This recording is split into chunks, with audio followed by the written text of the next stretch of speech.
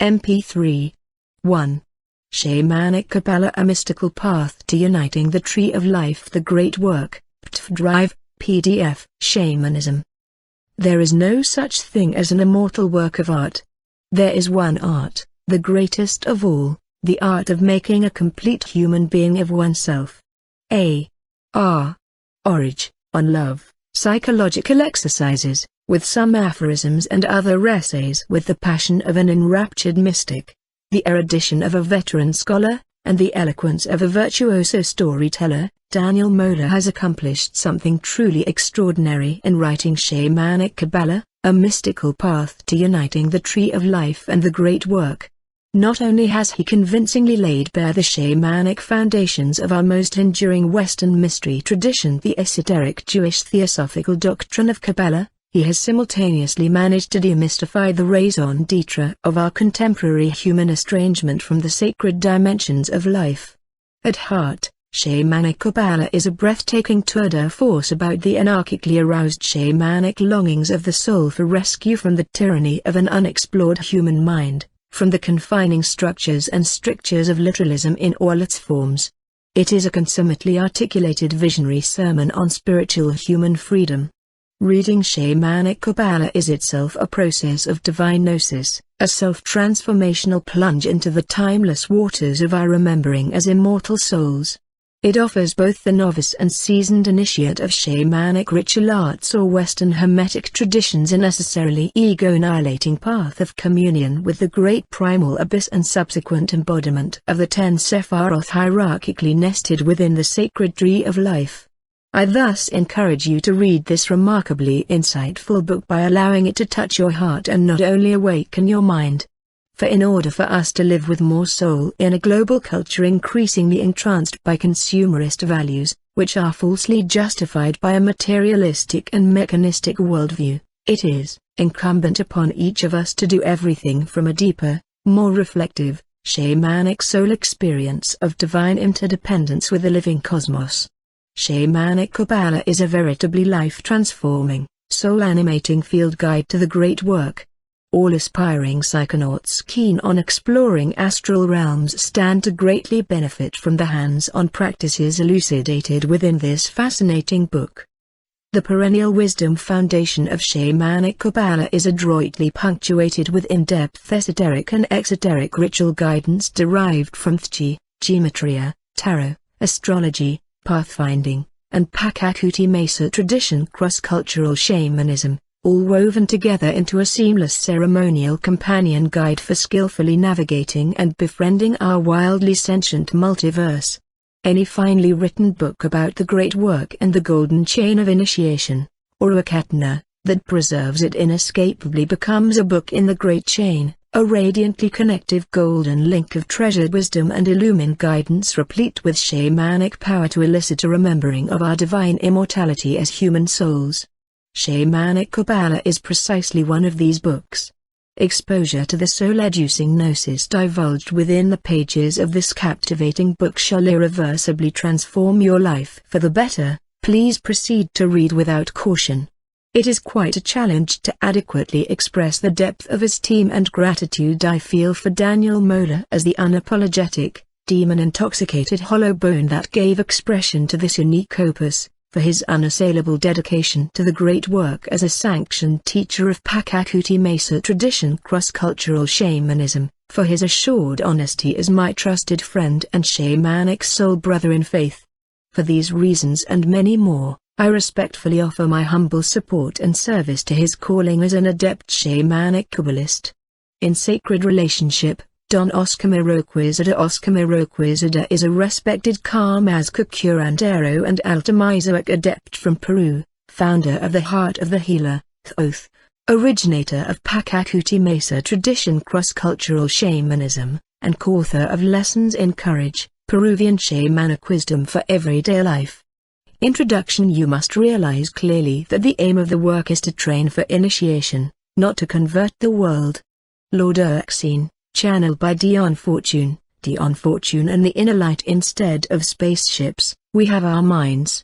In futility, we assumed it was outer space that we have been called to traverse into uncharted territory, but it is actually inner space that is our true destiny to explore.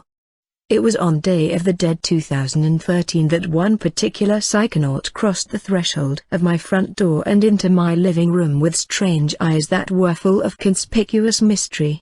Adorned in an overly large trench coat that reached down to his ankles, he waddled in with a stack of worn books tucked under one arm. His white-grey disheveled hair, a goatee braided into beads, and his prickly eyebrows all formed the same sort of otherworldly demonic look as Max von Sydow playing Ming the Merciless in the horrendously campy 1980 Flash Gordon film. Physically, his stature was tiny, but his ambience radiated huge throughout the room. My wife, Autumn, and I had invited him over to speak to a group gathered for a Dia de los Muertos event, as we have a great interest in South and Central American ceremonial practices and were excited to delve deeper into the ceremonial aspects of the culture. He was a noted local expert in all things esoterica and had agreed to pull something together for us. But John Nichols had other ideas. With a warlock grin, the kind that made you feel like you were caught up in some grand cosmic joke that only he knew you were a part of, he sat down cross-legged, avoiding the head of the room, and immediately informed us all that this would be less of a presentation and more of an informal discussion. At that time, I eyed the tattered spines of the tomes he placed on the floor in front him, the Yoga Spanda Crocker, the Sea Priestess by Dion Fortune, and their Forgotten Mage by C. R. F. Seymour.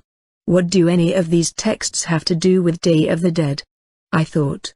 And then, he began, the thing about Day of the Dead, or just this time of year in general, is that it seems to be a period of time in which the veil separating this world from the unseen world is thinnest, and that was the last mention of Dia de los Muertos for the rest of the evening.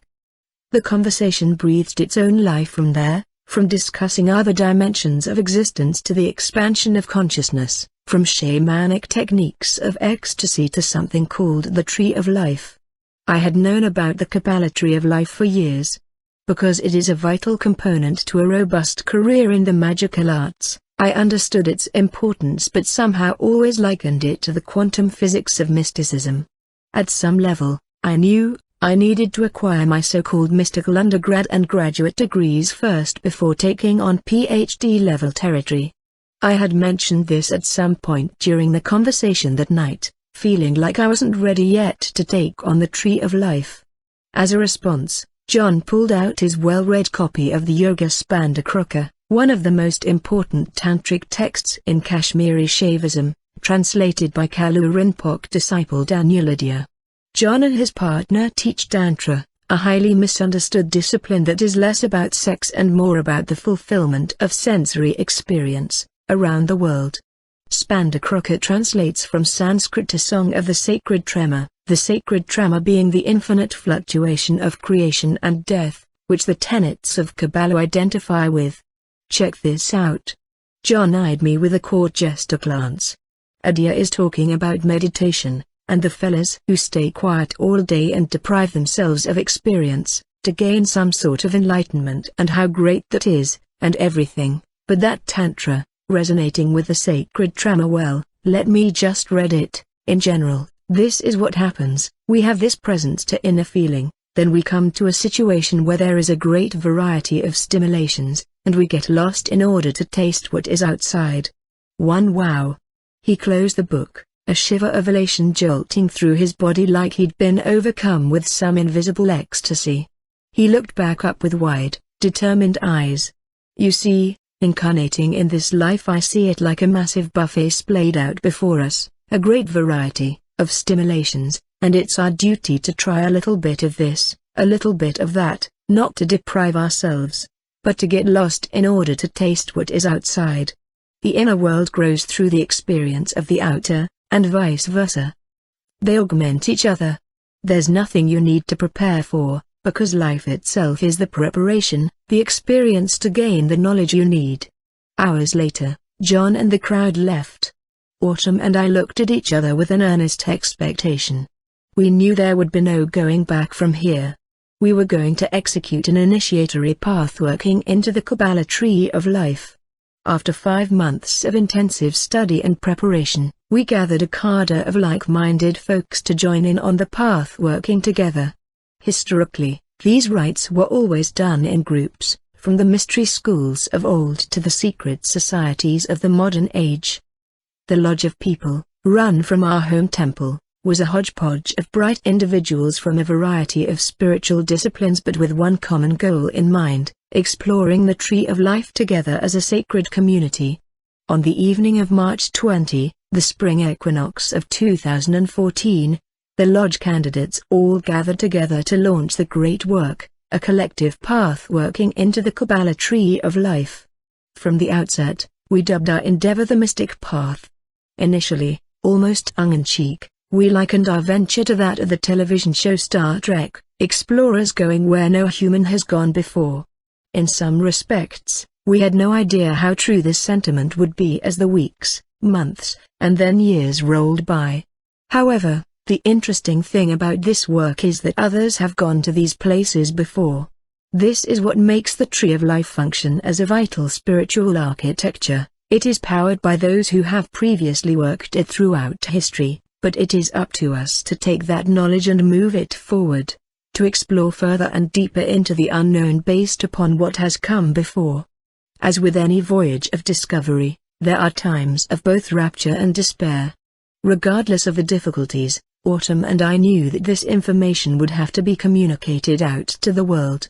Even though there have been countless texts written through the ages about Qabalah and the Tree of Life, it has been said that a good Kabbalist takes what they have been taught and makes it simpler for the coming generations.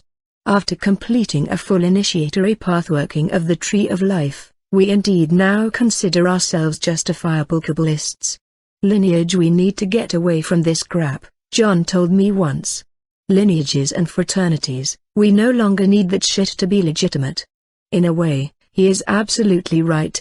However, I am reminded of a quote from one of John's, as well as my and Autumn's, own inspirations in Qabalah, the great mystic Dion Fortune. She once wrote, "One of the chief advantages of initiation into a fraternity having a long line of tradition behind it lies in the fact that many souls will have entered into their freedom through its discipline and be working on the inner planes, and into their comradeship the newly initiated brother enters. He is therefore in a very different position from the psychic who ventures onto the astral by means of his own unaided psychism. The latter is like a person who comes to live in a great city without any letters of introduction. It will be a long time before he gets to know anyone, and those with whom he scrapes casual acquaintance will not be among the best of its citizens. I take this to include some sort of a shamanic or esoteric lineage as well, not just a fraternal order. Let's then consider living a sacred life in the modern world. The sacred life, in other words, spirituality, contains two epistemological ingredients that, ideally, should reinforce each other: mythology, which denotes our connection to something other than the self, to the unknown, the unseen, and geosophy, which denotes our connection to the land around us, its history, and its agrarian impact. The problem we have in Western culture, specifically America, is that we are displaced due to colonialization. The majority of Americans have no geosophical connection to the land, and what mythological connection we may, or, likely, may not, have with our ancestry has been watered down through the industrious expediency of the modern age. The predicament of North Americans is that this land we are on has been corrupted from an ancestral lineage that is not our own. America is a melting pot of immigration, a member of every culture on the planet can be found within its borders. And as the generations evolve, very few can trace their ancestral lineage to the land they live on. As Dion stated, an ancestral lineage has power and is vital to maintaining a strong connection to both the inner and outer landscapes, tapping into their mythological souls. The methodology outlined in this book is based upon much of the training my wife and I had received from the lineages that we have adopted, or have been adopted by, as our sacred path of living. We feel it is important to honor and recognize the teachers and their wisdom before us, not only to recognize the unique blend this particular breed of Qabalah has provided for us, but to trace a family tree or power for future initiates to be able to draw upon in their own individual path workings. The Western mystery tradition, WMT, is a broad set of esoteric disciplines rooted in magical and mystical practices. Distinguishable from Eastern mysticism, many of the WMT branches claim to be derived from the Greek and Egyptian mystery schools, embodied in the enigmatic teachings of Thoth Hermes, Hermes Trismegistus, the thrice great. Although there really is no definable origin or pedigree of doctrine, the 19th century saw a rising interest in spiritualism and theosophy, which gave birth to a renewed interest in the various tributaries of WMT knowledge. From alchemy to Gnosticism to Masonry, the WMT template encompasses a variety of mystical cultivations that can normally be found on the fringes of an institutionalized religion, rather than being the primary infrastructure or face of the religion itself. Dion Fortune is the cardinal influence on the tenets of our process. Born Violet Mary Firth in 1890, she later changed her name to a variation of her family motto Deo, non fortuna, God, not fortune, as a commitment to her spiritual work. There can be no doubt that Dion Fortune, with the exception of S. L. MacGregor Mathers and Aleister Crowley, was perhaps the most influential occultist of the early 20th century. She was a prolific author with an entire library of works, and the mystical Qabalah could arguably be her greatest contribution to WMT scholarship, as well as her fiction novels, such as The Sea Priestess, Moon Magic, and The Winged Bull. Much of the material in this book is acquired from her vein of the WMT, as her independent break from the secrecy of the fraternal magical orders of her time brought clarity to the legacy of mystery school teachings. Other primary influences which Dion's career propagated that inspired many of the teachings in this book are her peers and students C. R. F. Seymour, W. E. Butler, Israel Regardie, and Gareth Knight, as well as Dolores Ashcroft Nowacki, the Director of Studies at the Servants of Light Mystery School. Dolores's path-working meditations in her two books The Shining Paths and Inner Landscapes were the driving fuel of our path-working initiation with the Tree of Life. I could not recommend these books any more highly as a guide to initiation. Along with Gareth Knight's A Practical Guide to Kabbalistic Symbolism, there really is no need for anyone to ever be replicating this knowledge to the outer world. However futile the effort, I still make the attempt, based upon their exceptional leadership, to keep communicating the great work to future generations in the hopes that a new audience is reached. The Pachacuti Mesa tradition, PMT, is a shamanic lineage that is Peruvian in foundation, though cross-cultural in implementation. Autumn and I are both sanctioned teachers within this lineage, so it is undeniable that many of the teachings of our Kabbalistic process would be in alignment with our shamanic roots. Brought to the Western world by Carrasco Curandero Don Oscar Miroquizada and originally taught to us by Don Daniel Baxley, the PMT was developed to enact a transformative medicine into the world as tasked by Don Oscar's teachers, Don Celso Rojas Palomino and Don Benito Carawaman Vargas. Over the years, the PMT has seeded multiple communities across the globe into a new type of lineage that has transcended borders, race, gender, religion, and all the other divisions in humanity. Historically, the PMT is an amalgamation between two Peruvian traditions of Don Oscar's teachers. The Pacoquina lineage comes from the Quechua peoples of the Andes Mountains. The Quechua claim to be the direct descendants of the Incas and lead peaceful lives at one with their environment as farmers, llama herders, and so on. Pacoquina, Pacos, of this particular shamanic lineage are healer priests who execute their craft by making pagos, offerings, to the Apus, mountain lords, which they consider an integral influence of their everyday existence. Indeed, the practice of Ani, sacred reciprocity, is the lifeblood of the people, maintaining a relationship with the beings of nature required for their survival. The Pacos are also skillful at healing sickness, just like the healers of the curanderismo lineage. Curanderismo of the northern coastal region of Peru is a practice that mixes ancient folk healing with ceremonial practices based upon Catholic iconography.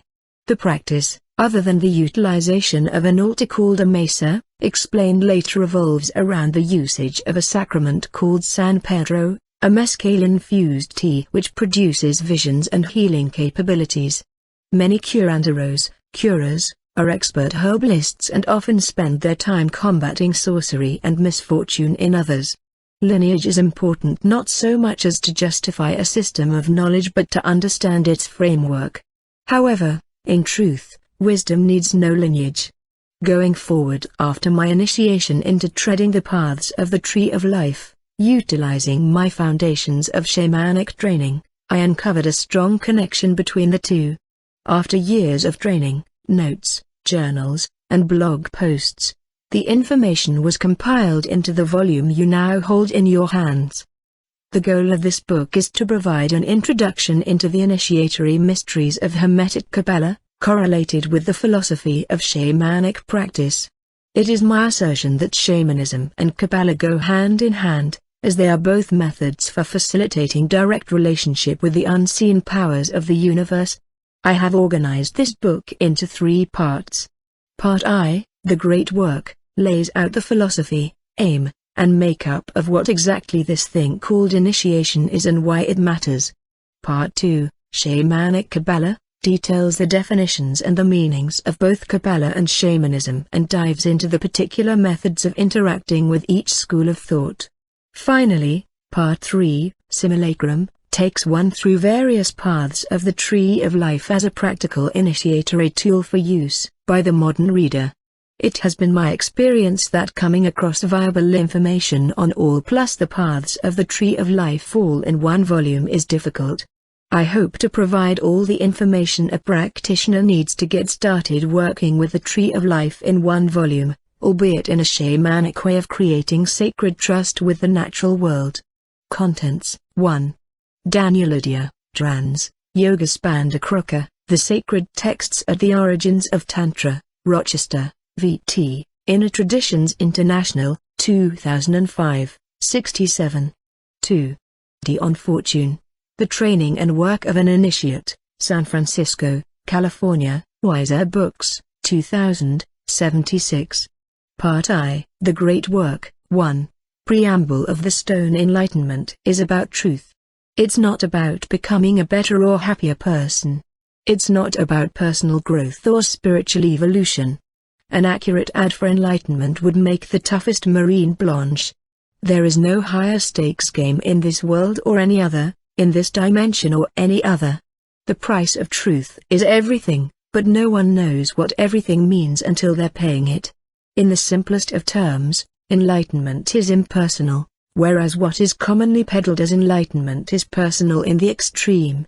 Jed McKenna, Spiritual Enlightenment, the damnedest thing. It is undeniable the state of the world is in chaos.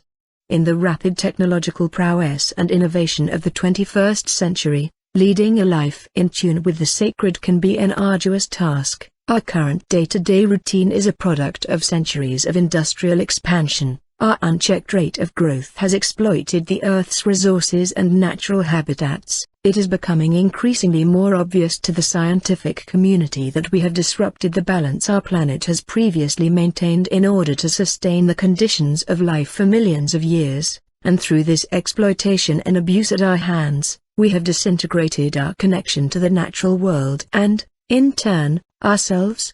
Conversely, our technological progress has developed a global culture of unity and awareness the likes of which has never been seen in recorded history. If I wish, I can have a close friendship with a citizen of Pakistan, I can purchase wares from a market in Bolivia, and I can keep track of the underground tactics of a revolution in Egypt, all without ever leaving my home. The interconnectedness of our communications has exceeded the limits of science fiction. So, in the context of our continued abuse toward the planet and ourselves, we have to ask ourselves, why are we doing this? And what can we do to make it better?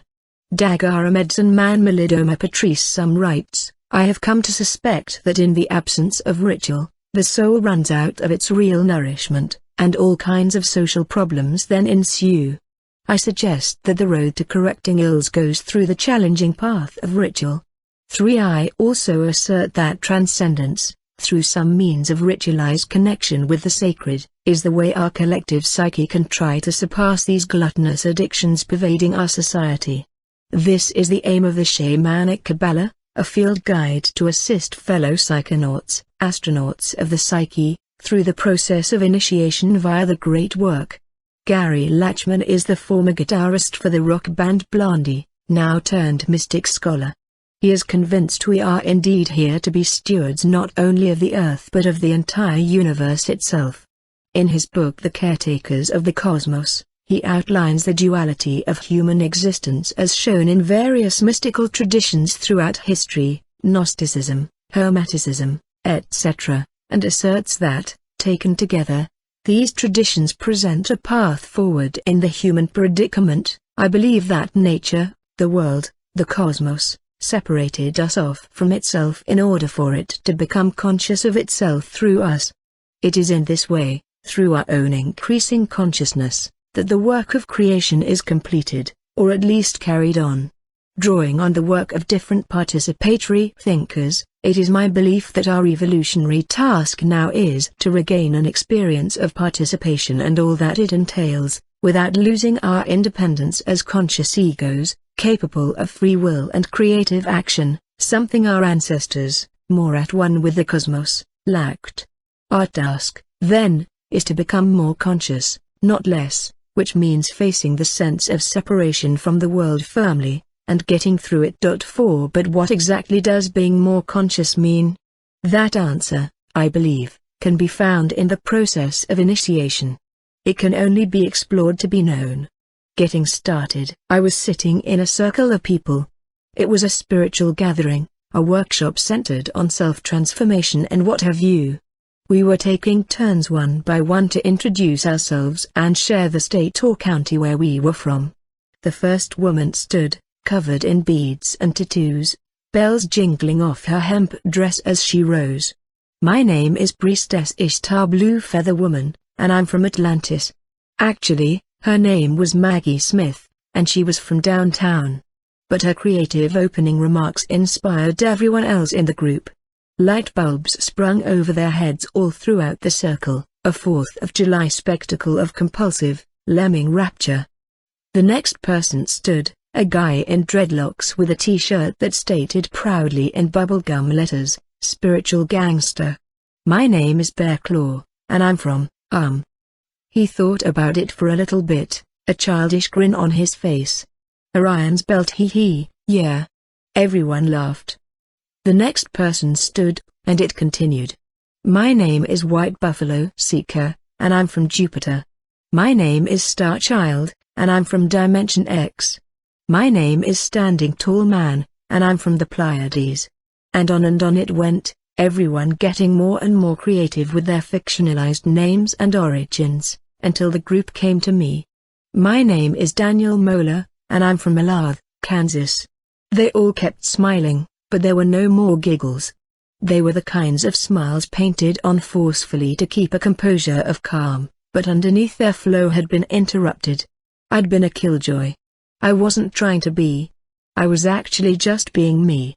That was who I am. I was just introducing myself, rather than an invented or channeled persona from a previous, assumed lifetime. The point of an introduction was to get to know the people you were in circle with. This was a workshop on self-transformation. It was time to get real.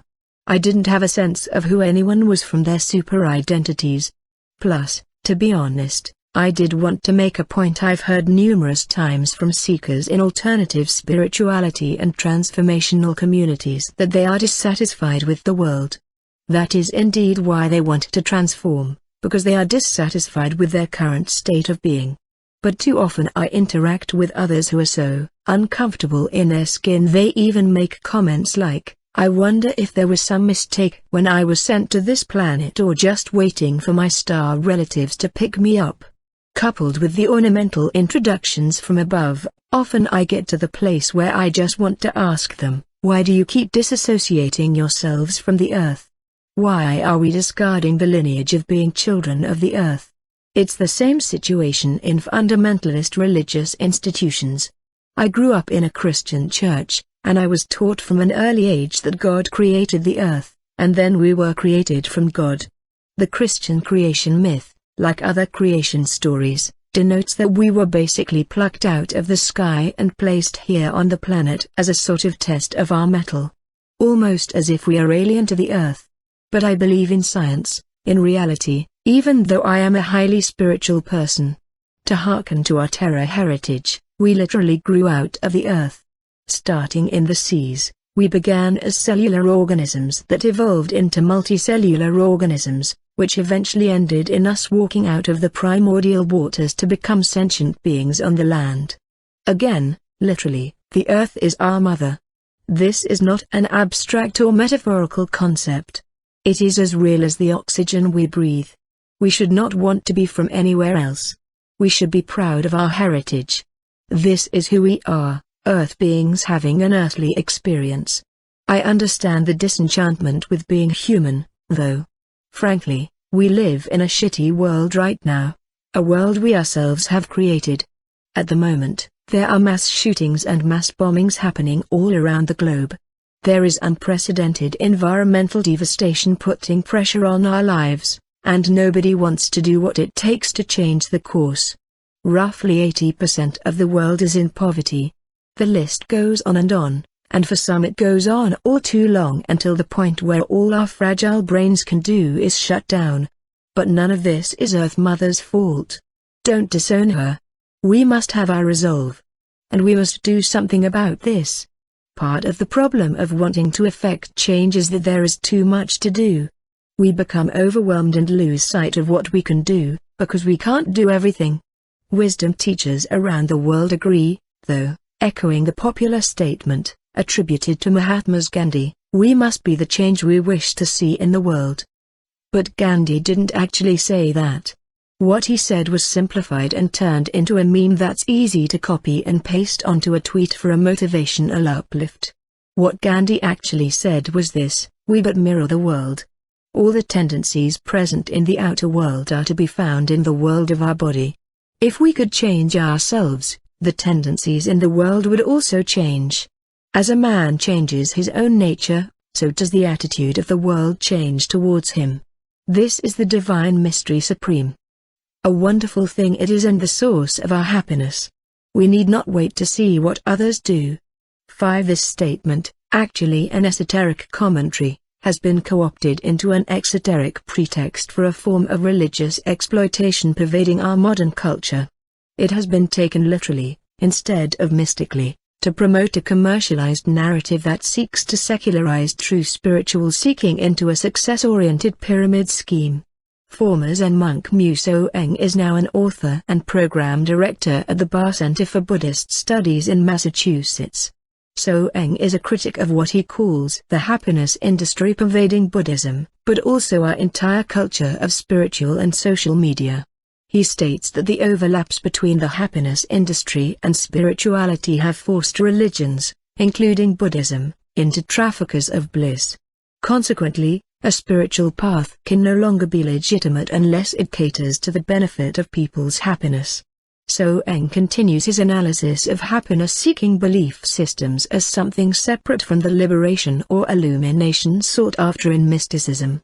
America especially has adopted religion in general to be the basis of a manifest destiny mindset inherent in all Western life, from the smallest of daily banalities to the gaining of favor from on high.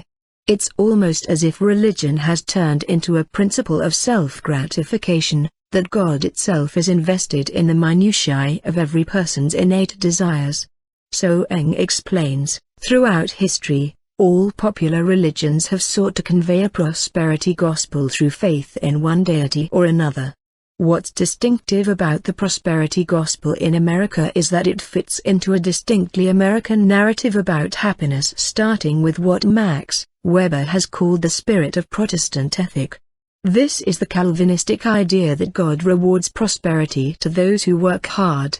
6. So, in effect, we have developed a spiritual culture that is based on materialism. Our store shelves and TV commercials are filled to the brim with prosperity evangelists like Joel Osteen and advertisements selling us the next big thing on better health and better financial success, all to reach the goal of your dreams. But what is most disconcerting about all of this, whether or not you are okay with the consumer merits of such an ethic pervading our society, is that our material success has nothing at all to do with having a spiritual life. The universe, God, only cares for one's material gain as much as the human body cares about the individual success of a single cell in the whole of the entire organism. We, as human beings, care little for the personal desires of every single cell inside of our bodies, as long as it serves its function for the whole of the body. Likewise, that is the function of the mystical path, a true spiritual life. It is the path of the cell, of a function, to serve the needs of the greater whole of the body of the earth, and thus the universe. One of the greater 20th century philosophers of the mystery traditions, Manly P. Hall, addresses this notion of service that makes up the life of a mystic in his book The Mystical Christ. In this treatise of mysticism, he writes, to cultivate the attributes or spirituality in order to satisfy frustrated ambitions or to make an otherwise useless life appear useful is to invite disaster, yet religion, or any spiritual system, has always served as an outlet for the neurotic. The halt, the lame, and the blind have always demanded the consolation of their faith, but have contributed little of strength and integrity to the sects which they have joined. In mysticism it is what we give and not what we gain that determines spiritual progress. 7. Inherent in the notion of mysticism is the quality of sacrifice. One's entire life is surrendered to the mysteries of the universe, rather than just Sundays. In any case, if indeed the religious life assumes God is a personality, with personality enough to be jealous of false gods, which are, by that logic, not even real, then the spiritual life, and most especially the mystical one, is about having a relationship with that personality. If I were to have a relationship with my wife by making every decision in accordance with what I can acquire for my own gain from her, then what kind of relationship is that? If I ask for this and ask for that, she would be willing to give at first because of her love for me, but at what point does she begin to hold back because of lack of reciprocation? What about the giving? What about decisions that are actually of mutual benefit, not just mine or hers alone? Our spiritual culture is a capitalist one. We need to stop cultivating spiritual practices that promote the acquisition of stuff, of things. We seek liberation, we seek success, and we seek abundance, among other things. However, just as I am not in relationship with my wife to get things from her but am in relationship with her for the sake of relationship, why then can we not be in relationship with God for the sake of just being in relationship? Why must we have some deep, ulterior motive for having belief, for having faith? Must we always have some sort of gain? Recheck yourself, because you have just convinced yourself that you have no ulterior motive. But look deeper. You do. When Gandhi said this is the divine mystery supreme, he was not talking about some exclusive secret that is concealed from the common person. Every mystic versed in the symbology of the mysteries understands exactly what he means here. Gandhi is saying the only thing you do have control over is the temple that is you. Your body, and less so even the physical vehicle and more so the mental and emotional capacities. Our power resides within. As was stated by one of the greatest mystics ever known, Yeshua, the Christ, in the Gospel of Thomas, when you know yourselves, then you will be known, and you will understand that you are children of the living Father. But if you do not know yourselves, then you dwell in poverty and you are poverty. 8 years, of course, not speaking of literal poverty in terms of financial success. There is a mystical substance known to the ancient alchemists, whispered in legends and written about in arcane tomes, called the Philosopher's Stone. This stone was said to have such great power that it could bestow eternal life and enlightenment and turn base metals into gold. One can imagine a king's reaction to such a feat. As folk chemists were tasked by their leaders to spend years and years toiling away in laboratories and traveling the globe in search of such a lucrative object, The authentic alchemists knew that the philosopher's stone was a symbol. It was never a physical thing to be found or formed, but a spiritual, mental, and emotional process to be developed and matured. In alchemy, there is a Latin phrase, visita in terre or a terre rectificando in venis occultum lapidem, which reveals that one must visit the interior of the earth, purified, in order to find the stone. This means we must delve deep within ourselves, become redeemed, to achieve the attainment sought by philosophers and mystics through the ages. We do not fly into the stars or take flights of fancy to find the stone, in order to live a life of spiritual virtue. No, we delve into the depths of the earth. We go inward, to the truth of who we are. We are children of the earth, let us not forget that, ever. Contents 3. Molodoma Patrice Sum, Ritual, Power, Healing and Community, Portland, Orr, Swan, Raven and Company, 1993, 121. 4. Gary Lachman, The Caretakers of the Cosmos, Living Responsibly in an Unfinished Universe, Edinburgh, UK, Fleurus Books, 2013, 27. 5. Mohandas Gandhi, The Collected Works of Mahatmas Gandhi, Volume 3, Ahmedabad, India, Navajivan Trust, 1960, 241. 6. Muso Eng, Worldly Happiness, Buddhist Happiness, Parabola 41, No. 2, Summer 2016, 48. 7. Manny P. Hall, The Mystical Christ, Religion as a Personal Spiritual Experience, Los Angeles, The Philosophical Research Society, 1951, 86-87. 8. Willis Barnstone and Marvin Meyer, eds., The Gnostic Bible, Gnostic Texts of Mystical Wisdom from the Ancient and Medieval Worlds, Boston, Shambhala, 2009, 3-7-10. 2. Initiation Go in the narrow door, because the door is wide and the road is broad leading off to destruction, and many people are going that way. Whereas how narrow the door and how constricted the road leading off to life, and how few people find it. Yeshua, Jesus, to the crowd on the mount, Matthew 7:13-14, as translated from the original Greek. The path of the mystic is not a hobby or an amusement. It is a calling.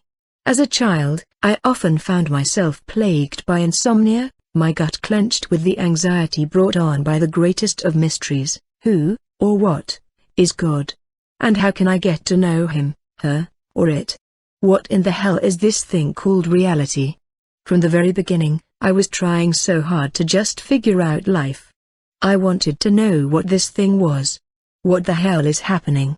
Since the beginning of human history, indeed, since the beginning of consciousness, we have been trying to figure this one out.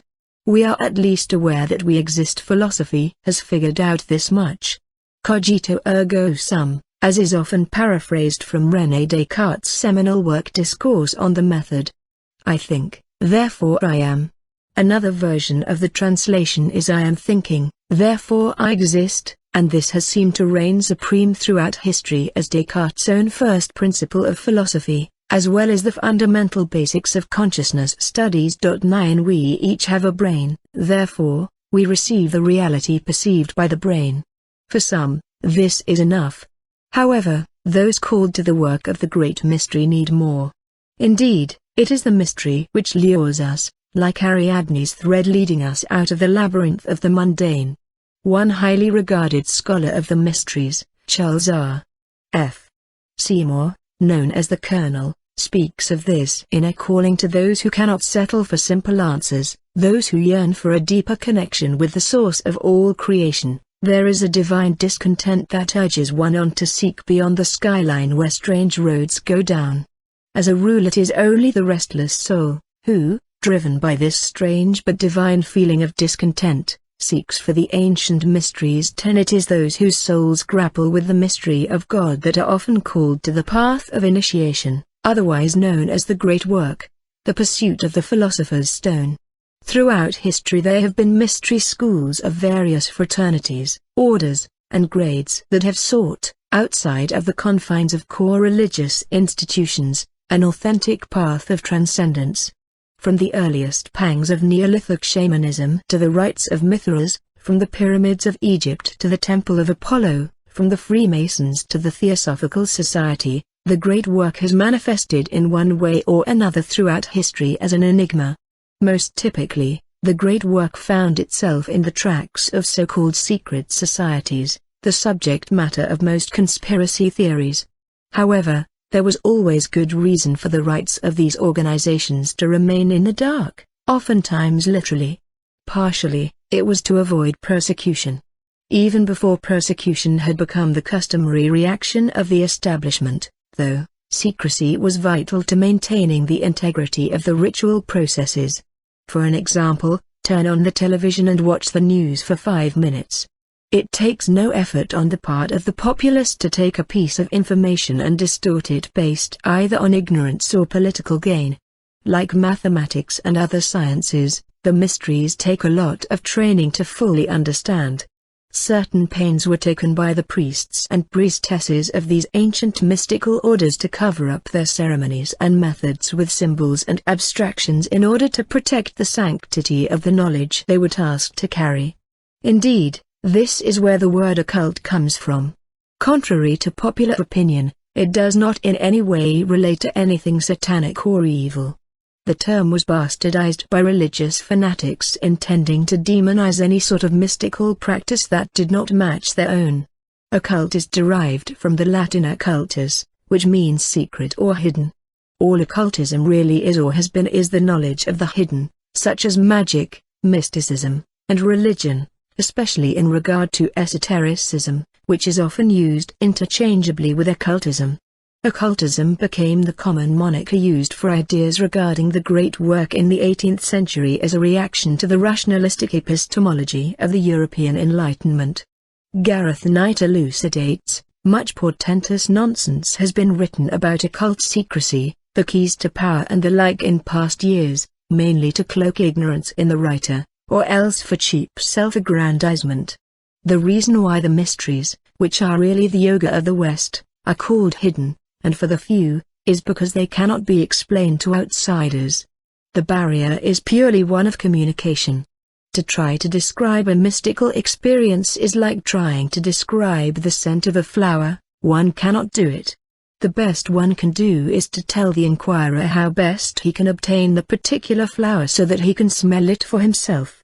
If he cannot be bothered to follow your directions or flatly refuses to believe that the flower exists, there is nothing one can do about it. 11 It is the goal of the initiate, through the vistas of occult, esoteric methodologies, to interpenetrate the unseen in order to unveil the mysteries of God.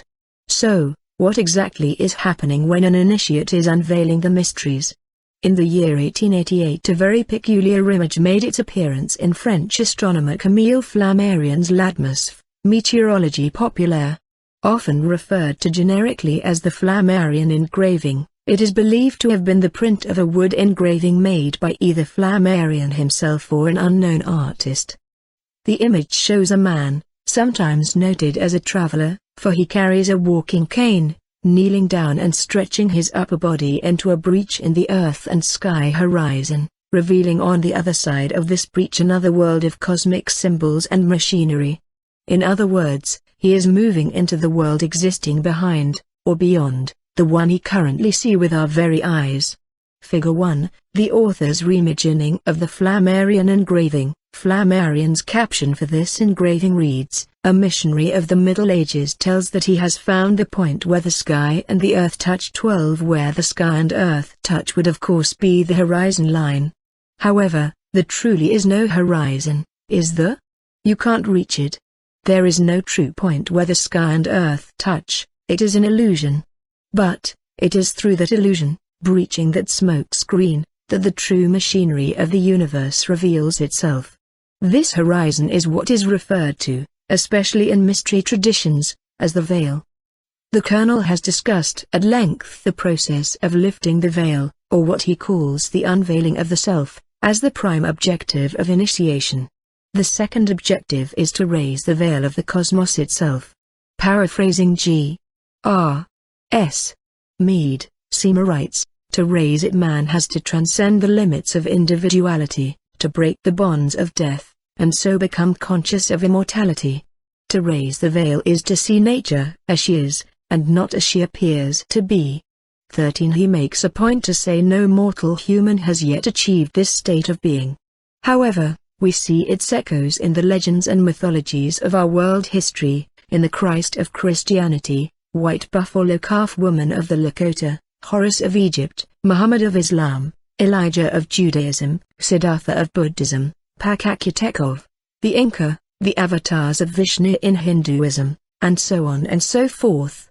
There are certain figures in every spiritual tradition across the planet that have some sort of story representing the human's reach for transcendence, for breaching the veil between earth and sky. Somewhere ingrained in our consciousness, as a collective, we obviously strive for a touch point with the unknown. We express this in a variety of ways, but most generally through our search for knowledge, science, and our search for beauty, art. However, there are those who dare to push beyond even those limitations, to the fringes of consciousness, that horizon which separates the known from the unknown, the earth from the sky. This is the mystic path, the strange road that leads beyond the horizon. Lifting the veil is the first task. Out of the cave, Plato, the father of Western philosophy, wrote a series of dialogues between himself and his teacher Socrates called Republic. Written sometime around 380 BCE, Republic was centered on defining an ideal society through character, justice, and the education of the soul. In Book 7 of the text, Socrates points out that the aim of education is to change the desires of the soul, as outlined in one of the more famous parables in philosophy, popularly called the allegory of the cave. Socrates introduces the allegory to show how the lack of education can hinder civilization, and then begins to metaphorically describe humanity as beings who live in a deep, underground cave. These beings have been in this underground dwelling since childhood, fixed in one place their whole lives, shackled by the neck and limbs so that they are unable to move and can only face one direction within the cave. They live their entire lives bound, only able to look upon this one wall. And upon this wall, shapes move about, images go to and fro, and they speak to and interact with those images, catalogue those images as they observe them, as those images are the only reality which they know. But then for some reason, one of those bound beings is able to loosen their shackles and move their head. Imagine this liberated individual is then able to look around the cave, other than that one wall, and see a very disturbing thing, that the images on the wall that they thought were reality were actually just shadows cast by a great fire behind the shackled humans, one they could not see because of their bonds. This whole time what they thought was real was nothing but two-dimensional shadows cast by objects and instruments controlled by a company of puppeteers.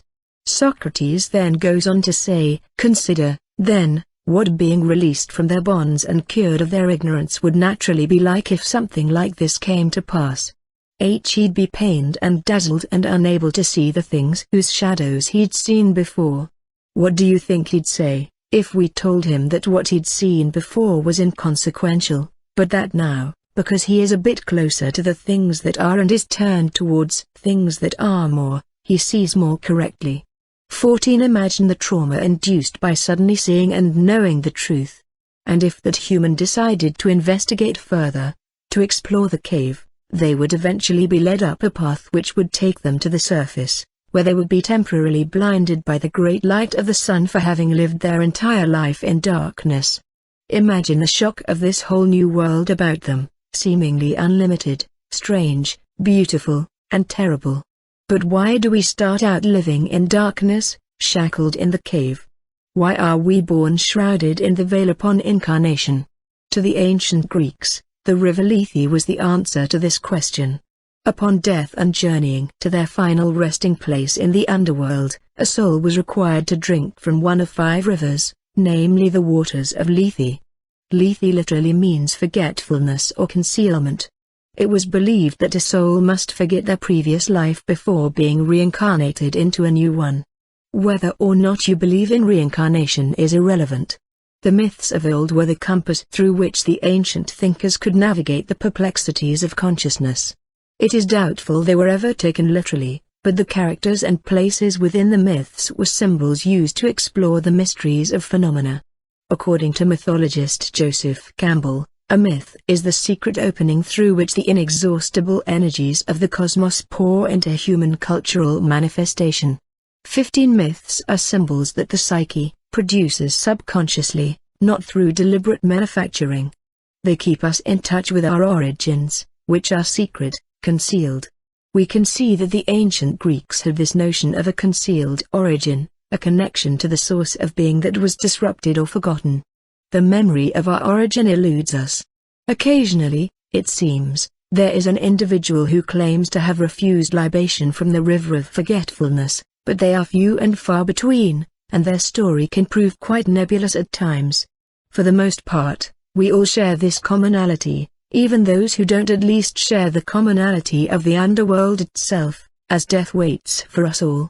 So, we have the great concealer of the past, the river Lethe, and the great concealer of the future, death.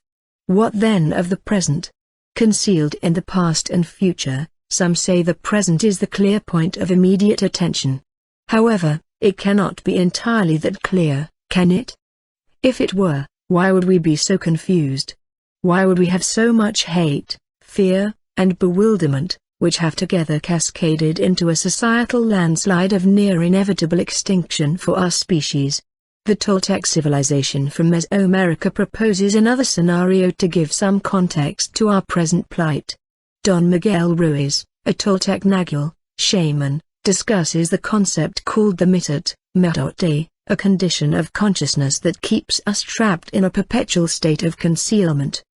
He likens it to the Hindu concept of Maya, an illusion, which is really what reality is. 16 The Aboriginal Australians have a similar concept, that life is really a dream. It is a state of being that we are somehow convinced is real, but it really is not.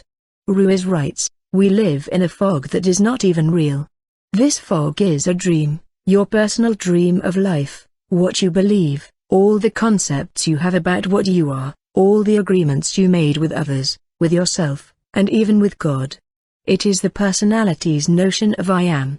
Everything you believe about yourself and the world, all the concepts and programming you have in your mind, all are the mitat. We cannot see who we truly are, we cannot see that we are not free. That is why humans resist life. To be alive is the biggest fear humans have. 17 We are all sleepwalkers.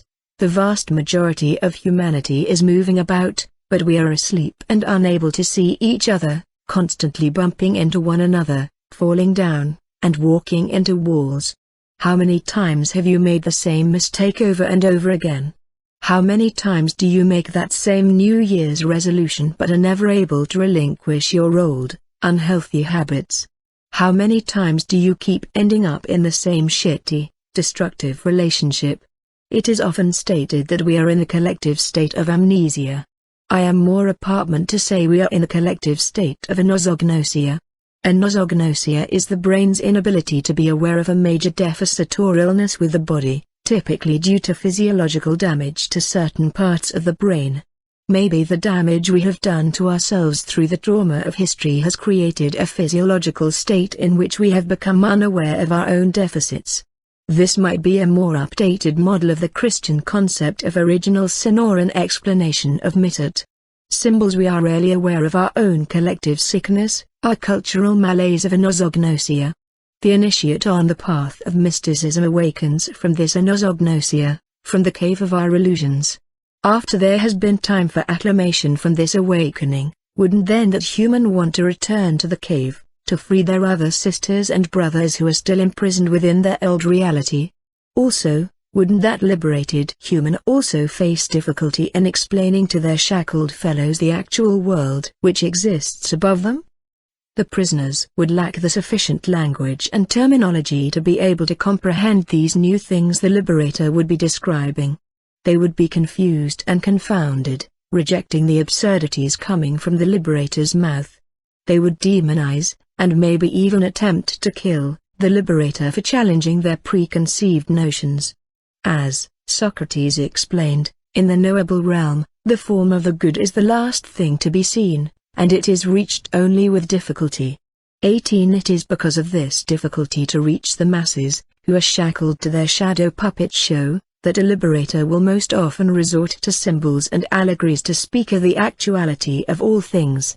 This is the language of the great work used by the mystery schools.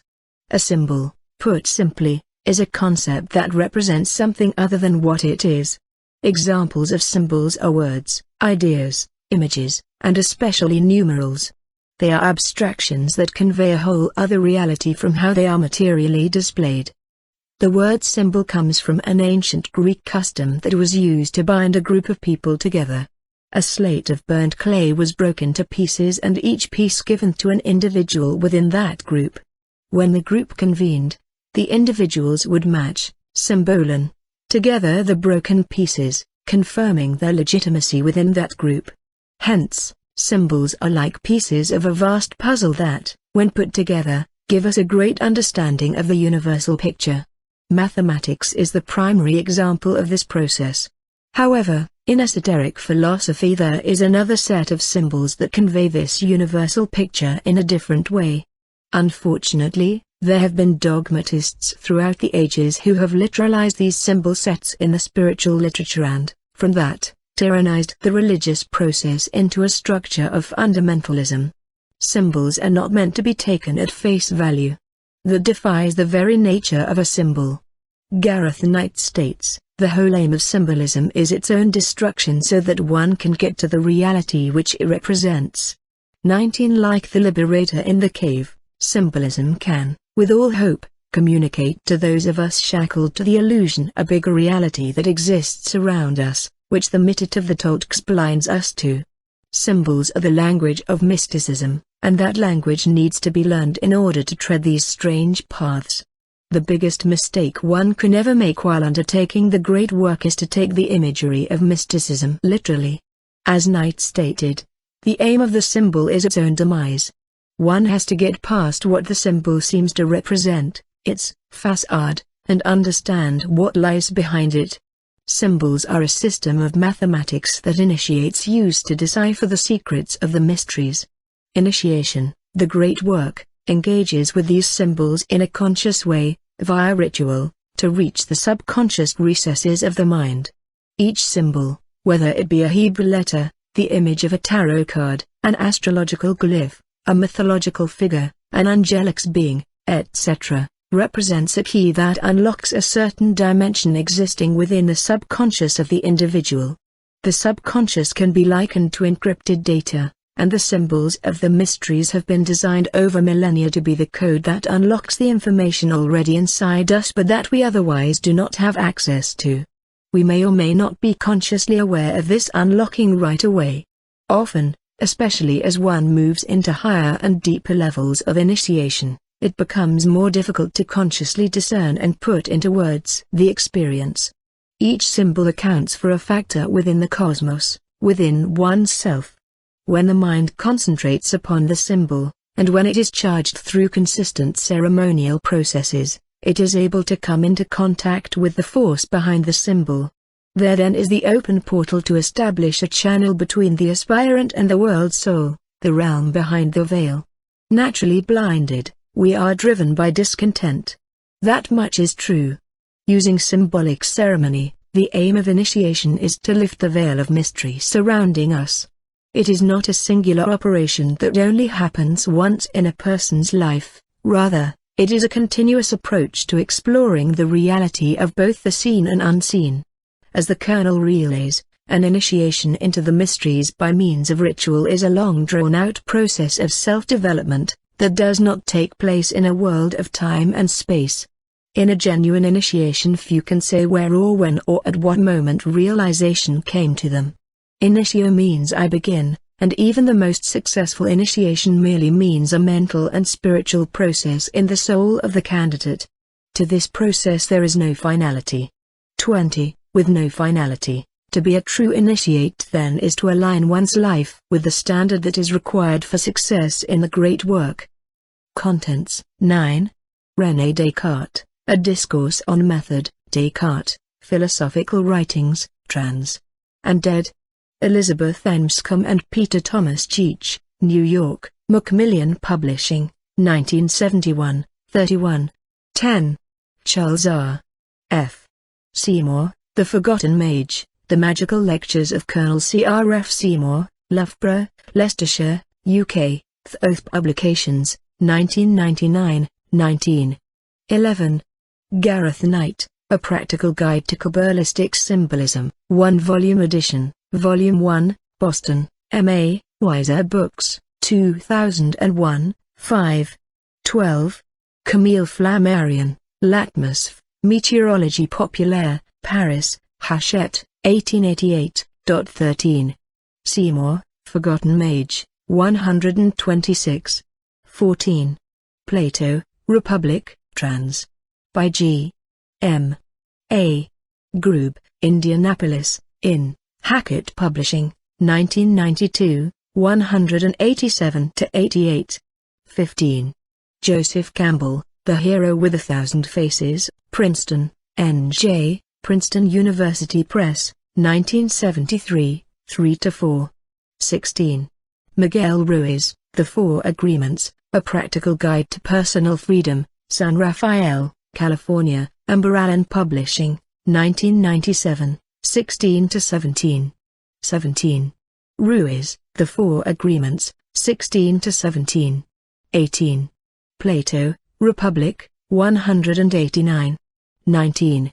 Knight, Kabbalistic Symbolism, Volume 1, 20-21. 20. Seymour, Forgotten Mage, 21.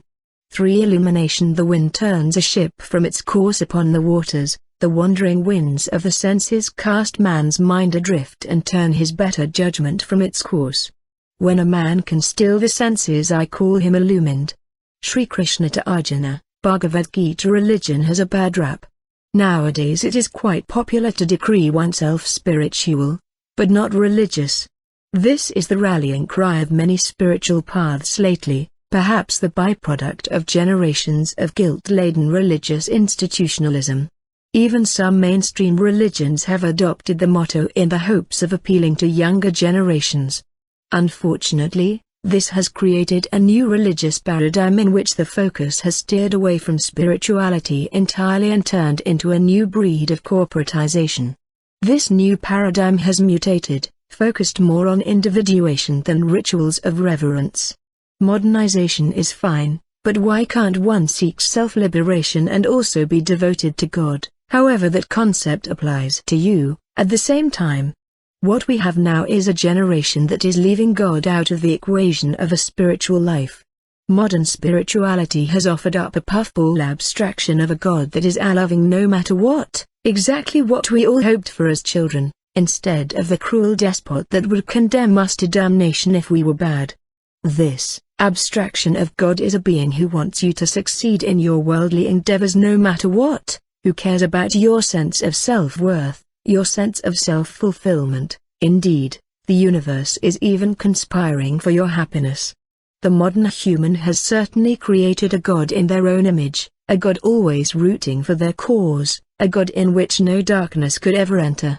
But it is a false God. The late mystic Jiddu Krishnamurti once stated, "If we are seeking God merely because we are tired of this world and its miseries, then it is an escape. Then we create God, and therefore it is not God." 21. The spiritual life is, and always should be, the search for truth, whatever the cost. It should not be, ever, a vehicle for positive reinforcement. The universe is a vast, empty, dangerous, scary, yet beautiful and awe-inspiring concept. True awareness is a direct experience, through the senses of the body, of the world around us, which is the true goal of yoga, not aerobic exercise. Ultimately, though, the universe does not care about your bank account and the most certainly is not invested in whether or not you feel good about yourself. The universe, God, will kill you in the blink of an eye, and it will not care. Just as the body will kill off cells that no longer serve their function. That right there is the ultimate spiritual experience. If you truly live within that experience fully, then you will actually have a great weight lifted off of your shoulders. You are not the center of the universe. It may be hard for the ego to swallow, but once one realizes that God does not lose sleep over anyone's personal struggles, you begin the path of initiation. Perhaps this is due to the misunderstanding of the images, symbols, inherent in religious texts throughout the centuries. Lux, Latin for light, in most all spiritual paths is the end goal of the spiritual experience.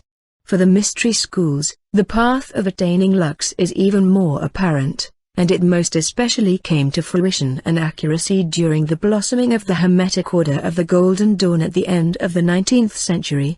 The Hermetic Order of the Golden Dawn initiated a renaissance of the mysteries in Europe during the tail end of the Industrial Revolution, as a sort of romantic response to the assembly line modernization of society at that time. Coming into contact with some supposedly ancient Rosicrucian manuscripts, along with their Masonic and Theosophical leanings, a collection of aspiring occultists created one of the more succinct and thorough magical systems of initiation, which has survived, in one shape or form, to this day. In the late 20th century the author and adept Israel Regardie published a compendium of the teachings, rites, and ceremonies of the order, simply called the Golden Dawn. Regardie discusses the importance of understanding the role of lux in initiation. Certainly, to reach and attain direct contact and communion with the light of God is the goal, if ever there was one, of spirituality. Light has been likened to the spiritual experience of God in almost every religious context imaginable throughout history. Yet, according to Regardie and the Golden Dawn, when we speak of light in the great work, it is not the physical rays of luminescence we may typically conceive of. It is not literal. It is also not always benevolent. It is a metaphor for an experience, the experience of the fruition of the great work itself, as we know. The experience of the rising of the light in both vision and waking state is common to mystics of every age and of every people. It must be an experience of the greatest significance of the treading of the path because its appearance seems always and everywhere an unconditional psychic thing. It is an experience which defies definition, as well in its elementary flashes as in its most advanced transports. No code of thought, philosophy or religion, no logical process can bind it or limit it or express it. But, it always represents, spiritually, a marked attainment, a liberation from the turmoil of life and from psychic complications and, as Dr. C.G. Jung has expressed the matter, it thereby frees the inner personality from emotional and imaginary entanglements, creating thus a unity of being which is universally felt as a release. It is the attainment of spiritual puberty, marking a significant stage in growth. 22 This shows that the function of initiation, in seeking light, is shepherding oneself into a process of labor. It is an alchemical endeavor, just as the ancient alchemists were initiates themselves. Turning the lead within oneself into gold, chrysopoeia, is the prime goal. The whole aim of magic, alchemy, and mysticism is to purify one's soul through illumination of the divine light, which is in fact an inner light. This is initiation. Character and conduct. One cannot receive the light, cannot receive initiation, just by wanting it. Desire alone is not sufficient. One must condition oneself accordingly so that the light of spiritual illumination may be received, for the light will not fill a container that is impure. This sounds dangerously close to Puritanism, which admittedly scares most people away from a truly religious life. Run if you must. But truth remains adamant. Initiation is a state of mind. It comes as a result of discipline, rather than circumstance. Spiritual illumination can only be exemplified though embodying its principles in a concrete, physical form. In the mystical Christ, Mani P. Paul expresses a great deal about the task of the initiate to live religious life. Indeed, the knowledge acquired within the great work inspires one toward a standard behavior. Where mysticism motivates conduct, it flows through ourselves into collective society. We live outwardly, but from within ourselves. It becomes our moral duty to bear witness through conduct to the majesty of conviction. To fail in this is to break faith with something we know to be beautiful and necessary. 23 Enacting a proper code of conduct to groom one's character is absolutely essential to readying oneself for the illumination of initiation. This is where the lineage of Dion Fortune came into play for me, personally. One of Fortune's most notable works is a sort of instruction manual on how to prepare oneself for the path of initiation, called The Training and Work of an Initiate. In it, Fortune describes that in the Western mystery tradition, it is mandatory for an initiate to cultivate their character for contact with the light, the higher realms of being, of what she calls the masters. It should not be our base desires which drive our life, but will. This will is a will not of our own but of the divine. Fortune clarifies exactly what character type is needed in order to properly set out toward the role of initiation.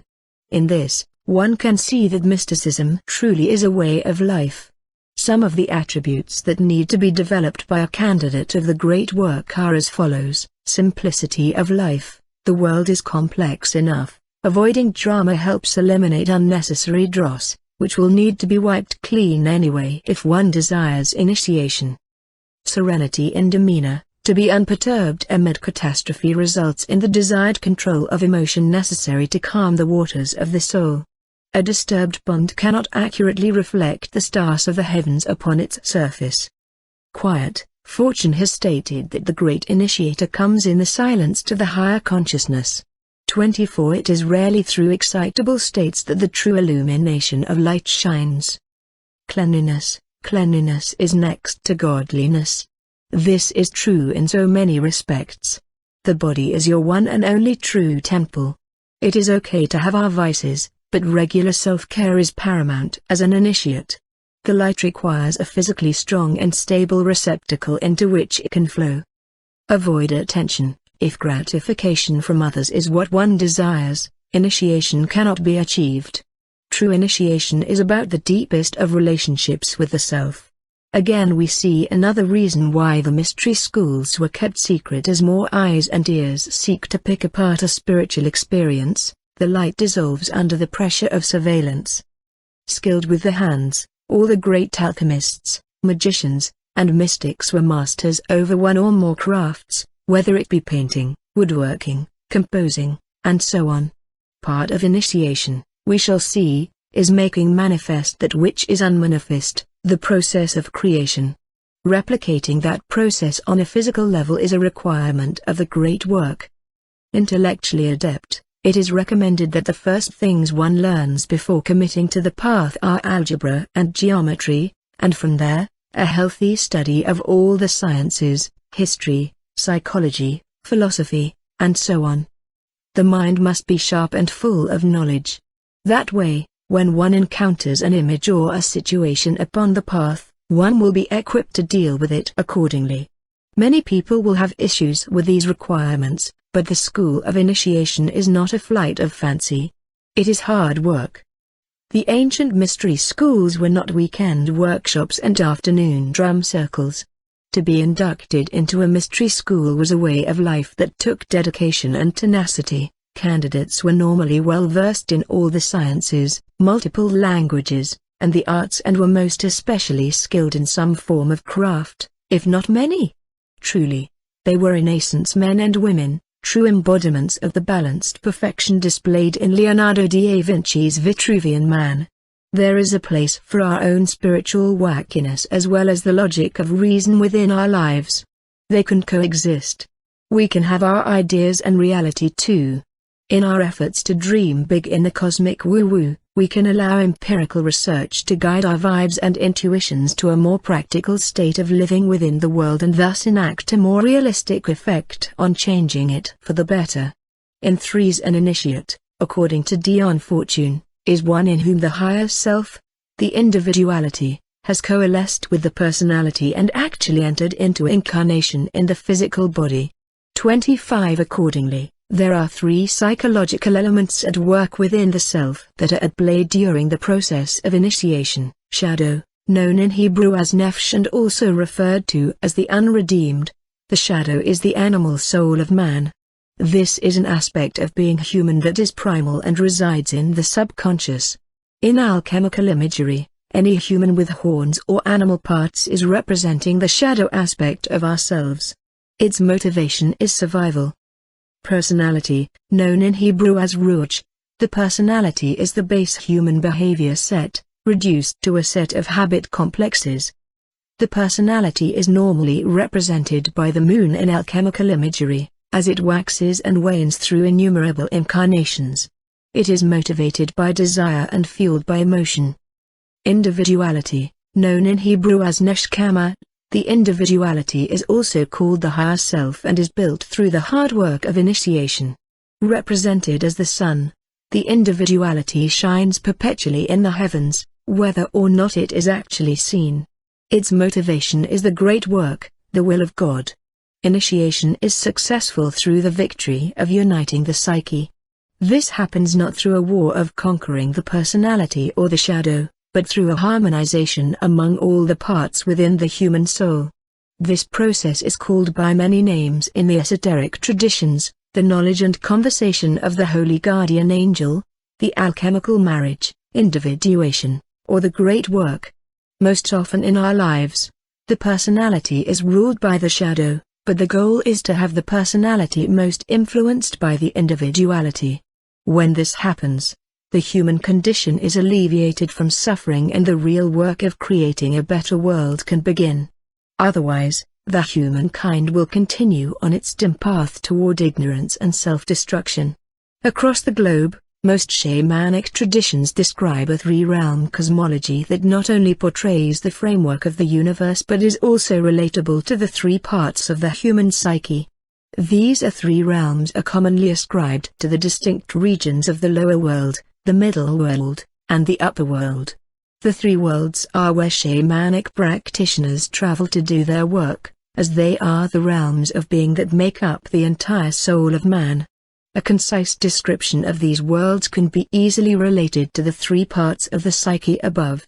The Peruvian Quechua, the possible descendants of the Inca, have one of the more cogent systems of cosmology, therefore their terminology for the three realms will henceforth be used. The lower world, known in Quechua as the Yucupaka, Okupaka, this is the world below ground, the inner caverns of soul where our most repressed aspects of the psyche are stored. This is the place where the shadow resides, where we go to face those parts of ourselves we rarely wish to see or are unaware of. The middle world, known in Quechua as the Kapaka, Kaipacha, this is the here and now, the physical world, where the personality abides.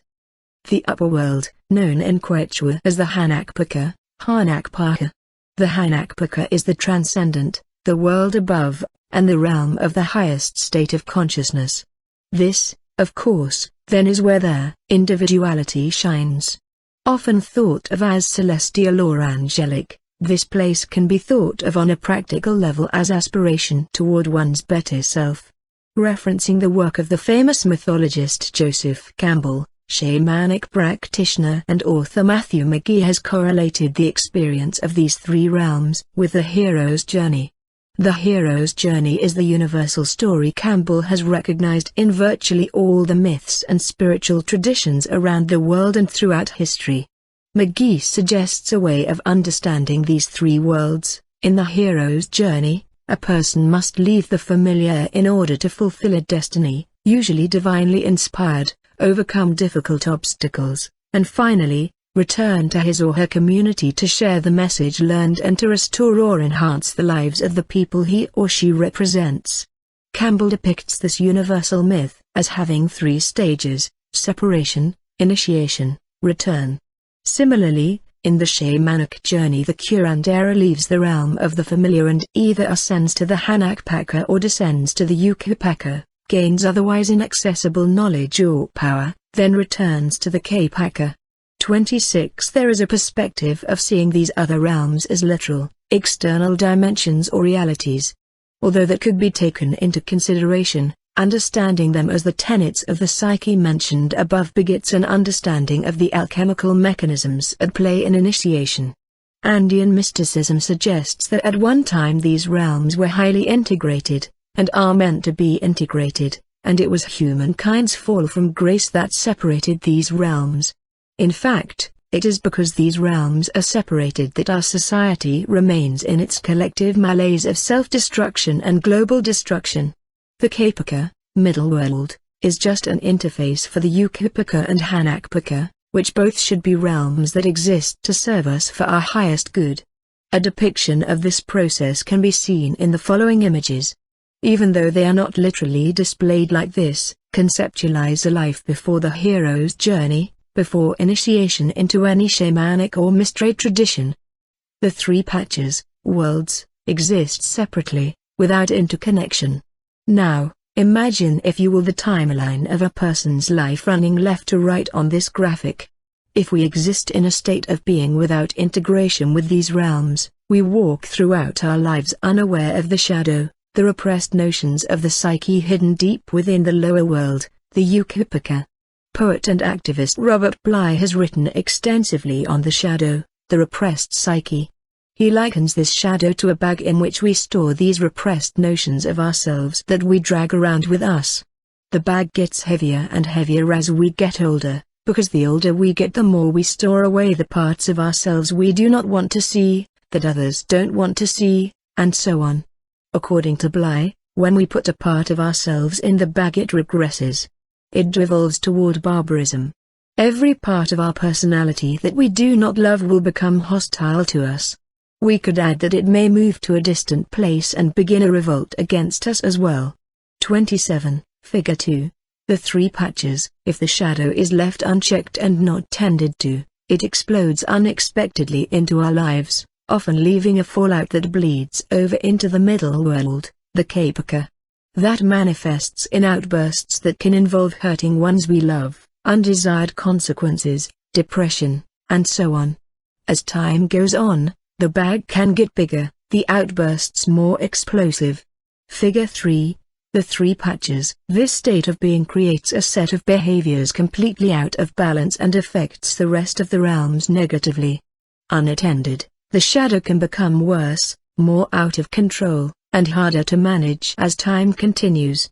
Additionally, the personality within the Kapaka becomes confused and disoriented, and thus contact with the individuality in the Hanakpaka becomes impossible. When beginning the great work and in shamanic apprenticeship, the first realm one learns to interact with is the Ukipaka. This is because the work of an initiate is to learn to manage the potencies of the Ukipaka, to harness what is necessary from the shadow and return what is no longer needed back to the below, to be composted in the regenerative soils of the Ukipaka so new things can grow. Assuredly, when one works within this realm correctly, life begins to look a little more like this. Figure 4. The three patches. So, even though the out-of-control qualities of shadow arising from the Ukipaka into the Kapaka have been mitigated, it can be clearly seen that they still interact. Shadow doesn't go away. However, it can be managed and integrated more harmoniously into the interface of the Kapaka. But, the integration of the three realms is still out of balance. There needs to be interaction from the Hanakpaka to achieve this balance. Figure 5. The three patches. While working with the Ukipaka and its many teachings, it often helps to receive guidance from on high. The Hanakpaka acts as a sort of beacon here in the Kapaka, a guiding post helping us aspire to be the absolute best we can be. Essentially, we sit here in the Kapaka, looking to the Hanakpaka for a guidance while working with the Ukipaka. This is the formula of living religiously as an initiate, engaging with the great work. As we will see, integration of these three realms promotes the most effective practice of Shamanic Qabalah. Contents. 21. J. Krishnamurti, On God, New York, HarperCollins Publishers, 1992, 43. 22. Israel Regardie, The Golden Dawn, Street Paul, M.N., Llewellyn Publications, 1989, 24-25. 23. Hall, Mystical Christ, 43. 24. Fortune, Training and Work of an Initiate, 49. 25. Fortune, Training and Work of an Initiate, 34. 26. Matthew McGee, Peruvian Shamanism, The Pachacuti Mesa, Carney, Ni, Morris Publishing, 2005, 13. 27. Robert Bly, A Little Book on the Human Shadow, San Francisco, Harper & Row, Publishers, 1988, 21-22. Part 2, Shamanic Qabalah, For the Tree of Life. The human body, like that of the universe, is considered to be a material expression of 10 globes or spheres of light. Therefore man is called the microcosm, the little world, built in the image of the great world of which he is a part. Mani P. Hall, The Secret Teachings of All Ages. Qabalah, also seen as Qabalah or Qabalah, is known most primarily as the esoteric doctrine of Judaism. The terms Hebrew qbl, Qibal, means literally to receive. So, in its simplest of definitions, Qabalah is a spiritual discipline of reception. Rabbi Gershon Winkler has described exactly what is being received in Qabalah. Receiving, in turn, means being open to the ever-flowing river of wisdom and insight, magic and enlightenment, that emanates unceasingly from what the Kabbalah calls Kudsh 28 meaning sacred wellspring. In essence, it is a system of initiation. And although it is associated primarily with Jewish mysticism, even Rabbi Philip Berg of the well-known Kabbalah Center refers to it as the spiritual heritage of all humankind. 29 Kabbalah has a long and complicated history, not all of it based upon traditional Jewish orthodoxy. Evolution works never in a sequence but rather like the weaving of a spider web. Many spiritual and ethnic traditions have touched upon or contributed to the narrative of Kabbalah over the centuries. Many mystics attribute ancient beginnings to the system of Kabbalah.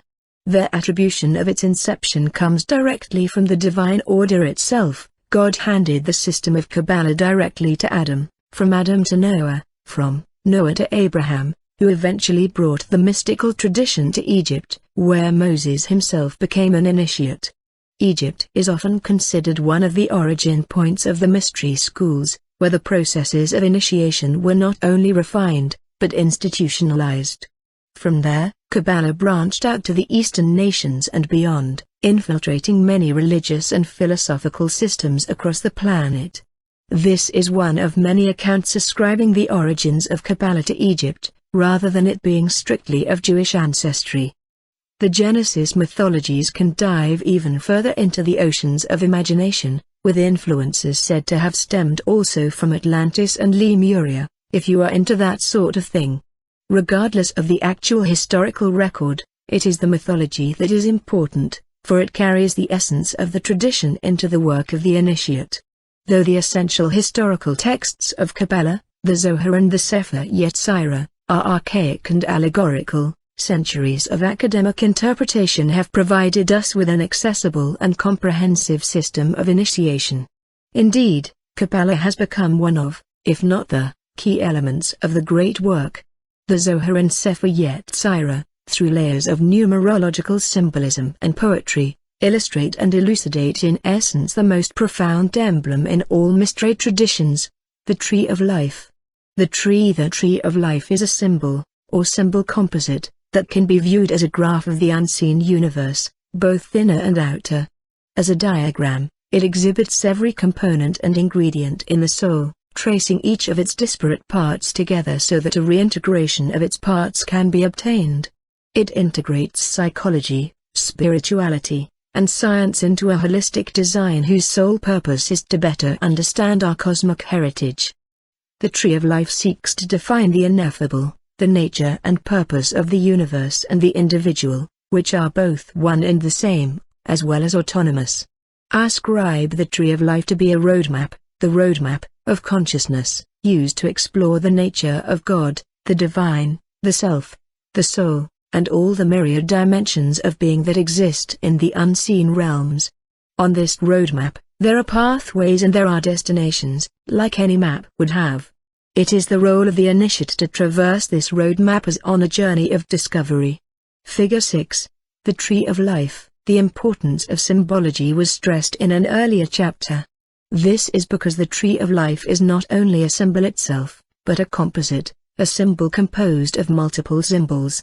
Meditation upon the exoteric design of the Tree of Life without the proper study and meaning behind it is equivalent to neglecting to fill the gas tank. You may have a pretty map but no means of getting started on your journey. Traditionally, it takes years, likely decades, of study before a Kabbalistic initiation can be undertaken by an individual.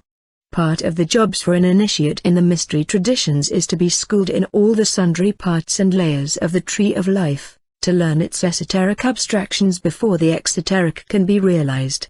As a composite symbol, the tree of life can be broken up into numerous assortments of patterns, motifs, and classifications. The first of these, which are an absolute requirement for understanding the tree, is its basic infrastructure, the Sephiroth and paths. Sephiroth. The primary construction of the tree of life consists of 10 circles or spheres, called Sephiroth, Sephirot. Referred to in the singular, one is called a Sephira, Sephirah. The Sephiroth are stages, traditionally called emanations, of manifestation from which the source of creation, God, advances from its noumenal reality to a physical one. Conversely, the Sephiroth also represent the stages of the soul's journey from material incarnation to union with the divine. The primal undergirding of any magical or mystical process is the act of creation itself. Imagine the tree of life as a flow process chart that represents the processing activity performed in the creation of the universe and consciousness. In essence, the tree of life replicates the process of creation. So, in following the flow of creation, the Sephiroth represents certain stages of the creative activity in the universe. To follow that flow within a sequence, one would trace that process of creation from top to bottom, each sphere, or Sephira, being a phase in that process which establishes itself as its own emanation but then precedes the force of movement toward the next phase. The Sephiroth, as spheres, emanations, stages, indicate phases in the evolution of non-physical existence. The unmanifest, to physical existence, manifest.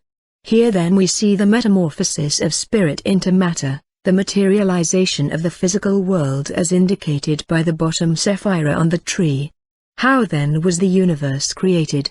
Figure 7, the Sephiroth, shaded. In the Western world, it is perhaps common to recall the 7 days of creation as portrayed in the account of Genesis in the Christian creation story. Of course, the Kabbalists understand this is not to be taken literally, but as a metaphor for the creative process. In fact, certain Sephiroth on the tree of life even represent the creation story in the Torah, as described by Rabbi Berg. The biblical account of the 7 days of creation describes the lower 7 Sephirot. The word day is the cosmic code for Sephira, or a life-form intelligence, as deciphered in the Zohar. 30 Kabbalah is a natural creation story, even beyond the orthodox Judaic framework. In Kabbalah, everything is numbers. As may have stated both in and outside the world of science, mathematics is the language of the universe. It is no different in Kabbalah. We cannot ever truly understand God, the great mystery. However, mathematics provides for us an abstraction with which we can at least get an impression of that mystery. To understand the tree of life as creation, we must gain some understanding of the Sephiroth and their numerical sequence. It would be helpful to understand the following as a creation story.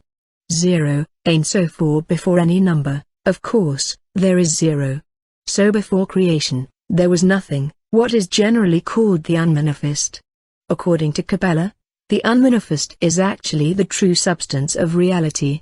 Anything other than the unmanifest, the Sephiroth, the manifest, the universe as we know it, is only a result of the unmanifest, a shadow. We can never truly know the unmanifest. We can only attempt to ponder it through abstractions. Therefore, any language used to describe the unmanifest can only be metaphor. This gives us insight already into working with the tree of life, for the further up the tree we go from matter into spirit, the more abstract the concepts. In fact, Dion Fortune was certain that the only possible way to have knowledge of the unmanifest was through the auspices of geometry. Her most complex work, The Cosmic Doctrine, is a channeled masterpiece that requires some advanced foundation in algebra before undertaking its reading. In it, she attempts to describe the unmanifest. She describes, through analogy, how the unmanifest became manifest. It all started with the desire for movement. When that happened, 2 distinct factors were at work. Fortune writes, when space moves, 2 forces are at work, a. the force which causes it to move, being the desire of space for momentum. B. The force which had hitherto caused it not to move, being the desire of space for inertia. 31. Fortune talks of a tug-of-war pull between these two forces that causes a series of rings of movement that geometrically begin to build the foundational building blocks of the manifest. She calls them the ring cosmos, the ring chaos, and the ring pas-not, which holds the balance between the two extremes of cosmos and chaos. In traditional Kabbalah, these are known in order as the Hebrew terms Ein, Ein Sof, and Ein Sofor. Put simply, their meaning implies the veiling of reality, of the unmanifest from the manifest, the three veils of negative existence. Ein, meaning nothing, the only true speculation we can ever have of the nature of God. Ein Sof, meaning without limit, God is beyond the nature of duality, male or female, good or evil. Ein Sofor, meaning limitless light, the first known indication we can ever have of God is light brighter than any other, beyond our own conceptions. If we can imagine these three aspects as the rings of fortune's mythology, we can conceive of a series of three concentric circles intertwined together in a gyroscope of movement. This gyroscope-type movement, propelled by the immense force of gravity, concretizes and then forms a center. Thus, the first emanation materializes into the potential of the manifest universe. Kether is the first sephira on the tree of life, represented of course by the number 1. Consequently, we can now conceptualize the manifestation of the sephiroth in sequence, as depicted by their numerical values seen here. Figure 8, the rings of negative existence. Before studying each individual sephira, it is important to understand how they are formed from each other. All the sephiroth come from the first, from Kether, which itself comes from the unmanifest. On Fortune explains this cascading effect of the tree. Let us conceive of Kether, then, as a fountain, which fills its basin, and the overflow therefrom feeds another fountain, which in its turn fills its basin and overflows. The unmanifest forever flows under pressure into Kether, and there comes a time when evolution has gone as far as it can in the extreme simplicity of the form of existence of the first manifest. 32. All possibility, all the following sephiroth, are formed then in the first sephira, in Kether. However, all that possibility is in its simplest, most pure, form. The following sephiroth then lay out the process of breaking down that simplicity into more complex forms. This is the overall machination of the tree. Our creation story continues.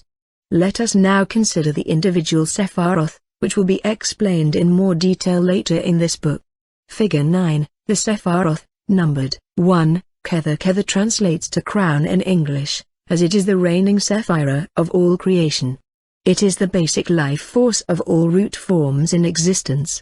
It is the most androgynous of all the sephiroth, as before Kether there was no duality.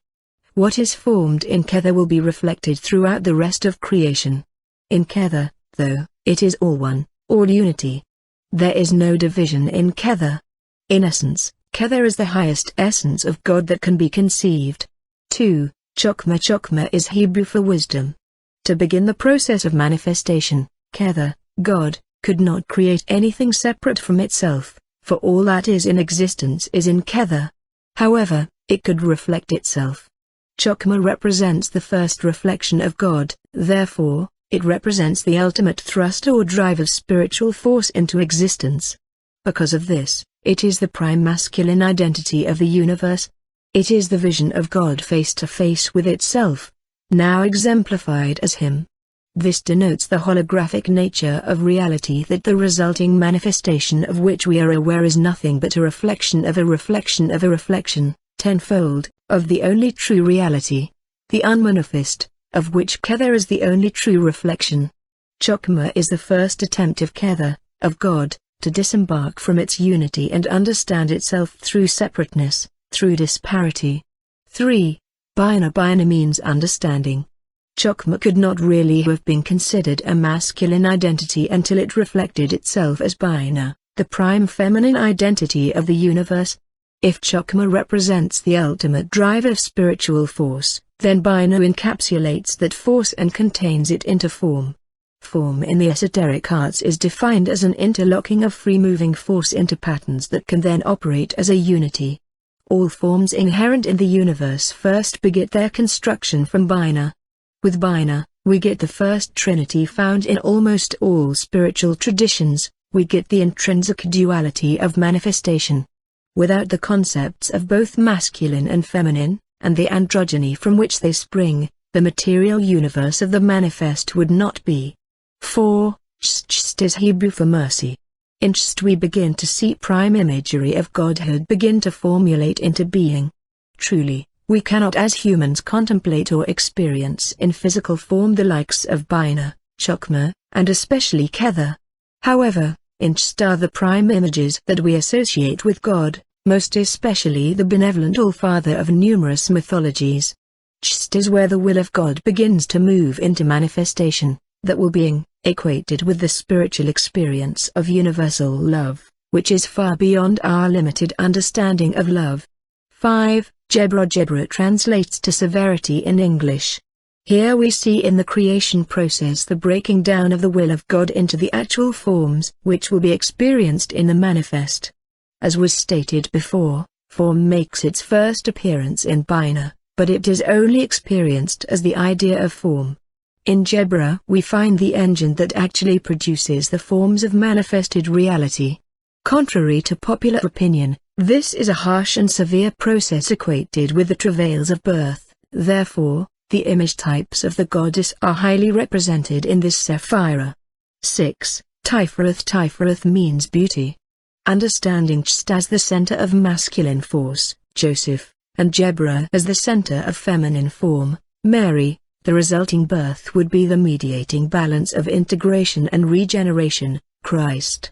Tiferath not only represents the mediation and result of Cht and Jebra, but also of the whole of the entire tree of life. It is the central harmony of all things, the golden dawn of the great work. As the mediating intelligence for the tree, all sacrificial gods and mythologies hold their place in this sphere. To give of oneself and be of service is the root of the great work. Without that sacrifice, one cannot climb the tree. Tiferath ensures that. This is the beauty of initiation. Tiferath is the individuality of creation before it is then broken down into the more fractured aspects of existence, into personalities.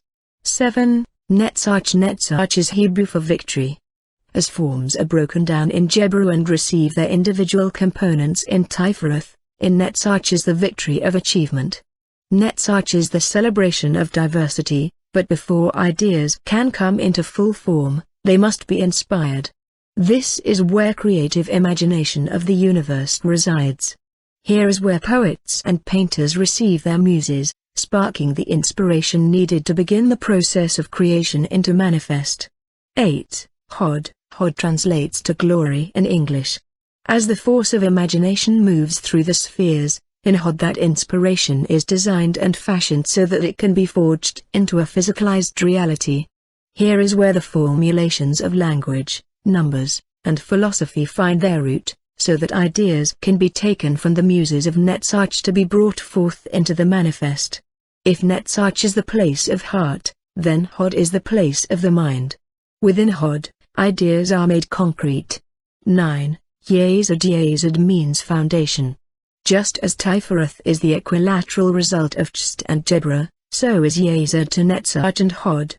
Yesod is truly the foundation of all manifestation. It is the architectural undergirding of all physical reality. Together, Netzach and Hod make up the structural framework of what indeed becomes actual. Known as the storehouse of images, Yesod is the astral realm itself. Whatever exists has its skeleton in Yesod. As the primary sephira of magicians and alchemists throughout the ages, manipulation of Yesod results in the manipulation of matter itself. Yesod is the final fount of the creation process into the manifest. 10. Malkuth. Finally, we come to Malkuth, the manifest world. Malkuth means kingdom. Malkuth is here, this existence that we understand as reality, but is actually actuality. It is earth, the physical realm of matter and life. Though those who consider themselves spiritual seek to attain the higher realms of existence, it is really mastery over Malkuth that allows one to travel the higher realms unimpeded. In essence, the physical world holds the key to true spiritual development. Malkuth is the kingdom, the fully realized creation of God. Liberation from physical existence is not the goal of the great work, rather, a full immersion into the fabric of creation is necessary. Perhaps the most vital mantra of Qabalah, if one were to remember nothing else, is that Ka there is the Malkuth of the unmanifest. Meditation upon this statement could take lifetimes. It is a realization that Malkuth and Ka there are one and the same, just reflections of each other.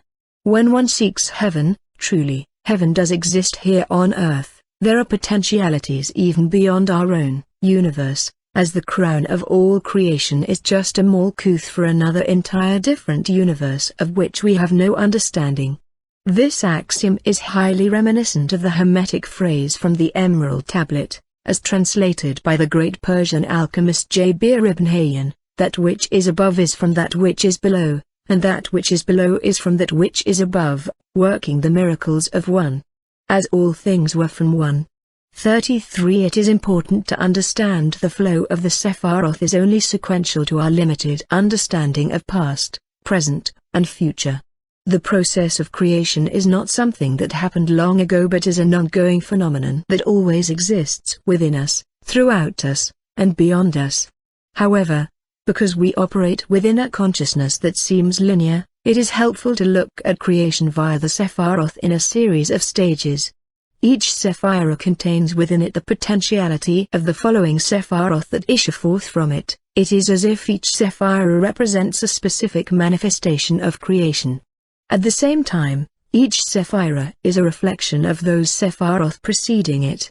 That which is above is also below, and vice versa. Gurus and shamans from around the world have spoken widely of this concept and have said that time is not the sequential series of past, present, and future stages it appears to be.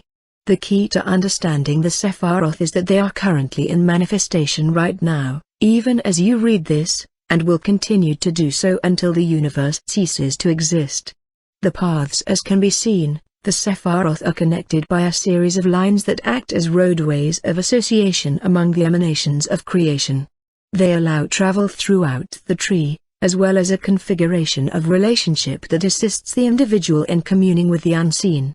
The paths between the spheres allow one to traverse the various stages on the tree of life, acting as subjective correspondences to the objective Sephiroth.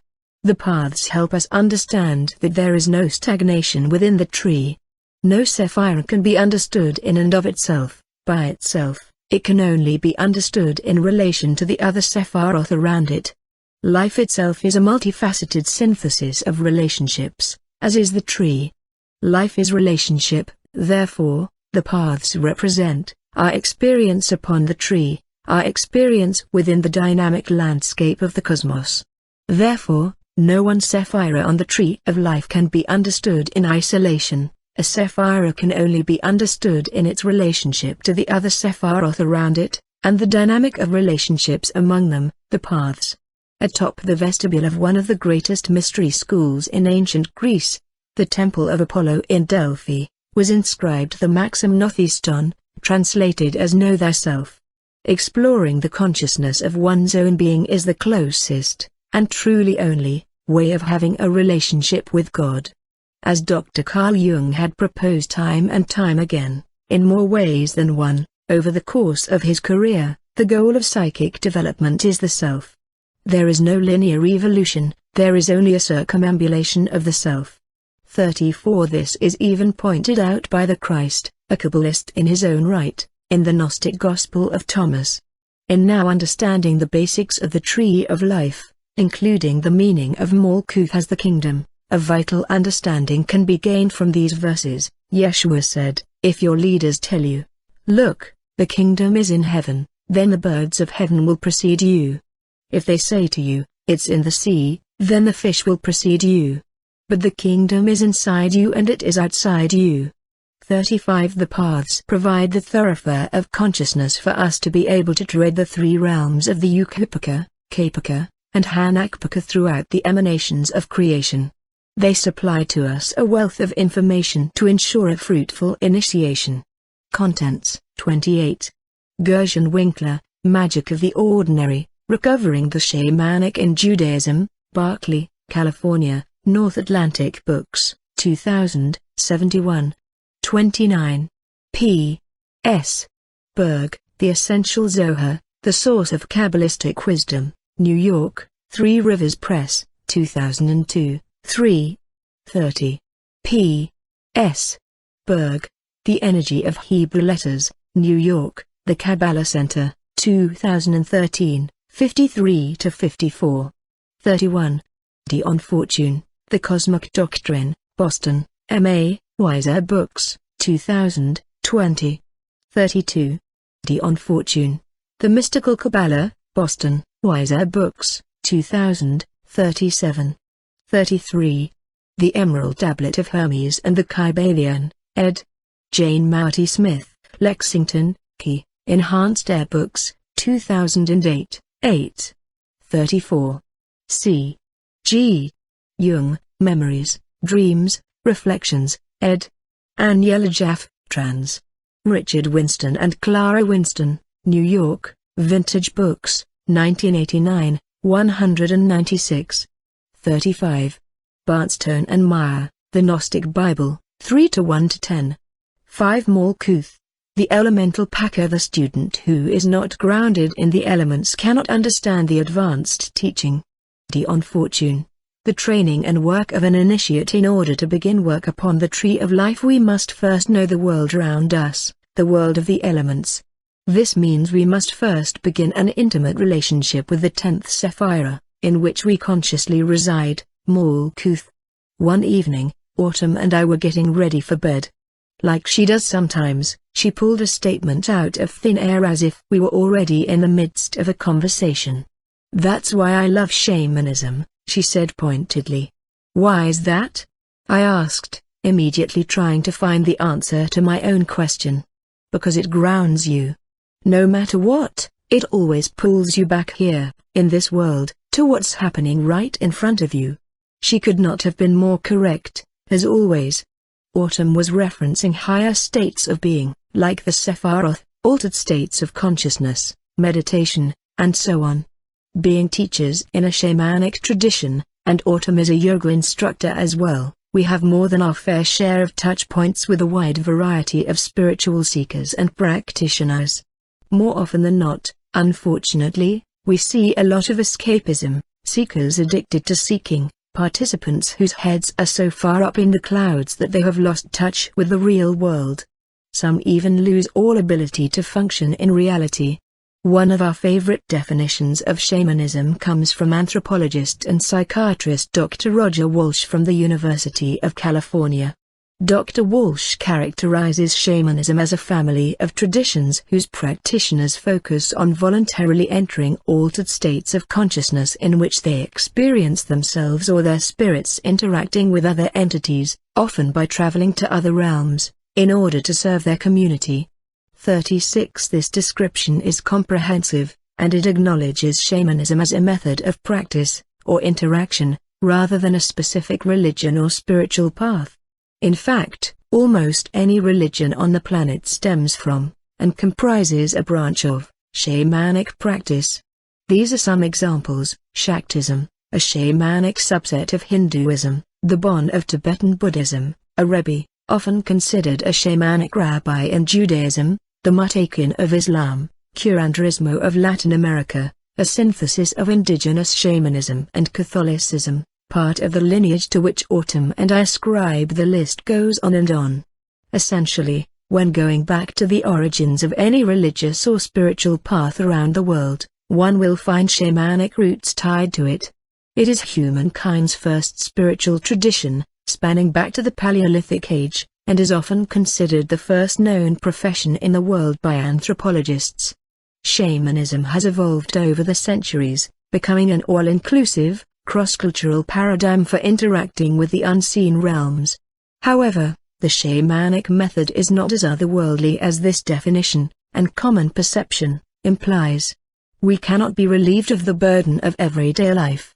Seekers are always looking for something other, something beyond the pain of living they currently are unable to liberate themselves from. Rabbi Gershon Winkler, who has taken it upon himself to reconnect with the shamanic roots of Judaism, points out, the shaman in the Judaic tradition does not rush into a spiritual experience like a famished desert traveler arriving at an oasis. Moses, considered the first Kabbalist and shaman of Judaism, is not desperate for a vision because he knows that looking for one often gets in the way of seeing one. When we put all of our energies into seeking, we risk not finding, we risk rushing past it. 37 The problem is, the audacious thirst for spiritual experience is a mode of self-deception, and shamanism, or any legitimate mystery school, does not condone this sort of delusion. Thus, explains Joan Parisi Wilcox, an initiate of the Pekokina lineage, by taking the pulse of the metaphysical, the Peko learns to reveal the condition of the physical. 38 Peko is the term for the shamanic priests, healers of the Quechua peoples of Peru. The goal of shamanic practice is to have touch points with the other world, but to bring back the information for healing and renewal in this world, the here and now, the kingdom. Any information gained in the metaphysical that is inapplicable to this world is moot and therefore counterproductive. Shamanic ceremonies are designed to heal conditions of this world, to bring the soul in contact with the earth and physical senses. From soul retrieval to pagos, offerings or payment to spirits, from animal allies to trance drumming, the elements of shamanic ritual are designed to cement the person in their body and in the acceptance of the material life in which they are now living. This earthly experience, induced by shamanic ritual practices, reminds the body of its place in space and time. We spend so much of our waking day distracting ourselves from life, via television, internet, jobs, phones, traffic, alcohol, etc., that when it comes to having a spiritual experience, we often cling to spiritual habits that end up doing the exact same thing these other distractions do, take us away from the present moment. As an initiate, one should recognize this is actually an affront to God. Malkuth is the full realization of Kether. Why would one want anything other than this experience? This is why shamanism is so important to a Kabbalistic practice. A true shamanic experience thrives on the present moment. It supports the fact that right now, with your aching back, your hungry stomach, your kids banging on the walls, your glasses cracked in the left lens, your neighbor's barking dog, your dirt-covered floor, that is your spiritual experience, that is your experience of God, of spiritual union with the source of all being. Gareth Knight reiterates, the physical world is the world which should be thoroughly grasped by the soul. The physical world, in that one has to return to it time and time again, must hold the key for spiritual development.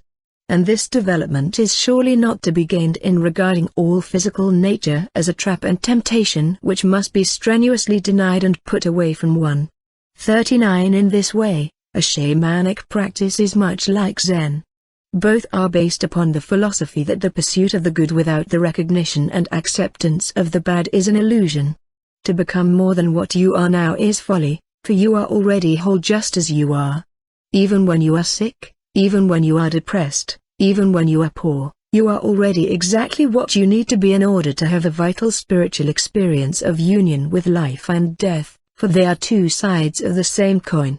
It seems oxymoronic that the goal of these rituals, practices, and philosophies of the mysteries would be to realize that we do not need all these rituals, practices, and philosophies, but that is exactly how it is. Reality is a paradox. We have a bad habit of not realizing we are already out of Plato's cave. We need to be constantly reminded. Shamanic ritual pulls you out of the distraction, out of the sleepwalking fog, and opens your eyes to what is truly around you. Engaging in shamanic ritual, as stated by Maestro Curandero Don Oscar Miroquizada, assists us out of the mitad and into a balanced state of consciousness. Through participation in earth-honoring ceremonies we are able to shift from fear to love, from desire to grateful acceptance of what is, and from separation to wholeness. 40. When we seek answers from someone or something else, we separate ourselves from our own inherent wisdom. Initiation is about empowerment. Shamanic Qabalah should connect us to our own intrinsic wholeness, which allows us to see the beauty in everything, to see God in everything, so that one does not have to stick to flights of fancy in order to feel what most mistake to be unity. Shamans do not travel to other worlds for kicks. They do it, as Dr. Walsh wrote, to serve their community. So the practice of trance and altered states of consciousness should not become a staple of the everyday experience, but a rarity to remind the everyman that true divinity and harmony reside in their material world, Malkuth. This is the world we must all participate in. We have a lot of problems in Malkuth: racism, sexism, terrorism, mass consumerism, environmental destruction, war. We can't solve them in the clouds. We can only solve them here. The Pakahuti Mesa initiation demands a physical experience. We can only go so far meditating upon images. The key to this lies in tapping into the elemental factors governing Malkuth. Israel Regardie states, the personality must be harmonized. Every element therein demands equilibration in order that illumination ensuing from the magical work may not produce fanaticism and pathology instead of adeptship and integrity. Balance is required for the accomplishment of the great work. Therefore, the 4 grades of earth, air, water and fire plant the seeds of the microcosmic pentagram, and above them is placed the crown of the spirit, the quintessence, added so that the elemental vehemence may be tempered, to the end that all may work together in balanced disposition. 41. It is the staple template of most indigenous traditions that the elemental powers of Malkuth are recognized, honored, and culled from as a vital component of spiritual practice.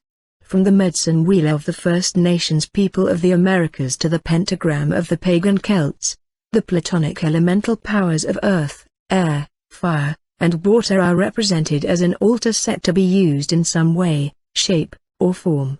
The Western mystery tradition has an established practice that has been refined over the centuries to include an altar set that replicates the elemental essences to be channeled and utilized in the great work. Known as the primary tools of the magician, the implements are symbols, abstract representations of the elemental powers. The pentacle or coin represents earth. Essentially, it is a disc made of wood, copper, or tin inscribed with a 5-pointed star, or some other representation of the initiate's spiritual attainment, and acts as the link between the initiate's godhead and their life on earth. The cup or chalice, of course, represents water. Its function is to contain, to form, being the prime feminine implement in a magical tool set. It is in polarity and used in conjunction with the wand, the prime masculine tool. Together, they represent the creative act of reproduction as the womb, cup, and phallus, wand. The sword represents air. Its purpose is to defend and banish anything corrupt and defiled in the initiate's path, magically and metaphorically, of course. The sword also acts a reservoir of strength and inspiration, bringing with it a long-standing tradition of chivalry. The wand, finally, is fire. The wand is a physical manifestation of the initiate's will. When conjuring an image of a wizard from a story, a magical wand or staff will likely be in the picture. It is the magician's primary implement. However accurate these are to portraying the elemental faculties of consciousness, I have always found the shamanic implementation closer to source. The WMT methodology works for many, but for some it generates a layer of abstraction. These tools are symbols, not the elements themselves. For instance, a sword is a symbol for air, but there is a layer of abstraction between sword and air, for there is no direct conceptual relationship between them. Shamanic symbols, on the other hand, get right to the elemental root, tapping into the elemental matrix of Malkuth itself. In the shamanic context, if one were to represent air, a bird or feather would be sufficient, as these are concepts that have a direct relationship with the element of air. There is little to no layer of abstraction. A most pristine example of this is the Mesa framework from the Peruvian-based Pachacuti Mesa tradition, as developed for the Western world by Don Oscar Miroquizada. Put simply, a mesa is an altar that is used ritually for healing and connection with the natural, seen and unseen, world. One way to understand the mesa, per author Matthew McGee, is as a living control panel, co-created by spirit and the curandero, to become a vehicle for experiencing the ineffable. 42. The mesa can be understood as a console in order to drive the operations of one's spiritual work. The word mesa is a Spanish term meaning table. It denotes the typically flat surface area in which a mesa is generally used, sometimes even on top of a table or shelf, but most of the time laid directly upon the ground. The mesa geographically comes from Latin America, most specifically Peru, but can exist in surrounding regions. There are many styles and variations depending on both the region and the individual user. This makes pinpointing a distinct and categorical definition of the mesa challenging to anthropologists. In essence, there is no one way or tradition of the mesa that is the way. The mesa altar is a created space where religious rites are performed to gain access and connection to whatever source of spiritual awareness one may have, God, Goddess, the tree of life, etc. Anyone can use a mesa. There is no special priest or priestess hierarchy to go through in order to work with it. It is a very personal, individualized tool one uses in their spiritual work. After many years of being trained under two distinct Peruvian lineages, the northern coastal curanderismo and Andean Pacoquina traditions, Miroquizada was faced with the task of assimilating these two particular utilizations of the mesa and pondered how to best transcribe its ancient wisdom to the modern world. Through his academic work in psychology, a fascination for the archetypal work of Carl Jung, and his own inner guidance, Miroquizada developed the Pachacuti Mesa tradition as a lucid, well-defined system of shamanic correspondence with the unseen realms. It was designed to articulate a clear transmission of indigenous practice inside a cross-cultural context that could be understood and used in the fast-paced business of the West. Pachacuti is a Quechua word meaning world reversal, or turning over the earth. The ritual schema and practices are specifically fashioned to facilitate an alchemical transformation within the self, and thus the world at large. It draws upon the elemental powers of the universe through ritual objects, called art, that represent that particular element in its most primal form. So when you are working with the elemental powers, you are working with them kinesthetically, through the primary vehicles of their manifestation in our world. Figure 10, the Pachacuti Mesa. Consider the basic makeup of a Pachacuti Mesa and the meaning of its components. Pachamama, Pachamama, meaning Mother Earth. Pachamama is the section that resides in the south of the mesa. It represents, of course, the element earth and material existence. It is where physical healing is called forth and is often connected with the tutelary animal spirit of the boa or anaconda, whose body is always intimate with the earth. Mamakila, Mamakia, meaning Mother Moon. Mamakila resides in the west and epitomizes the emotional realm of being. It evokes the element of water. The tutelary allies are considered the dolphin or whale, as their adept navigation of the ocean personifies what is needed to navigate the deep waters of the emotional psyche. Wiracocha, Wiracocha, also known as Great Spirit, Creator, and so on. Wiracocha resides in the north of the mesa and represents the great originating mystery. Embodied by the element of air, it is often exemplified by the tutelary guidance of the eagle or condor, whose flight on the sacred winds personifies the heights we strive for in all spiritual work. Inti or Intitita, Intitita, meaning Father Sun, Intitita resides in the east and characterizes the element of fire. It is the more intellectual realm of being, where the higher mind outmaneuvers our normal brain processes of the day-to-day. The puma and jaguar express these attributes with their clarity of sight and leanness of equilibrium. Kaiuchi, Kuichi, Kaiuchi is the full spectrum of light we know as the rainbow. It embodies the center of the mesa, the unifying essence of the elemental matrix of Malkuth. Its element is ether, the quintessence material that all things in the material world come from and return to. The llama and alpaca, as animals of service, hold the space of the center as the primary attribute of the self-awakened soul. The ritual objects, art, placed upon the mesa to represent each direction, are archetypal models that manifest the most evocative power that exists within these elemental distinctions. Pachamama, any object that exemplifies the elemental power of Abha, earth element, will do, but most often a stone or crystal is used. Momakila, any object that exemplifies the elemental power of Anu, water element, will do, but most often a shell or bowl, sometimes filled with water, is used. Wirakoka, any object that exemplifies the elemental power of Waira, air element, will do, but most often a feather is used. Intatita, any object that exemplifies the elemental power of Nina, fire element, will do, but most often a single white candle is used. Kaiuchi, a person's most sacred object that exemplifies the harmonious power of Tsikalpa, ether element, is used.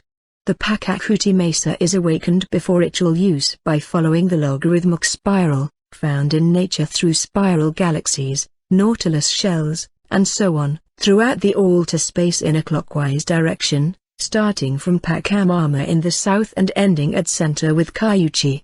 Figure 11, Mesa opening spiral and art. In activating the altar space by way of this design, the initiate is automatically replicating the act of creation found naturally in Malkuth.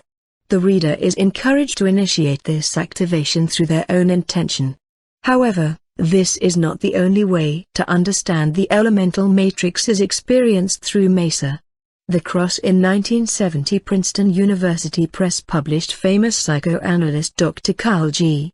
Jung's final, and most influential, work on alchemy, Mysterium Coni Unction, is an inquiry into the separation and synthesis of psychic opposites in alchemy. In this lengthy tome, Jung unveils that the key to solving the problems plaguing modern man is found in the alchemical process. Jung expresses that the primary template of the great work can be found in the Coni Unctio, the unification of opposing elements within Malkuth. The idea of the cross points beyond the simple antithesis to a double antithesis, that is, to a quaternio. To the mind of the alchemist this meant primarily the intercrossing elements. We know that this fastening to a cross denotes a painful state of suspension, or a tearing asunder in the four directions. The alchemists therefore set themselves the task of reconciling the warring elements and reducing them to unity. 43 So, if we are to experience Jung's cross of unity on the Mesa, the Coni Unctio, it may look something like this. Figure 12, Mesa and Coni Unctio. Coincidentally, or serendipitously, the elemental placements upon the Mesa correspond to the elemental placements on the symbol of the equal-armed cross. This symbol, known sometimes as the wheel cross or Odin's cross, is one of the oldest images represented in human history, dating back to the early Bronze Age. According to symbologist Carl Lungman, in ancient China this sign was associated with thunder, power, energy, head, and respect. It appears in the earliest systems of writing used by the Egyptians, Hittites, Cretans, Greeks, Etruscans, and Romans. In ancient Greece signified a sphere or globe. It was also used as a natal chart pattern in ancient astrology. In modern astrology it is the sign for the planet Earth. 44 This design is also found in Native American medicine wheels, circular stone monuments oriented to the sacred directions. The directions naturally convened in the center as well, creating a sort of equal-armed cross enclosed in a circle similar to the image above. A spiral represents the circular, more organic or noumenal, way of the natural world. The cross, on the other hand, is indicative of our limited, microcosmic understanding of the world of phenomena. Jung interprets the cross in his alchemical work Mysterium Coni Unction as a symbol of integration for the human soul, man, therefore, who is an image of the great world, and is called the microcosm or little world, as the little world, made after the similitude of its archetype, and compounded of the four elements, is called the great man, has also his heaven and his earth. For the soul and the understanding are his heaven, his body and senses his earth. Therefore, to know the heaven and earth of man, is the same as to have a full and complete knowledge of the whole world and of the things of nature. The circular arrangement of the elements in the world and in man is symbolized by the mandala and its quaternary, cross, structure. 45 Thus, the mesa, or any other sort of similar altar set, is a ritualized reminder that the universe must be experienced through the body. This may seem obvious. But, again, we so often sleepwalk in the mitted fog. To awaken from the slumber, and begin the path of initiation into the higher realms in the tree of life, a full realization and awareness of the senses via the elemental matrix is essential. It seems we are too often stuck in mystical endeavors. The tendency is to dilute the senses, to move beyond the physical, emotional, and mental states of being to attain the spiritual. But that is not the true mystic approach. Our anosognosia has conditioned us to doubt our own wholeness. Too many of us feel fragmented, incomplete. By accepting and working with the material aspects of existence in Malkuth, a sort of synthesis is achieved that can allow one to then open a space, or gateway, for which the initiate can begin the great work. As the opposites are harmonized, and thus then subsided into union, Koni Unkshio, the pathways of mysticism open into wider vistas and horizons that begin to defy the capacity for languages to communicate. Figure 13, Mesa Koni Unkshio as gateway to the tree of life. Malkuth depicted in the esoteric traditions is, according to Dion Fortune, the only sapphire that is represented as part-colored instead of a unit, for it is divided into 4 quarters, which are assigned to the 4 elements of earth, air, fire, and water. 46 In this differentiation of elements we see the unification of opposites, harmony in duality. These parts, or phases, can also replicate the cycles of our own experience, as also depicted in the calendar year. Thus, no magical or mystical endeavor bears any fruit if it does not begin and end in Malkuth. If reality is not tangibly affected in some way or another, then spiritual work is useless. This sentiment has been stressed many times by Don Oscar Miroquizada. As we begin to engage in this great work, living in harmony with the natural order, ceremonially aligning to the pulses, rhythms, and cycles of our sacred earth, our purpose as earthbound souls is revealed. 47 Therefore, working within the elemental Paka of Malkuth as the foundation of any ritual endeavor ensures a successful process ahead. Contents 36. Roger Walsh, The World of Shamanism, New Vision of an Ancient Tradition, Woodbury, M.N., Llewellyn Publications, 2007, 16-17. 37. Winkler, Magic of the Ordinary, 22-23. 38. Joan Parisi Wilcox, Masters of the Living Energy, The Mystical World of the Cairo in Peru, Rochester, V.T., Inner Traditions, 2004, 100. 39. Night, Kabbalistic Symbolism, Volume 1, 190. 40. Bonnie Glass Coffin and Don Oscar Miroquizada, Lessons in Courage, Peruvian Shamanic Wisdom for Everyday Life, Faber, V.A., Rainbow Ridge Books, 2013, 62. 41. Regardie, The Golden Dawn, 29. 42. McGee, Peruvian Shamanism, 16. 43. Carl G. Jung, Mysterium Koni Unction is, An Inquiry into the Separation and Synthesis of Psychic Opposites in Alchemy, Princeton, N.J., Princeton University Press, 1989, 421-22. 44. Carl G. Lungman, Dictionary of Symbols, New York, W. W. Norton and Company, 1991, 328. 45. Jung, Mysterium Koni Unction is, 388. 46. Fortune, Mystical Qabalah, 248. 47. Glass Coffin and Miroquizada, Lessons in Courage, 95. 6. Topography of the Inner World's esoteric tradition declares that as soon as a mind is sufficiently advanced to be able to grasp its significance, it is made aware of the esoteric theory of evolution, so that, Knowing the plan, it may be able to cooperate with the work. But long before the individual is ripe for the conscious realization of this great task, his mind is being schooled and prepared in readiness. On fortune. The training and work of an initiate. Just as an astronaut must study the physics of outer space in order to survive, so too must a psychonaut be well versed on the landscape of inner space. A deeper analysis is absolutely required before embarking upon an initiatory path working on the tree of life. The absolute goal of the great work is referred to in a variety of different ways: the philosopher's stone, the elixir vitae, the chemical marriage, as well as the knowledge and conversation of the holy guardian angel. In the mystical Judaic tradition of Kabbalah, it is known as Adam Kadmon. Adam Kadmon is the heavenly man, the essence of the 10 Sephiroth as an undivided unity. The objective of the great work is the realization and experience of this state of being, the mind and body in union. This is the meaning of yoga in Eastern terms.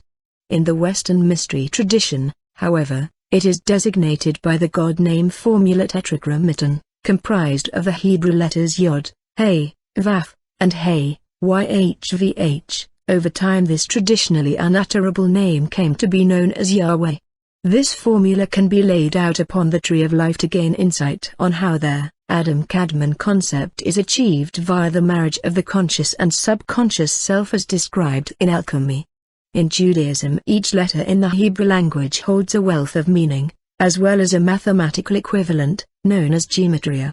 In fact, some speculate the Torah is basically one giant formula whose meaning is lost if the Bible is to be taken literally. If we are to break out the letters of the tetragrammaton, Yod He Vav He, onto the tree of life, they would look like this: Figure 14, tetragrammaton. The letters displayed onto the Sephiroth in this way convey the alchemical process in its most pristine form. The final He in the formula, residing in Malkuth, is referred to as the unredeemed virgin or daughter, symbolizing the subconscious mind of the human being. Earlier, this was referred to as Nefesh, the shadow.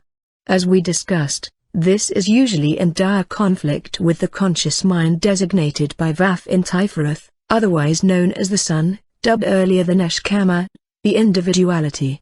Confusion and disruption of one's total consciousness is the result of this conflict, causing a fog of bewilderment for the personality, Ruach, in Yesod. The task of the great work is reconciliation of the individuality, Vaf, with the shadow, the final He, thus establishing equilibrium within the personality. Alchemically, this marriage between the son and unredeemed virgin results in the impregnation of the mother, the first He, which resides in Bina, resulting in the meaning of that Sephira, understanding. Only through understanding can the true wisdom of the Father in Chokmah arise within the human, Yod. Understanding plus wisdom equals purpose of life divine. Taking this one step further is the formula for the pentagrammaton. According to gematria, the Hebrew letter Shin is equal to the number 300, which is the embodiment of the Hebrew phrase Ruach Elohim, meaning spirit of the gods. Therefore, Shin is ascribed to the essence of Holy Spirit as described in the New Testament, in Hebrew, Shechina. Engaged in this process of the chemical marriage, a reception, Qabalah, is happening in which the descent of the Holy Spirit fills the cup that is the initiate, the descent of Shin into the midst of the tetragrammaton on an elemental level.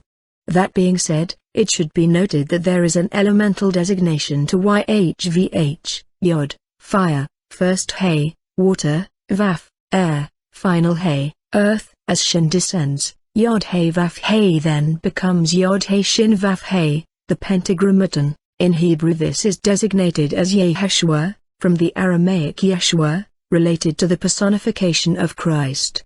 This is where the glyph of the pentagram actually comes into play in the Western mystery tradition. It is a symbol for the emulation, invocation, and evocation of the Christ consciousness on an elemental level. This is the truest manifestation of Adam Kadmon come into physical form, a newly created being, the adept, or tzaddik, a righteous one, a saint, or one in whom the birth of spirit has established equilibrium with the base and unredeemed elements of matter. This depicts the whole of the constitution of man. Figure 15, Pentagrammaton. But a more granular understanding of the body of the tree will help provide a framework for this marriage, this yoga. Hebrew alphabet. You will notice that an understanding of some Hebrew is necessary for an exploration of the Kabbalah. Not only is Hebrew the original language of the Old Testament of the Christian Bible, that is, the Torah, but in fact the letters of the Hebrew alphabet have a direct correlation to not only the Sephiroth but also the paths on the tree of life. Rabbi Raffberg writes, "The first line of Genesis is interesting though its translation is not entirely accurate. Something indeed was created in the beginning, but it was not heaven and earth." We read in the Zohar that 2,000 years prior to the creation spoken of in Genesis, the all-embracing creation reflected upon and brought into being the 22 energy intelligences that constitute the master communications system through which all subsystems of energy evolve, and which today are expressed as the letters of the Hebrew alphabet. 48. As each one of these letters has its own numeric value and intrinsic meaning, so too does each have an exact correlation with each of the paths on the tree.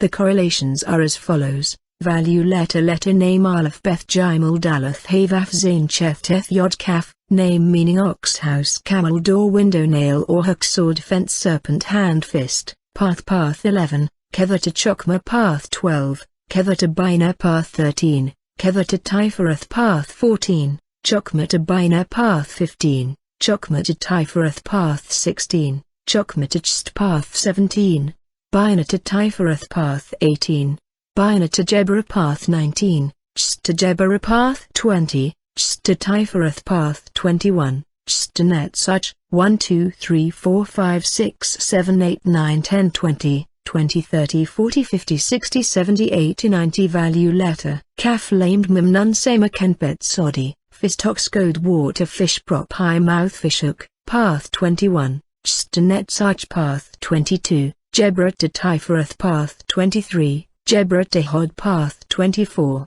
Tifereth to Netzach path 25, Tifereth to Yazed path 26, Tifereth to Hod path 27, Netzach to Hod path 28, Netzach to Yazed, letter name Kofrish Shintau, name meaning back of head tooth cross, path 29, Netzach to Malkuth path 30, Hod to Yazed path 31, Hod to Malkuth path 32, Yazed to Malkuth, 100 200 300 400, Table 1, Hebrew letters. Note that the numbering of the paths begins at 11 and ends at 32, equaling 22 in total. It is generally considered that the first 10 paths are the Sephiroth themselves. Therefore, we have a complete numbering as denoted in the first passages of the Sefer Yetzirah as translated by William Westcott. In 32 wonderful paths of wisdom did Jah engrave his name. 10 are the ineffable Sephiroth. 22 are the letters, the foundation of all things. 49 each of these paths, each of these letters, holds a wealth of meaning. It is not just the emanations of the Sephiroth that carry value in the great work of the Kabbalah, but the paths as well. Rabbi Berg says the 22 Hebrew letters are the primary symbols that God enacted manifestation through.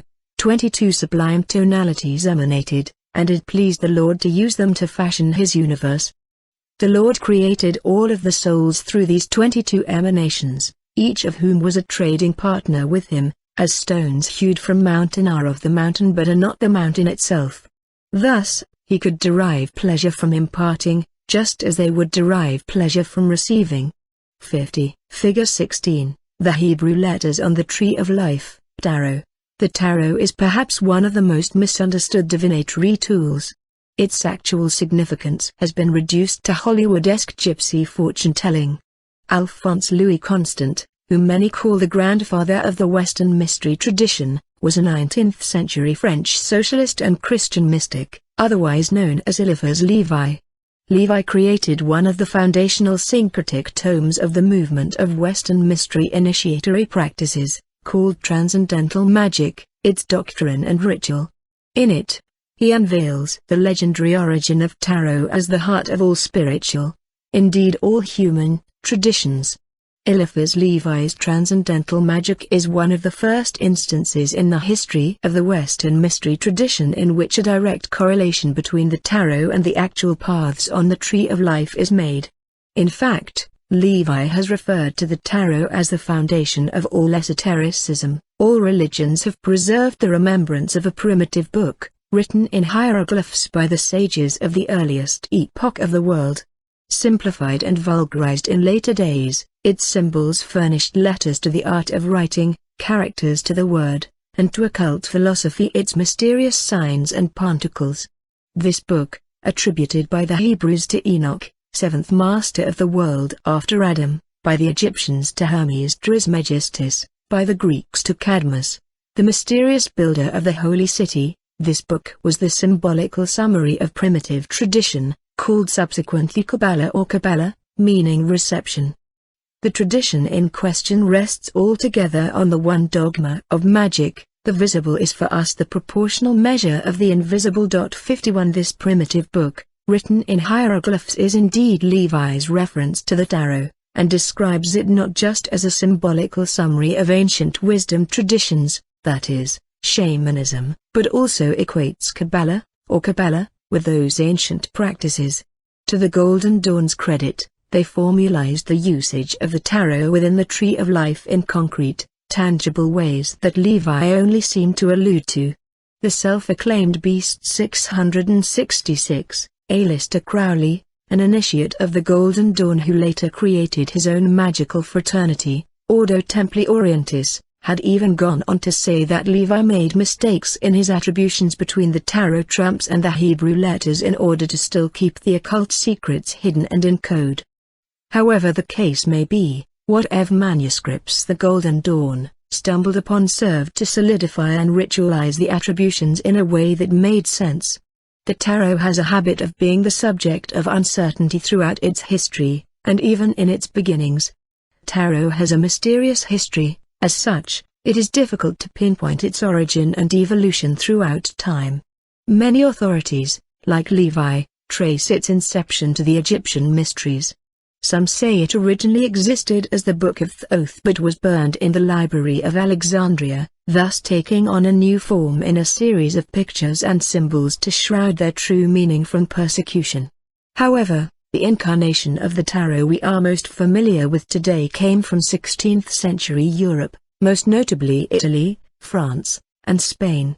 The tarot has evolved into various styles and paradigms, and regardless of the historical evidence, or lack thereof, pertaining to it, the true power of the cards and their symbols comes from their practical application. This is true of both the tarot and the Tree of Life. The power of any tool comes from its usage rather than when or where it was formulated. But, again, what exactly is the tarot? And what is its purpose? The tarot will teach you how to create the soul, says Alejandro Jodorowsky in his alchemical cinematic masterpiece The Holy Mountain. 52 The tarot is, in a nutshell, a pictorial key to the entire universe, both inner and outer space. If the Tree of Life is the design, and Hebrew its language, the tarot comprises the images that unlock the many vistas of experience existing in initiation. The tarot is a deck of cards on which the traditional deck of playing cards is based. Within a single deck of the tarot are 4 suits, comprised of 14 cards each, and 22 trump cards, equaling a total of 78 cards altogether. The suits are divided into wands, cups, swords, and pentacles, or coins. Each of these suits of course holds a specific meaning, along with an elemental and Kabbalistic correlation. Previously, we discussed 3 worlds or levels of existence. In Kabbalah, the Sephiroth of the Tree of Life have a fourfold nature, traditionally called the 4 worlds. Each Sephirah is expressed not as a unit but as a composite of these 4 expressions. These worlds correspond to the 4 elements, and thus the 4 suits of the tarot, and are best understood as different levels of experience of the tree. The 4 suits of the tarot are as follows. Wands, the suit of intuition that gives birth to the creative process. Fire is what propelled the evolution of our species. Its gender association is male.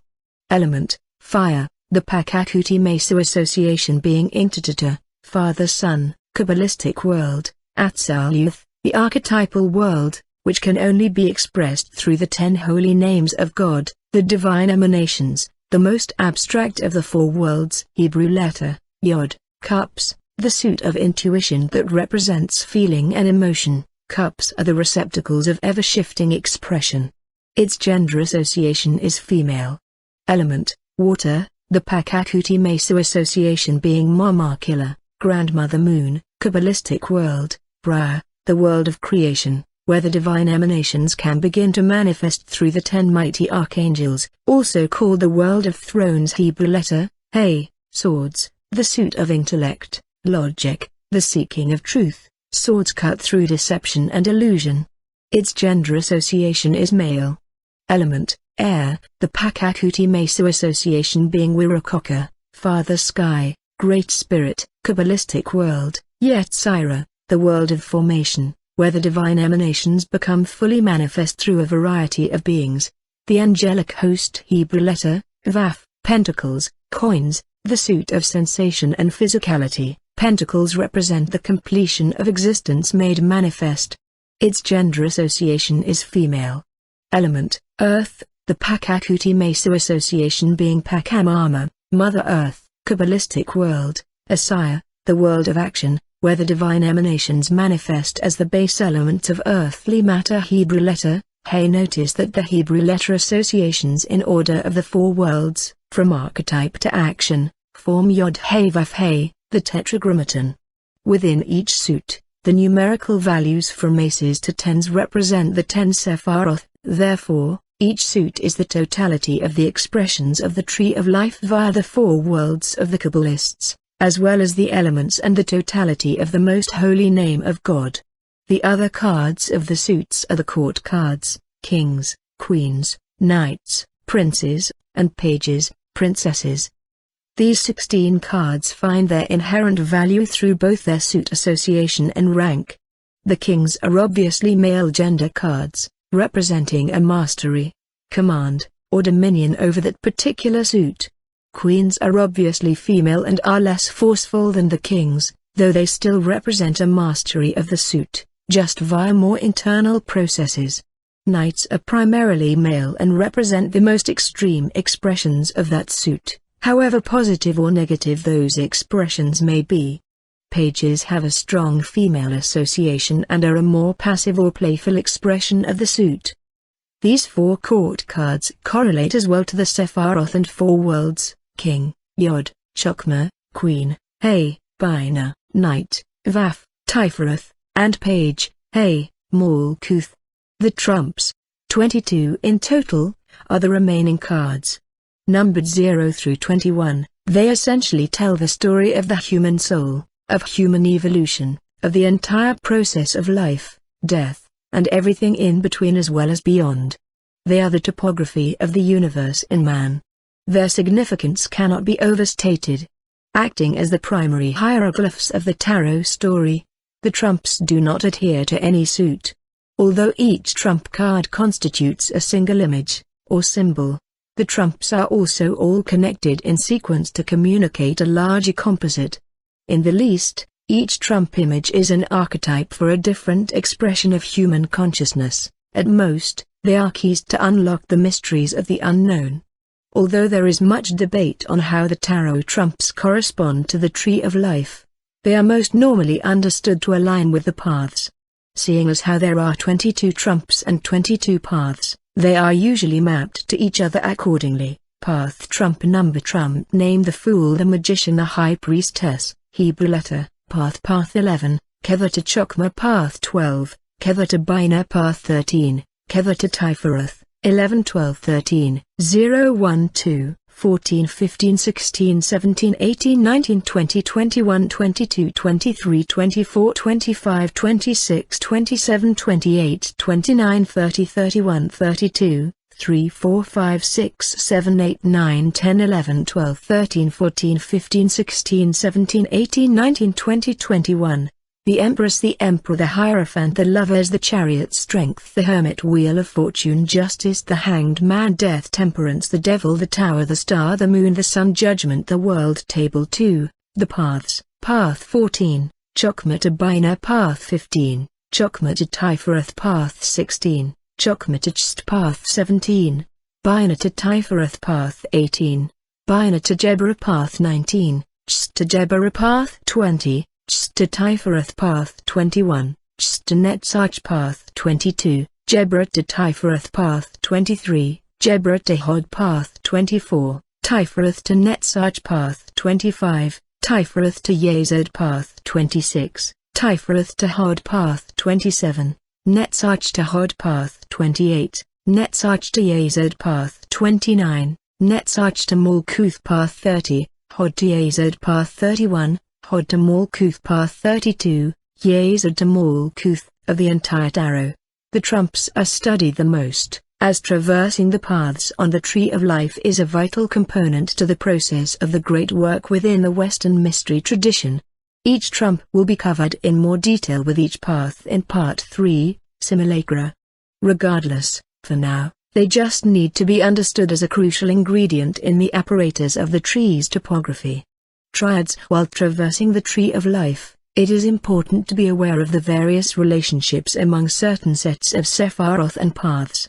Within the tree are three distinct groupings of Sephiroth called the Triads. Including all the Sephiroth, except for Malkuth, the Triads are groupings of three Sephiroth each that represent distinct levels of the universe. In essence, they reveal the primary levels, or stages, of creation. The Triads break down like this: the supernal Triad, composed of Kether, Chokmah, and Bina. The supernal Triad represents, really, the only true reality. All else in the universe is but a reflection of this one Triad. It is the supreme Godhead and can never truly be known. We can only conjecture its existence through symbols, abstractions, and metaphors. The ethical Triad, composed of Chst, Jebra, and Tiferath, this is the first, inverted reflection of the true reality. The ethical Triad is the realm of the universe in which the principles of manifestation are first generated, in essence, where the blueprints of matter are drawn up. The astral Triad, composed of Netzach, Hod, and Yazed, the astral Triad is yet another, though denser, simulacrum of the inverted reflection that is the ethical Triad. If the ethical Triad is the blueprint of manifestation, the astral Triad is the machinery that builds the material world. A study of the Triads can give us a sense of how the parts of the tree operate both in the formation of the outer and inner universes. They illustrate how the central Sephiroth, Kether for the supernal, Tiferath for the ethical, and Yazed for the astral, are actually the primary backbone. The other Sephiroth can be seen as extensions, the polarities that make up the central Sephiroth, Chokmah, and Bina for Kether, Chst and Jebra for Tiferath, and finally Netzach and Hod for Yazed. However, there is another aspect of the tree that the Triads allow us to see with clarity. Israel Regardie explains this gap very clearly. The supernals are separated by a great gulf, the abyss, from that which lies below them. The supernals are ideal, the other Sephiroth are actual, the abyss is the metaphysical gap between. In one sense, they have no connection or relation with the inferiors, the lower seven Sephiroth, reflected by them, just as space itself is independent of, and unaffected by, whether there is or is not anything manifested within its emptiness. 53. This gulf of separation is the eternal separator between God and matter.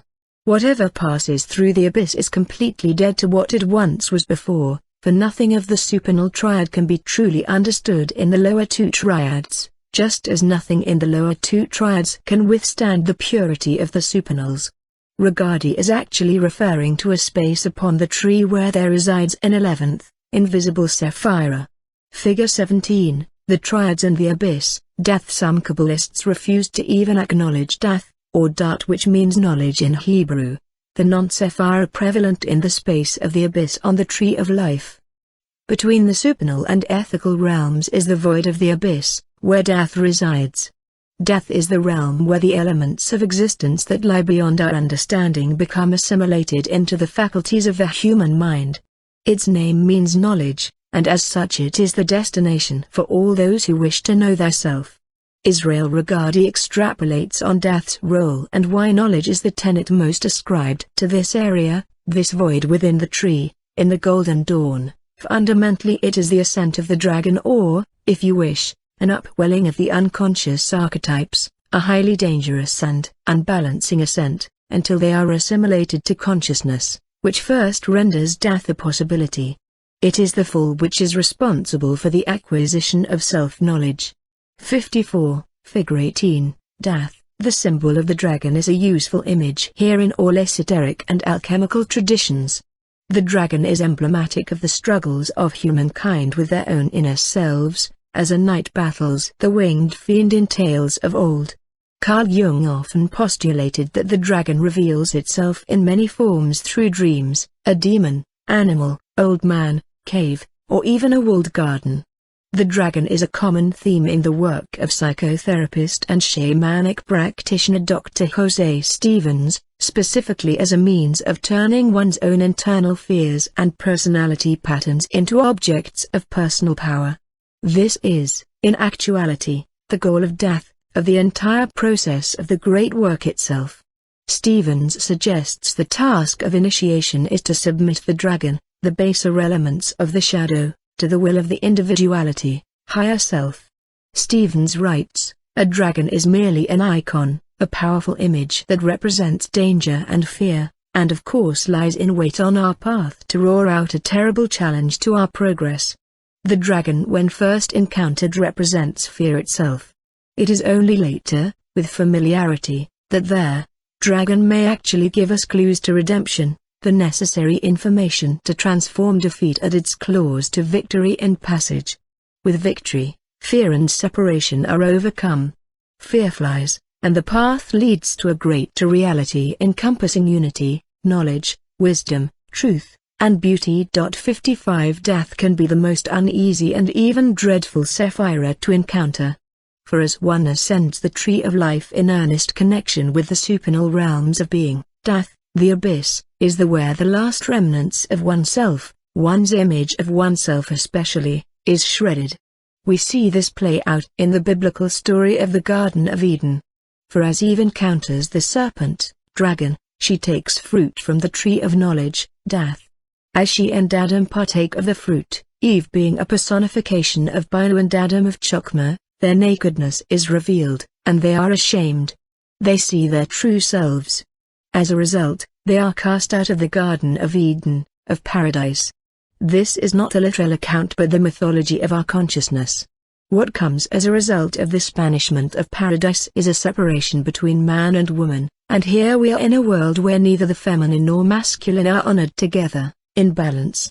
However, to return to paradise, the culmination of the great work, the serpent must again be re-encountered and the tree of knowledge passed through. Knowing oneself completely, without shame, is true knowledge, which Colonel Seymour states is the prime maxim of the mystery schools. Over the doorway of many of the ancient temples was written Nothi se auton or, Nost ipsum, know thyself. This psychological process is sometimes called the unveiling of the self, sometimes the knowledge and conversation of one's holy guardian angel, or higher self. This is the first great goal. Its essential symbols are to be found on the Kabbalistic tree of life, important symbols for the trained mind. 56 To know oneself, dragons and all, is the motto of the great work.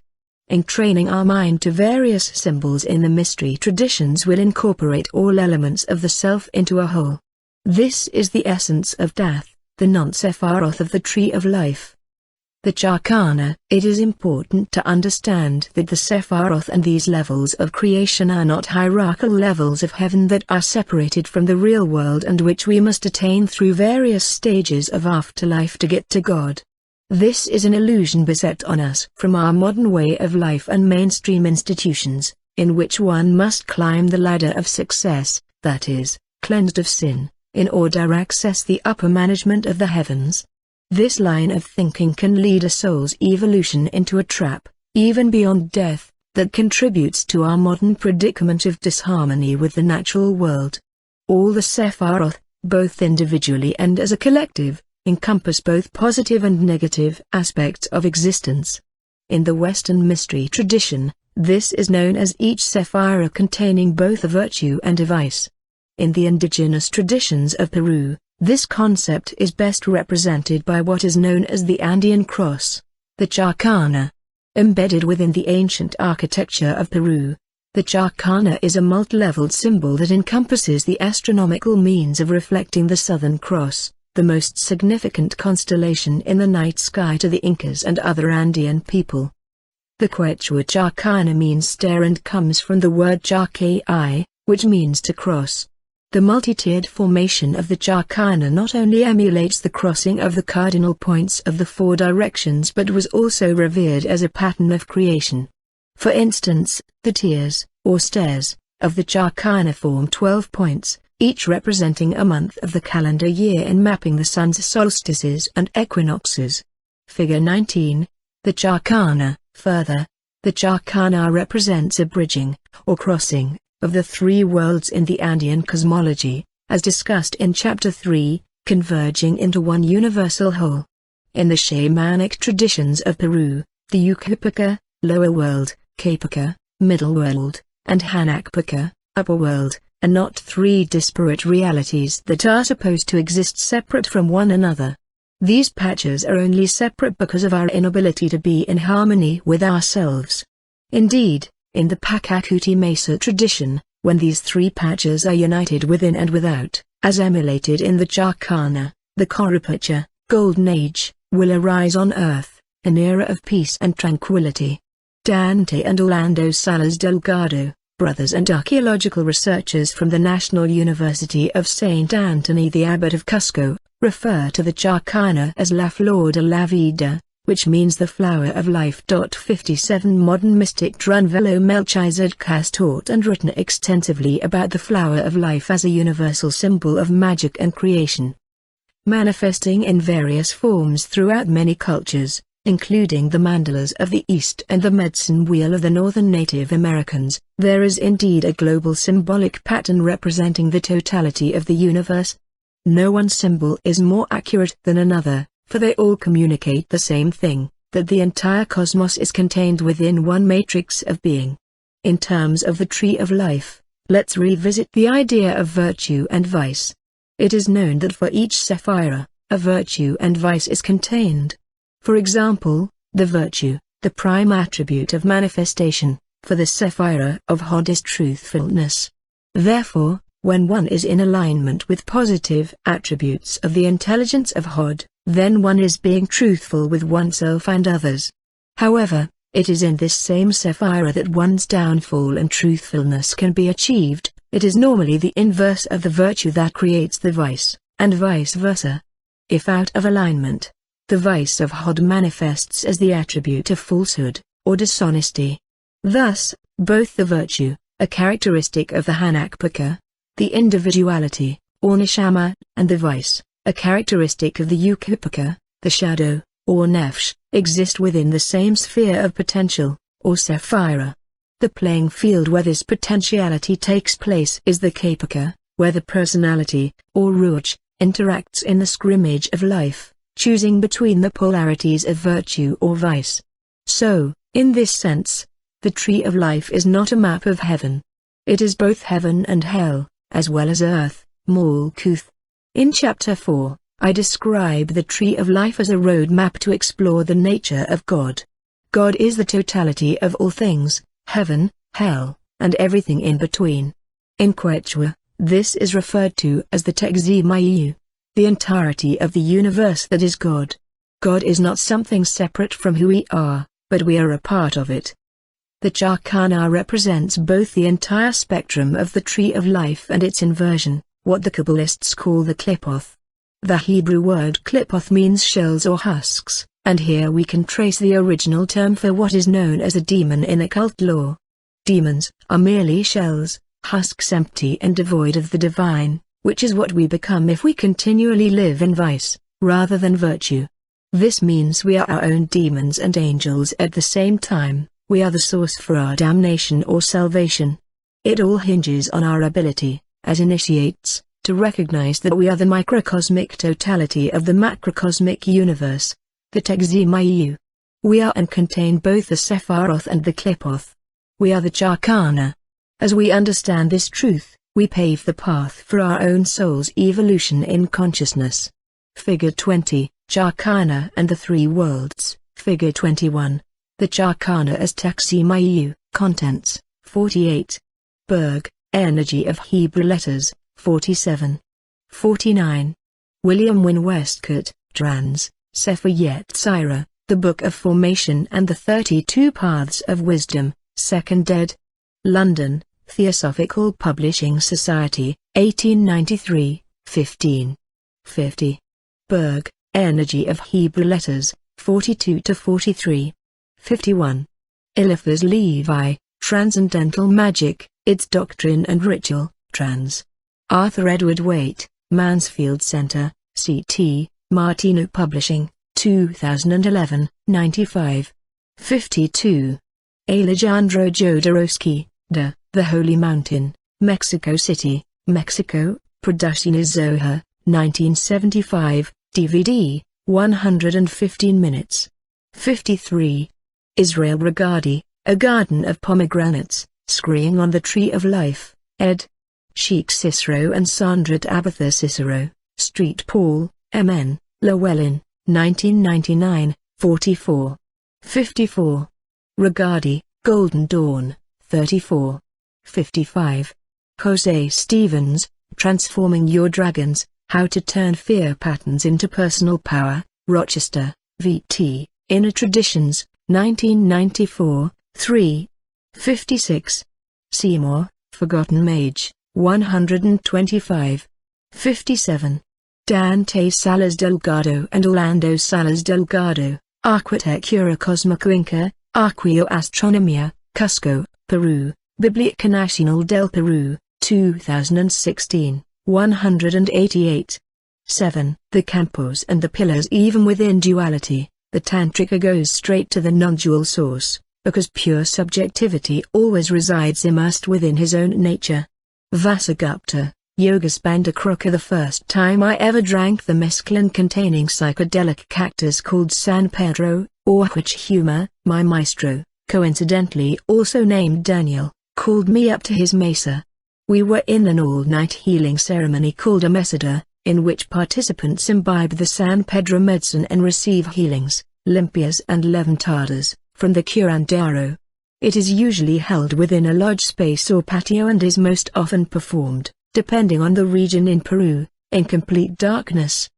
The medicine of the San Pedro was pulsing in full force through my body, so I struggled a little getting up off the floor. It didn't help me much that the darkness was pitch, but I managed to shuffle my way to the front of Maestro's mesa. He told me then that the medicine was working strong and flowing through my system. Now, it was time to peak the medicine, for the full result of my healing.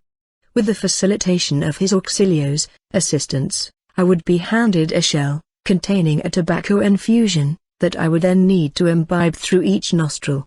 The infusion was called Singado. As the prospect of this filled me with a heart-pounding terror, he began to pray to and call upon the assistance of San Cipriano. San Cipriano, Saint Cyprian, was once a bishop of Carthage and is now a symbol of balance in curanderismo, the shamanic art of utilizing San Pedro as a healing sacrament. As I was taught in my curandero lineage, San Cipriano began his path as a magician of Antioch, working the dark arts, and had become one of the more powerful sorcerers in his time. He had in his intention to bring down a pious nun from her servitude of Christ. Her name was Santa Justina. However, his magical attacks were futile against her faith. Through this, Cipriano fell in love with Justina but, seeing as she was a bride of the church, was inspired to know Christ as well as she. He was received into the priesthood and soon became bishop, and she the head of her convent. Cipriano was even more powerful than most servants of the light because he had experienced the darkness and was able to reconcile the balance of two.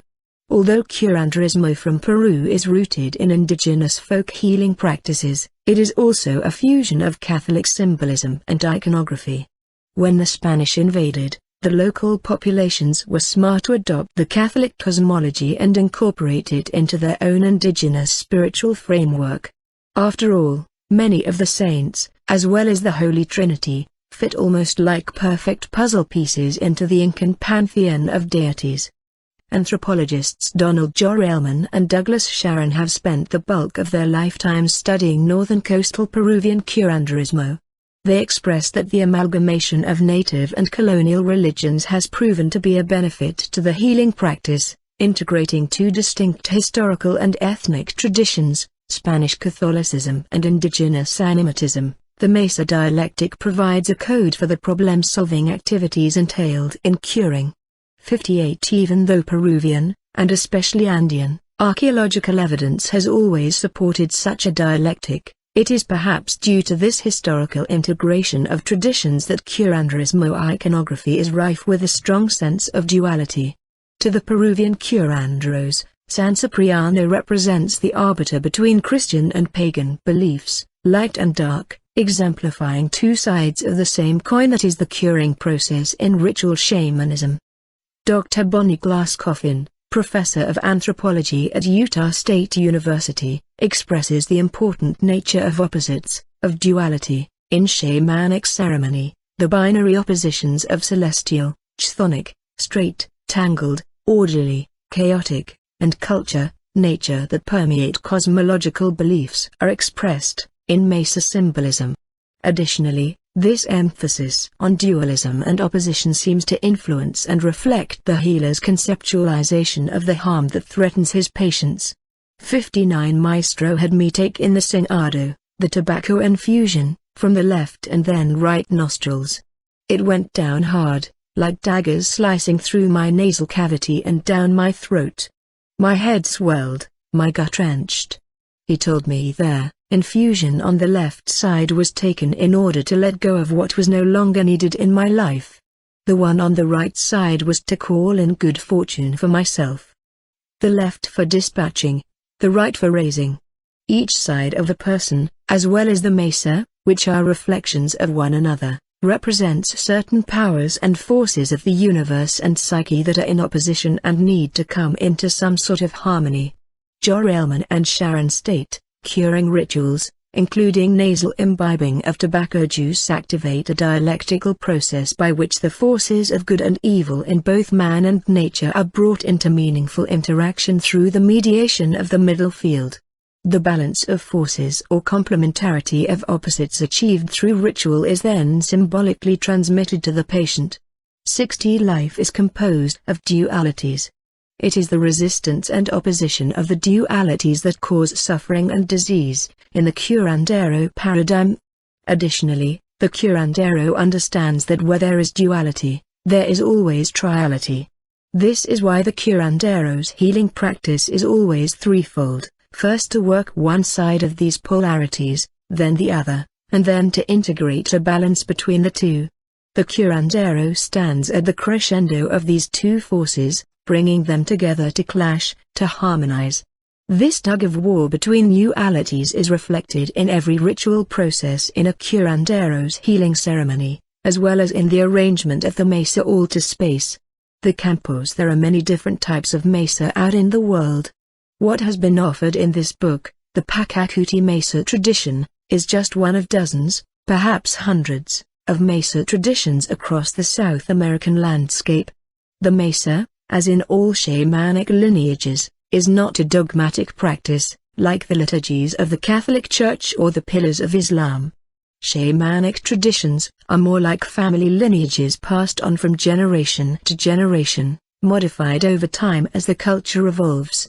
I often liken shamanic lineages to that of a family Christmas tradition. Grandmother carries her traditions to mother, mother carries it to daughter. A tree is still involved, maybe a Christmas meal, the reading of the night before Christmas, but it gets changed as each generation modifies it to their own needs. Maybe the tree looks different, the meal switches from turkey to ham, or the reading of the night before Christmas turns into the viewing of the film The Nightmare Before Christmas. The traditions are still there, just adapted to the needs and desires of the current family unit. Therefore, there are many different mesa traditions in Peru and in all of Latin America. However, despite the differing iterations, the mesa still accomplishes the same mystical goal, reflecting the practitioner's cosmology. As such, it is an arena of mediation between the opposing forces of the cosmos. Where the practitioner sits is the unification of these forces, the curandero is the cosmic axis. It is because of this that most mesas in Peru and abroad include a cross or crucifix gracing the central field. The cross is the ultimate symbol of Christ's sacrifice, as the curandero must sacrifice of himself in order to serve others. As was discussed earlier, it is also a holistic symbol used the world over in almost every culture. The cross represents the axis mundi, the connection between heaven and earth where the four directions meet. In the Pachacuti Mesa altar, we saw earlier what the cross was conjoining in the Mysterium Coni Unction is, the elemental powers of Malkuth. But this isn't the only rendition of this harmonization of opposites in Mesa shamanism. The Mesas from the northern coastal Peruvian tradition of Huachuma curanderismo work with the elemental powers not from 5 directional quadrants, as in the Pachacuti Mesa, but in 3 distinct, vertical fields called campos. The campos are divided into the left, middle, and right regions of the mesa. Traditionally, they are set up thus: Campo Ganadero, left, known also as the field of the sly dealer or the field of the magician. The Campo Ganadero contains artifacts regularly associated with black magic, the underworld, or evil. It is also associated with the past, as well as the feminine. Because this field is associated with darker forces, it is also capable of revealing and thus dispelling them. Campo Medio, middle, known also as the middle field or the field of equilibrium, the Campo Medio contains artifacts that stimulate a mediating balance between good and evil, white and dark magic, or masculine and feminine. Campo Justiciero, right, known also as the field of the divine justice or the field of the mystic, the Campo Justiciero contains artifacts normally aligned with white magic and good. This field is also associated with the masculine in bringing forth positive attributes of the future. Figure 22, the Campos. The Campo Medio poses an interesting intersection of the dualistic nature of curanderismo, as well as a cosmology paradigm of universal structure. For a curandero, the Campo Medio represents the middle road or middle way as depicted in North American Indian spirituality. It is ultimate balance, the ability to live and operate the positive and negative faculties of consciousness, to be in 2 worlds at once. According to curandero Don Eduardo Calderon, the Campo Medio is like a judge in this case, or like the needle in a balance, the controlling needle between those 2 powers, between good and evil. The Campo Medio is where the chiefs, the guardians, those who command, those who govern present themselves, since it is the neutral field, that is, the dividing field between 2 frontiers where a war can occur over a dispute. That is the place where one has to put all one's perseverance so that everything remains well controlled. 61. This concept is inherent in the idea that duality is in fact a tripartite operation. There is always the positive, the negative, and then the dialectic between the 2.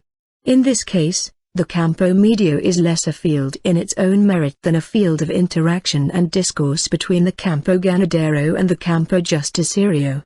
This interplay actually aligns with the physical processes of curandero healing, which can fit within a 3-phase operation of curing. 1.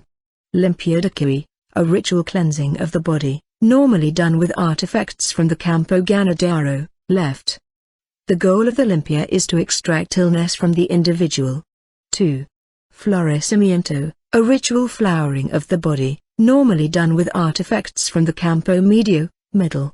The goal of the florecimiento is to integrate the holism of the entire curing experience, sending the individual out into the world with good health and well-being. 3. Levantada, a ritual raising of the body, normally done with artifacts from the Campo Justiciero, right. The goal of the levantada is to bring good fortune to the individual in place of the previously extracted illness. Again, Calderon further expresses the need for the integration of these 3 campos, 3 fields, within a ritualistic dialectic or discourse to maintain true harmony. Equilibrium is necessary. If there is no equilibrium between these two forces, between good and evil, the thing changes aspect. It is necessary that equilibrium persist, and be influential. If evil exists in a fashion that is much more eloquent, stronger, more expressive, more charged with force, good recedes, just as, when there is too much good, evil is separated. By all means, there has to be this equilibrium, the duality of things, so that all is in accord with this road, with the orientation of this equilibrium in the life of man. 62. Pillars of manifestation. The mysteries have their own architecture.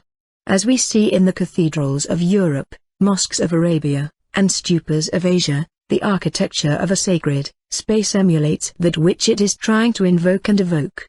Probably the most profound building devoted to worship in the Western esoteric tradition is King Solomon's Temple from the Old Testament. Many iterations of this temple exist throughout all branches of the Western mysteries, including, of course, Judaism, Hermeticism, Freemasonry, and even the Egyptian mystery schools. One of the most common depictions mimicked in these variations is the prevailing architectural feature of the two pillars. The first verifiable account of these pillars, as they are then recounted in all the mysteries, comes from 1 Kings in the Nevi'-Old Testament of the Holy Bible. In the passages dedicated to the descriptions of Hiram's bronze work within the temple, it is depicted: he set up the columns at the portico of the great hall, he set up one column on the right and named it Jachin, and he set up the other column on the left and named it Boaz. Upon the top of the columns there was a lily design.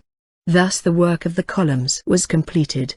63. The relevance and meaning of the names Jachin and Boaz have created division among biblical scholars for centuries.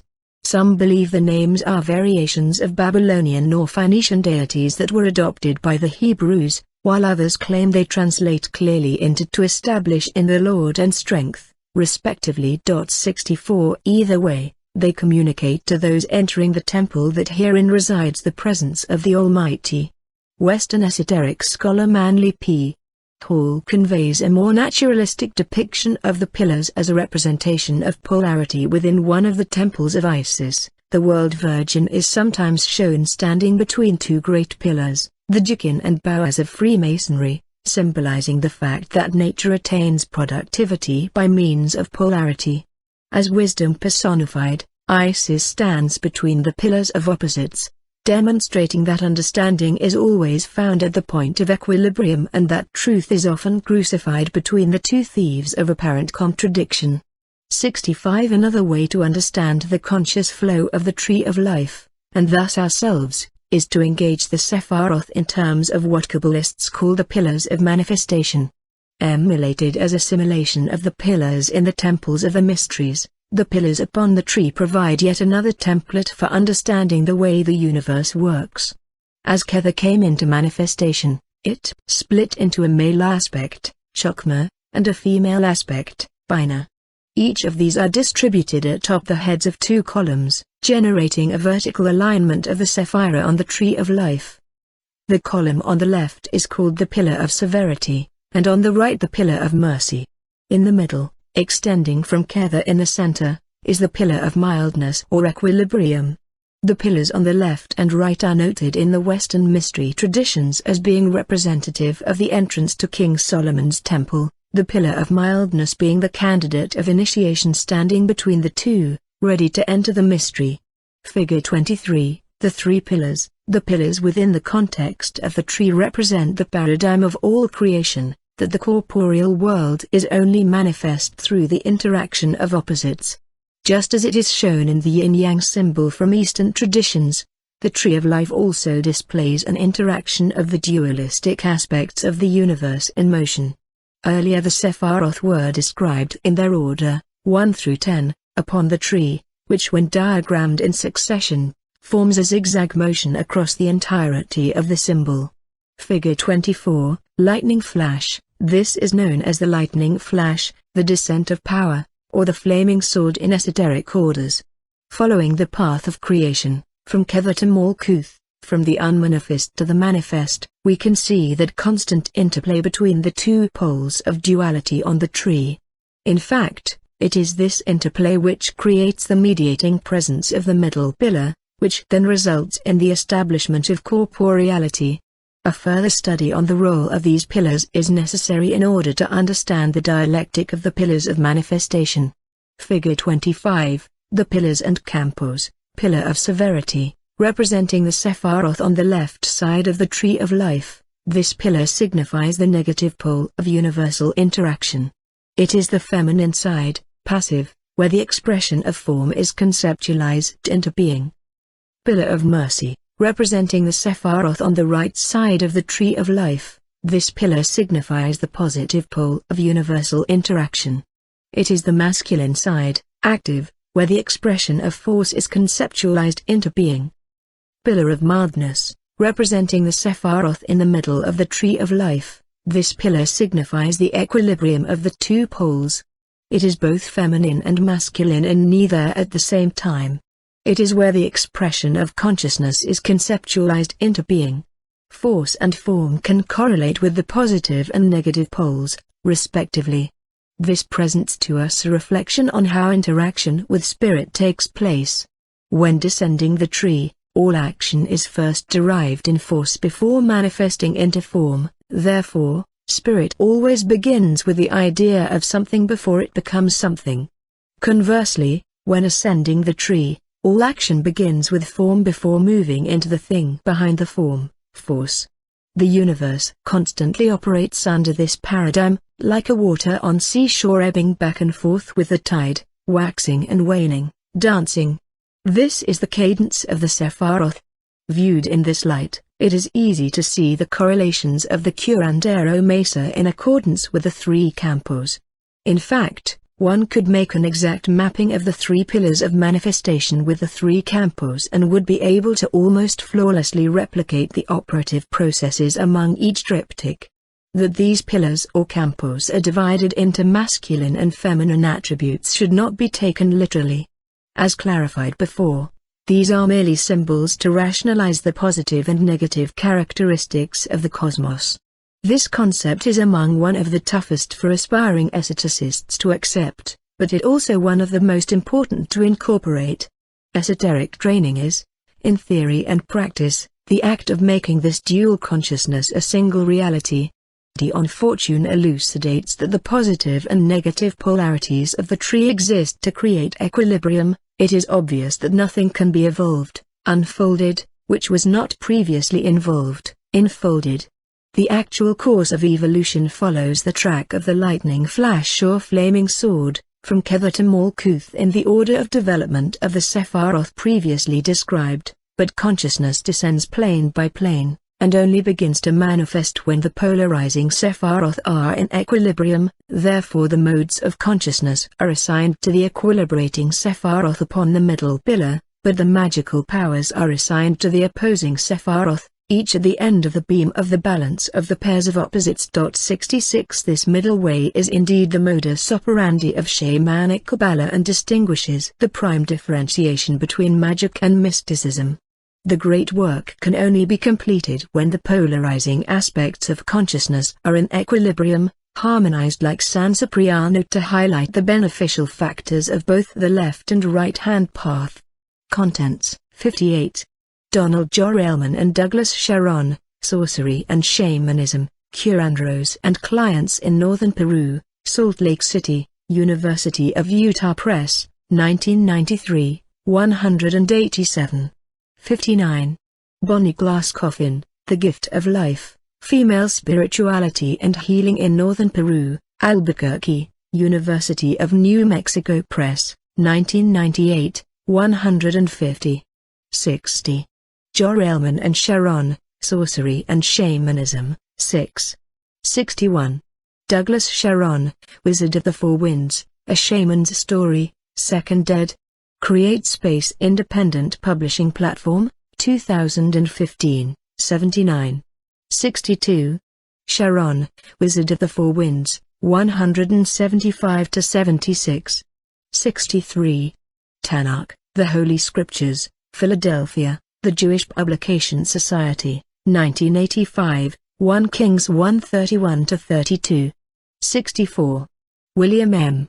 Larson, Those Mysterious Pillars, Bowers and Jakin, Patras Tones, Review of Freemasonry, accessed April 6, 2018, http://www.freemasonsfreemasonry.com/larsonwilliam.html. 65. Manly P. Hall, The Secret Teachings of All Ages, an encyclopedic outline of Masonic, Kabbalistic and Rosicrucian symbolical philosophy, Reader's ed. New York, Penguin, 2003, 130. 66. Fortune, Mystical Qabalah, 52. 8. Sacred Anarchy. It is of the nature of idea to be communicated, written, spoken, done.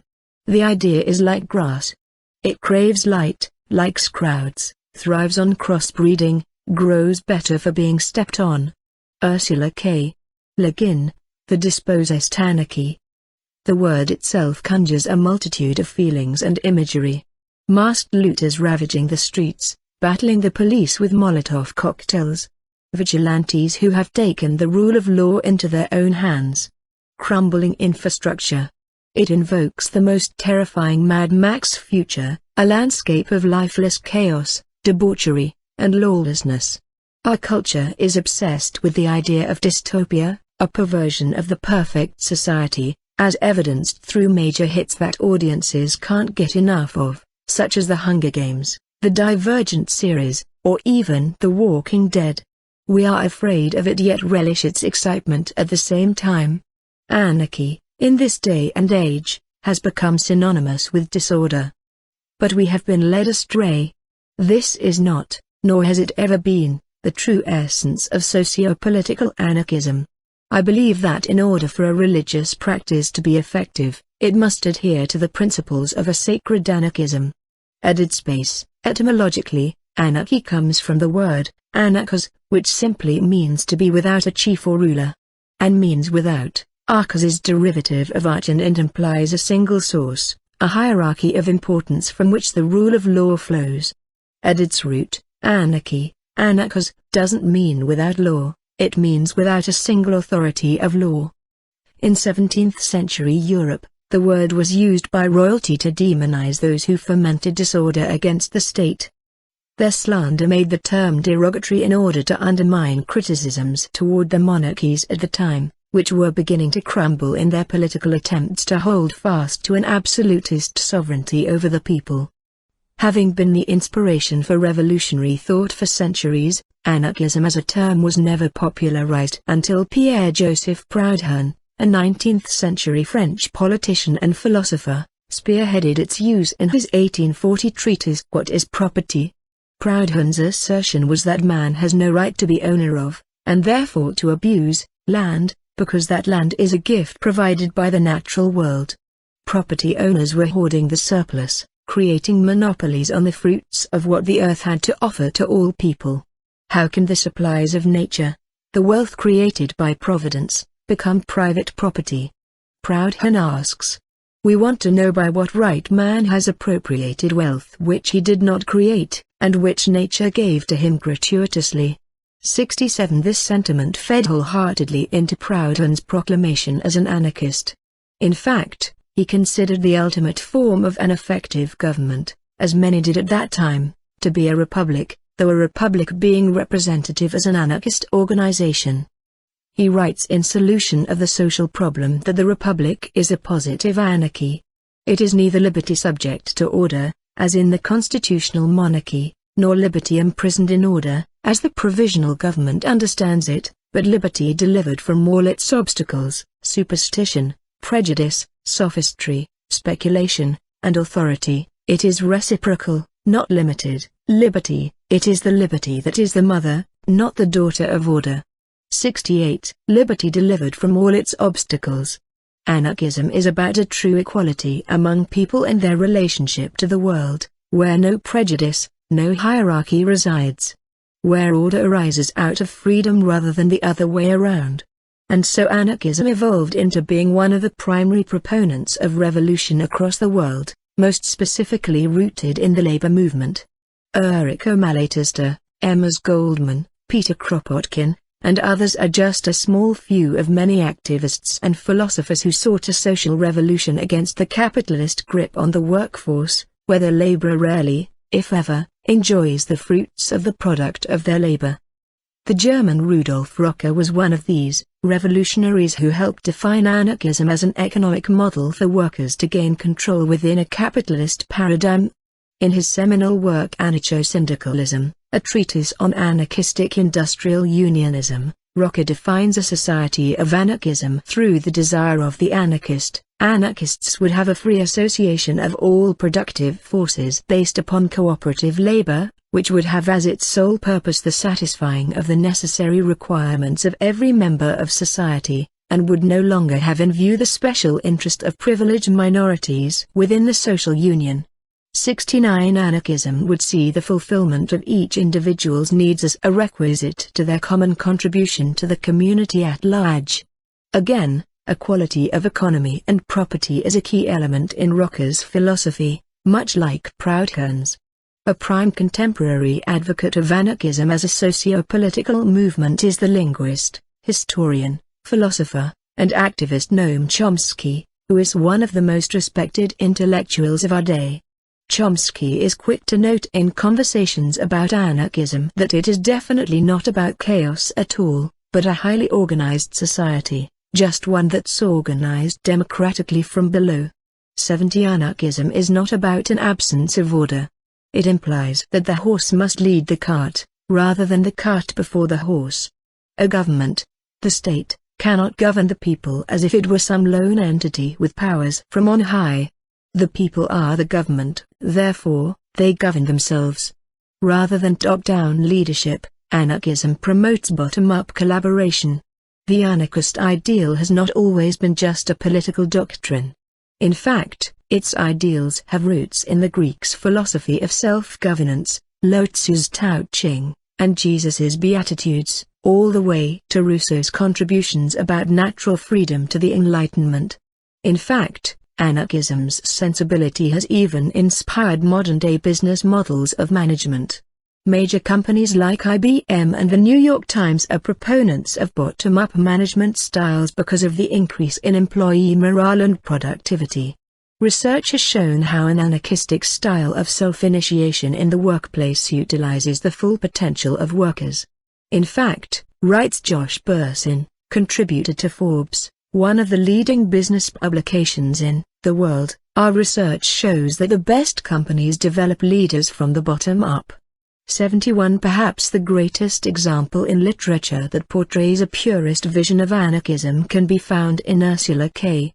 Le Guin's The Dispossessed. The crux of the story inside this science fiction classic revolves around two planets, Eras and Anuas. Eras is a wholly capitalist planet divided into numerous states that are constantly at war. Anuas, on the other hand, houses a smaller society that ascribes to an anarcho-syndicalist philosophy called Ordonianism, developed by Anuas's anarchist founder Lia Odo. The plot centers on Shavek, a scientist of Anuas who is invited to Eras as part of a research exchange between the two planets, who are usually mutually in opposition, regarding the development of a new theory in physics. Lacking in action but not intrigue, the book itself is a discussion on the merits of a society based upon communal exchange or enterprise. The reader is threaded through numerous conversations on sociology, economics, science, and even relationships. The overall premise leans toward anarchism as a productive, but not necessarily utopian, means to a stable society. An example of Odo's philosophy shows some of Le Guin's attempts to answer some of the common criticisms of an egalitarian labor society. A child free from the guilt of ownership and the burden of economic competition will grow up with the will to do what needs doing and the capacity for joy in doing it. It is useless work that darkens the heart. The delight of the nursing mother, of the scholar, of the successful hunter, of the good cook, of the skillful maker, of anyone doing needed work and doing it well, this durable joy is perhaps the deepest source of human affection, and of sociality as a whole. 72 As you can see, like Rocker's anarcho-syndicalist philosophy, The ability for individuals to express themselves through their labor is in accordance with the needs of the community at large. Reciprocity. Erudite and lucid, Le Guin goes to great lengths in her novel to describe the function of an individual in an Audonian, anarchist, society. Considering her depiction, I have often considered the Quechua shamanic peoples of Andean Peru to have a similar cultural framework. The Quechua are hardy people, living in the cold, harsh highlands of the second highest mountain range in the world. An agricultural society. The Quechua are noted for likely being the descendants of the Inca from pre-colonial times. It would be unfair to depict the Quechua in a strictly anarcho-syndicalist point of view, however, there are elements within their way of life that bear strong correlations to an anarchist approach to living. The Quechua are known most for their farming and llama herding. While their bulk crop is potatoes, 3,000 varieties of potato can be found across Peru, Bolivia, Ecuador, and Chile. They are also adept at growing coca, quinoa, and corn, among others. The conditions of the Andean environment are harsh. Over the centuries, the Quechua have learned to adapt and build a community of interaction that benefits the whole rather than the individual. Catherine J. Allen, Professor Emeritus of Anthropology and International Affairs at George Washington University, has devoted much of her research to studying the Quechua people. Her book The Whole Life presents a comprehensive identity of the Quechua culture. She writes, "The essence of social relations, for the Quechua, is to be found in the give and take of reciprocal relationships of mutual aid. Andean people are strongly conscious of reciprocity in its various manifestations, and the Quechua language contains a fairly elaborate vocabulary referring to modes of exchanging labor and goods. By far the most important modes are Ani and Minka. Life revolves around Ani. Nothing is done for free. In Ani, every action calls forth an equivalent response. 73 Ani is a reciprocal exchange of shared work among the Quechua in order to ensure an equality among their labor system. It provides a framework, a sort of hub, of social understanding. In a way, it could be considered their collective constitution, albeit in a non-written context. As with most concepts in the Quechua culture and language, everything is dual, everything has its opposite. Symmetrical relationship implies a function of fulfillment among the people. Like Le Guin's Audonian, the Quechua citizen is happy to fulfill their role within the organism of their Alu, or family unit. There is a difference, of course, between the fictional Audonian of Anuas and the Quechua of the Andes, for their Quechua there is integration with the modern world around them. The Andean language is an amalgamation of Quechua and Spanish, and often Quechua citizens will mill throughout the cities to buy or sell goods. Again, it is not a completely anarchist system, but there are connections nonetheless. There is also a spiritual approach, not just a cultural one, to the principle of Ani. Author Joan Parisi Wilcox has written many accounts of her interactions and training with the Quechua Picos, priest healers. She pinpoints Ani as one of the seminal components of Andean spirituality, essential to connecting with the unseen forces of the world. Ani is the seminal operative principle of behavior and of being in the Andes. In the social structure, Ani expresses itself as a system of communal, shared labor, where, for example, farmers help work each other's fields. Ani also is a guiding moral principle, similar to the Christian concept "do unto others as you would have them do unto you." In this light, Ani operates within a moral and personal code of conduct. Within the indigenous spiritual cosmology, however, Ani takes on an even greater significance, for it is an implicate, creative principle of the natural world. 74 Ani is a way of life. It is something to be lived as one's cow philosophy and practice. While I was in Peru, my interactions with the local Quechua populace revealed to me that sacred reciprocity is, above all else, an agreement, a contract between the practitioner and the unseen. Before ever engaging in a ceremonial process, indeed before even treading into certain areas of the wild, the Andean peoples would be sure to honor the spirits of that land first and foremost. Wilcox says, Andeans owe the very conditions of their lives, to the spirits and the earth. Therefore, every action they undertake is necessarily an act of ani, or reciprocity, with Pachamama. Before any food is eaten or liquid is drunk, a portion is offered to the Earth Mother. 75 As such, sacred reciprocity is the building of a relationship between oneself and the unseen. It is actually the language that allows one to interact with forces and energies that are otherwise unavailable to the normal human faculties of communication. My own teacher Don Oscar Miroquizada was taught by the esteemed Paco Don Benito Carawaman of Wasau. In his own autobiographical account, Don Oscar relays a message he received from the unseen realms that was a direct proclamation regarding the style of shamanic sacred relationship. At one of the lowest points in his life, during his own dark night of the soul, Don Oscar received this dictum: "This isn't about being delivered by some enlightened being. This is about promising to do something. Get on your knees and pray." 76 Compare this to Ligon's Oddonian ideology on relationship, most specifically dissecting the practice of monogamous relationships. To an Oddonian, marriage was a joint federation between two individuals. If it worked, it worked. If it didn't, each individual had the freedom to leave the partnership. The idea was based on the premise that one's freedom to be able to choose whether or not to leave the partnership actually made the partnership meaningful. Law in marriage did not a marriage make, as that would defy the validity of the vows made and the complexities inherent in relationship. Freedom is essential in any form of commitment in order to bring meaning to the commitment. A spiritual walk, whether it be mystical or magical, must always be questioned as to the effectiveness of what it is trying to achieve. Why have a spiritual walk at all? Is it in trying to find a connection with God, the universe? It is in finding peace? Is it in trying to change something about yourself, or your environment? Odo's promise, as outlined by Ursula K. Le Guin and referenced by Oscar Miroquizada, regards establishing a purpose, a function for one's work, whether it be spiritual, physical, etc. And through that pledge can be found the freedom within the individual soul that we all seem to seek in one form or another.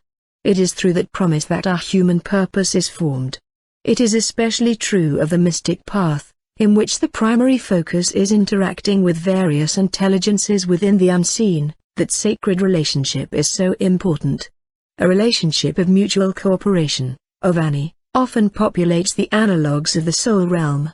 Thus, Miroquizada elucidates the shamanic commitment that a connection with the sacred is indeed a relationship fostered by mutual benefit, to harness the spiritual power of creation. As did our ancestral peoples, we need to return to a deep understanding of how sacred relationship works.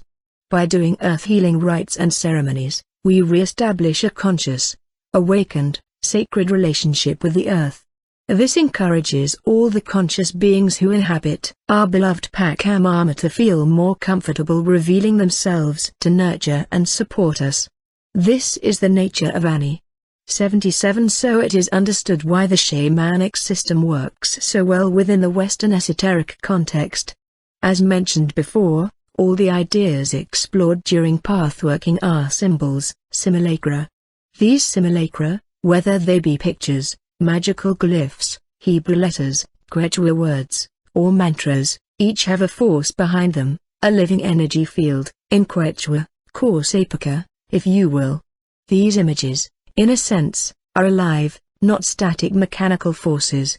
When a magical image is built in the mind's eye, within our own consciousness, connected to an archetype in the collective consciousness in humanity, a catalyst of power ignites within the human soul. This power becomes a living thing to harness and utilize for the betterment of one's own life and the lives of others. As these magical images become living things within the consciousness of the individual, they are then dependent on a rapport. A relationship must be fostered and nurtured, just like any other thing one might be in relationship with, a friend, a partner, a spouse. This rapport builds up skill. Just as with any skill, if one does not practice, if one does not dedicate oneself to the mastering of that skill, the inspiration or drive is lost. The magical images will then lose their power and effectiveness. Managing the relationship of these magical energies is the prime modus operandi of the adept magician or mystic, who in effect should also be a proficient psychonaut. Psychonautica. To be a psychonaut means to be a navigator of the soul. According to Jan Blom's A Dictionary of Hallucinations, the term psychonaut comes from the Greek words psych, life breath, spirit, soul, mind, and nauts, sailor, navigator. It translates as sailor of the mind or navigator of the psyche. The term psychonautics is used to denote the exploration of the psyche by means of techniques such as meditation, prayer, lucid dreaming, brainwave entrainment, sensory deprivation, and the use of hallucinogens or entheogens. 78. This is exactly what the great work is, actually, sailing and navigating the mysteries of the mind and of the soul itself. The soul is both inner and outer, residing both within and without the universe and man. It is neither and both at the same time. It is paradox. That all sounds rather nebulous, doesn't it? For centuries philosophers have sought to answer what exactly is the soul. This is a question, I think, that can never be truly answered, nor should it ever be, perhaps. Soul is the great mystery itself, with which we are always at play.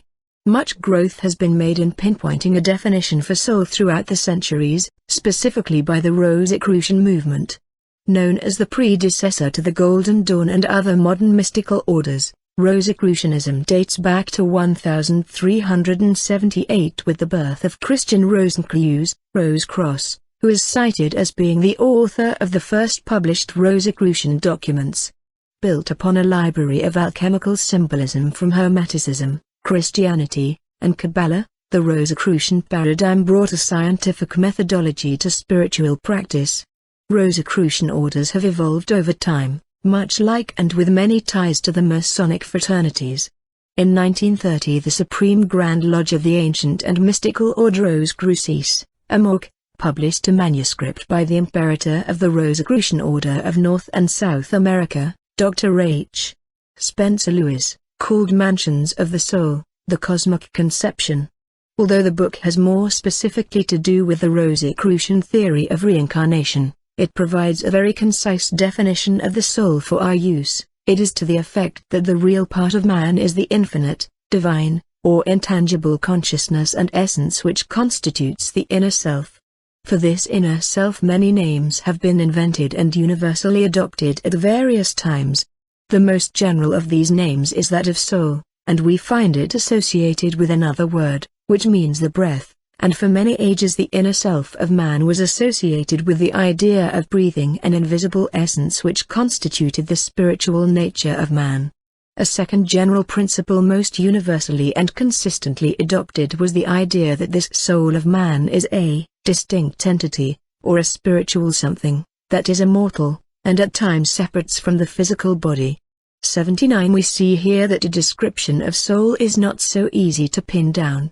Dr. Lewis gives us two distinct ideas to work with. Maybe soul is both and neither at the same time. Probably one of the most underrated occult scholars of our current era, Patrick Harpur, wrote a comprehensive treatise of supernatural phenomena in his work Daimonic Reality, a field guide to the otherworld. In the tradition of Jacques Vallée and Carl Jung, Harpur draws upon and alludes to the dual nature of soul. He suggests there is indeed a personal soul, but that it is incomplete to talk about soul without referring to the world soul, anima mundi. Soul is both individual and collective. Harpur explains, soul is not a thing in itself, not a substance. This is why I do not call it the soul, rather, it is the imaginative possibility in our natures, a set of perspectives. Soul, that is, imagines, and the images it imagines are daimons that not only manifest as personifications, but also, invisibly, as perspectives. They are the many eyes that see through our eyes. We call the particular perspective of our daimon the world, but there are as many worlds as there are daimons. Reality is primarily metaphorical, imaginative, daimonic. 80 Because we live in a world whose quality of knowledge has suffered in the analogues of quantity, it must be reiterated that a daimon is not a demon or evil spirit. Daimonic means the Gnostic Neoplatonic notion of an entity that is not entirely physical or spirit, not one or the other, but both and neither at the same time. As Harpur stated, they are images of soul. Harpur references Jung's own terminology of individuation, which is essentially initiation, the process of transformation via making the unconscious conscious. The daimons are archetypal images which, in the process of individuation, conduct us toward the archetypes, gods, themselves. They did not have to convey messages, they were themselves the message. 81. They are intermediaries between the worlds of gods and men. Karmazka. Nonetheless, navigating the soul can be an abstract task for some. It's a lot like looking at a painting from Mondrian, Rothko, Kandinsky, or even Matisse without any knowledge of an artist's philosophy or intentions. The surface level appears nebulous and even simplistic. The brain doesn't know what to do with the information. This is one reason why learning the symbology of the unseen, the markers that point the way along the road, is important. Also, understanding the emanations of creation assists, at an unconscious level, the initiate with sailing the deep waters of soul.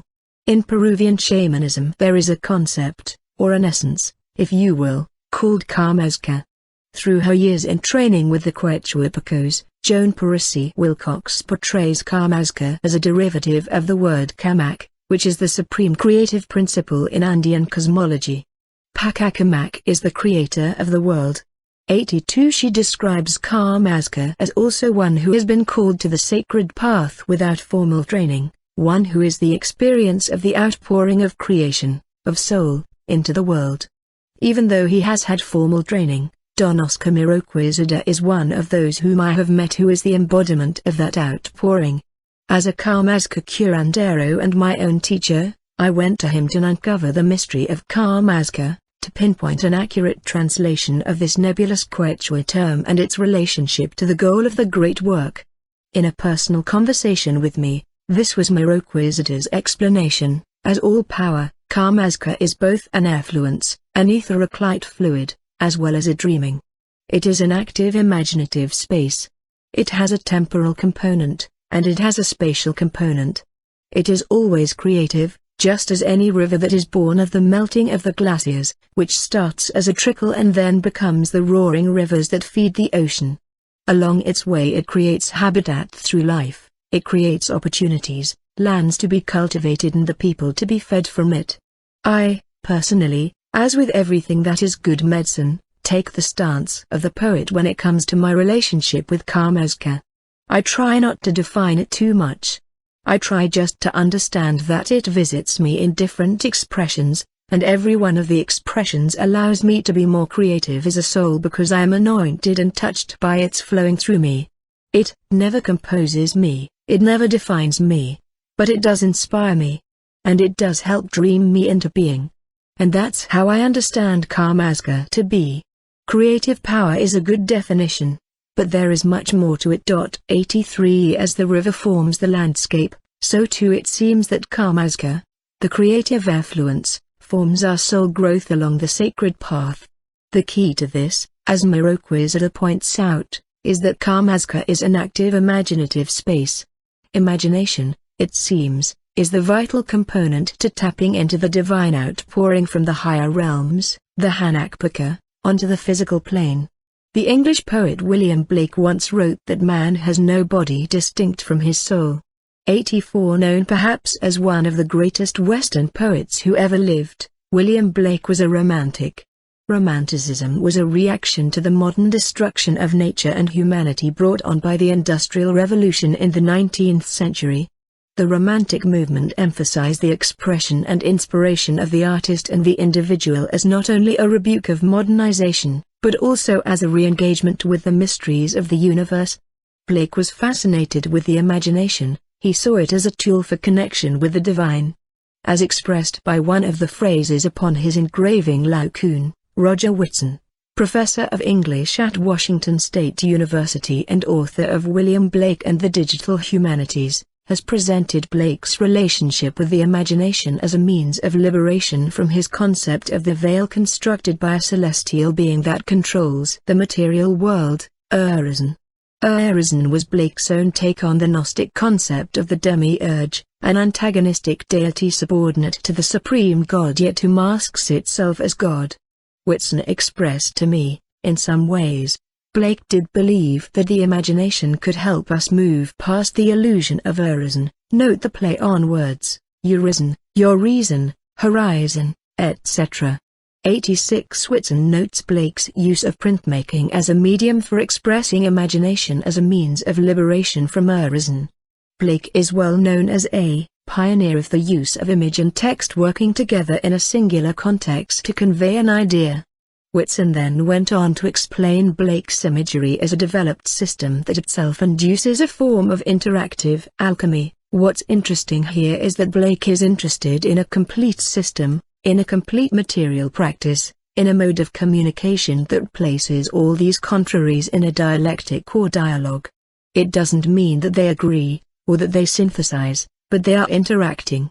Soul and body, image and text, materials and ideas, etc. Printing is, for him, a form of transmutation. 87 Blake was a psychonaut if ever there was one. In his works, he regularly used his imagination as the vehicle for tapping into the fluidic depot of soul, the karmaska storehouse that both inspires and requires action upon the material plane. That Blake exposes this dialectic or dialogue as the schema of this interaction with soul is significant. Ani, sacred reciprocity, is a relationship, a dialogue.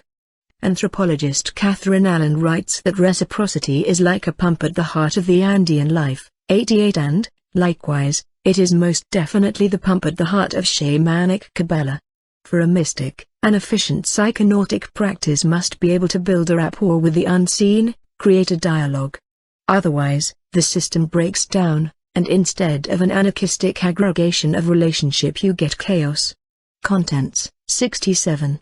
Pierre-Joseph Proudhon, Property is Theft, a Pierre-Joseph Proudhon Anthology, ed. Ian Mackay, Oakland, California, AC Press, 2011, 103. 68. Proudhon, Property is Theft, 280. 69. Rudolf Rucker, Anarcho-Syndicalism, Theory and Practice, Edinburgh, Scotland, AC Press, 2004, 1. 70. Noam Chomsky, On Anarchism, New York, The New Press, 2013, 20. 71. Josh Bersin, It's Not the CEO, It's the Leadership Strategy That Matters, Forbes, July 30, 2012. http://www.forbes.com/sites/josh-besant/2012/07/30/ It's Not the CEO, It's the Leadership Strategy That Matters /7E91D7235A3E. 72. Ursula K. Le Guin, The Dispossessed, New York, HarperCollins Publishers, 2015, 247. 73. Catherine J.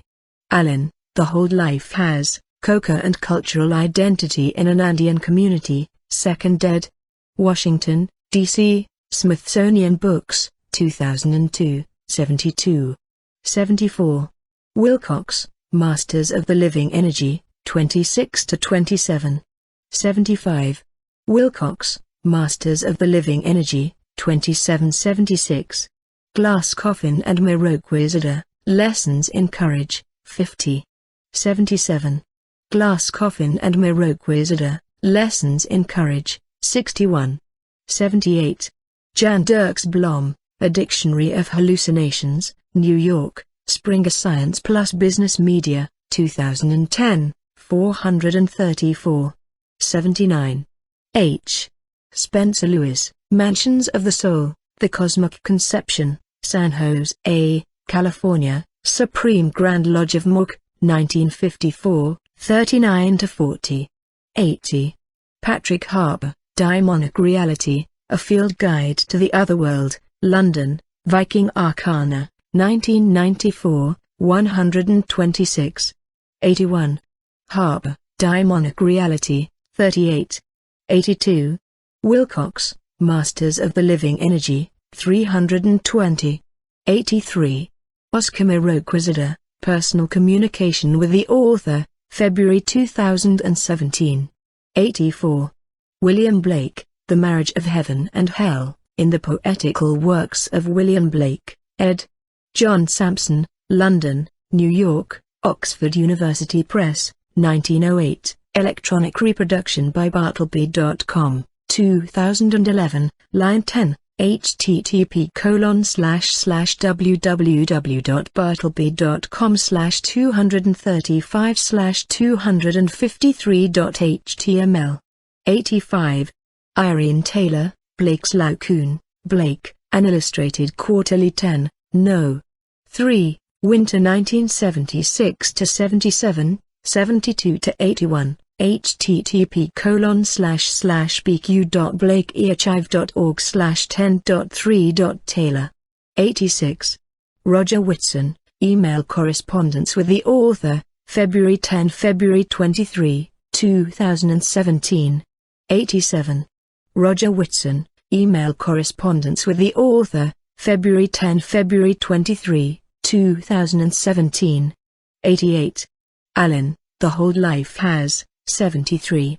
9 Psychonautics in Practice. What we need now are the diaries of explorers. We need many diaries of many explorers so we can begin to get a feeling for the territory. Terence McKenna, The Archaic Revival in Any Endeavor. The question must always be asked, what are we doing? Why are we doing it? And are we getting results? If so, what kind? The mystic arts, whether shamanic, Kabbalistic, or occult, are indeed an art form, but even the arts require, within the artist, the critical eye of scrutiny and testing that befits the methodology of science. These inquiries must be considered on an individual level. Notwithstanding, we can collectively rest assured of esotericism's roots in classical philosophy, specifically Plato's legacy, providing an empirical framework for the mystic process. Though scholars disagree on whether or not Platonism provided any actual esoteric application, being primarily intellectual in nature, there are signs that the Neoplatonic tradition does address esoteric practice. Neoplatonism arose around the 3rd century and persisted for around 200 years. Inspired by the work of Plato, the Neoplatonists vary in their approach to Plato's philosophy yet usually agree on the idea of a singular creative principle in the universe. Plotinus is generally considered the founder of Neoplatonism, but his student Iamblichus of Syria is worthy of study in the analysis of psychonautics. Iamblichus's contribution to the occultism of the Western mystery tradition cannot be understated. His legacy inspired the Roman Emperor Julian to help ease the threat to pagan shrines in the early Christian world, influenced the Renaissance magical operations of Marsilio Ficino, and even contributed to some of the practices used in the earliest Christian sacraments. The correlations to Qabalah in Iamblichus's work are profound. In remembering the Ein Sof, the veils of negative existence, and their turning point from nothingness into the first Sephira, Kether, and thus the rest of the Sephiroth, regard the following from Iamblichus's De Mysteriis. God produced matter out of the scission of materiality from substantiality, which the demiurge, receiving as a living substance, fashioned into simple and impassible spheres and organized the last of this into generated and mortal bodies. 89 Iamblichus is credited most with concretizing the philosophy and practice of Platonic theology. Theology is different from theology, which is differentiated by prominent Iamblichan scholar Gregory Shaw, for theology was merely logos, a discourse about the gods, and however exalted, it remained a human activity, as did philosophy. Theology, on the other hand, was a theonogon, a work of the gods capable of transforming man to a divine status. 90 In other words, theology dealt with rites and sacraments that executed the great work itself. To illustrate the underlying approach to theology, I would like to return to Yusrila K. Le Guin's The Dispossessed, specifically the work of the lead protagonist, Shevek. As stated earlier, Shevek is a physicist who is sent to Uruz to develop and share the results of his research, what he calls simultaneity theory. Simultaneity theory revolves around the idea that time is happening all at once, rather than within a sequence of past, present, and future. During a conversation in the novel, Shevek says, within the strict terms of simultaneity theory, succession is not considered as a physically objective phenomenon, but as a subjective one. We think that time passes, flows past us, but what if it is we who move forward, from past to future, always discovering the new? It would be a little like reading a book, you see. The book is all there, all at once, between its covers. But if you want to read the story and understand it, you must begin with the first page, and go forward, always in order. So the universe would be a very great book, and we would be very small readers. 91 Perhaps without knowing it, Le Guin hearkens to the sympathies of tapping into Karmazka and the imaginative space in order to grasp the immensity of scope contained in simultaneity theory. Regarding the development of his theory, Shevek muses, it is only in consciousness, it seems, that we experience time at all. In a dream there is no time, and succession is all changed about, and cause and effect are all mixed together. In myth and legend there is no time. 92 Neoplatonist philosopher Iamblichus, it just so happens, provides a similar take on the sequence of time and its interplay with consciousness. Although the cosmos is eternally and being the exigencies of discourse separate the creation from the creator and bring into existence in a time sequence things which are established simultaneously. 93 How convenient it is that Le Guin introduces in her treatise on anarchism a quantum theory, bordering on mystical illumination, that has to do with time or the lack thereof within human consciousness. Given Le Guin's level of sophistication as an author, we can only assume the overlap of the two themes was intentional. The correlations to Iamblichus's time-space universal framework coming into sequence simultaneously cannot be overlooked. So what then can we make of the sacred anarchism she offers in the initiatory revelations of the scientist Shevek? Why the focus on time and its lack of sequence in regard to psychonauticism, specifically within a Shamanic Qabalah? Iamblichian scholar Gregory Shaw, in providing a distinct rationale of Fjek practice, offers an intriguing interpretation. Thus, although in the Timaeus Plato describes creation as a sequence of events, the work of the demiurge was simultaneous. For Iamblichus this meant that the cosmogony did not take place in a chronological past but always present in a low temporary, and was therefore always accessible by means of Fjek ritual. The chronology of the Timaeus simply portrayed ontological grades of being simultaneously present in the corporeal world. The separation of corporeality from its principles was an impossibility that could occur only in abstraction, not in actuality. In other words, at the moment the demiurge exists the entire corporeal world exists, and in every sense. There was no spatial or temporal separation between the forms and their sensible expression. 94 The purpose then of G is to relive the creative act, the Karmazka principle, within a ritual context. The tree of life is itself a map of creation, and walking the Sephiroth becomes the very act of walking the sequence of creation. As a composite symbol, the tree of life displays that sequence within a single, simultaneous cosmos. Pathworking There are as many ways to be a psychonaut in the cosmos as there are human beings on the planet. Each person is equipped to be the prime expert in their own psychonautica.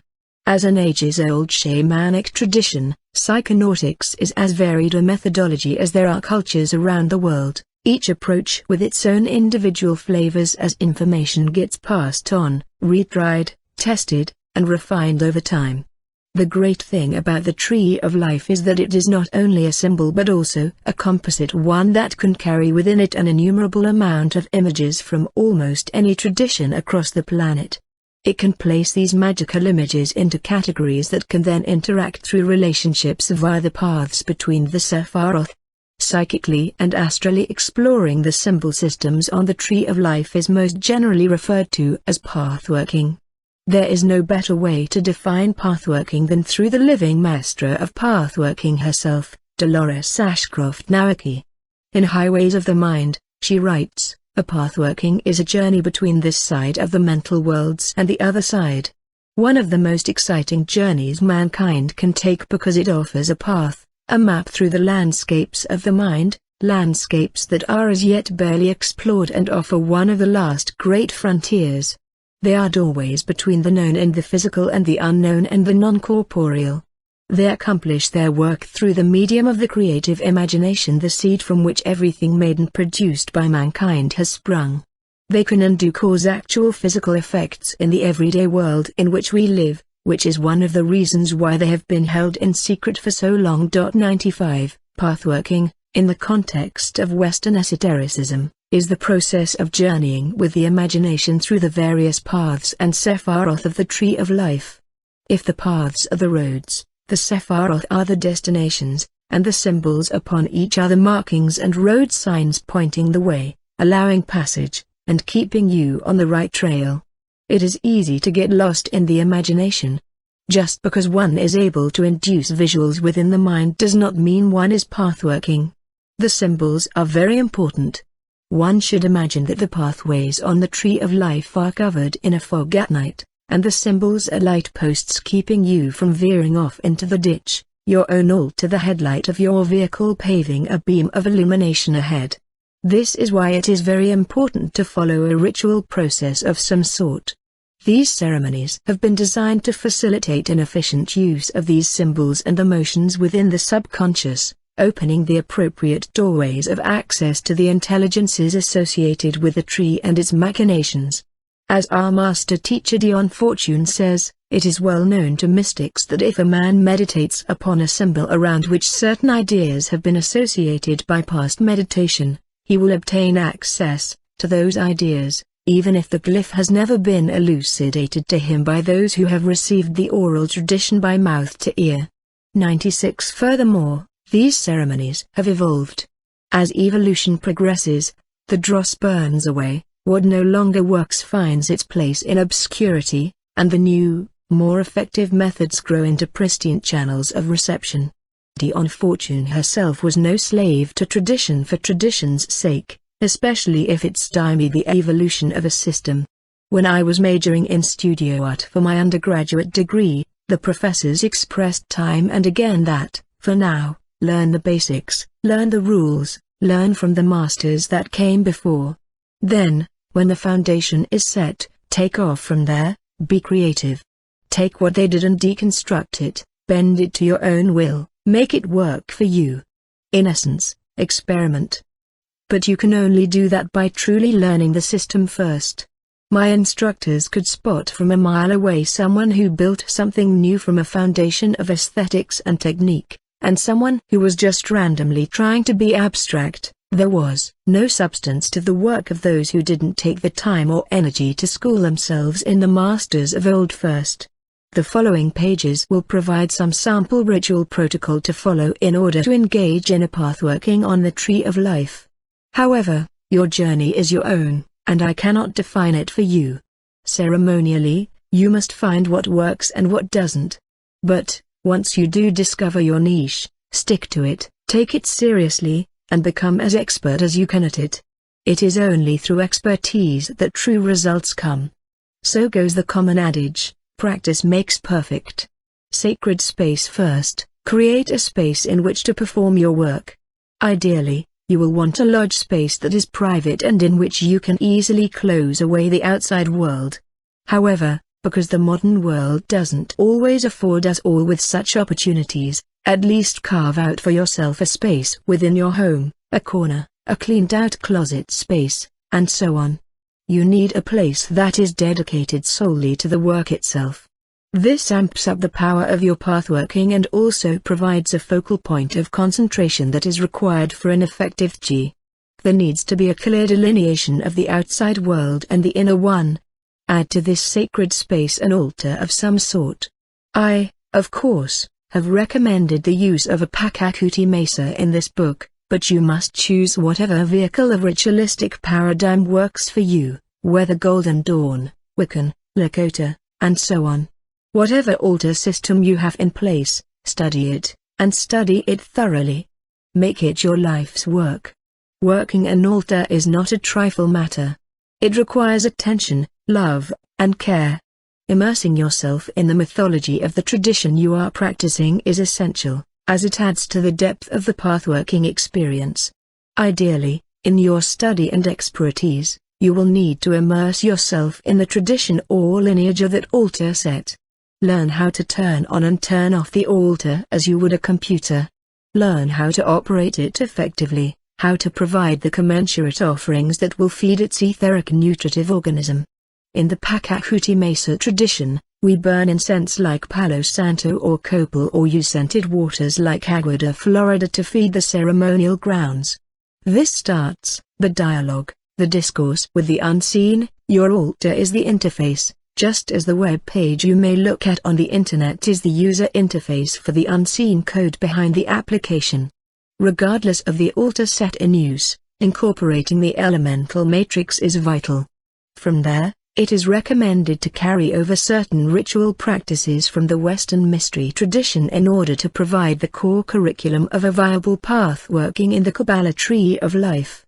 The Kabbalistic cross. After opening the space, you will want to begin the practice of rituals designed to prepare you for journey work upon the tree. One specific ritual is typically what any practicing Kabbalist uses after opening the ritual space. It is called the Kabbalistic cross. Israel Regardie best describes the purpose of the Kabbalistic cross meditation in the middle pillar. The Kabbalistic cross indicates an awareness of other levels of consciousness, and the necessity of bringing them into operation within the human psyche. Not only so, but it recognizes that these newly awakened levels of power and consciousness may be deeply disturbing to the novice who attempts this voyage of discovery. Therefore, what is essential is that not only should they be awakened, but that they should be recognized and equilibrated in a balanced disposition. 97 One does this by ritualistically and imaginally simulating the Koni Unctio upon the body, calling forth the balance of the forces of the cosmos from the unconscious. The ritual motions imitate the motion of the cross much like in Roman Catholic ceremonies.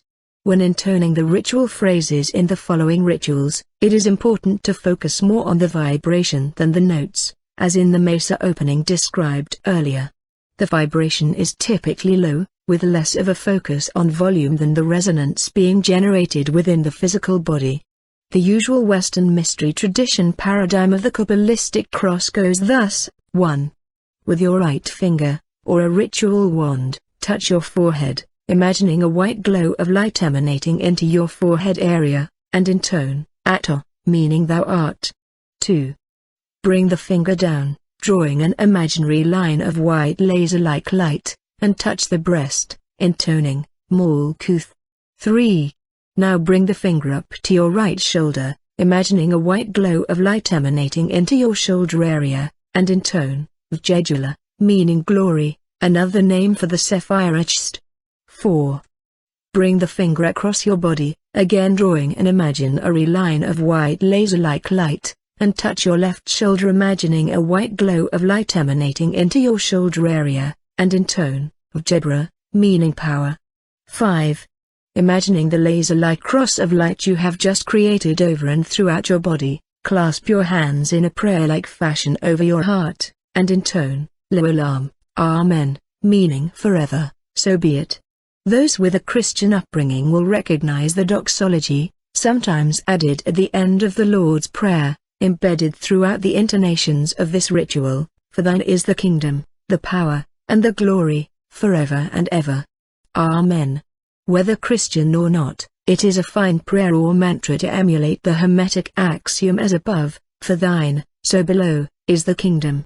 It represents the two pillars of manifestation, Cht and Jebra, masculine and feminine, glory and power, within one's physical form as well. The Kabbalistic cross can be, more so than any other ritual, one of the most important tools one can use in the process of initiation. It can be utilized, adapted, and meditated upon for lifetimes. So, it is important to find a use for the Kabbalistic cross in such a way that it works and makes sense to you. Sheikh and Sandra Tabitha Cicero, adepts of the Golden Dawn tradition, have created many additions to Israel Regardie's work and offer a native North American shamanic version of the Kabbalistic cross. 98 The intonations are as follows: with added modifications of my own. A prime addition is that the second step is completed at the stomach. The spiritual stomach is a major energetic center in the body used in shamanic cultures around the world. The native North American Kabbalistic cross is as follows. 1. With your right finger, or a ritual wand, touch your forehead, imagining a white glow of light emanating into your forehead area, and intone, Wakan, Tanka, Great Spirit, Creator of the Lakota. 2. Bring the finger down, drawing an imaginary line of white laser-like light, and touch the stomach, intoning, Mikabo, Great Hair Trickster God of the Algonquin. 3. Now bring the finger up to your right shoulder, imagining a white glow of light emanating into your shoulder area, and intone, Iaskia, Human Benefactor God of the Iroquois and Huron. 4. Bring the finger across your body, again drawing an imaginary line of white laser-like light, and touch your left shoulder, imagining a white glow of light emanating into your shoulder area, and intone, Wope, Goddess of whom the Lakota White Buffalo Calf Woman is a manifestation. 5.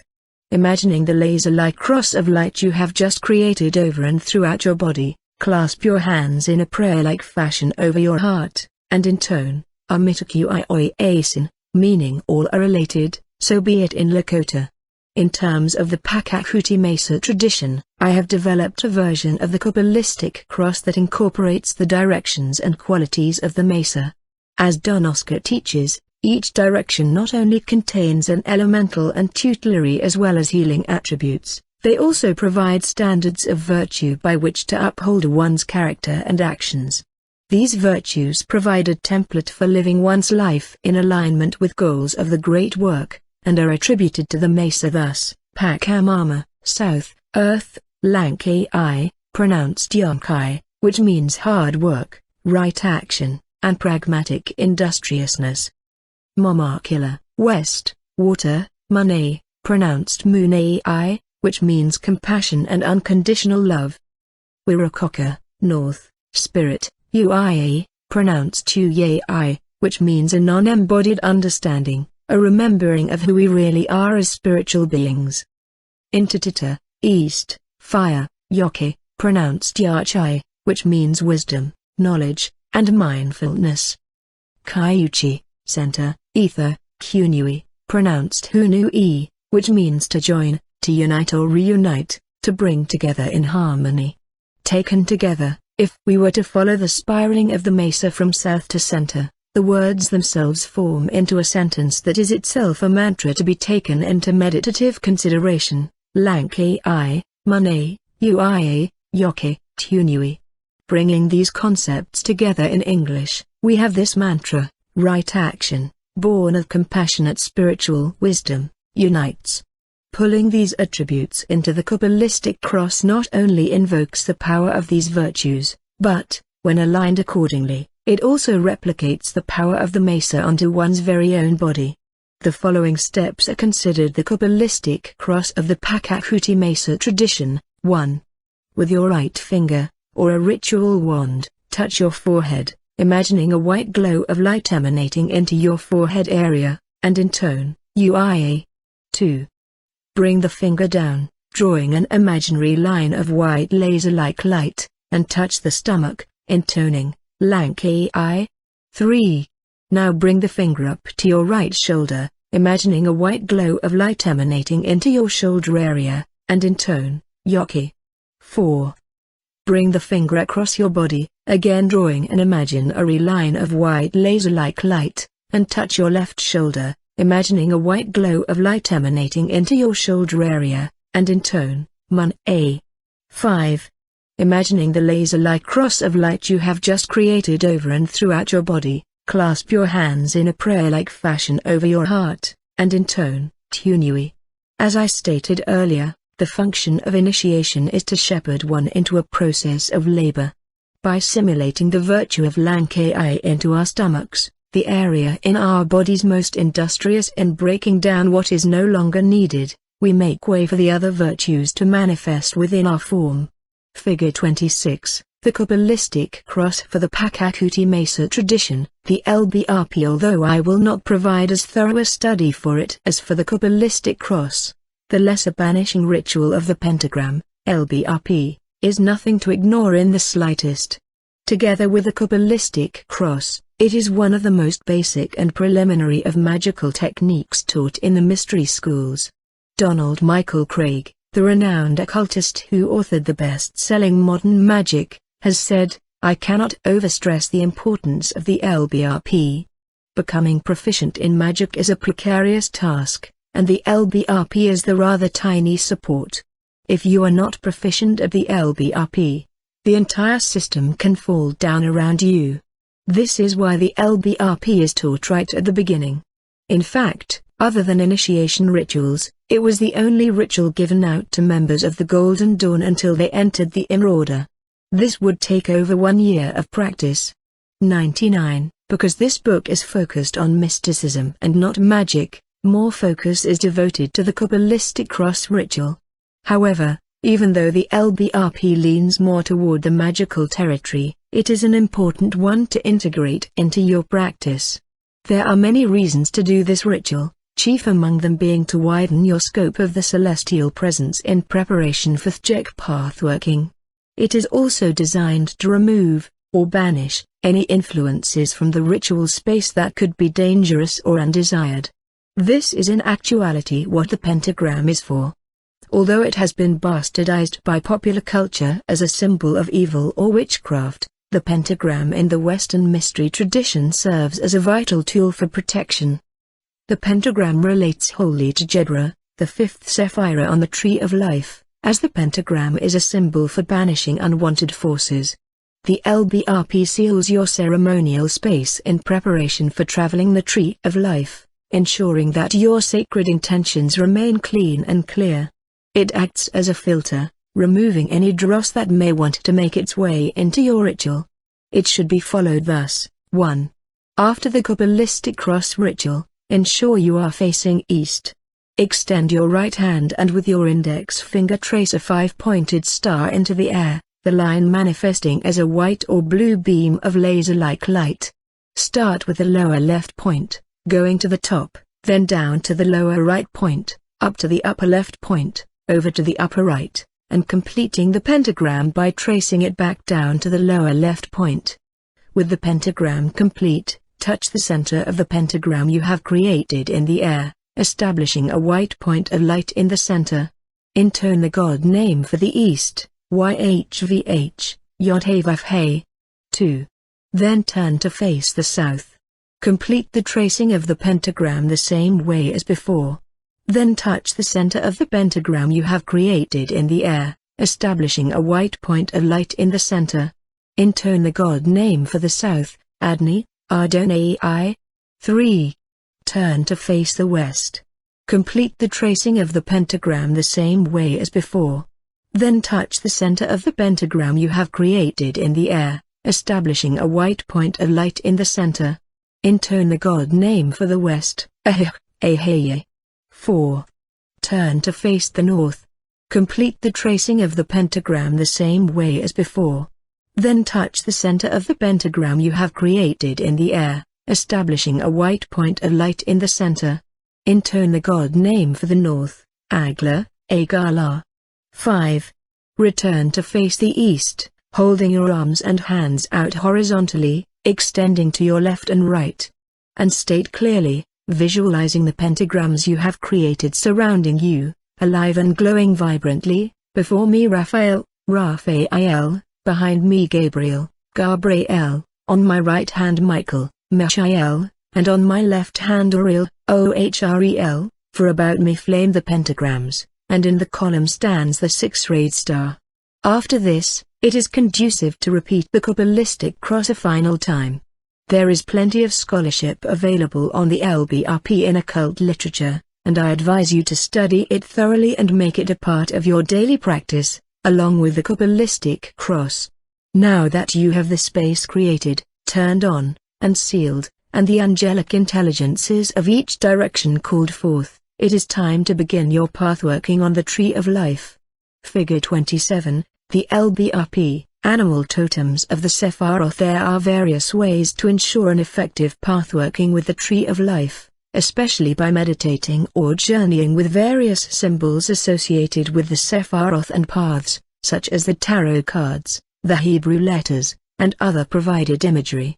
Another way can be to deepen one's connection with the natural world, particularly animals. Our animal relatives are great teachers. They are often used in shamanic practice to receive messages from spirit or assist in healing endeavors.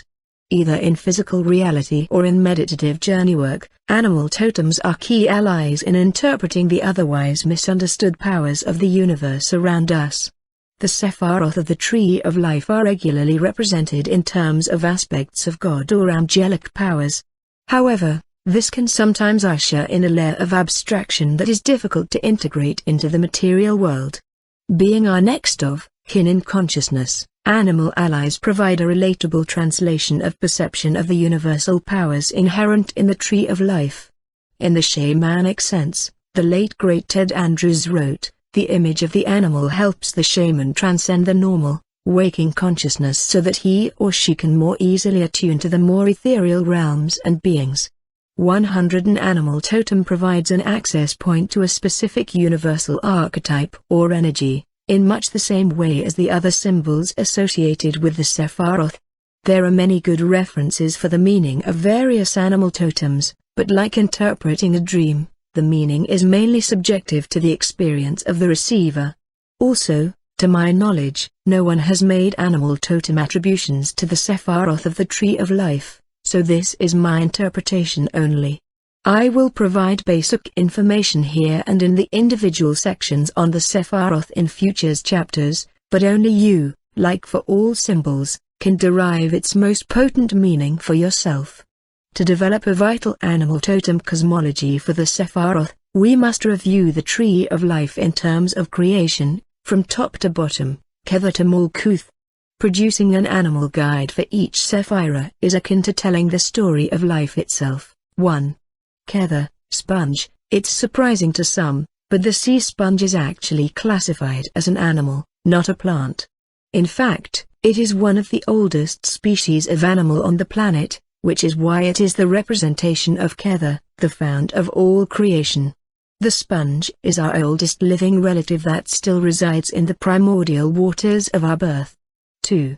Chokmah, shark, still residing within the waters of life. The shark represents the prime masculine concept within the supernal triad. The shark is still an ancient being that connects with our archaic origins on the planet. 3. Baina, alligator, a being that lives within the waters but makes its way onto land. The alligator represents the bridging point of Baina as a purveyor of creation into form. Still, the alligator is an ancient being, like the shark, but with legs to bridge from one state of being into another. 4. Chst, deer, from the waters, we now evolve onto land for the next 3 Sephiroth, the ethical triad. This is where life really begins to take shape, and the deer represents that elegance and grace that Chst exudes. 5. Jedra, wolf.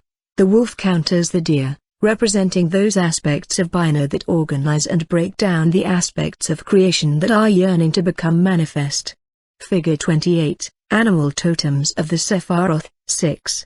Typharath, buffalo, a semblance of perfect balance and a reflection of spirit in many native cultures. The buffalo resides in the center of the ethical triad and indeed the entire Tree of Life. 7. Netzach, dragonfly. From land now evolution lifts off the ground, metaphorically, to reach its perfected state of manifestation in the astral triad. The dragonfly perfectly replicates the creative energies of Netzach. 8. Hod, bee. The bee colony is one of the most accomplished organizations in nature, where the bee is a pristine example of the organizing principles of Hod. 9. Yezid, raven. A long-standing symbol of magic and mystery, the raven has often been associated with the powers of the moon, Yezid's prime planetary body. 10. Malkuth, snake, dolphin, whale, eagle, condor, puma, jaguar, and llama. Even though Malkuth is often associated with the 4 holy living creatures, explained in Chapter 10. The 5 tutelary animals of the Pachacuti Mesa are another shamanic attribution worth considering. Although the animals discussed above corresponded with elements, from water, to ground, and then to air, I propose that these elements are a higher level of archetype. The animal totems in Malkuth are a grounded, tangible depiction of the physical elements here in manifestation. This layout, like all the other symbolism in this book, is not meant to be taken literally. The dynamic of the animal totems on the Tree of Life is merely a story, meant to convey a magical image to interact with a certain level of consciousness as a psychonaut. Every animal provides a certain level of medicine for the soul, a teaching that shows us a little bit about our own behaviors and interaction with the world around us. To receive these teachings with open arms is the modus operandi of the shamanic journey. The journey to be truthful. There is actually not much to be written about shamanic journeying itself. If you look, you will find a plethora of books, YouTube videos, workshops, and seminars that will drain thousands of dollars of your money and thousands of minutes of your time, just to teach you all these different steps on how to journey. But, truth is, journeying is the most simple, primal skill that any conscious being has. You journey every single day. Frankly, you journey every single moment of every single day, because life itself is journeying, is dreaming. But, to break it down and make it simpler to understand, you journey whenever you dream at night. You journey whenever you are in the car and you zone out for a minute. You journey whenever you are sitting in class or at work and you are thinking of being someplace else. You journey whenever you are in a conversation with someone and you are painting in your mind's eye exactly what they are saying, a visualization of what it is they are describing. One of the more common and creative forms of shamanic journeying that has extended throughout all time is storytelling. Since the inception of fire at human hands back in the Paleolithic or Neo-Paleolithic era, humans began to gather around the hearth, established community, and devised a way to transmit their dreams. Because before that, they wandered at night, they had to stay quiet, and they had to spend all day foraging, hunting, and gathering. But with the hearth came leisure time. Not only could we cook and eat our food in new and different ways, but the hearth also gave us light and the ability to gather around a central, magical flame to exchange ideas and tell stories of our days, tell stories of our dreams. And we've carried this tradition throughout time. This tradition has evolved and turned into songs, plays, novels, and nowadays most commonly television and movies. But the novel is an interesting format for journeying because, if you think about it, as once tweeted by British writer Katie Oldham, ever realized how fucking surreal reading a book actually is? You stare at marked slices of tree for hours on end, hallucinating vividly. 101 reading is basically the art of hallucinating, visioning, journeying into the world of words that the writer is painting for you as on a canvas. The most common format for path workings to be transmitted through literary form is through guided meditations or visualizations. And these are wonderful and amazing. Dolores Ashcroft Naoki's meditations specifically are the most efficient visualizations for any novice. However, whenever reading a guided visualization, it's almost as if the experience doesn't become one's own, because, after guided visualization, Ashcroft Naoki, among others, will always recommend to continue the work, to go on your own journeys. We've all forgotten how to dream for ourselves. Dreaming, in the Aboriginal Australian tradition, is a way of creating one's reality, a way of forming the material world from behind, from the unseen. And we've lost these ways in the modern world. We always start with the material first rather than the concept, and we try to work backward. But we must start any endeavor in the dreaming, in the astral, in the karmaska, and formulate the material world from there. Because when we do that, we are essentially simulating the recreation of the universe, over and over and over again. And by that measure, what is created is pure. So in essence, my practical instruction ends with this: sit comfortably. Always have your back straight. Never cross your arms and legs, keep them open, your palms open or resting comfortably in your lap. I personally recommend to not lie down, because it is easy to slip off into sleep, and you want to be in control of the journeying. You want to be able to be in both worlds, this one and the other, and by lying down it is much too easy to give into sleeping consciousness. Breathe normally. There are many good breathing methods out there, some that work very efficiently for specific purposes. Just learn to breathe in a normal, comfortable rhythm and to visualize your breath moving in you, throughout your body, as if you can imagine the oxygen flowing to every limb of your body and then the carbon dioxide flowing out with the exhale. This breath and the way that it moves in and out of your body are like the gears and pistons of a great machine, an engine that facilitates your experience. I recommend spending at least 5 to 10 minutes anytime you sit down for ceremony just to experience your breath. And if other thoughts come in, that's fine, we're not trying for Buddhahood here. Just be patient with yourself, move the thought to the side, and keep your focus on your breath. And then, working with your altar, use your altar space as your central grounds of operation. Your altar space, your mesa, is your portal into the unseen, your wizard's table in mixing the alchemical formula necessary to do the great work. The code for the software of teleportation has already been set within the mesa, which incorporates all the elements of matter. The simplest of visualizations is to imagine, with just your pure imagination, your daydreaming. It doesn't matter if you feel like it is real or not, just imagine, a cord of light extending from your crown. Imagine it as if it were an umbilical cord but made out of light. This is traditionally the connector between you and the other realms. It is what mystics throughout the centuries in almost every culture have used to maintain their connection to the material world while traversing other dimensions. And now allow it to extend out to the center of your mesa, your altar, establishing a connection between you and your altar space. Before doing anything and going anywhere, just allow it to be. Just allow that connection to settle between you and your sacred ground. Then, imagine a simulation of yourself, your body. Many traditions call this the astral body or astral form. In the Pachacuti Mesa tradition it is called the sombra, forming inside you and flowing out of your physical body and into the cord of light, almost as if that cord were a tunnel of light you are traveling through. This astral form, this sombra, is nothing more than the reflection of you in the unseen world.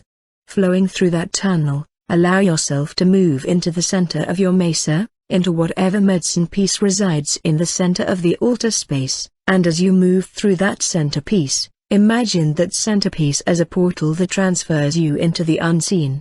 As you exit, just imagine pure darkness, just like the darkness that resides behind your eyes. And as the darkness unfolds slowly, you notice that you are in the Temple of Malkuth, described on page 141, which is the gateway into the rest of the Tree of Life. From there your adventures begin. Knowing what you know, allow yourself to go there. Explore. Read other books, gain more knowledge, get training, because it will all help you along the way. A final word: receive the information as presented and use it as you will. Because this narrative is only my personal experience and knowledge base of a shamanic Qabalah. It can only truly belong to me. I could tell you a story, but it will never be your story. You must create your own story and be your own creator. That is how humanity will truly save itself from destruction. The following section, Simulacra, is only one of many interpretations of the symbols involved in pathworking and what may lie behind them.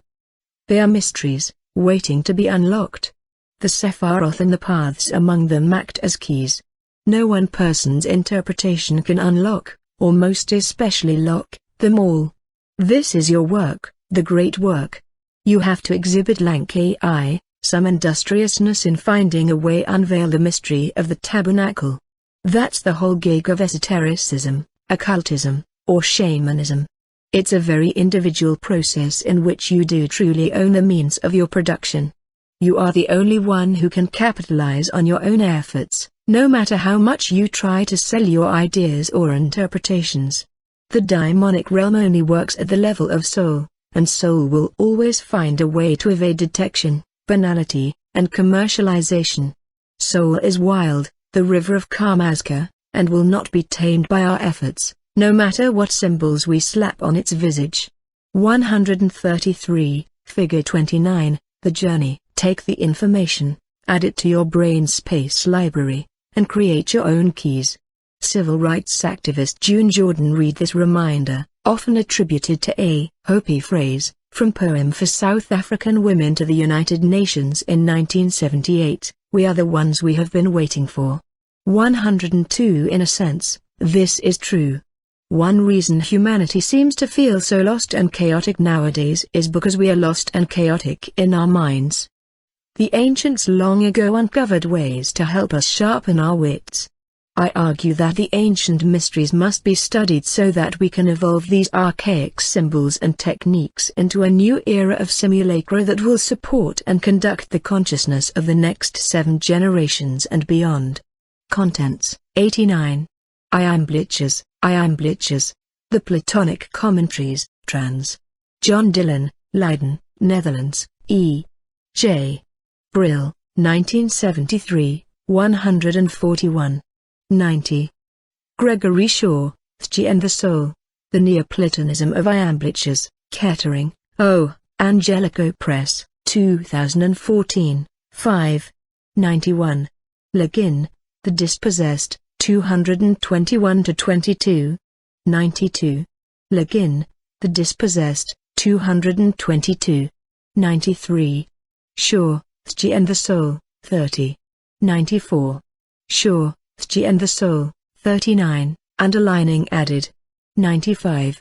Dolores Ashcroft Nowacki, Highways of the Mind, The Art and History or Pathworking, Seccult, British Columbia, Canada, Twin Eagles Publishing, 2010, 19-20. 96. Fortune, Mystical Qabalah, 6. 97. Israel Regardie, The Middle Pillar, The Balance Between Mind and Magic, ed. Sheikh Chisero and Sandra Tabitha Cicero, Street Paul, M.N., Llewellyn Publications, 2000, 50. 98. Regardie, Middle Pillar, 204. 99. Donald Michael Craig, Modern Magic, 11 Lessons in the High Magical Arts, 2nd ed. Street Paul, M.N., Llewellyn Publications, 1988, 165-66. 100. Ted Andrews, Animal Speak, The Spiritual and Magical Powers of Creatures Great and Small, Street Paul, M.N., Llewellyn Publications, 1993, 8. 101. Katie Oldham, at Katie Oldham, Twitter, December 9, 2014, 8:02 a.m. https://twitter.com/KatieOldham/status/54234862711019520. 102. June Jordan, Poem for South African Women, directed by Desire, The Collected Poems of June Jordan, ed. Jan Hella Levi and Sarah Miles, Port Townsend, WA, Copper Canyon Press, 2007. Line 35. Part 3 Simulacra, 10 The Astral Foundation. The next few Sephiroth and paths represent the astral foundation of the universe. Anything manifest actually has its origins here. The astral plane is where the magician does their work in order to effect change in the material world. When the astral plane is mastered, so then is reality. Even though the goal of Shamanic Qabalah is to attain a mystic connection with God, rather than trying to manipulate change, one still has to learn of all levels of manifestation in order to gain proper footing in the unseen realms. Figure 30, The Astral Foundation, Malkuth, Path 10. Figure 31, Path 10, God Names, Adonai Malak, Adonai Haaretz, Lord of the Earth, Archangel, Sandalphon Order of Angels, Ashim, Souls of Fire. Animal totems, snake, dolphin, whale, eagle, condor, puma, jaguar, and llama. Colors, citrine, olive, russet, and black. Shamanic colors, white, yellow, red, and black. Virtue, discrimination. Vices, avarice, inertia. Tarot attributions, 10 of Pentacles, 10 of Cups, 10 of Swords, 10 of Wands, Page. Princess of Pentacles, page. Princess of Cups, page. Princess of Swords, page. Princess of Wands. Spiritual experience, vision of the Holy Guardian Angel. Titles: the Gate of Death, the Bride, the Virgin. Symbols: equal armed cross yet serratic text.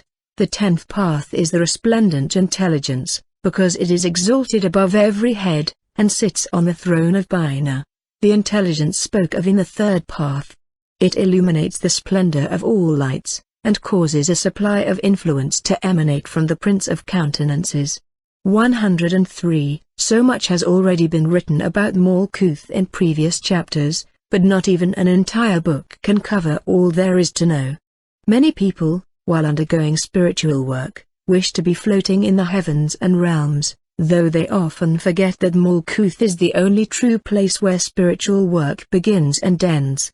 As stated earlier, the 10th Sephira is Malkuth, Malkut, which means kingdom in Hebrew. It resides at the bottom of the tree and is the output of all manifestation, the end result of creation. It is here, this world, this manifest reality all around us in which we participate via our immediate experience of consciousness. It is because of this that Malkuth, unlike any of the other Sephiroth, is broken out into the 4 primary elements: earth, water, air, and fire.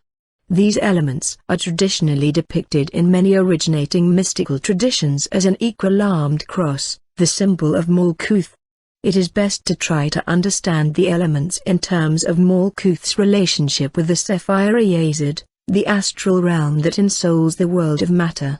Studying the elements in terms of the physical sciences can be helpful, but studying them in terms of the esoteric sciences is a more accurate approach. Keeping us in contact with the tangible world around us, Malkuth is not typically associated with the spiritual life by one who is not versed in the mysteries. One that is versed, however, knows that mastering the material world is the essential ingredient in living a true spiritual life. Gareth Knight labels Malkuth as one of the most important of the whole tree, for it is the gateway to all further spiritual development, and until the lessons of Malkuth are well and truly learnt, the paths of the higher spheres must be closed to us. 104. I could not agree more. The fact that Malkuth deals with the world of matter does not make it an unspiritual Sephira. In fact, it may very well be the most spiritual. Malkuth is the end result of the evolution of all life. It is the product of God's creation, therefore, how could it be unholy, unspiritual? The Gnostics saw matter as evil, and it seems many hold this material existence to be a prison for their spiritual bodies. However, Malkuth is the place in which the soul finds expression. There is, in fact, no other place to be. If we try to escape the hold of matter, we will not be able to achieve the attainment of spiritual mastery. This is the foundation of the great work. As designated by the Sefer Yetzirah, Malkuth, the bride, the virgin, has a distinct relationship with Bina, the Supreme Mother. Since Bina is the Sephira where form first comes into being in the supernal sense, and Malkuth is the end result of form, we can then learn a lot about Malkuth by meditating upon Bina. These are the 2 feminine designations in the chemical marriage, the 2 heads of the tetragrammaton, Yod-He-Vav-He. However, Malkuth has a more prominent relationship with another Sephira, Kether, the fount of all creation. Magrotha Mathers, former head of the Order of the Golden Dawn, has stated that Kether is the Malkuth of the unmanifest, and much can be revealed by meditating upon this maxim as a mantra to ingrain in one's consciousness. It carries the same tenet as above, so below, and teaches that matter and spirit are the positive and negative within the battery of the cosmos. It is a current, working together in its polarity, to generate what we know of as creation. Among its titles is the Gate, and for good reason. Malkuth is the closest Sephira of the tree to waking consciousness, therefore, it is our entryway into the rest of the tree. It is the base. From here we can then ascend to the higher spheres. It is the gate one must always enter before treading the higher paths and Sephiroth. Hence, ensuring one's altar and sacred space replicates the energetic and symbolic paradigms of Malkuth creates a better gate. As per the example in Chapter 5, the Pakakuti Mesa makes a fine altar for just such a portal, see Figure 13. True entrance and exit in and out of Malkuth, outside of pathworking, only really comes at the behest of death, which is why it is also referred to as the Gate of Death. As enunciated by Kabbalist Vivienne Crowley, the knowledge of our own existence raises questions about our non-existence. If we can live, we can also cease to live. The created can be uncreated. 105. She continues. The self-awareness that we acquire at Malkuth remains with us when we shed our bodies with each incarnation. Each death is like a snake shedding its skin. We emerge renewed for another season of our life cycle. 106. Practical experience. All Sephiroth are experienced as a temple in which to implement the great work. The paths themselves act as experiences between the Sephiroth. It is good to always begin your experience of pathworking in the Temple of Malkuth and set out on your journeying from there. The Temple of Malkuth generally manifests as either a 10-sided or 4-sided chamber. One enters from the west, facing the east. The flooring is tiled in black and white checkered squares. In the north of the chamber, to one's left, is a stained glass window with a winged bull. In the west, behind one, is a stained glass window with an eagle. In the south, to one's right, is a stained glass window with a winged lion. These are 3 of the 4 holy living creatures, as described in Ezekiel's vision from Nevi'im of the Holy Scriptures. In the center of the temple stands a double-cubed altar, with a bowl on top, glowing a blue hue of light. Each temple will have a similar altar, though changed slightly per the significance of that Sephira, and it must be lit with such a light in order to initiate contact.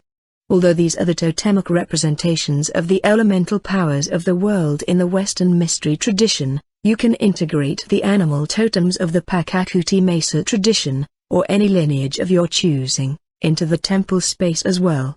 As discussed briefly in Chapter 9, the animal totems representing Malkuth in the Pakakuti Mesa lineage are South, snake, in the elemental realm of earth, the snake, boa, anaconda, etc., is the animal closest to Pachamama. The snake teaches us how to honor the physicality of material existence as it slithers limbless directly on the dirt of the world. At the same time, the snake grants the opportunity for transformation, that we can shed our old skins and be rebirthed anew. This is the foundation of physical life and a testament to the possibilities of physical healing in this work. West, dolphin or whale, in the elemental realm of water, the dolphin and whale teach us how to navigate the waters of the emotional realm. Directly connected to the moon, Momakila, the dolphin and whale use their abilities to flow within the depths and currents of that pull that emotion can have on us at times. Both highly intelligent species, the dolphin and whale frequently exhibit personalities of compassion in their family units, pods. North, eagle or condor, in the elemental realm of air, the eagle and the condor are the primary totemic allies representing spirit. These animal guides touch the Hinakpaka daily, and legends say they bring messages to humankind directly from Creator. Additionally, by emulating the eagle or condor's flight in our own lives, rising above the trivialities of the world, we will gain a broader perspective of consciousness. East, puma or jaguar, in the elemental realm of fire, the puma and jaguar represent the fire of consciousness in the realm of mind. As a frequent guide to other worlds in many shamanic traditions, the puma and jaguar illuminate the dark paths of the inner world one must travail when engaging in shamanic journey work. As the puma and jaguar can saunter easily on tree limbs and see in the dark, so too can we learn their precision of balance and sight within the darkness of our own lives. Center, llama, in the Andean tradition, the llama is in many ways much like the buffalo of the native North American traditions, see Chapter 11. It is an animal vital to the survival of the community. Being the center of all the elements, thus representing the center of ourselves, our very awakening soul, the llama is the representation of the 4 directions unified. In Andean society, the llama is a grazer and pack animal, carrying the load of the farmer. It sacrifices its whole life to service, and even in death the Lama's remains are used for clothing, its bones for tools, its fat for offerings to the spirits. In life and death, the Lama is a symbol of service, which is the goal of existence itself. Back to the temple layout, one should imagine two columns directly across from where they have entered. The one on the left made of ebony, the one on the right made of silver. Carved on the tops are gilded pomegranate. Between the two columns stand 3 oaken doors, the one on the left bearing the Hebrew letter Shin for the 31st path, the one in the center bearing the Hebrew letter Tau for the 32nd path, and the one on the right bearing the Hebrew letter Koth for the 29th path. These are the 3 primary entrances into the tree via the temple of Malkuth. In Malkuth, one needs to cultivate a relationship with the archangel and order of angels before traversing the rest of the tree. The archangel for Malkuth is Sandalphon, who is considered the twin of Metatron, the archangel of Kether. Again, Kether is the Malkuth of the unmanifest. In one of the most notable magical tomes in the mystery tradition canon, the Greater Key of Solomon, Sandalphon is designated as a feminine presence, but really all angelic intelligences are androgynous at root.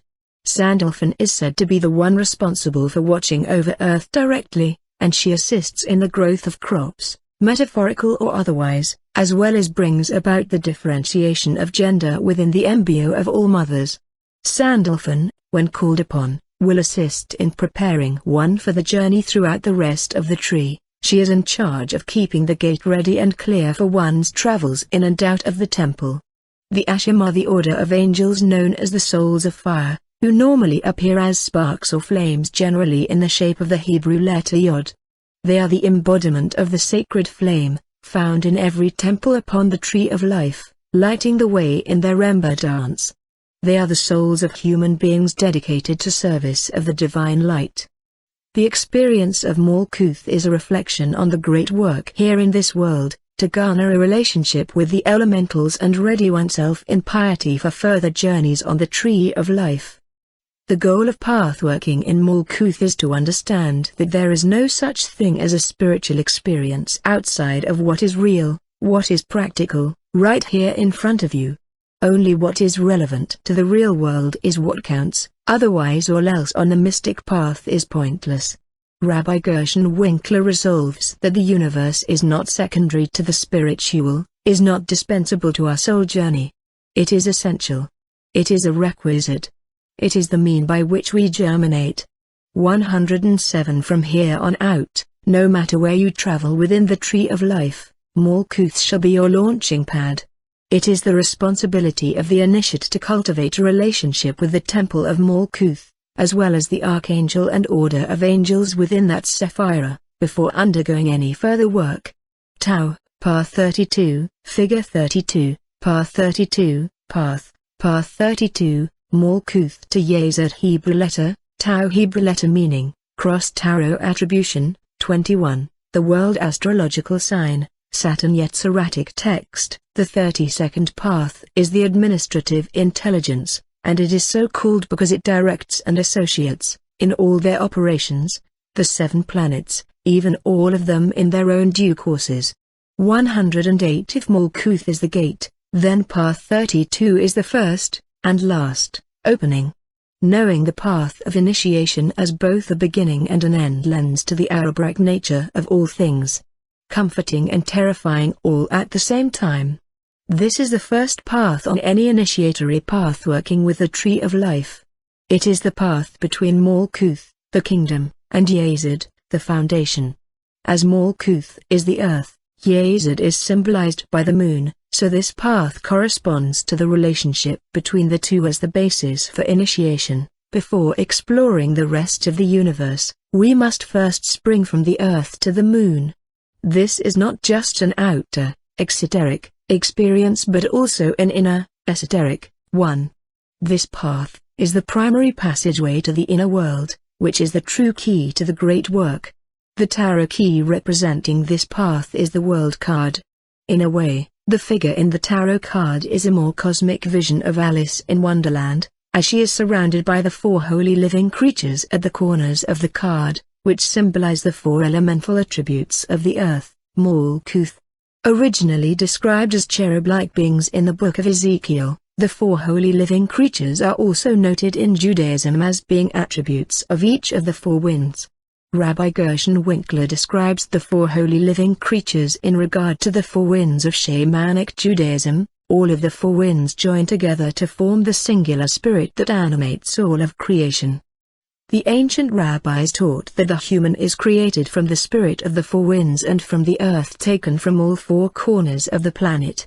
109 The four holy living creatures are described by Rabbi Winkler as the eagle, representing the north wind. The eagle signifies the human being's connection to spirit, to God.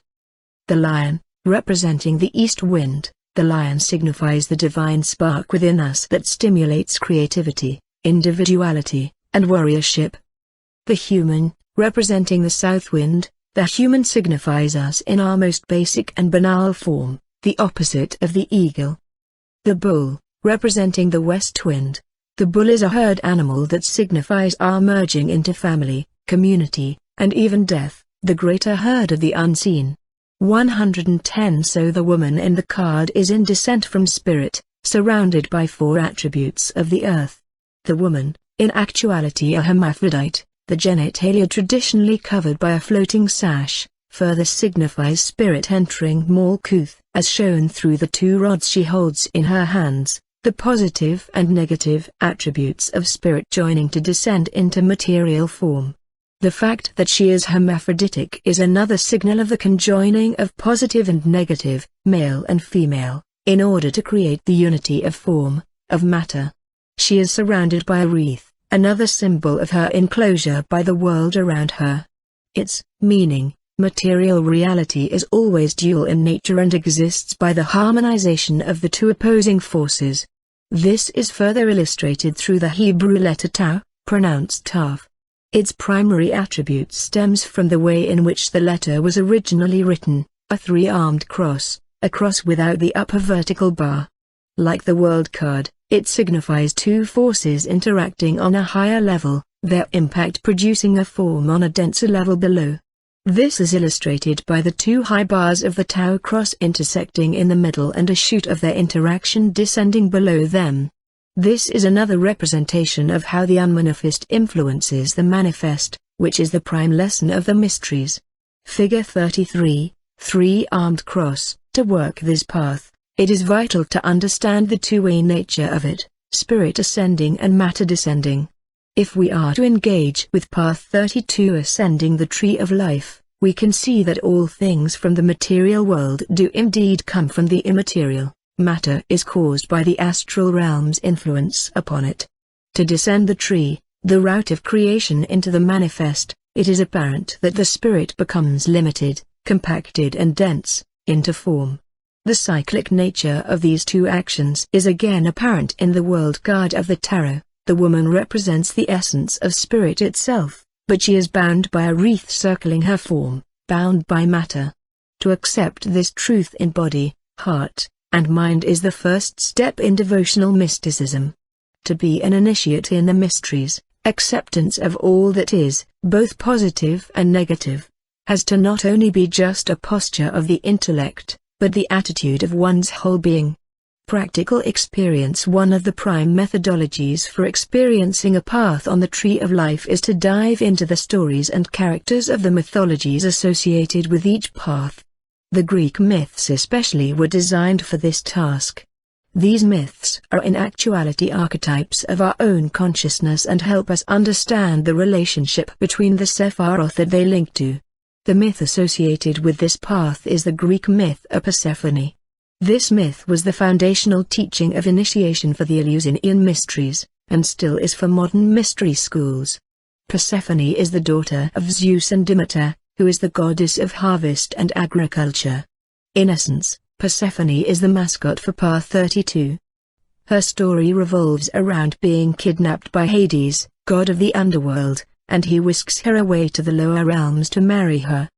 Demeter, being a goddess of the earth, she represents Malkuth, is heartbroken at the loss and journeys to find and reclaim her daughter. During her quest, she encounters Hecate, goddess of the moon and magic, which is an obvious symbol of Yesod. Hecate guides Demeter with her lamp, moonlight, into the depths of the underworld, and then Persephone is discovered. Demeter and Persephone return to the surface world. Persephone then becomes the deity of vegetation, for it is said she returns to the underworld after every harvest and returns again in the spring. The key here is that path 32 is twofold, a descent to the interior realms and then a return, resurrection. The great work is performed and then the initiate returns to Malkuth, where the results of the work can be put to action. It is important to understand that any descent into the lower realms, the Ukupaka, is an opportunity to look into the mirror at one's true nature. This is the medicine of Hades. He pulls us down into the depths of our own darkness so that we may come to terms with who and what we really are to ourselves, as well as to others. It is only through Hecate's light, the light of the moon, itself a reflection of the sun, that the darkness is pierced and we can see in the dark and find our way back to Malkuth to plant our own seeds so that the fruit we bear into the world will grow aplenty. Yesod, Path 9. Yesod, Path 9, Figure 34, Path 9, God Name, Shaddai El-Chai Archangel, Gabriel Order of Angels, Cherubim Animal Totem, Raven Colors, Indigo, Violet Virtue, Independence Vice, Idleness Tarot Attributions, 9 of Pentacles, 9 of Cups, 9 of Swords, 9 of Wands Spiritual Experience, Vision of the Machinery of the Universe Title, Storehouse of Images Symbols, Perfumes, Sandals Yet Erratic Text. The ninth path is the pure intelligence, so called because it purifies the numerations, it proves and corrects the designing of their representation, and disposes their unity with which they are combined without diminution or division. 111, known as the storehouse of images, Yesod in Hebrew means foundation, and by this it is meant the astral foundation or matrix on which all manifested forms in the physical universe are based and built on. 112 As all matter, all form is manifest fully into Malkuth, it must first come via the Sephira Yesod. Any idea, force or form, that has spilled down from all preceding Sephiroth must pass through Yesod in order to materialize into corporeality. This is why the Yesteratic text calls Yesod the pure intelligence, because it purifies the numerations. Thus, Yesod operates as a filter for creation. When the power of creation descends from above, Yesod is the emanation which dilutes that power so as not to overwhelm physical reality. A direct encounter of the supernal and ethical triads is too much for material reality and can only truly be experienced in death. For those who have sought to bypass the filtration offered by Yesod and ascend directly to the higher spheres, a breakdown occurs in the mind. It is too intense. Yesod absorbs the full power of the supernal light before material reality fully manifests in Malkuth. Yesod is the lower point of the inverted triangle that makes up the astral triad on the tree, of which Hod and Netzach are a part. It is the seat of the astral, etheric plane of existence. This is most important to those who are interested in magic and in causing change within Malkuth, because it is the astral, etheric plane where every form in Malkuth originates. Thus, in order to cause change in the manifest, one has to go to Yesod, where the images of the manifest are stored. In the mythology of the Star Wars franchise, the Force is an invisible energy field connected to all living things. With it, those sensitive to the Force, the Jedi, can tap into it and manipulate the living world, for good or ill. The astral field is very similar, as it integrates and coordinates the molecules in the physical world. Without the astral organization of Yesod, cells would not be able to arrange themselves into fully functioning organisms such as the human body. It is a network, like the Internet in computer technology, in which the disparate parts of material reality can communicate and organize into a singular purpose. As Yesod is titled the storehouse of images, sages throughout time have practiced the art of interacting with the images within the astral, where all material forms are rooted, to change physical reality. This is the infrastructure of the healing arts, including shamanic healing, to change the image from the storehouse itself, rather than treating the symptom in Malkuth. The moon is the primary planetary body of Yazid, and the dreamtime is its primary location within human consciousness. The moon is a crucial factor in all magical workings, its light waxing and waning, its pull on the ocean's ebbing and flowing. Dreams are equally fluid and in flux, which is a significant quality of Yazid, and it is in the dreamtime that we have some of our greatest connections with the astral plane.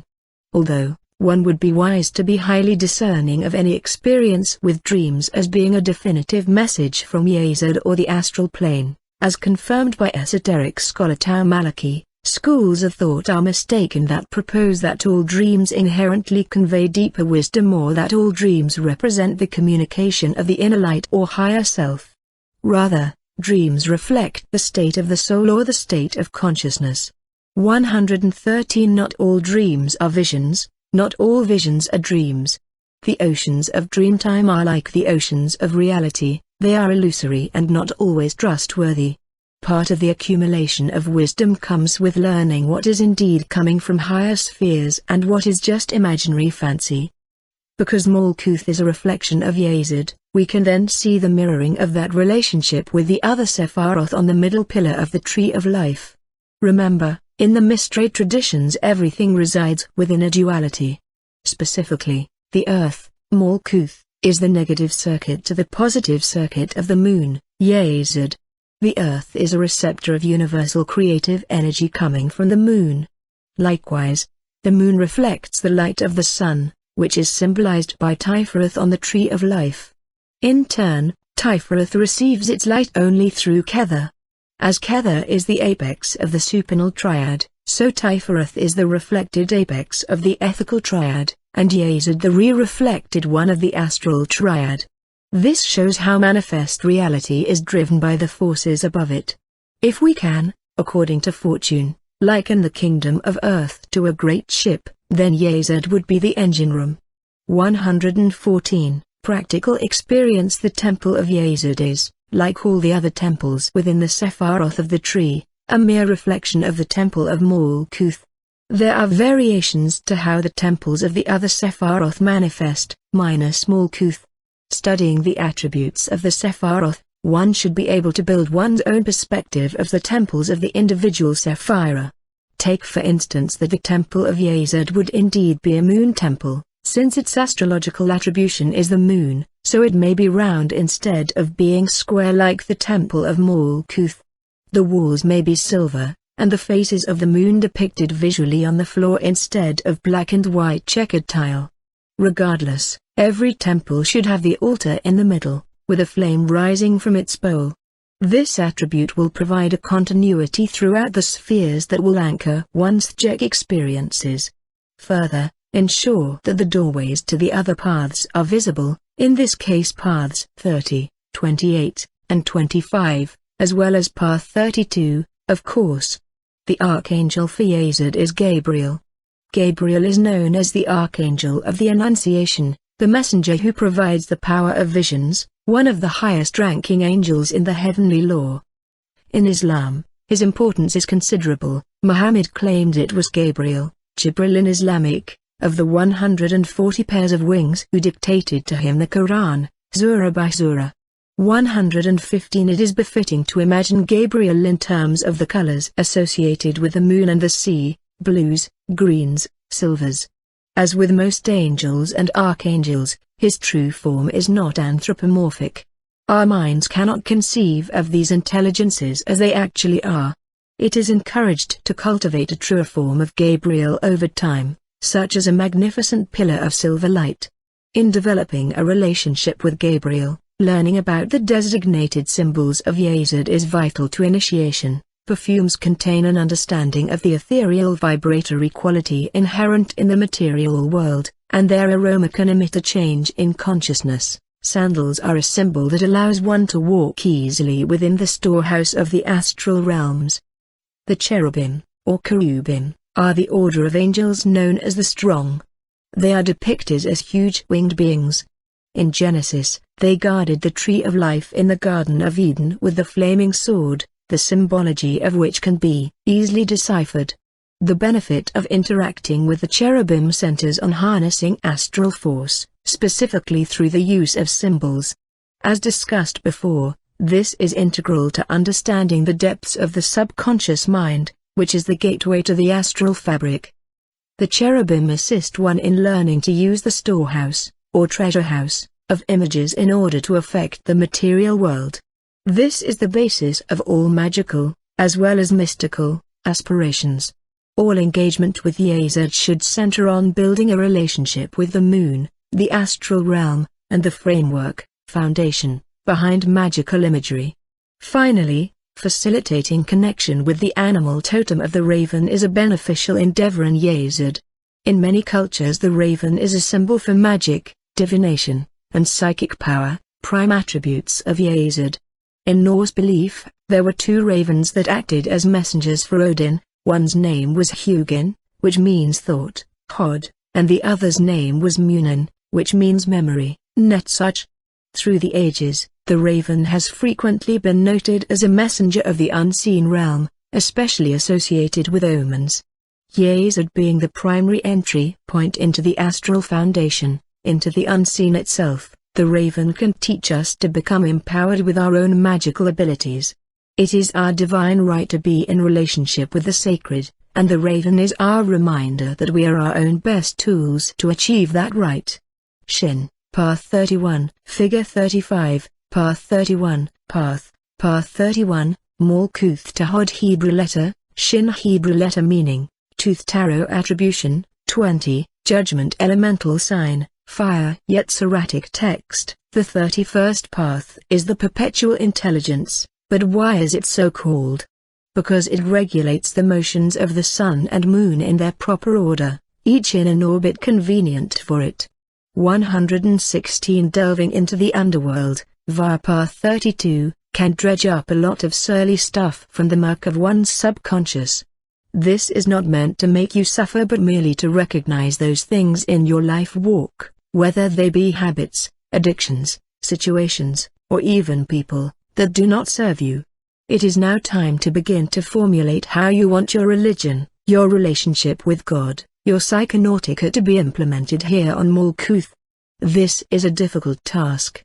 Formulating your spirit walk is not as easy as it first may seem, because many of us think we are walking our true spiritual walk, but the path of judgment will reveal to you how that walk really looks. Path 31 will show you whether or not you truly walk the talk, as it were. Path 32 is definitely compelling and an excellent start to pathworking for any proper initiation into the mysteries. Path 31 also launches from Malkuth, another reminder that all true esoteric work takes place here on Earth, not elsewhere. But now this path leads to Hod, the more intellectual, numbers-based Sephira of the Tree of Life. With Hod's planetary body being that of Mercury, the primary element for this path then is fire. But, it is not wildfire for the purging of things, it is a controlled fire, a flame of the perpetual intelligence. To understand Path 31 is to understand the origins of man. The discovery of fire led to man's evolutionary leap from being at the mercy of the elements to controlling one's environment. Fire stimulated the intellect, inspired the pursuit of knowledge. Fire domesticated the wild mind of the primitive human. With fire came focus in our evolutionary heritage. As we were able to focus our thoughts, so too were we able to better fashion our ideas into physical form. The Greek goddess Hestia, whose name means hearth, is a perfect symbol for this experience, as she presided over the fires of domestication that sat in every home of the family unit as well as the community. Therefore, she is the hub of the wheel of civilization, and the mystery traditions have titled this path the path of the hearth fire. Its purpose is to domesticate the wild inclinations of man through the aegis of home and family, all in accordance with spiritual principle. Another myth associated with this path is that of Prometheus, whose name means foresight. Prometheus is most famous for defying the gods by bringing the secret of fire to mankind. Again, fire denotes the higher, spiritual will of consciousness, the awakening of true identity and individuality. Fire not only protected man from the elements but is also the element of the blacksmith, leading to the development and forging of tools and weapons. This suggests the honing of our spiritual will applied in real life. The path ascends from Malkuth to Hod, but let us not forget it also descends from Hod to Malkuth. Therefore, how can we best apply our spiritual principles in this world? Again, we look to Ashcroft Nawaki for an answer to this question. This path is one of learning past from a higher level. Fire was man's liberator from the inertia that grips when one is hungry and cold. Inertia is also the vice of Malkuth, our starting point. 117 The Hebrew letter for this path is Shin, which means tooth, its own shape very much resembling the flames of a flickering fire. The tooth is a symbol for creativity or cutting and grinding one's way through any endeavor in order to achieve one's desired result. Goals are not attained by wish alone, it takes hard work and self-mastery. The discipline of experience is what assists a soul in its growth to individuality. Practical experience. The tarot trump is the judgment card. Judgment in esoteric work is not associated with the negative connotations of condemnation but rather is associated with the wisdom of Solomon. True judgment denotes discernment or adjustment. This again implies the ability to refine one's works, communications, and actions to conform to the spiritual will of one's higher self/individuality/neshama. The illustration of the judgment card depicts three figures rising from the ground, a man, a woman, and a child. In some older decks the child is the only one rising from what appears to be a sarcophagus. In more recent decks all three may be rising from their own. Above them is a glorious angel in the skies, in some cases descending from a great mountain, blowing a trumpet. It is generally agreed that the angel is a symbol for the neshama, the higher self. Jungian scholar Dr. Irene Gadd elucidates the meaning of the angel's bearing and blowing of the trumpet of the three figures below. The horn means vibration, movement, penetration into interstitial spaces. It evokes the experience of being immersed in music and in deeply felt emotion. It evokes consonance of existence and time, of development and regression. The spiritual strength of human beings helps them to escape the grave of the ego complex, to come to terms with evil, and to integrate the shadow. 118 The horn is the spiritual strength, as emitted from the individuality. The three figures are us in our three parts, the feminine on the left, the masculine on the right, and the child as the potential for the equilibrated middle. The child is the birthing of the two sides and, again, it is the potential for spiritual growth. The great work is a task that must be cultivated with discipline and tenacity, but overall must be a balancing act of duality, between the positive and negative forces of nature. Hod, Path 8, Figure 36, Path 8, God Name, Elohim Tzvuth Archangel, Michael Order of Angels, Bene Elohim Animal Totem, B Colors, Orange, Yellowish Black Virtue, Truthfulness Vices, Falsehood, Dishonesty Tarot Attributions, 8 of Pentacles, 8 of Cups, 8 of Swords, 8 of Wands Spiritual Experience, Vision of Splendor Title, N, a symbol, apron Yetziratic text. The eighth path is called Absolute or Perfect, because it is the means of the primordial, which has no root by which it can cleave, nor rest, except in the hidden places of Jedula, magnificence, which emanates from its own proper essence. 119 As stated many times before, to understand one Sephirah is to understand its relationship with the paths and Sephiroth around it. Hod is the receiving pole of the astral triad, of which Netzach is its active opposite.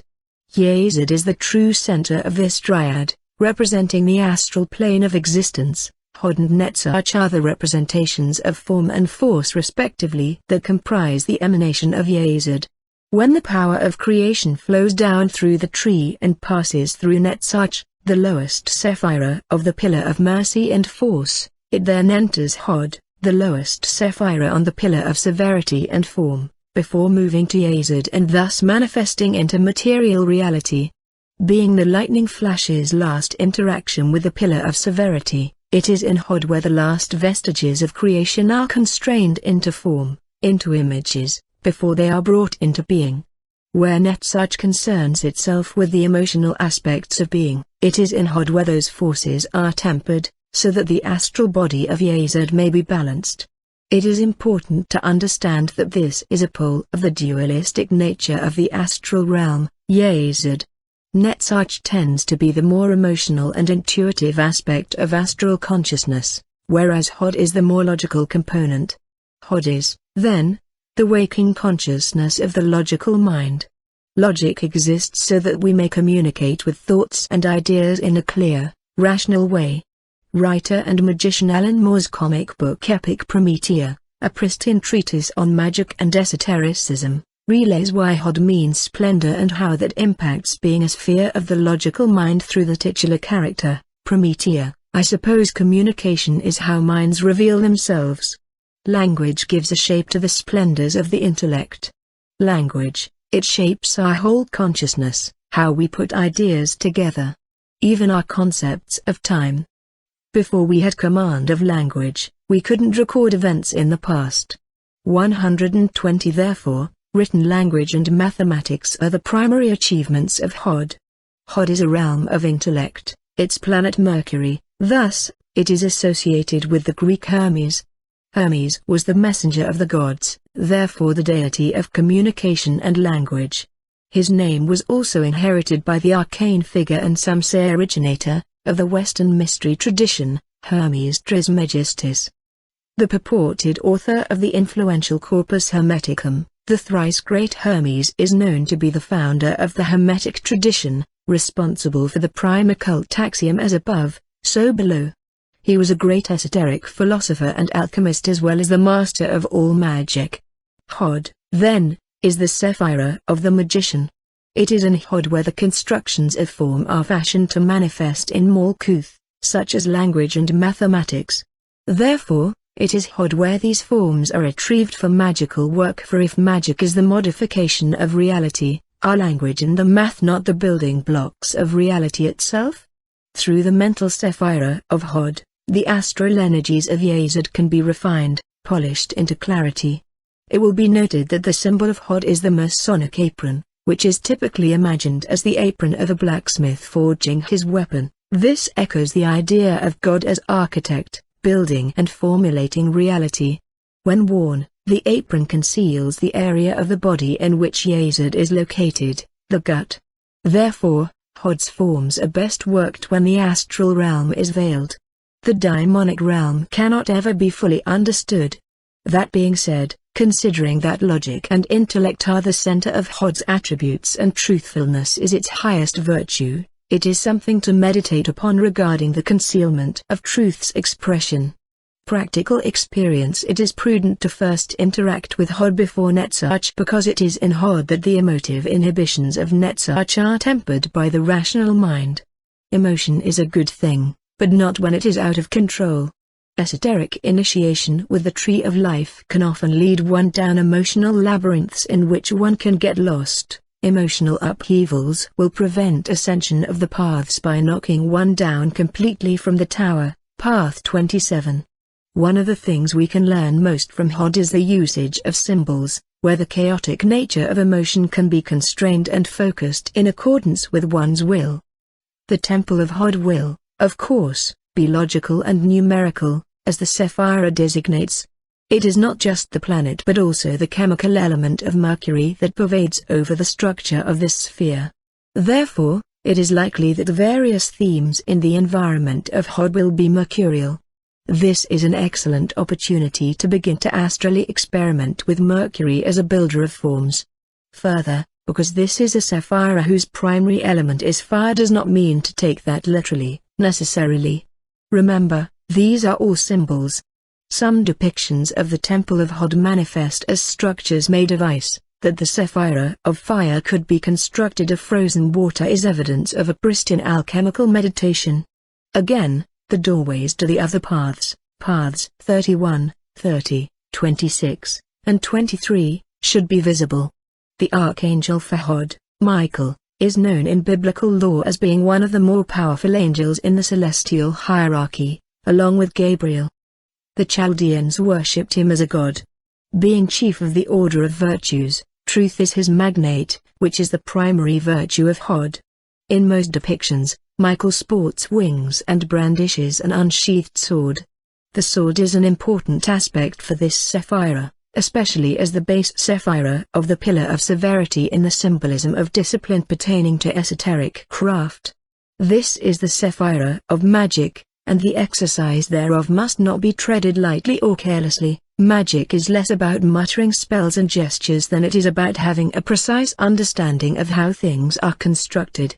In this, the sword compels us to slice through illusion by refining our intellectual capacities. Science, mathematics, and philosophy are the tools of their trade for the ancient occultists. They were in fact the first scientists, and it is only in the last couple of centuries that the logical competencies of the mind have become secularized. Mysticism should go hand in hand with reason and critical analysis.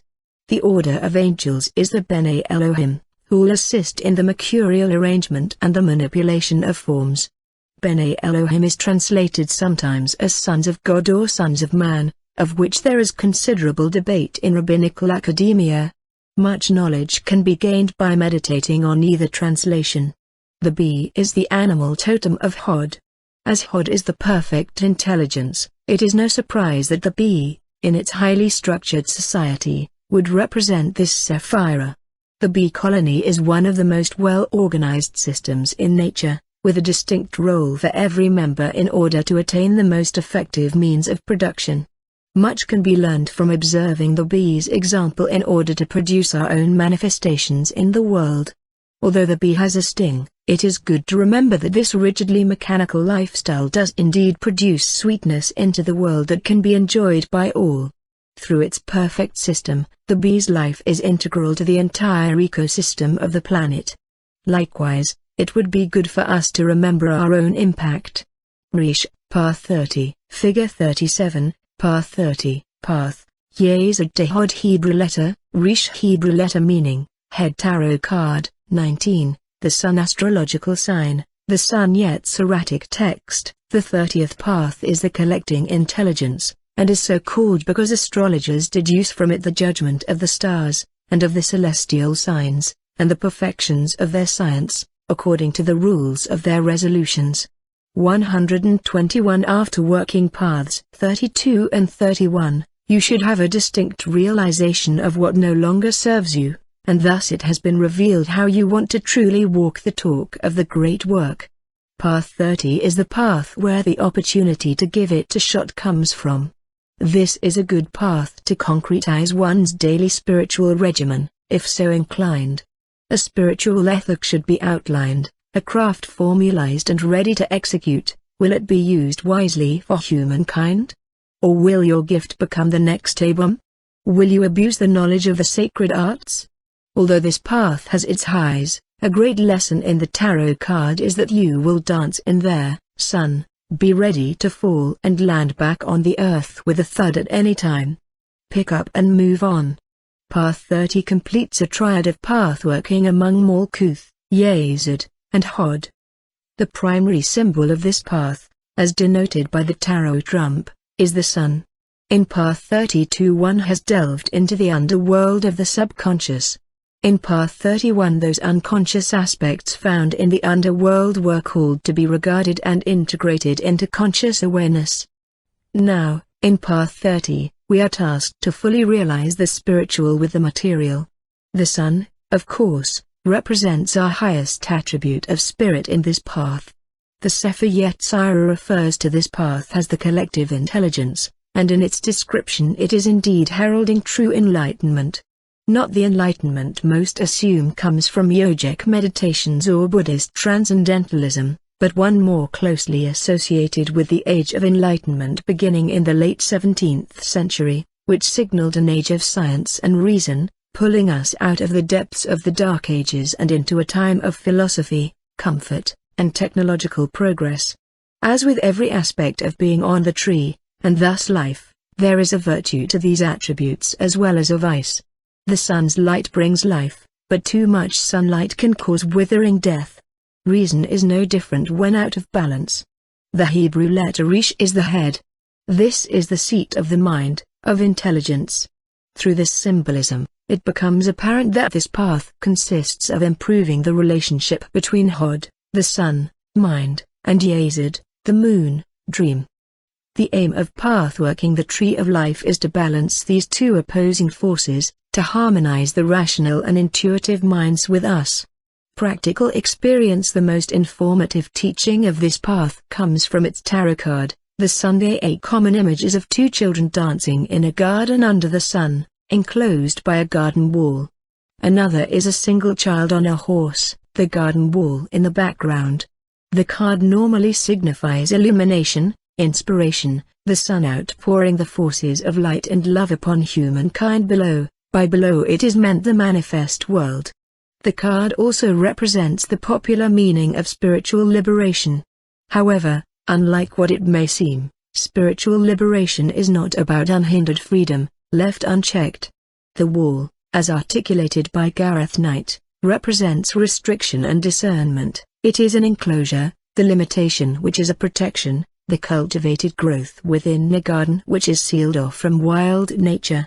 This has its higher implications on a cosmic level, for it is by limitation only that growth can be attained.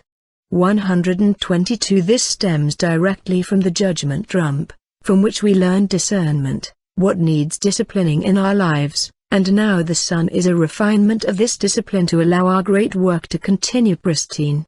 There is an infectious tendency in our modern spiritual culture to believe that one's belief is all that is required for self-liberation, a common goal in modern spiritual movements.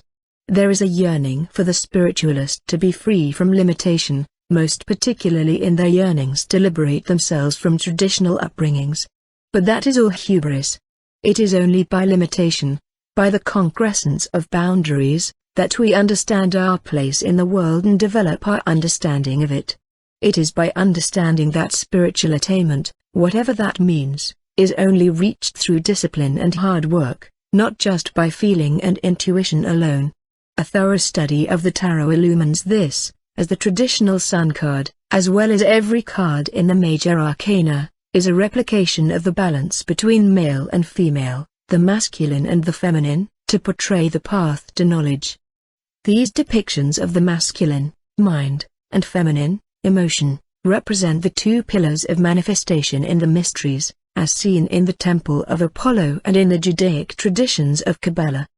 These two pillars stem from the highest supremacy of the feminine and the masculine principles of the universe.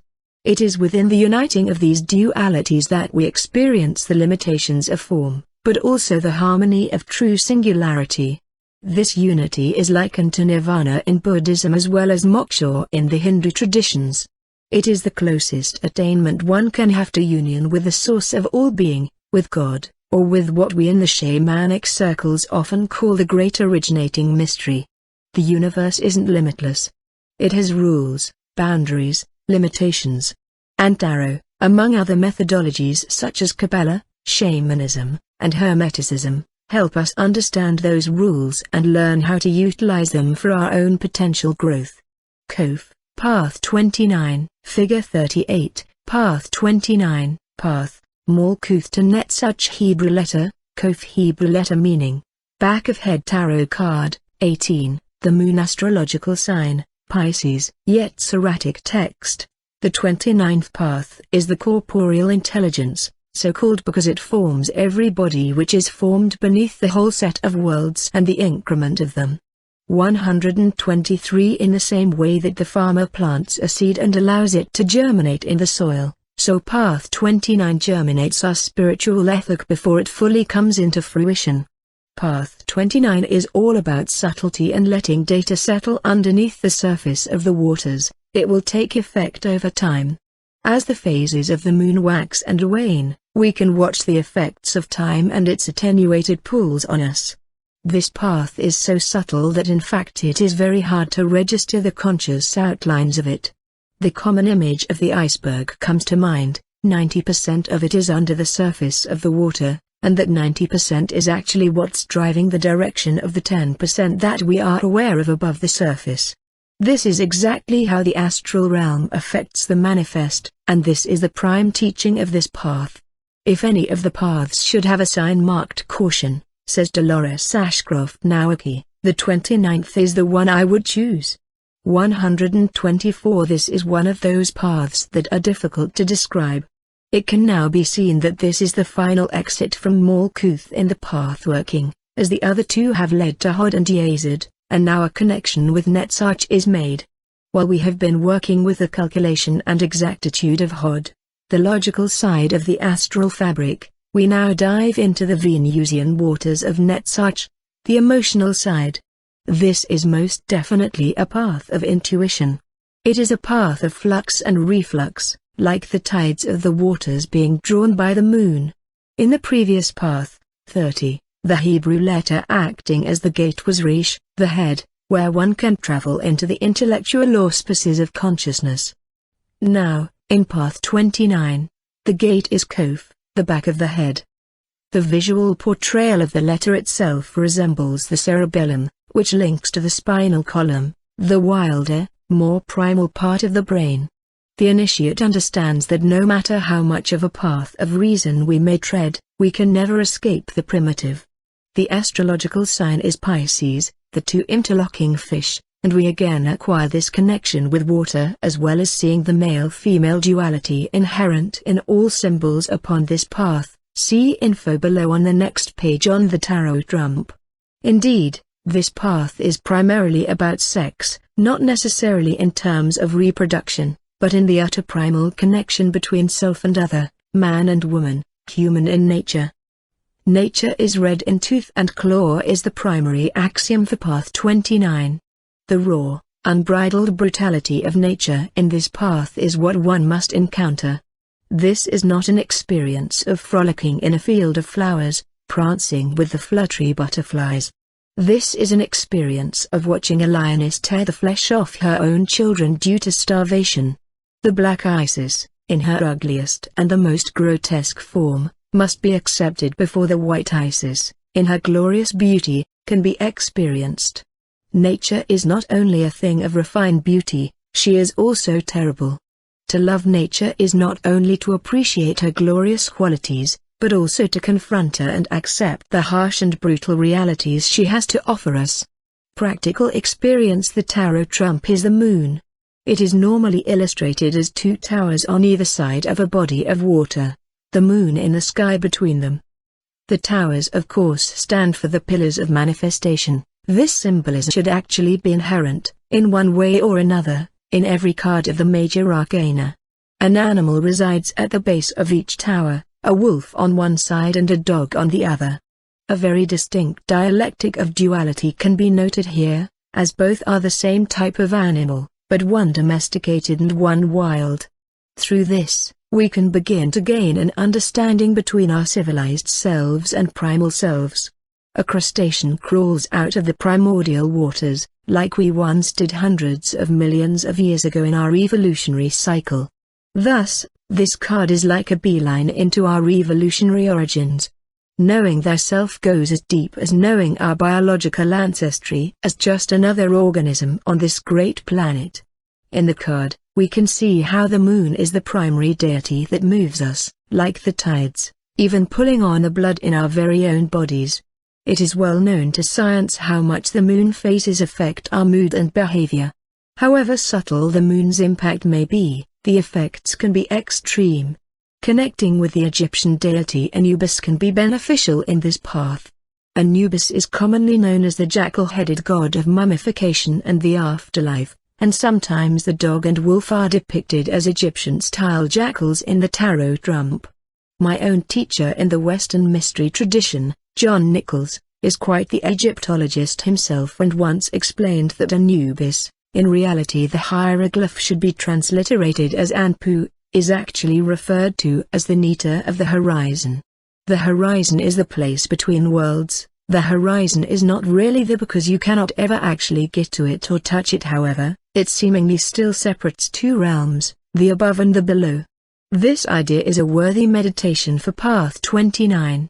Netzach, path 7, figure 39, path 7, Netzach, God name, Jehovah Tsabaoth, the Lord of Hosts, Archangel, Haniel, Order of Angels, Elohim, animal totem, dragonfly colors, emerald, olive virtue, unselfishness vices, unchastity, lust tarot attributions, 7 of pentacles, 7 of cups, 7 of swords, 7 of wands spiritual experience, vision of beauty triumphant titles, firmness, valor symbols, lamp and girdle, roseate serratic text. The 7th path is the occult intelligence, because it is the refulgent splendor of all the intellectual virtues which are perceived by the eyes of intellect, and by the contemplation of faith. 125 The 7th Sephira on the Tree of Life, Netzach, means victory. This victory is the victory of achievement, and one can trace the 7 days it took God to create the world in Genesis to Netzach as the 7th Sephira. Netzach is God's victory in creation's achievement, the victory of life to overcome inertia and blossom into being. Of course, like all other Sephiroth, Netzach cannot accurately be understood without its relationship to the Sephiroth surrounding it, specifically Hod. Again, Netzach sits at the base of the pillar of mercy, force, and Hod sits at the base of the pillar of severity, form. We must understand its function within the astral triad, the lowest level of manifestation in creation. As described by Tao Malaki, Netzach represents the imagination, feelings, and emotions of the mind, Hod represents the thoughts of the mind. Yesod, which is the union of Netzach and Hod, represents desires that come into being by way of the activity of the mind. 126 Therefore, from Yesod the activities of the mind become manifest in Malkuth. Aphrodite or Venus, the goddess of love from the Greek and Roman mythologies, is the main deity of Netzach. But, of course, in Greek life love was so much more than the idea of romance between the sexes. Aphrodite's reign held sway over the love and kinship among friends and pupils and even facilitated the comradeship between fighting men. Remember, one of Aphrodite's lovers in the myths is Ares, god of war. Aphrodite's presence within Netzach is a reminder that the Sephira provides a reflection on the magnetism of human exchange and how the needs of the soul may be met. This was the job of the mystery school cult of Aphrodite in ancient Greece, the management of polarities. It is through this management that achievement of victory is experienced, in the harmony of both force and form. Netzach facilitates unity, a perfected state of interrelationship, in essence. The Quechua term Hunui as used in the Pakakuti Mesa version of the Kabbalistic cross in Chapter 9. Netzach's victory is the full potential of beauty inherent in all manifest things. It is the Creator's achievement in ensuring the divine exists within all of creation. This realization of divinity within all things is the signature palette of the poet. Where connection with Hod is sought through philosophy and mathematics, connection with Netzach can be attained through the arts, painting, music, dance, poetry, or any activity that taps one into the instinctual aspects of creative and passionate expression. The realm of inspiration is where Netzach bears its fruit. In this light, the victory of Netzach is also revealed as the valor and resolve needed in the battle every great artist must fight in order to breach the threshold of new ideas on the mass culture. All pioneers are at first rejected and sometimes resented. But the greatest among them will eventually have their works accepted and embraced into the fold of the mainstream. After that, it is up to the next generation to break that mold. The victory of Netzach is theirs if they persist. Practical experience to make the most effective use of Netzach is to spend an abundant amount of time in communion with nature but also to utilize one's creative faculties. Indeed, Netzach is the place in consciousness where our creativity is derived. Painting, music, poetry, dance, pottery, whatever it is that stimulates the imagination fully into the creative flow is Netzach's playground.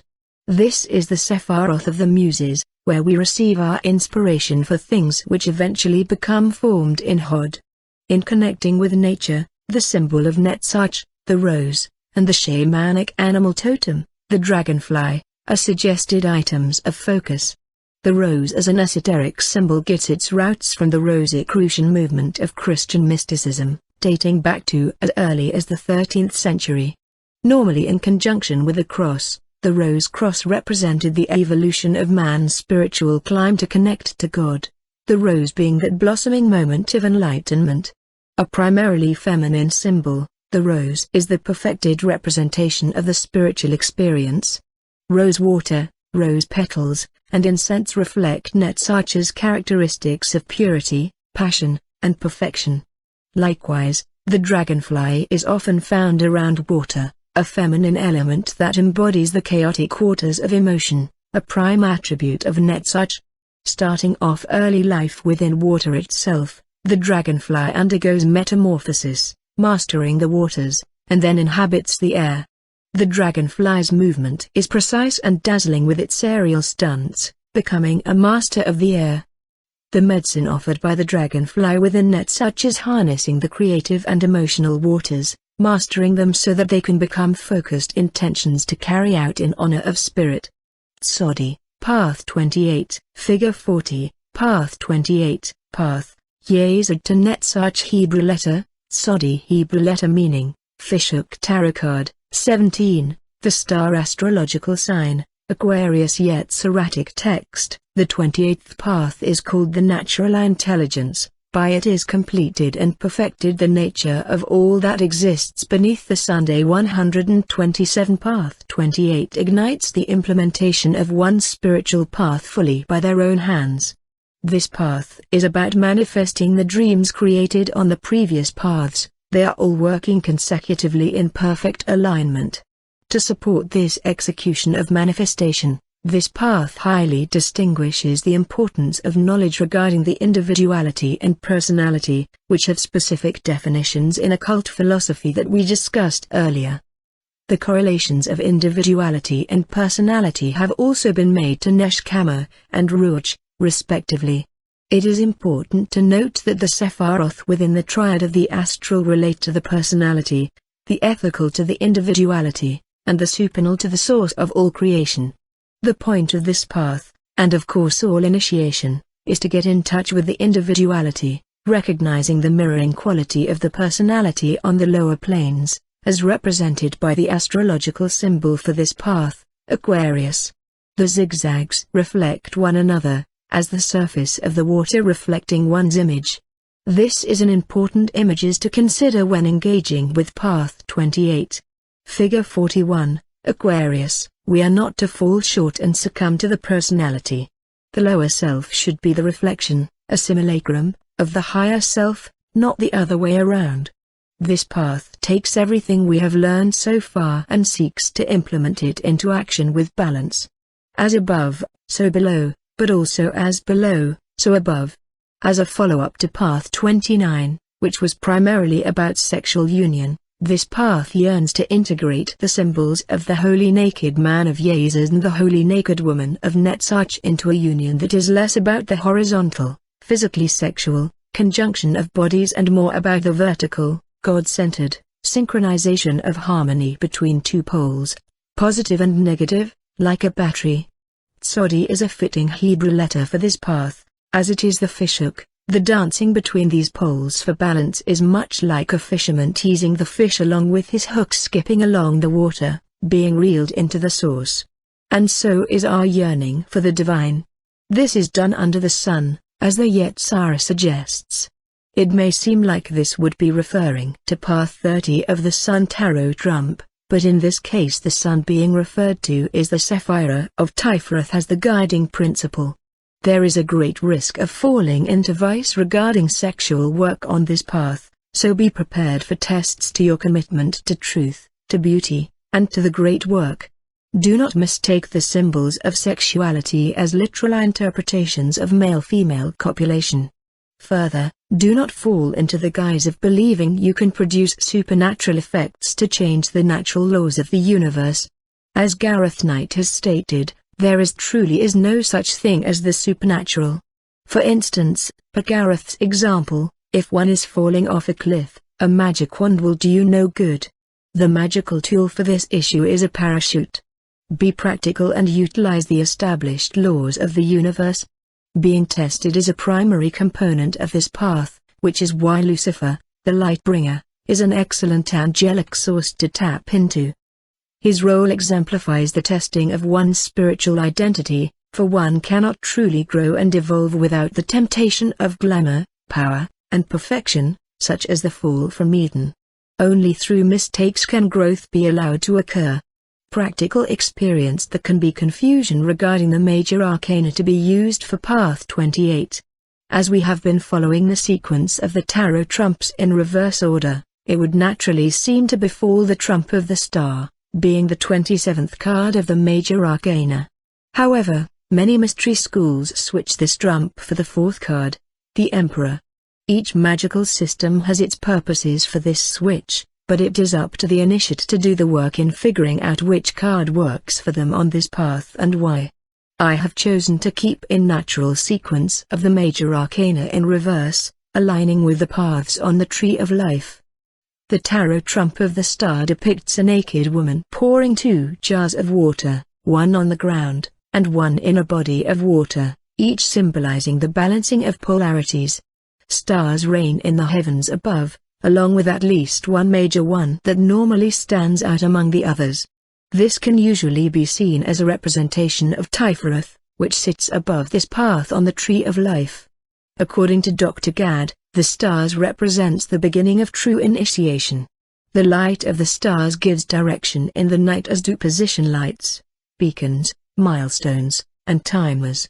This card expresses a yearning for that world that goes beyond recognition, conflict, and separation. The mystic's soul is guided by the stars, inspired by the heart. He or she surrenders to their heavenly influences, which leads to mystical enlightenment. 128. The star signifies the capacity of the higher self, the individuality, to awaken the sleeper, to come alive within the human personality. Aleister Crowley calls the star the goddess shown in manifestation, personified as a human-seeming figure. 129. The star awakens these sleeping energies within us as the goddess pours that which is above into the waters of the subconscious below. By Path 27, Figure 42, Path 27, Path, Netzach Tahod Hebrew letter, per Hebrew letter meaning, mouth tarot card, 16, the Tower astrological sign, Mars Yetziratic text. The 27th path is the exciting intelligence, and it is so called because through it is consummated and perfected the nature of every existent being under the orb of the sun, in perfection. 130. Path 27 completes the bottom inverted triangle on the Tree of Life, the astral triad, what I call the astral fabric. This triad is the etheric framework that is the foundation of physical matter, where the Lady of Nature, Netzach, and the Lord of Books, Hod, have been equilibrated by the Mistress of Witchcraft, Yesod. Path 27 seals our work on this triad, and through it, as initiates, we must be tested for purity in order to continue on to the higher aspects of the tree. It must be ensured one's character and intentions are pristine. This is a huge accomplishment, and anyone who has committed to the work thus far should be proud of themselves. But not too proud, for hubris is one of the prime vices that will make us crash, and failure will ensue.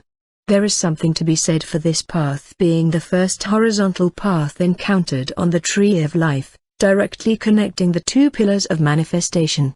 It is the first of only 3 paths that do this, so the energies produced can be extremely powerful, potent, and jarring for the unprepared. The lateral paths are the extreme polarities of the tree, so if one is not ready for these extremities, then the effects can be likened to being bounced around inside a pinball machine. A call to being grounded, routed with the principles of reason is essential for experiencing this path in balance and not chaos. As it is important to understand a sapphire based upon its relations to another, it is also imperative to study a triad based upon the other triads on the tree. The ethical triad, in the next chapter, the ethical machine, is the place where the individuality resides, and the astral triad is home to the personality. Path 27 creates the division between the 2 and offers an opportunity to sever aspects of the personality that no longer serve the great work. This path, according to mystic Ted Andrews, brings to life circumstances that offer the chance to survey our entire personality. 131. What is experienced throughout the astral triad, if the path working is authentic and true, is an alchemical change that transmutes the personality in preparation for the individuality, higher self, to become the driving force in one's life. The personality does not go away, but its interests become sidelined. Investment in the higher self, the will, the divine, becomes more and more paramount in a person's life. Within the astral triad, this initiatory process acts more as a seed, which will be nurtured into growth further along the path-working process as one climbs the higher spheres of the tree of life. Over time, a person's motivations transmute into being less about the self and more about the other, the greater whole of all being. This is alchemy in its purest form. Prime examples to more deeply understand this distillation process can be read in the 15th century text The Chimical Wedding of Christian Rosencrantz, or seen in Alejandro Jodorowsky's surrealist film The Holy Mountain. We can then begin to understand the Hebrew letter for this path, P, the mouth. The mouth both gives and receives, a perfect gateway between the astral and ethical triads. The mouth takes in nourishment and utters speech. In terms of the personality, and the rightful utilization thereof in the great work, the mouth teaches us that incarnation into life truly is like entering a buffet. Life experiences represent the varieties of food, and so we partake of these blessings given to us.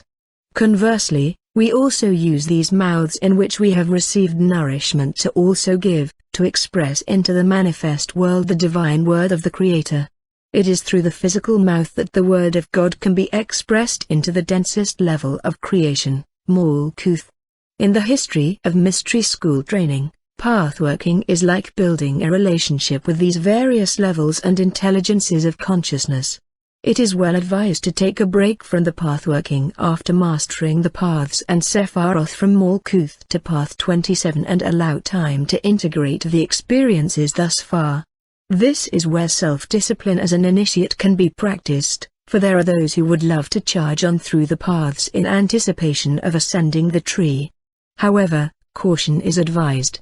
Esoteric practices facilitate intimate touch points with the human psyche, therefore, time and patience are allies in processing information. The genuine initiate will take the respite, for a recommended lunar month, and take the path working back up again. One may even want to revisit the entirety of the astral foundation before moving onward to the other levels of the tree of life. Mastery over one's foundation is essential before exploring the ethical and supernal faculties of the universe. Pushing onward without ample time to rest and assimilate all the work done thus far will cause one to collapse, like the builders of the Tower of Babel experiencing hubris, which brings us to the practical experience. The tarot trump for Path 27 is the tower. Though the biblical story of the Tower of Babel was just referenced as a sign of hubris, the primary significance of this tarot image is not the traditional fundamental notions that cause man's tower, personality, to collapse and shatter from the lightning flash, flaming sword/initiation, which is what man seeks to become godlike or one with God. To become the gods we are is our birthright, that is Creator's design. As Yeshua, Jesus, said in the book of John, I have said ye are gods.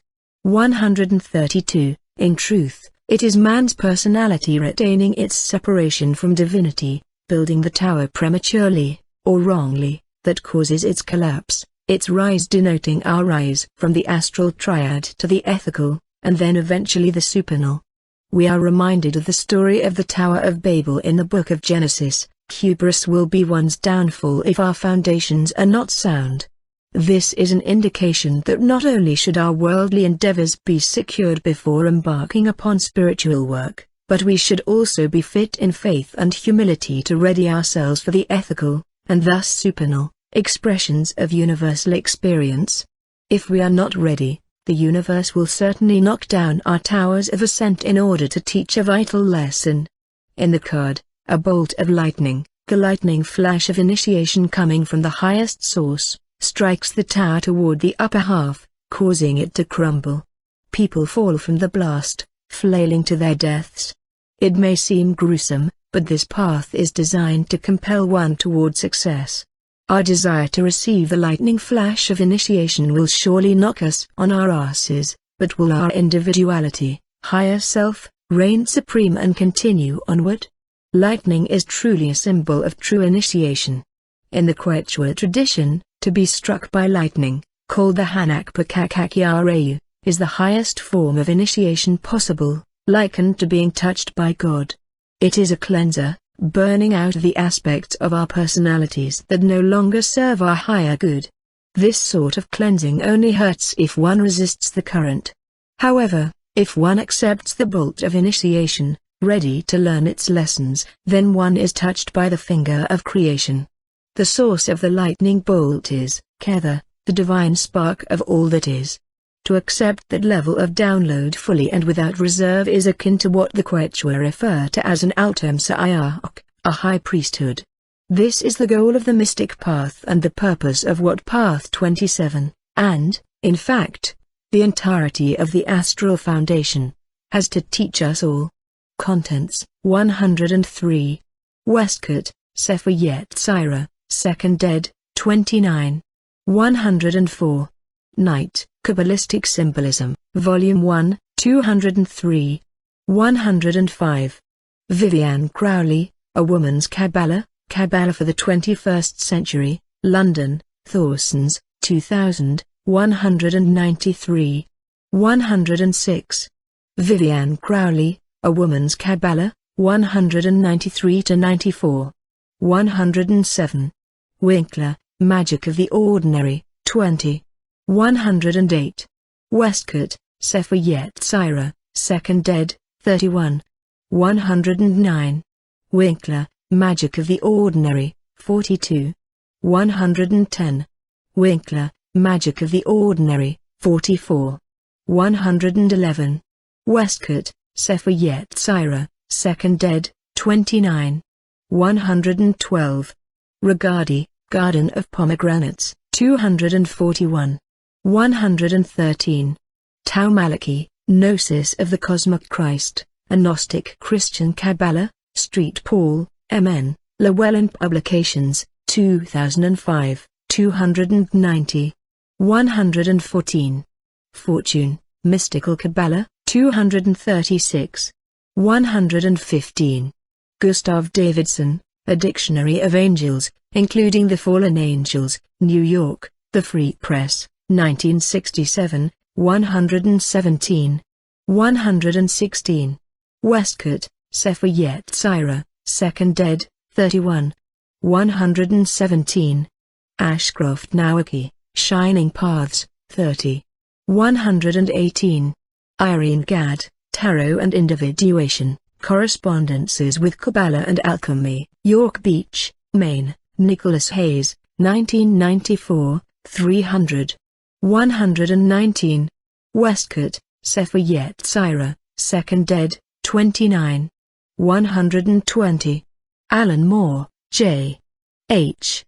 Williams 3, Mick Gray, and Jeremy Cox, Promethea, Collected Edition, BK.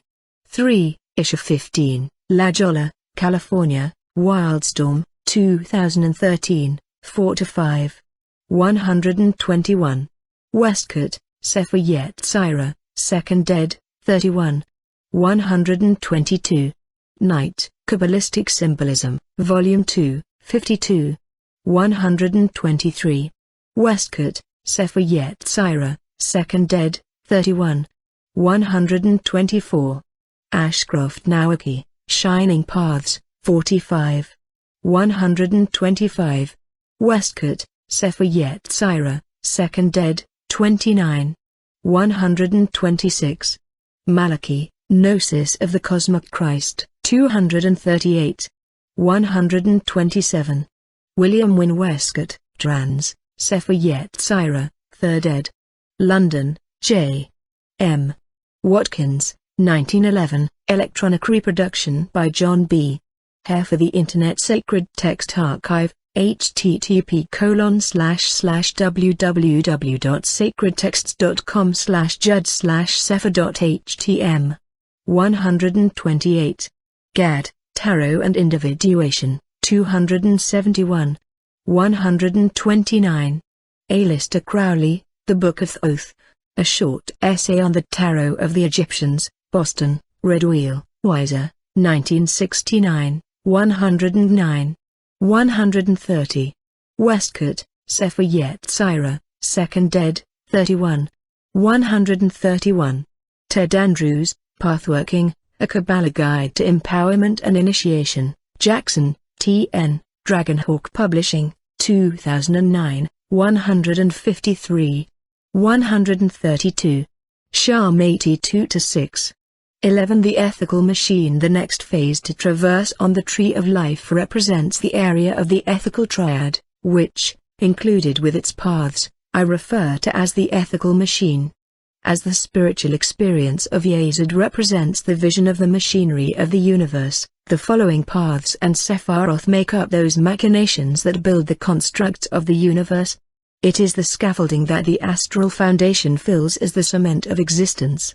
Figure 43. The ethical machine, indeed, being the skeletal framework. The ethical machine teaches us about the inner workings of creation, how ideas get from the unmanifest to the manifest. From here on out, and especially once the supernals are reached, descriptions of the paths and Sephiroth may become more and more abstract. This is because when one travels up the tree, one draws closer and closer to the great unknown. Our human minds are not capable of handling the vast realities behind their veil. Therefore, the practical experience subsections will be omitted. If pathworking difficulties arise, a psychonaut is always best fitted to anchor onto the tarot imagery for focus and meditation. N. Path 26, Figure 44, Path 26, Path 26, Hod to Tiferath Hebrew letter, in Hebrew letter meaning, I tarot attribution, 15, the devil astrological sign, Capricorn Yetziratic text.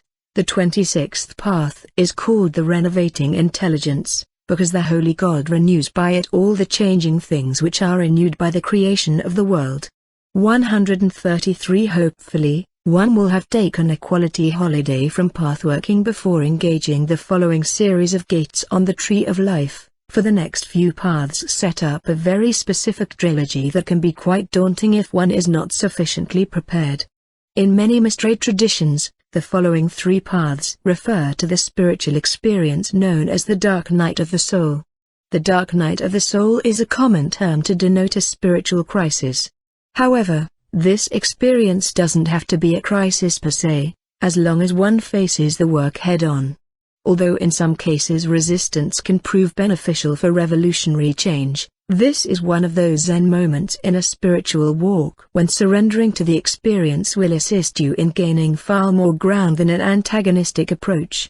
A more competent means of understanding success for the next three paths can be found in St. John of the Cross's Dark Night of the Soul, La Noche Oscura dell'Alma.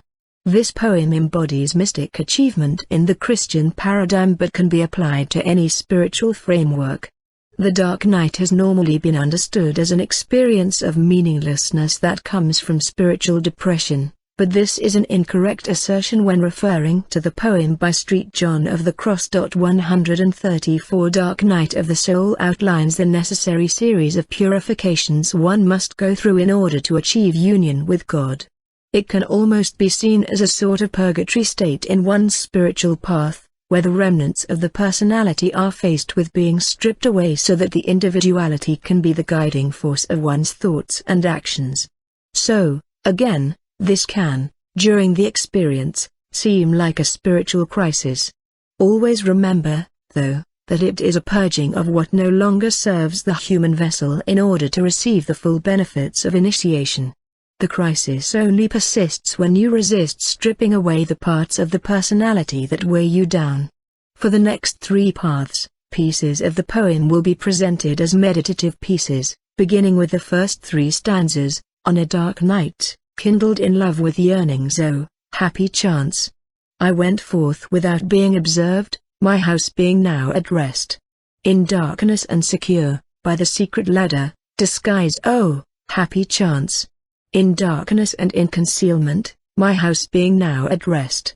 in the happy night, in secret, when none saw me, nor I beheld aught, without light or guide, save that which burned in my heart. 135 So, the test begins, the serpent crawling up from the lower Sephiroth, the personality, to the higher spheres, which will now be centered on Tifereth, the focal point of the individuality.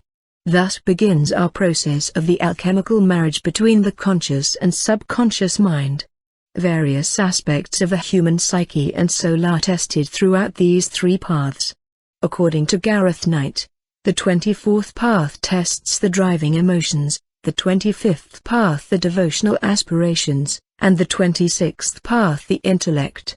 136 Therefore, these three paths truly work in concert to ready the soul for the higher Sephiroth on the tree of life. It may seem absurd at first, but it is perfectly fitting that our first touch point with Tifereth, the Sephira that represents the consciousness of the Christ, is represented by the Devil Tarot card. The Devil, unfortunately, has had a bad rap over the centuries. It is unfortunate that the mythological significance of the devil has been taken literally by the throng of religious fervor over the centuries. It must be clearly stated that the symbol of the devil is indeed that, a symbol. We are not referring to a literal demonic being of evil that is intent on defying God and torturing humanity. The devil is merely a symbol for an illusion. At the same time, so are all man's ideas of what God is, an illusion. We indeed become caught up in our own personal perceptions of God, rather than the reality of God. We get so wrapped up, and become slave to, our ideas and notions of what we think God is to us, just like the two chained persons in the tarot card. They are slave not to the literal creature the devil, they are slave to the established orthodoxy of their own ideas. The devil is merely a scapegoat for their own shortcomings. Too often we blame this invisible adversary for the sins which are, frankly, our own responsibility. The devil was invented by man in order to escape blame. Facing the devil, facing this illusion, is the first step in the dark night to receive the truth of Tifereth, of the individuality. Moving further into the great work, our notions of what we perceive God to be are likely to change, to be turned completely upside down.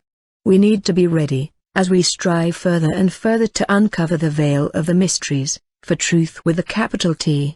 Based upon our current understanding of the world, this truth can seem more like paradox than logic. Yet, the world of spirit is often irrational to the world of the non-spiritual. This takes an intuitive leap past the logical framework of Hod in order to reach new frontiers of understanding that will often seem downright scary because of their illogical nature. We must be constantly aware of everything around us as illusion. The Hebrew letter for this path, Ayin, means eye, which aligns with the optical nature of this theme. The eye can be easily tricked. Ayin is a reminder of the paradox between the physical eye and one's intuition. The initiate must understand that the material world is illusion and take great care not to confuse outer forms within our reflection. One may relate to another in some way, but they are not the same thing. As always, discernment is your ally. As the Yetziractic text calls this path the renewing intelligence, we are being provided here an opportunity to face these aspects of ourselves and renew them, let them go, which the two people in the tarot trump could do if they allowed themselves. They are responsible for their own freedom, because being chained is an illusion, the devil doesn't actually exist. We rarely allow ourselves that opportunity. So here is our chance. In order to experience the higher levels of the tree of life, our current notions of God, of a spiritual life, must be challenged. Samuk, Path 25, Figure 45, Path 25, Path 25, Yezid to Tifereth Hebrew letter, Samuk Hebrew letter meaning, Prop Tarot attribution, 14, Temperance astrological sign, Sagittarius Yetziratic text. The 25th path is the intelligence or probation, or is tentative, and is so called because it is the primary temptation, by which the Creator treateth all righteous persons. 137 Path 25 is part 2 of 3 of Dark Night of the Soul. The next couple of stanzas of the poem by Street John of the Cross, This light guided me more surely than the light of noonday to the place where he, well I knew who, was awaiting me, a place where none appeared. Oh, night that guided me, oh, night more lovely than the dawn, oh, night that joined beloved with lover, lover transformed in the beloved. 138. Here we begin to reach the phase of the dark night where the paths begin to defy description, much to the dismay of writers throughout history. Although we live in an age when an individual is defined by their opinion, in the great work, when one delves deeper into initiation, the less there is to say. This is because the higher we ascend on the tree, the greater the impact on the human soul, which is a construct beyond human language. Thus, symbols become all that more important. Although, remember, the aim of a symbol is its own destruction. It cannot be taken literally. What matters is behind the symbol. We have learned that lesson most with the devil. While path 26 was a test of illusion, this path is a test of temptation. Devotion to one's faith is most important here, for if that faith fails you, then finding comfort in the denser levels of experience becomes way too easy.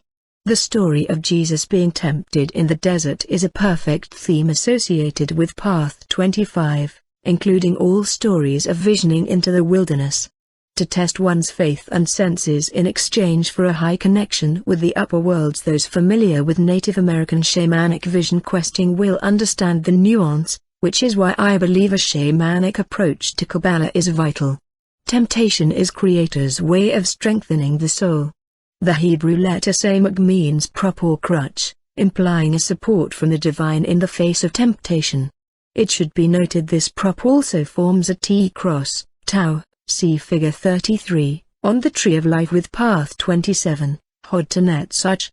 This closely aligns this path with path 32, given that they both form the lower half of the middle pillar of manifestation on the tree. That being noted, Samak, the prop, resembles both a means of supporting life and of taking it away.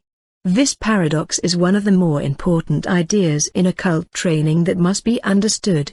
As mystics throughout the ages have noted, the truest formula of life comes from the decay and breaking down of old life, death, and the formulation of something new, birth. Sagittarius, the zodiac of the archer, is the astrological influence. It should be noted that Sagittarius is a centaur, and in occult work the symbol of a half-man, half-animal shows the struggle between the lower self, personality, and the higher self, individuality. If the man half is on top, like the centaur, the higher self is winning over this struggle. If the animal half is on top, like a Minotaur or Baphomet, in the Devil Tarot card, then the lower self is in control. In this light, the arrow of Sagittarius can be taken in two ways. If the archer's arrow is pointing upward, the archer's aims are toward the heavens and he has forsaken the baser parts of himself. If the arrow is pointing downward, it could be seen as the individuality taking aim toward what needs purging in the personality. It is either a precise ascension to the divine or the divine's descent into the lower worlds. The arrow is the symbol of directed will, not the will, lowercase, of a human being, but the will, uppercase, of God. The tarot trump temperance shows an angel, assumed by most esoteric scholars to be Raphael, pouring the waters of life from a golden cup, symbolizing the sun, Tifereth, into a silver cup, symbolizing the moon, Yazid.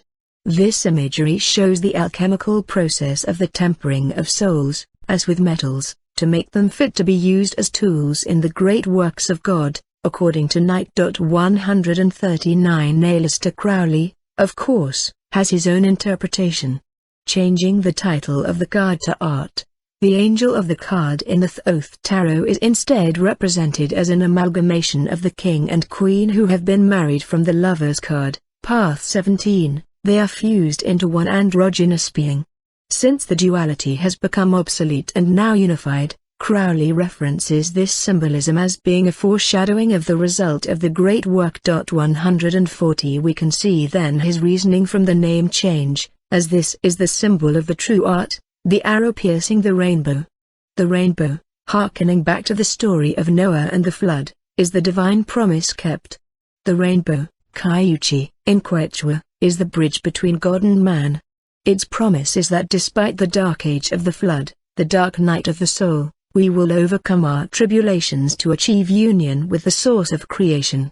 None, Path 24, Figure 46, Path 24, Path 24, Netzach to Tiferet Hebrew letter, Nun Hebrew letter meaning, Fish tarot attribution, 13, Death astrological sign, Scorpio Yetziratic text.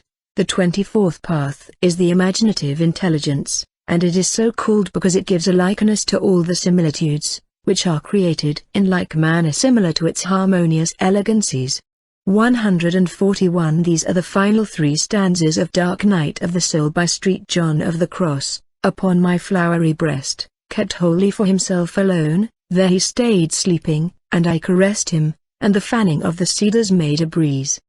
The breeze blew from the turret as I parted his locks, with his gentle hand he wounded my neck and caused all my senses to be suspended. I remained, lost in oblivion, my face reclined on the beloved. All ceased and I abandoned myself, leaving my cares forgotten among the lilies. 142 The previous 2 paths have perfectly set up the initiate's work ahead. For this final installment of the Dark Night of the Soul trilogy, the task of the initiate is to finally shed the old skins of the personality and ready themselves for the unknown ahead. Full trust in God's love is crucial at this point. The primary symbol of this path is the tarot trump of death. Before rebirth into higher levels of consciousness, one must die to who they are today. It is the fear of change that must be faced, transmuting that fear into a full acceptance of what is, what has been, and what will be. Dion Fortune, in her occult masterpiece The Cosmic Doctrine, recounts 7 different types of death that are important to study not just for this path, but for all prospects of initiation. First death. 2 separate forces cease to exist independently but become a single, entirely new manifestation. Second death, the evolution of a lower form into a higher form takes place. Third death, the death of the physical body, synonymous with Path 32.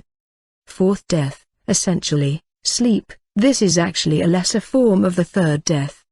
Fifth death, a death of the personality, the process represented by this.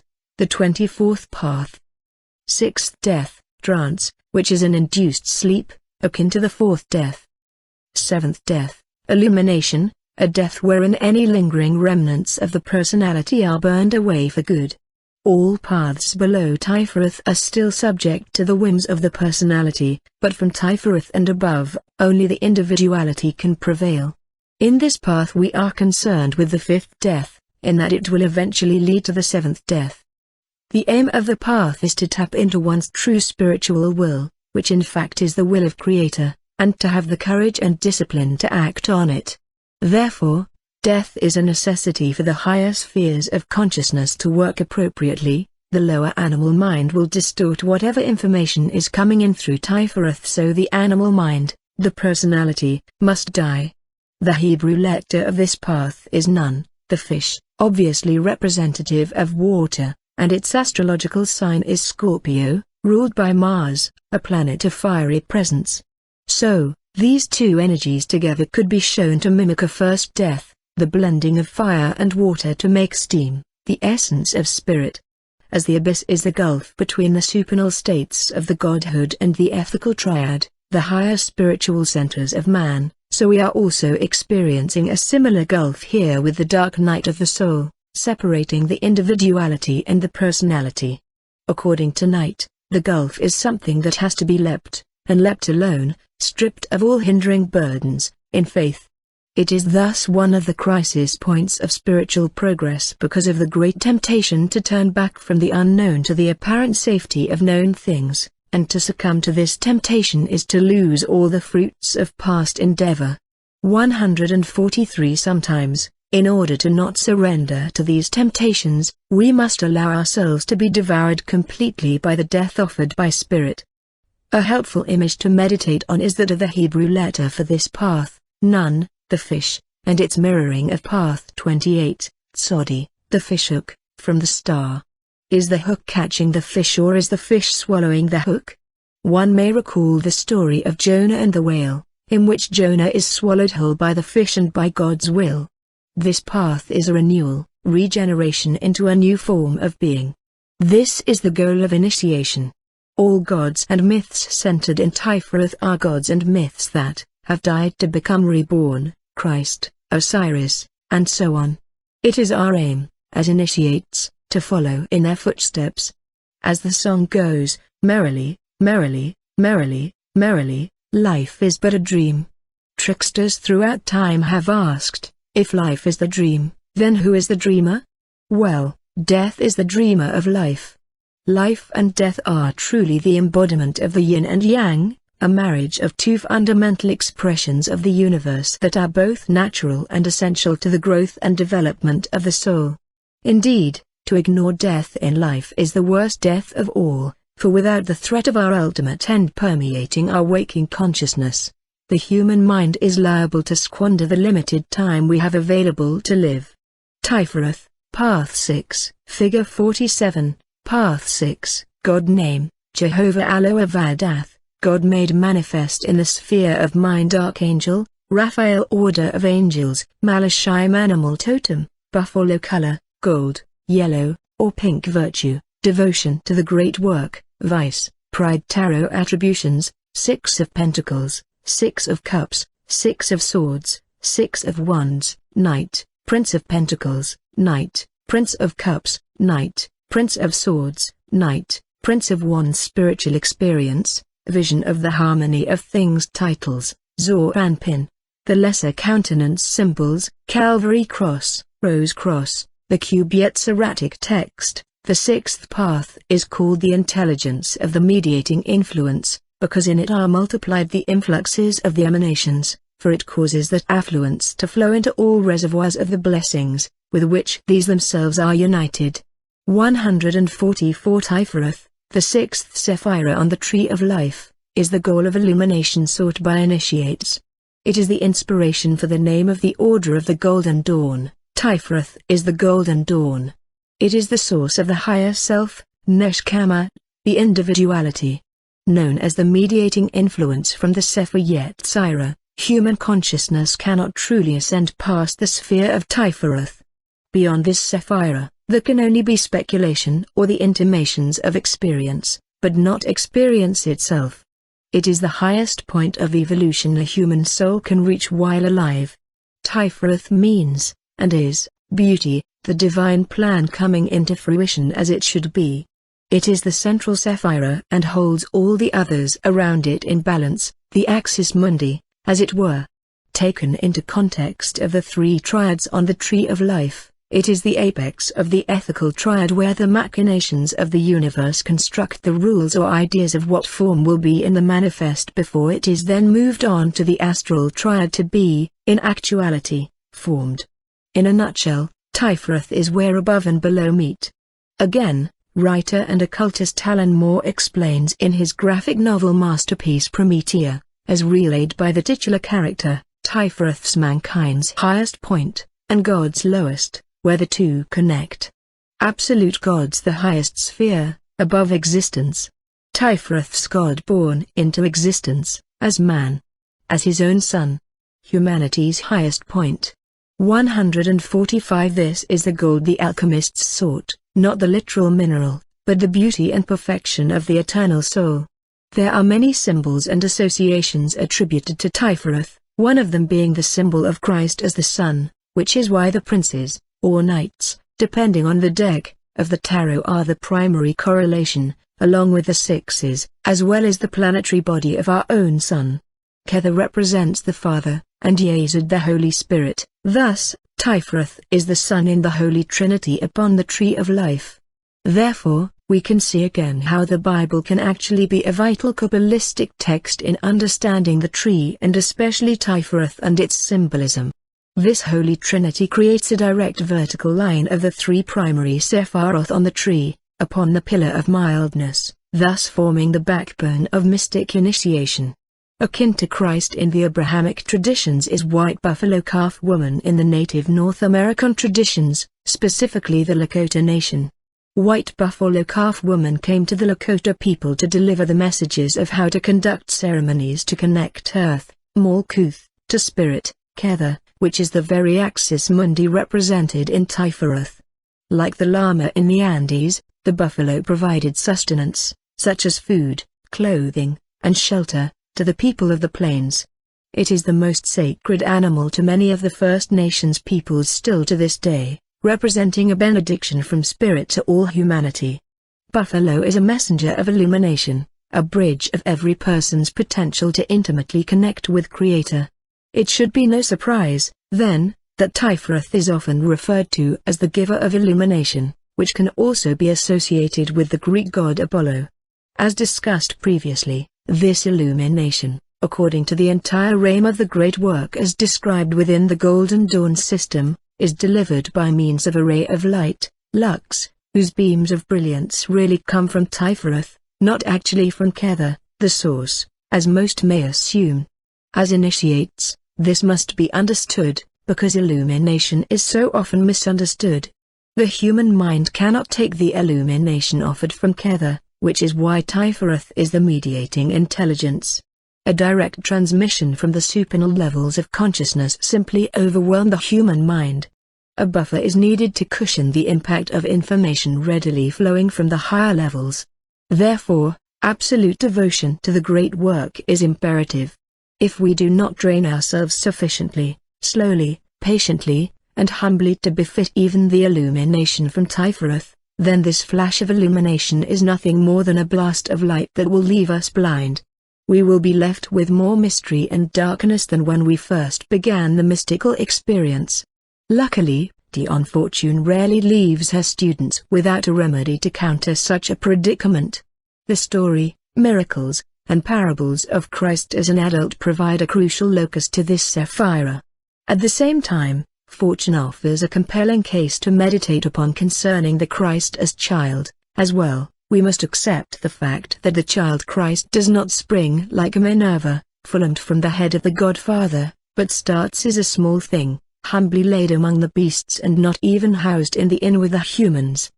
The first glimpses of mystical experience must perforce be very limited because we have not had time to build up through experience a body of images and ideas that shall serve to represent them. 146 These images and ideas can only be compiled into the conscious mind through time, through study, patience, and discipline. We must always remember the lessons of the child Christ in Tiferath, whose lesson unveils to us a process of growth and evolution to understand the illumination waiting for us. The Christ story, the Christmas story especially, can teach us more than we may assume. Too many in the circles of alternative spirituality have forsaken the lessons of the Christian Holy Bible in an act of rebellion from years of persecution. However, the sins of the Church should not override the treasure trove of esoteric knowledge that resides in the Holy Book. Despite how much that knowledge has been abused, another prime lesson for this Sephira. We must always begin each foray into knowledge completely anew, every day starting from the place of the fool, the beginner. Following this, a developed initiate engaged with this Sephira will then henceforth be capable of engaging in that culmination of the great work as prescribed by Abramlin the Mage, the knowledge of and conversation with one's holy guardian angel, HGA. Normally called the Abramlin operation, the process of conjuring and communicating with one's HGA is typically an excruciating course which takes months of prayer and ritual to implement. 2. Gain access to your HGA is a rare and honoring occasion. The holy guardian angel is not some cherub that flits around you, catching you when you trip. It is most typically understood as an aspect of the higher self, that state of the individuality that resides in Tiferath. It is an intelligence that acts as an emissary between you and God. Even though the path-working process is not equipped to evoke one's HGA, it is a good idea to become familiar with its presence. The holy guardian angel is rarely experienced through visions but is rather a mode of pure consciousness. This level of consciousness is less of a psychic phenomenon and more of an intuitive state of awareness and presence. Hence, any mystical experience still operating out of a visionary state is still operating in the astral triad, rather than the ethical triad, where mystical experience is more of a highly matured perceptivity of the universe. This type of consciousness prepares one's senses to be able to interact with the higher realms, most specifically with the unknown. This leads to a final lesson on Tiferet, which contains enough material to fill tons of books, which centers on Christ again. The crucifixion of Jesus Christ is an integral moment in the history of humanity, revered by billions of Earth's citizens the world over. Whether one is Christian or not, the significance of the Christ's life and miracles, as well as his death, cannot be underestimated. It may be shocking for some to know that occultism in fact finds many of its core roots in early Christian Hermeticism.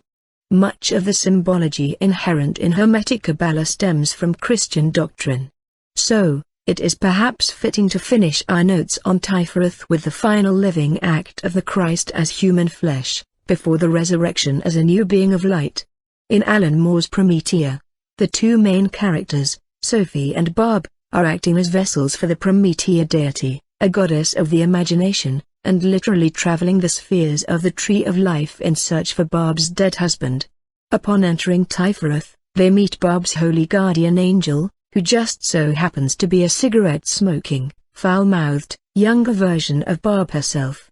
As the holy guardian angel walks them through the golden realm of Tiferet, which is basically our closest conception to what heaven really is, she teaches them about the various god forms throughout history that had died and risen, like Osiris. They then stumble upon a mighty image of Christ on their cross and the mood darkens. Sophie and Barb find themselves stunned and sobbing at the sight, their hearts crushed. Barb's holy guardian angel comments as she fixes her gaze upon the dying, suffering Christ, "The best in us. The gold. And it's nail-driving on the cross of the world. That's us up there, man. But even down here, at the lowest Auschwitz end of what humans are, and what humans do, our highest point is still here with us. There's light. Always remember that. There's light at the bottom." 147 Tiferet is our highest connection to our soul's potential. But we must always remember the banality of our own flawed humanity for the true beauty of the Sephiroth to flourish. We are a paradox, both divine and mundane, good and evil. Christ, a divine being who walks in the flesh, who gave up his life to be beaten, battered, and crucified, is the essence of beauty.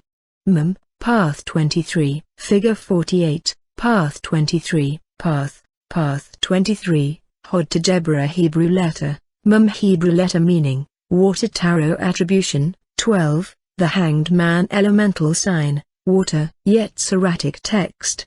The 23rd path is the stable intelligence, and it is so called because it has the virtue of consistency among all that numerations. 148 In Path 23, we are engaging in first contact with Deborah. Whereas Hod is the sphere of mental forms and communication, Deborah is the sphere of breaking down those forms before entering the astral triad so that creation remains pristine. Deborah is a sphere of fire as purifier, remover of dross. The Hebrew letter for this path, means water. So, what we have is a type of spiritual technology where fire and water come together to produce an immense alchemical power. No better analogy can be used for this path than a machinery of higher consciousness, which helps us understand the chosen moniker of the ethical machine. Deborah contracts while Hod expands. Deborah restricts any forms from ascending the tree that are not clean and pure, while forms descending the tree are molded to fit the restrictors of the manifest.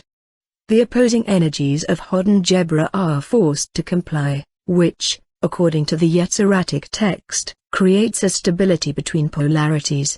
Through the fusion of these two opposites, a universal stability is formed. The lesson in this path is taught sufficiently by the trump of the Hanged Man, a personal favorite. The Hanged Man is one of the better teachers of all the trumps on how to train the human mind, Hod, to work from the spiritual perspective. Since the figure on the card is being hung upside down, this indicates that the values of the higher world are most often the reverse of the lower. The Hanged Man gives an indication of serenity through chaos, as his face is placid despite being strung up and his head about to be submerged in a body of water, again, in the Thoth Tarot. This explains why most mystics throughout time have been thought to be insane. Their ideas and values are normally at odds with dogma and culture, and they are revolutionaries and radicals. Most often, when engaging with the higher spheres of consciousness, one encounters realities that far surpass culture's understanding of what is and is not acceptable. The Hanged Man encapsulates the expression of mystic action, which is rarely understood in conventional culture. When these spiritual ideas and values are expressed, the prevailing mindset of society often misinterprets these expressions, becomes afraid, and retaliates either through crucifixion, persecution, or banishment.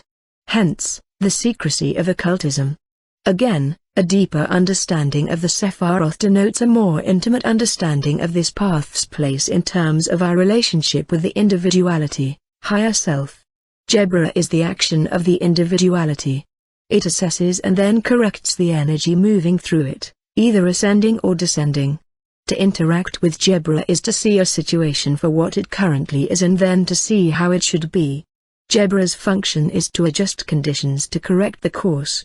Crowley calls this path and trump the card of the dying god, and perhaps he has a point. 149 Path 23 is the roadway where old ideas are purged to make way for a new, higher perspective in accordance with the spiritual will of the universe. Ascending the tree, the fiery heart of Gebra tests the purity of forms to discern what is useful and what isn't. Another principle of water to be considered is its ability to reflect like a mirror. If the Hanged Man were placed directly on the model of the Tree of Life on this path, his head would be immersed in Hod. It is in Hod that the principles of the higher mind, via Gebra, should be reflected. In order for us to be a mirror of the divine, we must be pristine, like a placid lake reflecting the stars in the heavens. Being a reflection of God, we can beget an understanding of God as a reflection of itself. We then remember that each Sephira is merely a chalice receiving the pouring waters of the one preceding it, all originating from the unmanifest. It is sufficient then to inherit the symbol of the cup for the mystic way of being. A true mystic should be able to be a clear vessel to receive the fruits of spirit, composed and unperturbed in the face of social pressures and norms.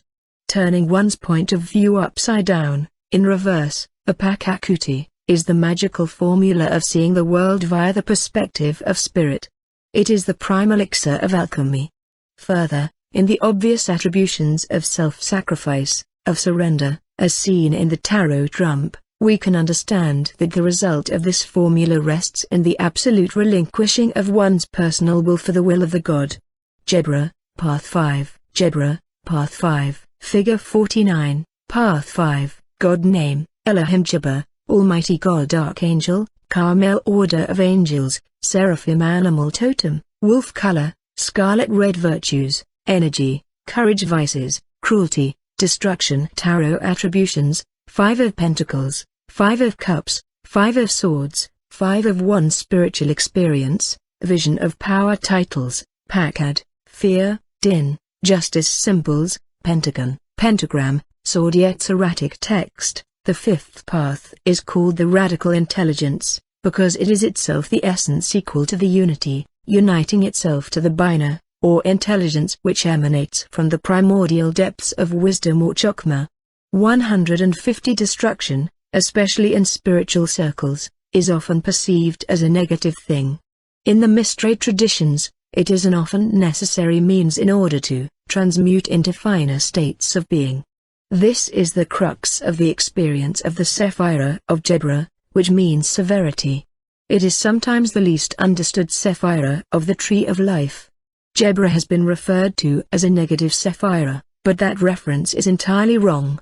In reality, Gebra represents the center of the pillar of severity, the counterbalance touched in the center of the pillar of mercy. The universe, and thus the truth of beauty, Tiferet, cannot exist without either of these poles. Gebra is the holy, purging fire of God that burns away the counterproductive aspects of any force or form. This works both ways. When descending the tree, The universe's purifying forms in order for it to become manifest. When ascending the tree, the soul is purified of its dross before climbing to the higher spheres.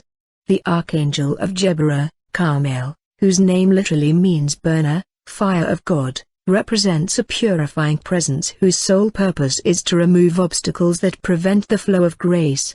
Jebra is a sephira of adjustment. Another name for it is judgment, much like the tarot card justice. It is an assessment of the powers that exist which flow through it. Change is always necessary in the orientation of the soul. As I have discussed before, if change is resisted, then the resulting chaos of that resistance can be unpleasant. In fact, some mystics and magicians have stated that to deny the adjustment of Jebra is to risk possible mental breakdown, sickness, or even worse. Not even good intentions guarantee passage at this level of pathworking. Everyone will have to face these adjustments, whether alive and implementing the great work or in the realms of death, as a soul traversing the planes to make their way home. It is at this stage in pathworking, also, when sacrifice is necessary. There are parts of ourselves, the way we may treat others, our addictions, and so on, that must be given up for the sake of devotion. True sacrifice is about making a clear and deliberate choice for the greater good. A pianist must give up other priorities to make time at the keyboard. A sculptor must choose to spend their resources on clay and kilns. An athlete would rather push their limits in a gym than sit on the couch. These are examples of individuals who generate the conditions necessary for their success, and they give up Friday nights out in the latest TV shows in order to make it happen. Breaking away from anything that separates one from the great work is the essence of the magical act, which really is just the transmutation of force. This is a place where conflict is almost a necessary, if misunderstood, phenomenon in the mystical process. In the Curanderismo traditions, swords are often used to battle and cut away aspects of a person's lower self that no longer serve their highest good. The cut must be clean, precise, and exact. The recipient must be ready to be rid of that aspect forever. If the lower inhibition is merely repressed and denied expression, they are setting themselves up for failure. The base desires of the personality will always come back to haunt, unless they are placed on the altar of sacrifice and sliced away as a commitment or contract with the divine will. This may seem contrary to the common spiritual nomenclature of modern mystical philosophy, but it is a theme as timeless as the mystery traditions and beyond. Fortune writes, "There is a place where patience becomes weakness and wastes the time of better men, and when mercy becomes folly and exposes the innocent to danger." 151. Not that patience and mercy don't have their place in the great work, but those virtues reside in St, not in Jebra. So then may we learn from the wolf as the primary totem of Jebra. The wolf is keen, is strong, and can destroy most anything with its sharp maw. The wolf pack is one of the strongest family bonds in the mammal kingdom, precisely designed with definitive rituals and rules to ensure survival. Thus, it is with Jebra that whatever energy may pass through its sphere of influence, either ascending or descending, is adjusted by the laws that govern the ethical machinery of the universe. It is with ritual that the wolf adjusts the chaos that may exist, that each member of the pack may know its own place. Jebra is the prime sephira of esoteric ritual, the 5 points of the pentagram, the 5 directions of the mesa, and likewise exists to help us adjust our own bearings, to understand our role in the cosmic scheme. Lamed, Path 22, Figure 50, Path 22, Path 22, Tiferath to Jebra Hebrew letter, lamed Hebrew letter meaning, Oxcode Tarot attribution, 11, Justice astrological sign, Libra Yetziratic text. The 22nd path is the faithful intelligence and is so called because by its spiritual virtues are increased, and all dwellers on earth are nearly under its shadow. 152. The first time I underwent a path working on the Tree of Life, I had just completed Path 23, which had upturned my life, and then soon after read in Dolores Ashcroft Nowaki's The Shining Paths that this next path, Path 22, can be the nearest thing to spiritual agony. My heart sank. She continues, that for the student of Qabalah, an initiate, it can be the point at which a crossroads is reached in his decision to go on, or remain where he is. 153 I nearly threw the book across the room. I was about done. But then I took a deep breath and continued onward. The Yetziratic text shows a way through, as this path is the faithful intelligence. It promises that through faith, one's spiritual virtues will be increased.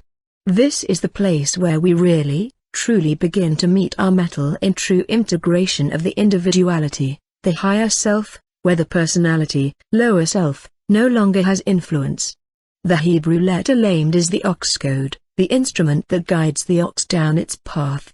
Seeing as the first Hebrew letter, Aleph, path 11, means ox, we see an obvious reciprocal relationship here. An ox moves slowly, but it is persistent. The whole gist of the mysteries is that the subtle enigmas of life are the goad of Creator, urging us back into the arms of the Universal Mother and Father. Generally known in esoteric circles as the path of karmic adjustment, this is where the lords of karma operate upon us like surgeons in order to restore cosmic balance within our soul. This path is connected to Deborah, and while that Sephirah specifically calls us to banish our dross, this path is also connected to Tifereth and so beseeches redemption. This means we must face ourselves, our entire life circumstance, as it really is and be ready and willing to change what is necessary in order to keep our devotion intact. This requires brutal honesty, discernment, and a lot of courage. The best way to understand this path is from the Egyptian Book of the Dead. The judgment hall where the dead go is also referred to as the Hall of the Double Maut. Maut is the Egyptian goddess of truth and law. When the dead arrive at the hall, their hearts are weighed against Maut's feather, an emblem of truth. That the heart is another symbol for Tifereth bears mentioning, as this path is directly connected to the Sephirah. We also see the obvious connection to the astrological sign Libra, the scales, as well as the symbology of the tarot trump justice. It must be noted that a feather often represents air in the shamanic traditions, which translates into a sword in the Western mystery tradition, as carried by the figure of justice in the card. Aleister Crowley refers to his version of the tarot card for this path as adjustment. He compares the Harlequin, his figure starring in the Justice from his Thoth deck, and the Fool, from path 11, Aleph, in the greatest symbolism of all. However, the symbolism beyond all planetary and zodiacal considerations, this card is the feminine complement to the Fool. This woman goddess is Harlequin, she is the partner and fulfillment of the Fool. She is the ultimate illusion which is manifestation, she is the dance, many-colored, many-wild, of life itself. Constantly whirling, all possibilities are enjoyed, under the phantom show of space and time, all things are real, the soul is the surface, precisely because they are instantly compensated by this adjustment. All things are harmony and beauty, all things are truth, because they cancel out. 154 Justice is about finding the truth. And in this seeking of the truth, we can understand that the universe will always mask itself as the Harlequin does. In the typical Justice card, Lady Justice is of course blinded. The scales of what is right and what is wrong are always subject to relativity. But that is why Lady Justice stays concealed behind the blindfold. The scales will remain balanced when the senses are directed to the mysteries of creation. Kaf, path 21, figure 51, path 21, path 21, Netzach Hebrew letter, Kaf Hebrew letter meaning, palm of the hand, tarot attribution, X, wheel of fortune astrological sign, Jupiter Yetziratic text. The 21st path is the intelligence of conciliation, and is so called because it receives the divine influence which flows into it from its benediction upon all and each existence. 155 The key to this path is of course the tarot card, the Wheel of Fortune, which implies the process of the cycles of life, the ups, the downs, in one continuous loop. Like a Mobius strip, the infinite loop can seem as a maze at times. Our patterns will turn back in on themselves over and over if we don't recognize them. Conversely, as emblematic of the seasons of the year and the orbit of the planet, The card also represents the universe itself as an expression of change. This is our first touch point with Chst, the sphere of mercy, which is the polar opposite of Jebra. Chst is the Sephira where the image of the individuality is contained. Because of the connection to Netzach, this path then is responsible for generating the true aspirations of our imaginative minds. Because of this, it is the idea of the quest, and most especially the spiritual quest for the Holy Grail, that is one of the driving myths of this path. The Grail is obviously a symbol for the individuality, higher self, but the notion of a quest wherein one embarks upon a journey to find the treasure and defeat dragons, gives the assurance you will not retrieve the Grail too easily. It is often a task taking multiple lifetimes. The Grail is one of the prime sources of inspiration and imagination in the Western world. The process of this quest is clarified by the Yetziratic text and its reference to this path as the intelligence of conciliation. Conciliation is about overcoming adversity in order to gain understanding, a clear reference to the victory of Netzach. In the context of the tarot card, this means the disparate parts of the wheel actually work in harmony in order to allow the divine spirit to flow into creation. The Hebrew letter Kaf is the palm of the hand.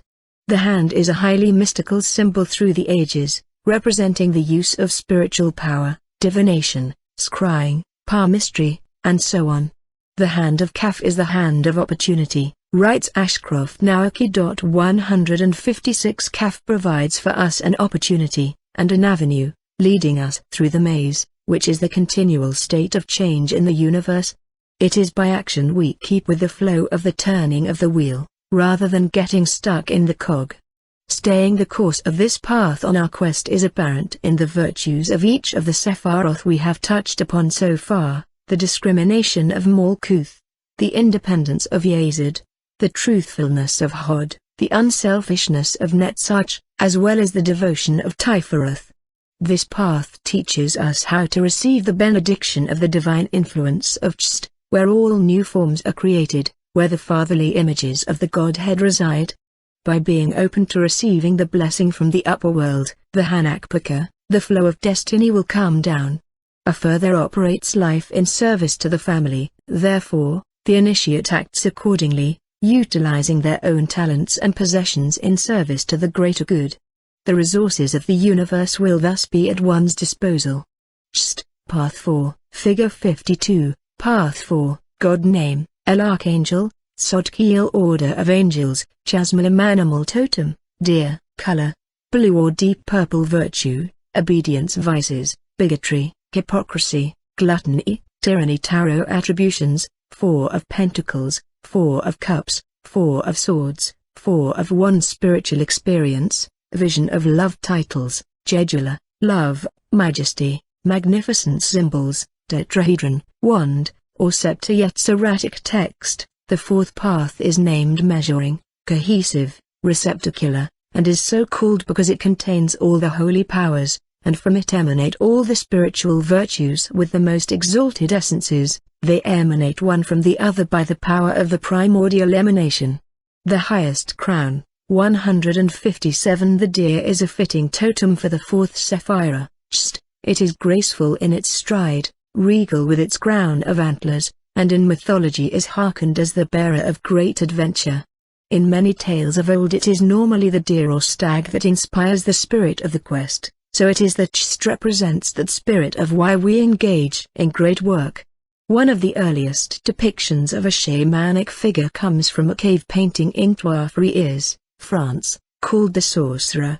This image is of an antlered man, half beast, half human, and not only reveals the ancient dependency humankind once had on the natural world, but also unveils the shape-shifting tendency of the shamanic method.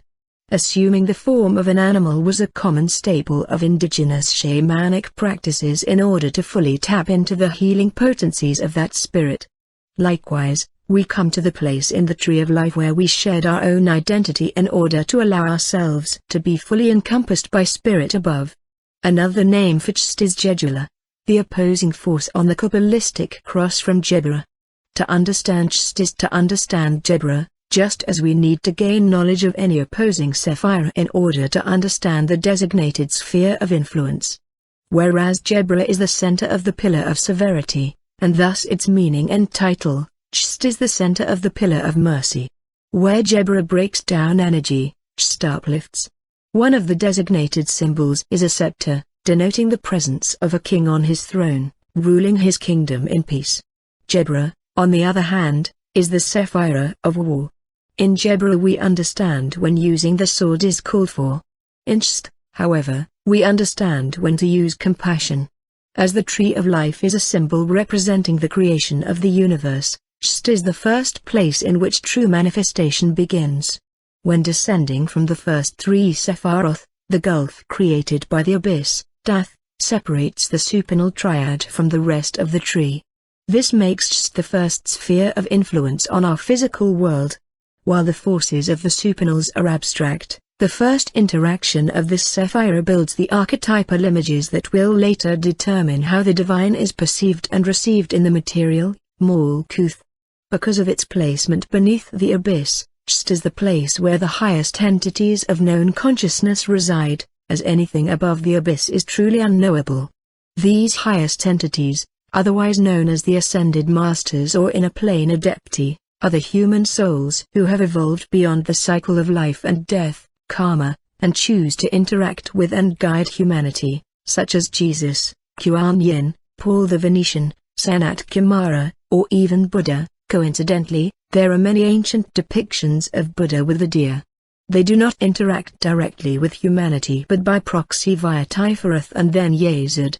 Therefore, when an initiate is interacting with one of these adepti, they are interacting with an abstract force that is representative of that master, whose center of force resides in Tifereth.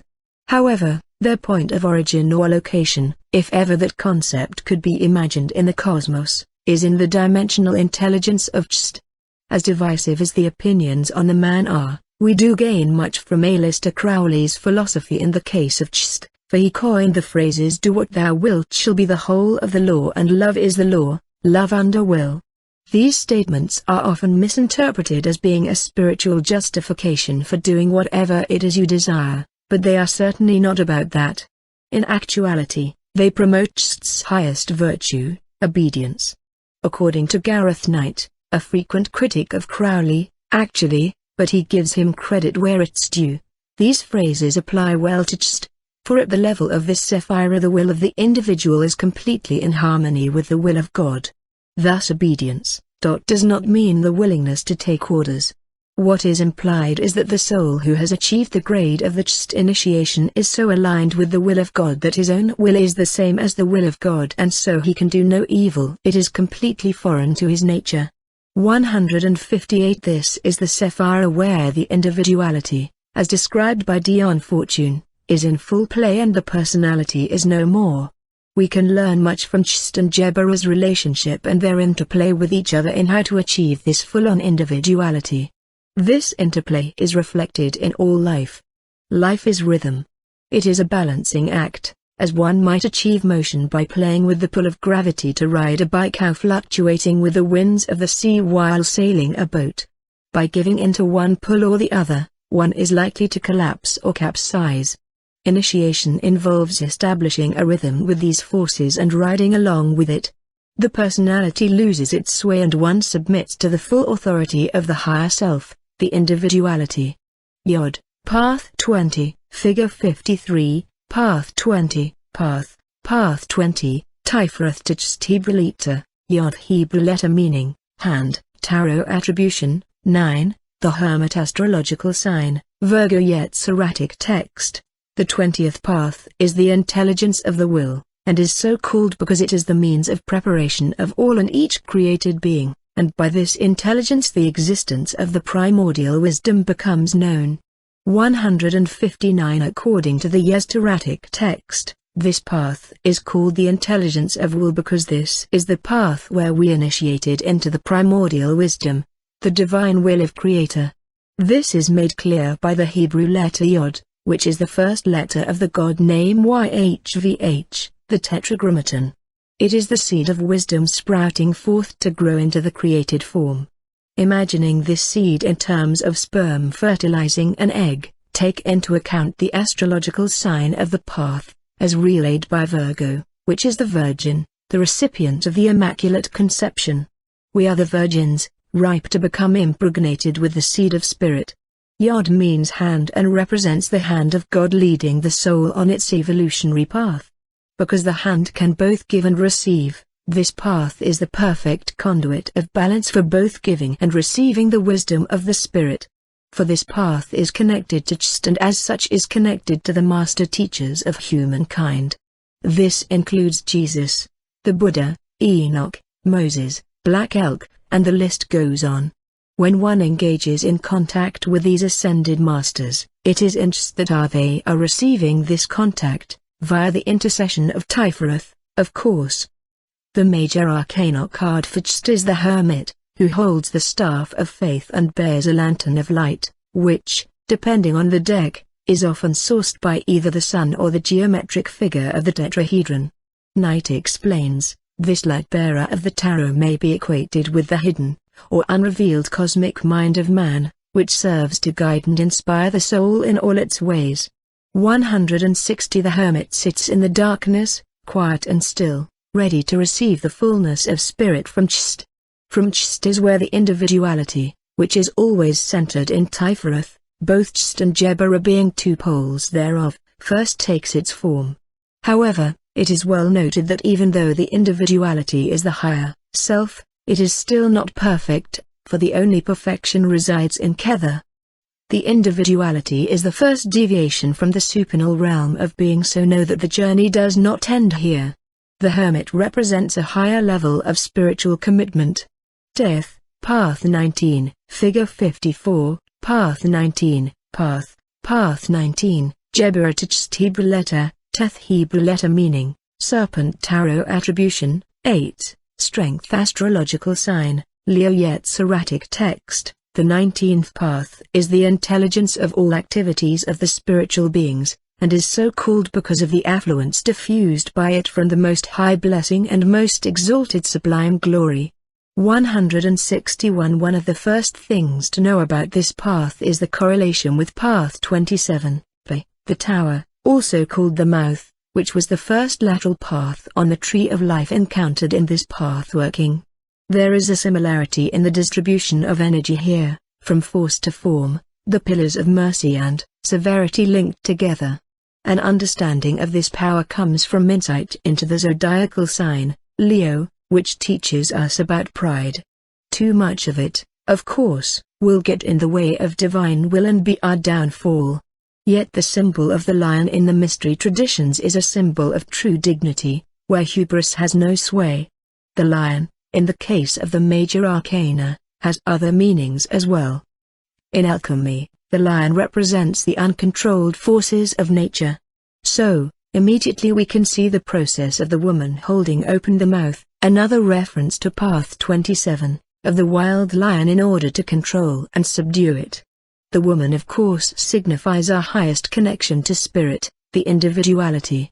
The subduing of the lion is not just subduing the lower, primal self, personality, but it also is a test to see if we are capable of utilizing all the knowledge we have collected on the journey of initiation thus far. Traveling this path, we should see and be able to strip away the last illusion keeping us confined to the whims of our personality, our lower self. Our personality can often act as a mask, or series of masks, that hides our truest selves from the world. True strength comes from shedding these masks, becoming vulnerable, and standing firm as the beings we truly are. The key to this strength can be found within the mysteries of the Hebrew letter Teth.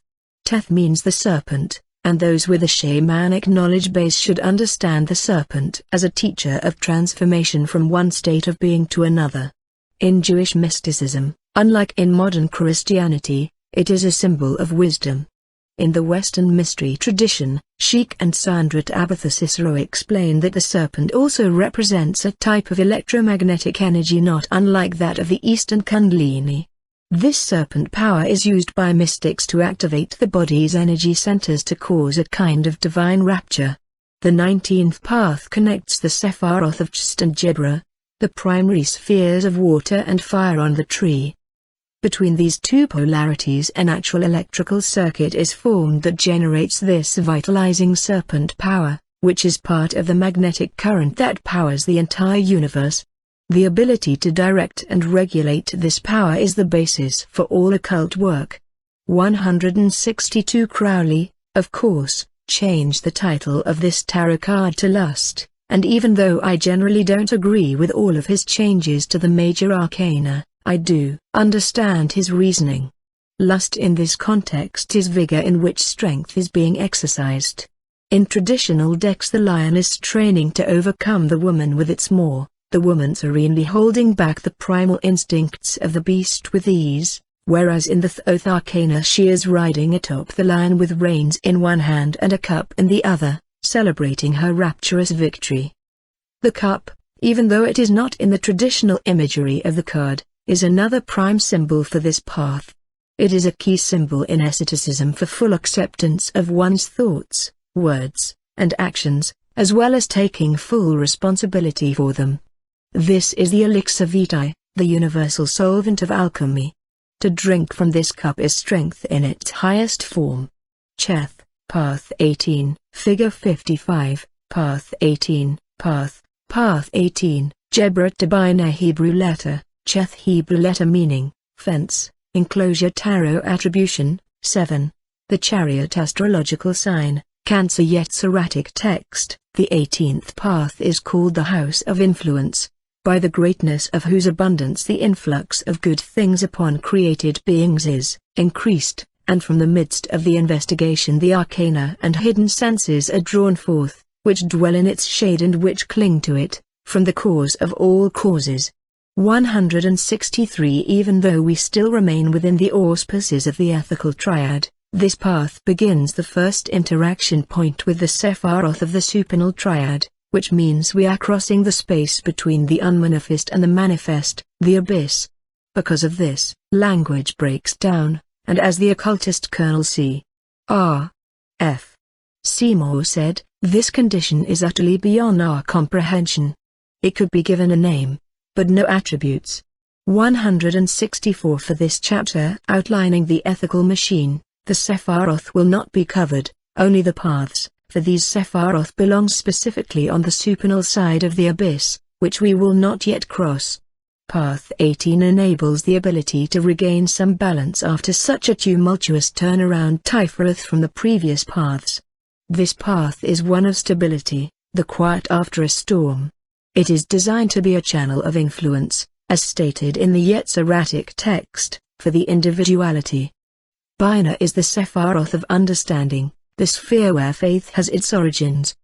The individuality must keep this channel open and clear so that one's destiny can flow down through the spheres and into the physical planes of manifestation. The Hebrew letter, Cheth, means fence or enclosure, which gives an indication that this path is one of protection and containment. Just as the wall in the Sun card refers to the containment necessary for precise growth, so here Cheth refers to the necessary enclosure required for consciousness, descending from above, to be organized into discernible forms that can be understood at the level of the manifest, for who can understand the consciousness of the unmanifest? This is where words begin to fail at describing the processes at this level of the tree. Again, an enclosure hides what is inside from the outside, therefore, any attempt of the human mind to try to grasp what goes on inside the enclosure becomes futile. This is the crux of the occult arts. The tarot card of the chariot more represents a mobile throne rather than a Ben-Hur-style chariot. It must be duly noted that the angelic order for Binah is the Aralim, meaning thrones. The charioteer sits aloft, surveying his kingdom, which he has already set in motion. He no longer needs to conduct it, as per the reins on the last lion from Path 19. At this point, after the struggle with the lion, personality, on the previous path, a milestone should have been achieved. One should be able to bear the fruit of the Holy Grail, which is in no way an end result to illumination but merely a significant stage of acquisition or triumph in the ever-cyclic, never-ending path of initiation. The astrological sign is Cancer, the crab. This provides another symbol of the enclosure, an outer shell for protection of the inner body. We are reminded of the correlation to the crustacean crawling out of the waters in the moon card. The crustacean is a primal creature, crawling out from the archaic waters and influences of the Great Mother. This is indeed our first touch point with Bina. The charioteer is one who is ready to receive the first impressions of creation from the supernals. In essence, this path is where the hard work and discipleship should be rewarded before the mystic continues on the journey. It is far from a respite. An outer shell, armor, is acquired, and from here on out the knowledge and discipline of the initiate should be put to productive use. The aim of the initiate is to be master of the inner world. The previous paths set about conquering the lower influences of the personality, the Ruach and Nefesh. Now, this path is a proclamation on what has been conquered. In Native American traditions, a warrior would put his stake in the ground and hold his position, never to return to whence he came until the battle was complete. Path 18 is the act of putting one's stake in the ground and never returning to those things that pull one way away from the great work.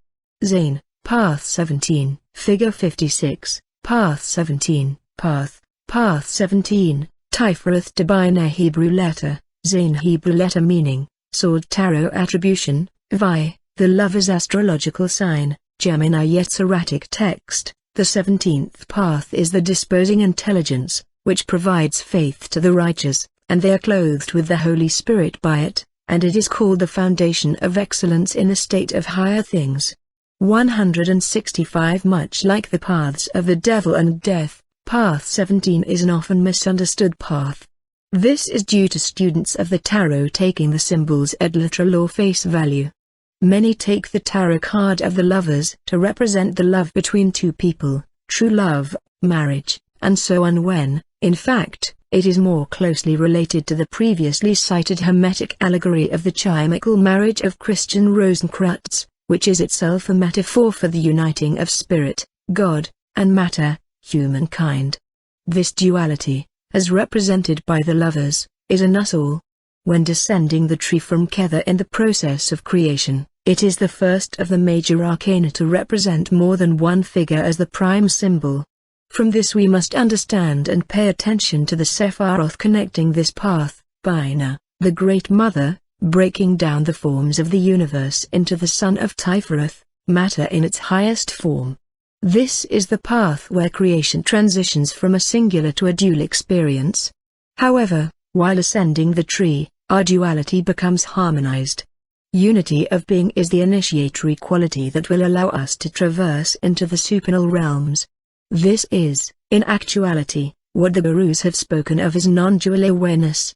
That being said, the Hebrew letter of Zain, or Zain, is the perfect symbol for this path since its meaning is sword. As stated before, the sword both cuts down and defends. The sword separates, and it is in this separateness that the two parts can become whole. Once this separation is overcome, the figures of the lovers in the card are received back into Bina, representative of the innocence and non-duality of the Garden of Eden. Again, this takes place within the individual, not among two people. The division is of us from the divine, if you will, and the reunification of the two is the reward of reception to the divine. Though some may not like to admit it, the universe is based upon the principle of duality. There must be a separation between the self and the divine. The Taoist yin-yang symbol is a perfect example of this, as black is defined by the virtue of not being white and white is characterized by not being black. Creator is separate from creation in order that creation can exist. However, it is this divide that causes relationship. Since there is separation, interaction can occur. Without separation, love has no way to demonstrate itself in manifestation. Regarding the sword, any meanings can be derived from the legends of King Arthur and Excalibur, especially within the Western mystery tradition, as has already been discussed via the Holy Grail. Most especially of note for this path is the tale of the mystical sword that came from and eventually returned to the Lady of the Lake, which could be seen as a manifestation of Bina. The sword of note in the story is Excalibur, which is an expression of polarity because, according to Merlin, the sword itself was not even worth as much as its scabbard, which represented the knowledge and application of the sword's power. The most crucial experience to take from this path is Bina's particular connection to the holy guardian angel, of which the knowledge and conversation of is one of the holiest endeavors to embark upon in esotericism. As discussed earlier, the holy guardian angel is a sort of divine emissary connected to one's individuality. As God begat creation, all life was split into a multitude of divine sparks, each one attaching to an individual in manifestation. This divine spark is intended to guide one on one's path in the great work. The astrological sign for this path being Gemini, the twins, we can see how the relationship with the holy guardian angel should exist with our higher self. One is the reflection of another, but they are not the same thing. The Hebrew letter Zayin also reflects this relationship with one's holy guardian angel. The yod shape at the top indicates the highest conception of God, the rod extending beneath it through the levels of creation and into the manifested universe. This is the vertical purpose of the holy guardian angel and of this path, to provide a direct channel to one's own sacred purpose on the earth.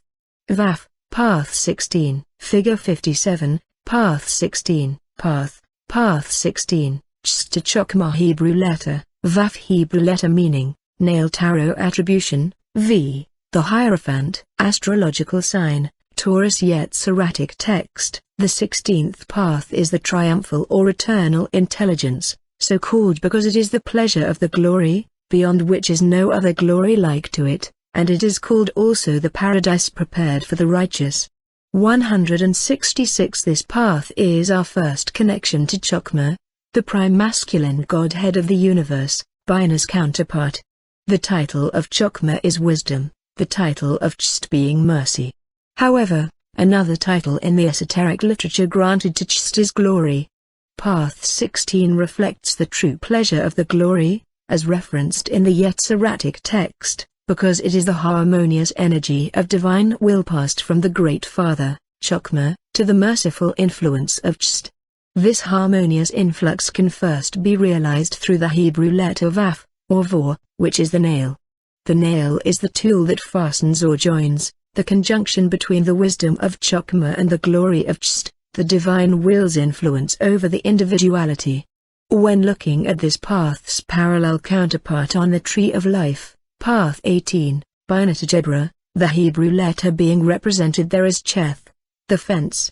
The dove, a representation of Venus, is another symbol with equal weight and is the manifestation of the Holy Spirit filling the womb of the Virgin Mary with the Christ consciousness. Please forgive the pun, but the goal of mysticism is that we must be like Mary and open ourselves to being impregnated with the seed from Chokmah, or rather, in the case of Vaf, to get nailed. Another aspect of Vaf to consider is its place in the name of God, the Tetragrammaton, YHVH, Yod He Vaf He. Explained by Gareth Knight, Vaf is in essence the active manifestation in form, the result of the union of opposites of Yod and He. From an esoteric Christian standpoint, the nail is a significant symbol, being, in triplicity, that which nails the spirit to the cross of matter. 167 The astrological attribution, Taurus, has perhaps more written about it for Path 16 than any other in esoteric literature. There is far too much to get into here, but further study is recommended.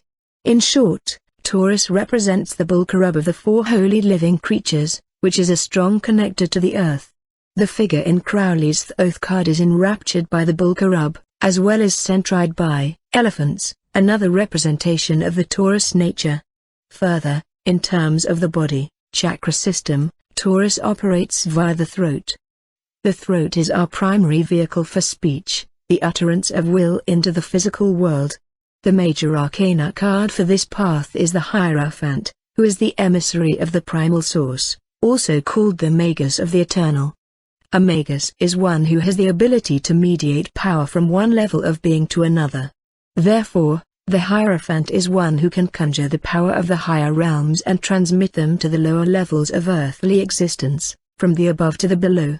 Hence the Hierophant is also the priest officiating the alchemical wedding between the two halves of self, the higher self, individuality, and the lower self, personality.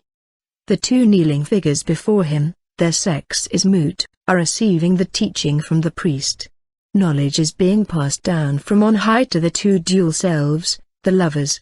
With this path calls us to still our monkey mind so that wisdom from the higher worlds can be received. The ability to listen, to truly open ourselves to the unseen, is the primary faculty that must be utilized. This is done less with the physical ears and more with the heart. Hey, Path 15, Figure 58, Path 15, Path 15, Tiferath to Chokmah Hebrew letter, Hey Hebrew letter meaning, Window Tarot Attributino, 4. The Emperor astrological sign, Aries Yetziratic text. The 15th path is the constituting intelligence, so called because it constitutes the substance of creation in pure darkness, and men have spoken of these contemplations. It is that darkness spoken of in Scripture, Job 38. 9, and thick darkness a swaddling band for it. 168 In many mystery schools, the major arcana card associated with this path is normally the star, whereas the Emperor is attributed to path 28. Dolores Ashcroft Nowacki suggests either will work, and I agree, though I chose to keep to the sequential order of the tarot corresponding to the sequential ordering of the paths on the Tree of Life. Therefore, for path 15, the Emperor is the suitable symbol. The Emperor is, without a doubt, the primary masculine energy of the tarot. The other cards that come before it either are feminine or can be interpreted as androgynous. The Emperor is the first card in the major arcana in which the fiery male aspect of the godhead shines through, which makes sense considering its touch point with Chokmah. The energy generated here is swift and creative, the paternal potencies of power reigning into Tiferath. The Emperor deals with the governance of such power, as represented by the rams on the throne as well as the scepter. The ram is wild by nature but can be tamed to be a docile beast. This is the goal of governance. A king's, or the emperor's, scepter is the symbol of the governance issued successfully, a firm hold on the banal nature of the personality established. Descending, this path leads from Chokmah, the giver of life, to Tiferath. The Sefer Yetzirah calls this path the constituting intelligence, and we can understand that through the governance of the Emperor. This intelligence orders and constructs the life force of the divine out of the womb of darkness. Therefore, just as the force of creation brought order into the darkness through the spark of divine light, so our relationship to the stabilization and ordering of power and energy, in accordance to the self, can be explored. The Yetziratic text also refers to the darkness as a sea. Many creation stories from cultures around the planet speak of the primordial waters of chaos from whence all creation sprang, the unmanifest. It should be understood that all that has come from the dark seas of the unmanifest has done so because it has been ordained, it is within divine order. The Hebrew letter He means window. A window's sole purpose is to act as an opening for light to pass through. More importantly, this Hebrew letter appears twice in the Tetragrammaton, the name of God, Yod-He-Vav-He. It is the symbol of incoming life, best represented through the story of Abraham. Before the conception of their child, Isaac, a symbol of their covenant with God, Abraham and his wife Sarah were known respectively as only Abram and Sarai. Once this covenant was sealed, the He was added to their names, making them a clear window for God's promise to shine through the roots of their lineage, God's chosen people. This doesn't mean only the Jews are God's chosen few, it is an expression of a promise to those dedicated to the great work as clear windows for the divine light. He has to do with perception, the perception of consciousness on a cosmic scale. Humanity is limited in our perception. We cannot hope to fully comprehend the divine image, the majesty of the great originating mystery. The window of He is that aperture of sight our own vista cannot contain when gazing upon the starry expanse of the heavens, but that our hearts hope to capture.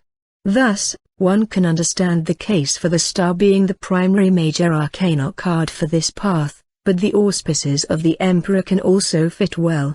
Contents: 133. Westcott, Sefer Yetzirah, 2nd ed., 31. 134. Eckhart Tolle, Eckhart on the Dark Night of the Soul, Eckhart Teachings, October 2011, https://www.eckharttolle.com/newsletter/October 2011. 135. John of the Cross, Dark Night of the Soul, trans. E.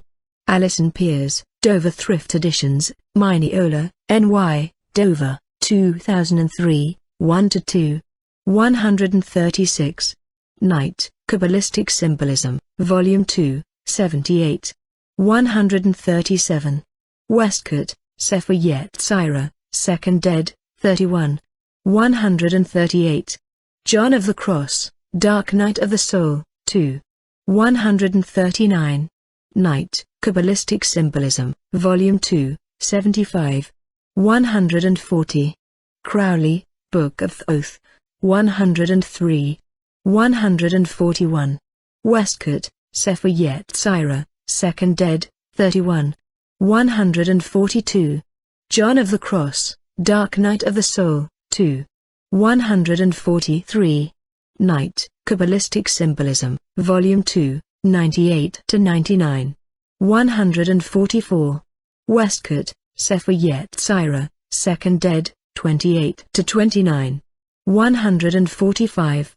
Moore et al., Promethea, B.K. 3, Issue 17, 9. 146. Fortune, Mystical Qabalah, 180. 147. Moore et al., Promethea, B.K. 3, Issue 17, 20. 148. Westcott, Sefer Yetzirah, 2nd ed., 30-31. 149. Crowley, Book of Thoth, 97. 150. Westcott, Sefer Yetzirah, 2nd ed., 28. 151. Fortune, Mystical Qabalah, 164. 152. Westcott, Sefer Yetzirah, 2nd ed., 30. 153. Ashcroft Nowacki, Shining Paths, 102. 154. Crowley, Book of Thoth, 86-87. 155. Westcott, Sefer Yetzirah, 2nd ed., 30. 156. Ashcroft Nowacki, Shining Paths, 112. 157. Westcott, Sefer Yetzirah, 2nd ed., 28. 158. Night, Kabbalistic Symbolism, Volume 1, 119. 159. Westcott, Sefer Yetzirah, 2nd ed., 30. 160. Night, Kabbalistic Symbolism, 105. 161. Westcott, Sefer Yetzirah, 2nd ed., 30. 162. Regardie, Garden of Pomegranates, 395. 163. Westcott, Sefer Yetzirah, 2nd ed., 11. 164. Seymour, Forgotten Mage, 32. 165. Westcott, Sefer Yetzirah, 2nd ed., 30. 166. Westcott, Sefer Yetzirah, 2nd ed., 30. 167. Night, Kabbalistic Symbolism, 179. 168. Westcott, Sefer Yetzirah, 2nd ed., 30. 12. The supernal firmament. Here we are now working strictly with the supernals, the highest regions of archetypal consciousness. These vistas cannot ever truly be known. This is the plight of the mystic human, to reach for the unattainable, to try, however impossible it may be, to unveil the great originating mystery. The supernal triad is the great firmament, the heavenly spheres where we understand the origins of what we call God to be. This is the holiest of holies, and it can only ever really be understood through symbols, metaphor, or poetry. So, take any words hereafter with a grain salt, for no language can truly ascertain the enigma of divinity.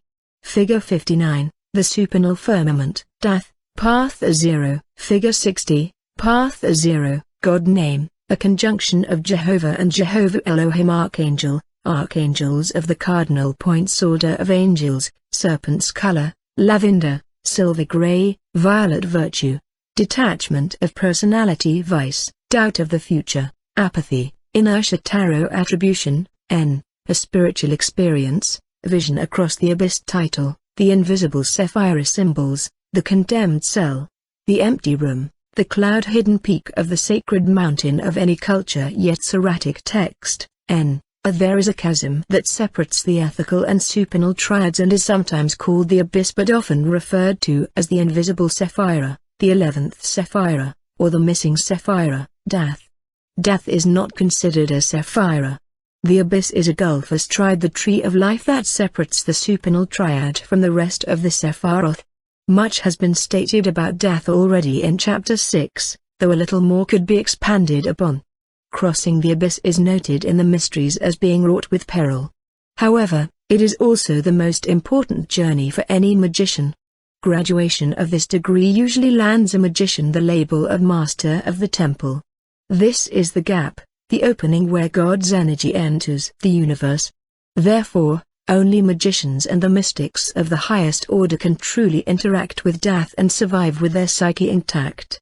Aleister Crowley wrote many interesting notions about the abyss and seems to be one of the few magicians in the Western mystery tradition who mapped the endeavor in their literary canon.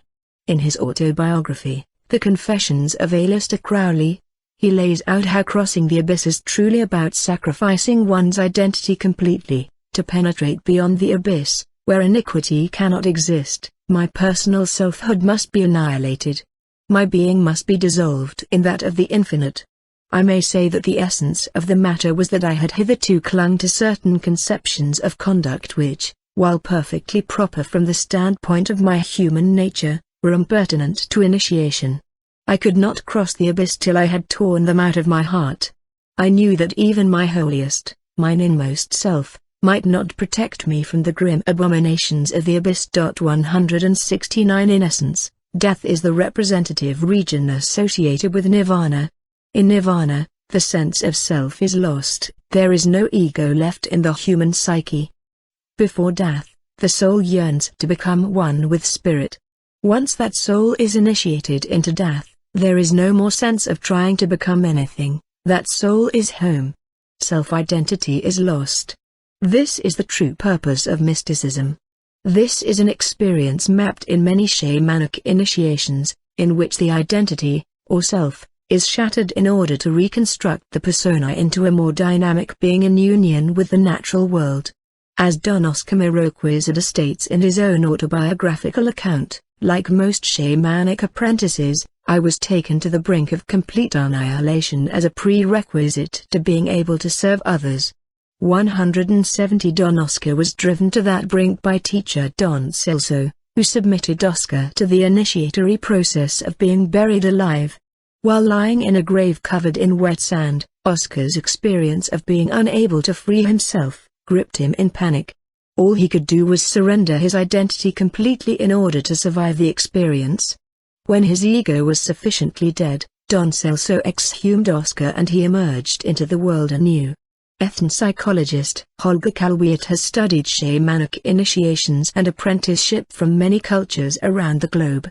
It can be seen through his observations how the death experience of shattering the identity is prevalent through shamanic dismemberment. The period of initiation strips the shaman of all his social and mental habits as well as his religious and philosophical ideas.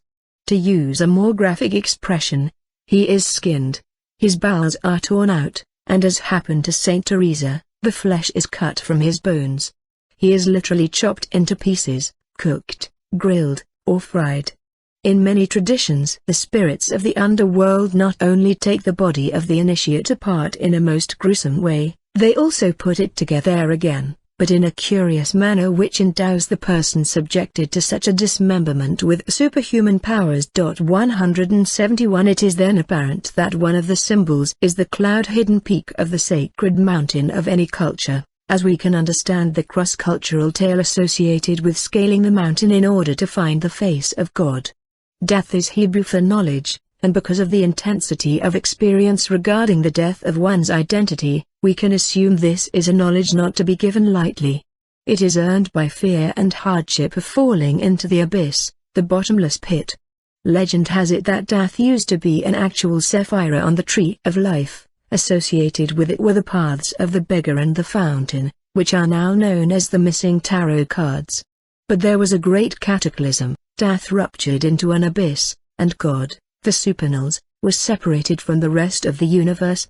If one were to look at the tree of life in planetary terms, Earth as Malkuth, the Moon as Yazid, Netzach as Venus, Hod as Mercury, etc., then death would be the asteroid belt, the remnants of the long-lost planet of the solar system. The knowledge of death brings forth the realization that the universe was broken in half, as is replayed in the story of Genesis, when Adam and Eve ate of the fruit from the tree of the knowledge of good and evil. Since this fall, we have, in an almost Gnostic sense, been living in a broken cosmos. In this we see the true purpose of initiation, that the knowledge we seek is truly unknowable and can only be known by its unknowable state. In Alan Moore's magical epic Promethea, the character based on magician Austin Spare notes, death is that knowledge knowable only by its absence. It is the neither. No light is here omitted. 172 We can understand here why esotericism has survived through the auspices of occult or secret societies, why many initiatory experiences from all cultures are generally done either in the dark or in private. This is an emulation of death's presence, or lack thereof, upon the tree as an invisible, but necessary, division between this world and the other, between the seen and the unseen, between the human and God. Bina, Path 3, Figure 61, Path 3, God Name, Jehovah Elohim Archangel, Tzapkiel Order of Angels, Aralam Animal Totem, Alligator Color, Black or Dark Brown, Virtue, Silence Vice, Avarice Tarot Attribution, 3 of Pentacles, 3 of Cups, 3 of Swords, 3 of Wands, Queen of Pentacles, Queen of Cups, Queen of Swords, Queen of Wands. Spiritual Experience, Vision of the Sorrow. Titles, Ama, the Dark, Sterile Mother, Ama, the Bright, Fertile Mother. Symbols, Yoni, Vesica Pisces, Cup or Chalice. Yetziratic text. The third path is the sanctifying intelligence, and is the basis of foundation of primordial wisdom, which is called the former of faith, and its roots, Amen, and it is the parent of faith, from which virtues doth faith emanate. 173 Now that death, the abyss, has been crossed, the realms of the supernal firmament can truly be explored. Since knowledge has broken down the human psyche, only symbolism can provide the slightest hint of relationship with the supernal Sephiroth. Bina, which means understanding, is the third sapphire on the tree of life. When one considers the creation of the universe, Bina is the first manifestation of the goddess, and thus the first semblance of manifestation of form. All forms that exist get their root in Bina. Her titles are Ama, the Dark, Sterile Mother, and Ama, the Bright, Fertile Mother. She is Babylon, both virgin and whore. She is known in the mysteries as Sophia. She is the original formulation of the feminine in all of existence. Bina is the first container, form, of which Chokmah lays its seed, force. She is the first primal principle of the feminine in the universe. Whether or not God or goddess is higher up or lower on the tree, or which came first, is irrelevant, the chicken or the egg. The supernals, as all of the Sephiroth, are not numerically in sequence as we understand them. Bina being the third Sephira does not make her third in line in the assembly of creation. It is merely a model in order to understand how form comes into being. 1. The monad, the singularity of source, plus 2, Chokmah, the reflection of the monad, equals 3, thus creating a triangle, the first geometric shape that can be created with a minimal amount of lines, other than a circle. As Alan Moore demonstrates in Promethea, through the character of John D., with 3 points, we may enclose a space in 2 dimensions. We may plot a triangle. Seen thus, inverted, the triangle is a symbol of water. It is here at Bina that all water, all compassion, has its origin. Adbina is the cup that overfloweth. 174. It is important to keep engaging with the tree of life as a model for creation, rather than an exact replica. In this, Bina is regarded as the Great Mother, the archetypal womb of all life.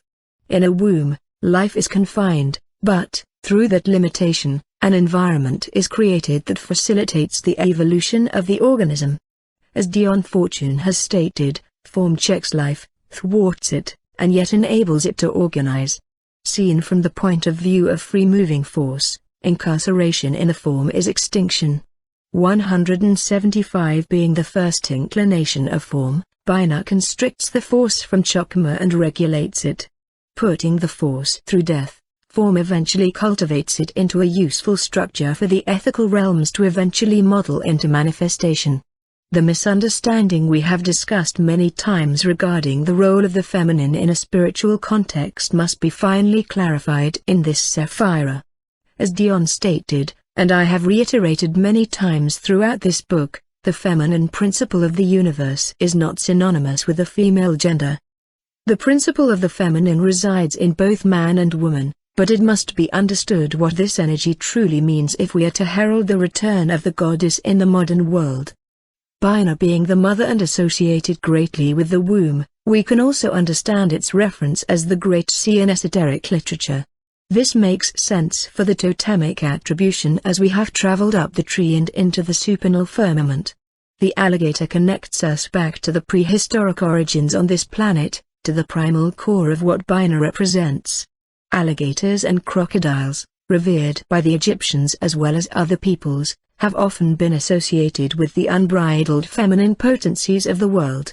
Patrolling the shoreline of the waters, the great horizon between birth and death, they are the protectors of all knowledge, which Bina is the first keeper of. Bina, understanding, plus Chokma, wisdom, equals death, knowledge. The spiritual experience of Bina is the vision of sorrow. Within this Sephira, one is to have a vision of the holistic picture of all that is, all that was, why it was, what it is now, why it is, and what it is to become. In essence, true and total understanding of all existence. The Great Mother sees all. She sees our joys but also our pains and our sins. And, in all that she sees, she is indeed in sorrow. We are a very stubborn species. Bina watches as all too often we neglect our children's future, poison our air and seas, enslave each other, and go to war. We are at home in our own addictions, and unfortunately it frequently takes a major trauma to wake us up from our unhealthy habits or anosognosia. Take for instance the terrorist attacks of 9/11. How many citizens paid attention to U.S. foreign policy before this tragic event? Even though it would be best to not need these tragedies, human beings are unfortunately thick-headed and need a push in order to evolve. Regrettably, this is another aspect of the mystical experience not taken into consideration by some. It is not all bliss and rainbows. It is not just a possibility, but a necessity, to assimilate the vision of the sorrow that compels the goddess into her eternal cry for her children. The tree of life will simply not allow you to proceed unless this is done.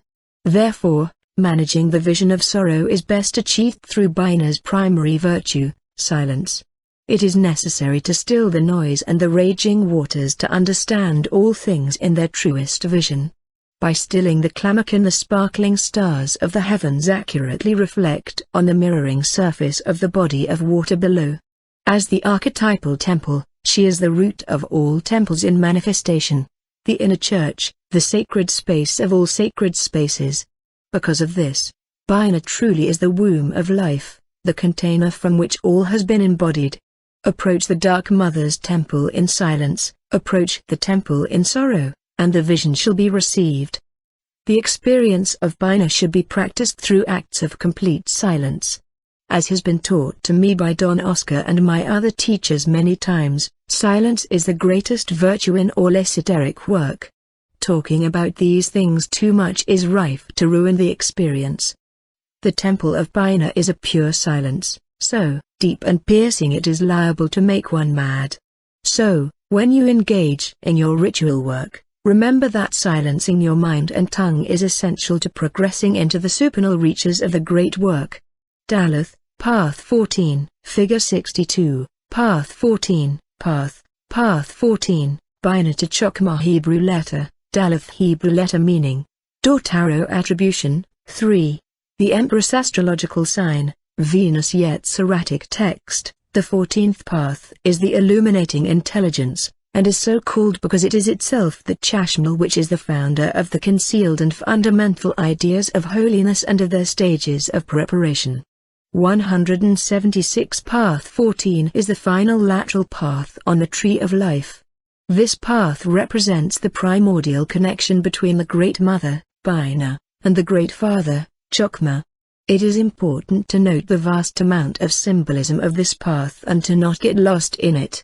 This path has sometimes been called the Gate of Heaven, because it is the lateral path that separates the supernals from the rest of the tree, and also because of the beauty represented in its symbolism.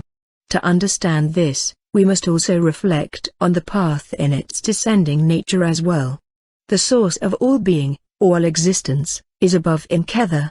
However, creation requires polarity in order to stabilize itself in manifestation. It is here on this path, via the dual Sephiroth of Bina and Chokmah, where the prime principles of polarity are brought into effect. This is the path in which the force of Chokmah enters the form of Bina. This is the fundamental path of the great universal copulation between opposites. The Hebrew letter Duluth means door. It is not only the doorway into the supernals, but it is also the portal through which the life force of creation is born into existence. It is here where energies, force, of Chokmah are passed into Bina, the originator of form. We see here the first inclinations of a sexual nature of the universe, as this path represents our birth canal into existence. Thus, this is the path of fertility.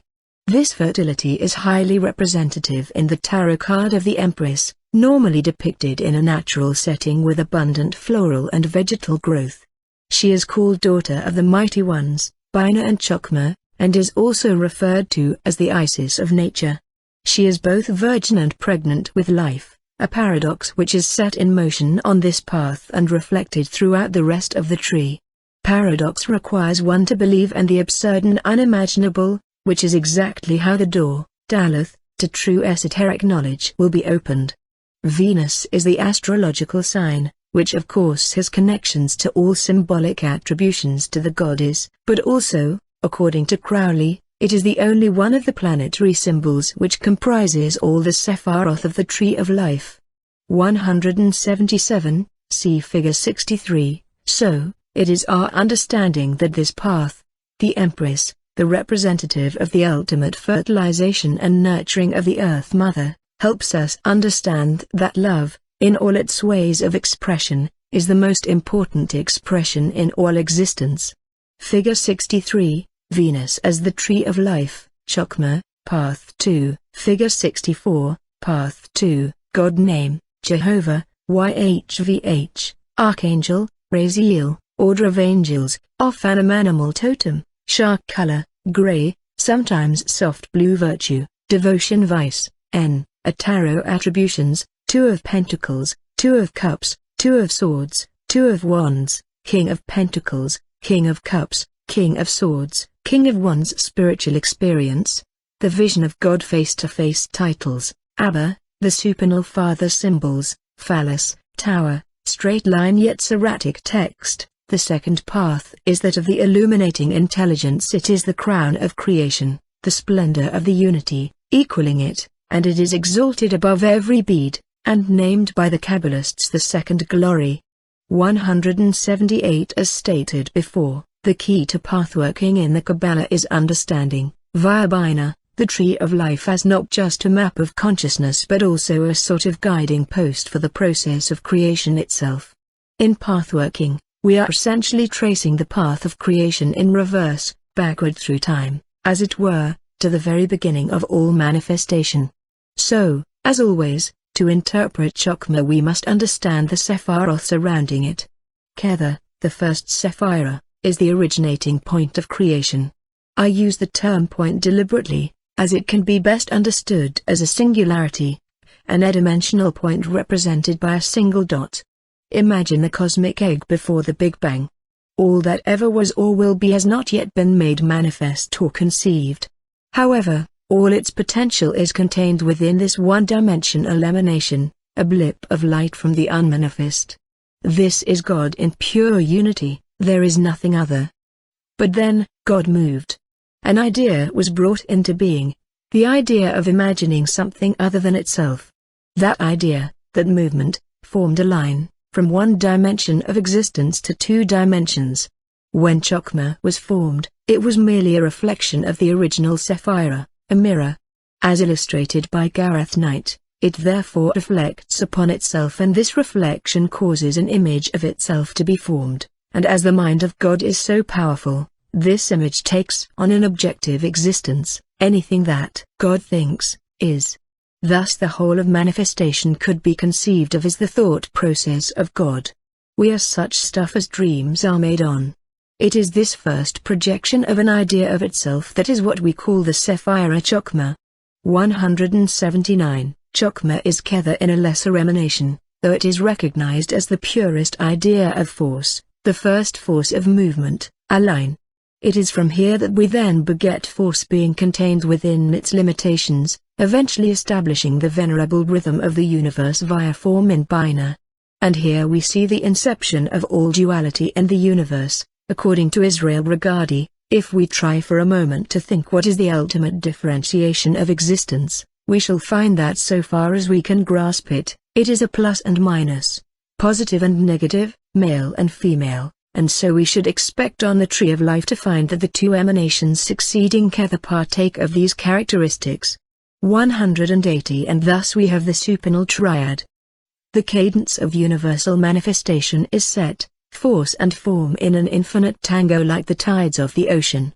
Speaking of which, the animal totem for Chokmah is the shark, one of the oldest living species on the planet. Given that the primary symbol for Chokmah in the mystery schools is a phallus, tower, or straight line, the shark perfectly represents this movement of creation thrust from the source. A shark is in perpetual motion, its entire existence spent careening through space getting what it wants, as does the force of Chokmah. Sharks are masters of survival, masters of the sea. In them, we learn to drive onward, without fear, into the great supinals. Because fear, if we hold on to it, will prevent our connection with the individuality and beyond.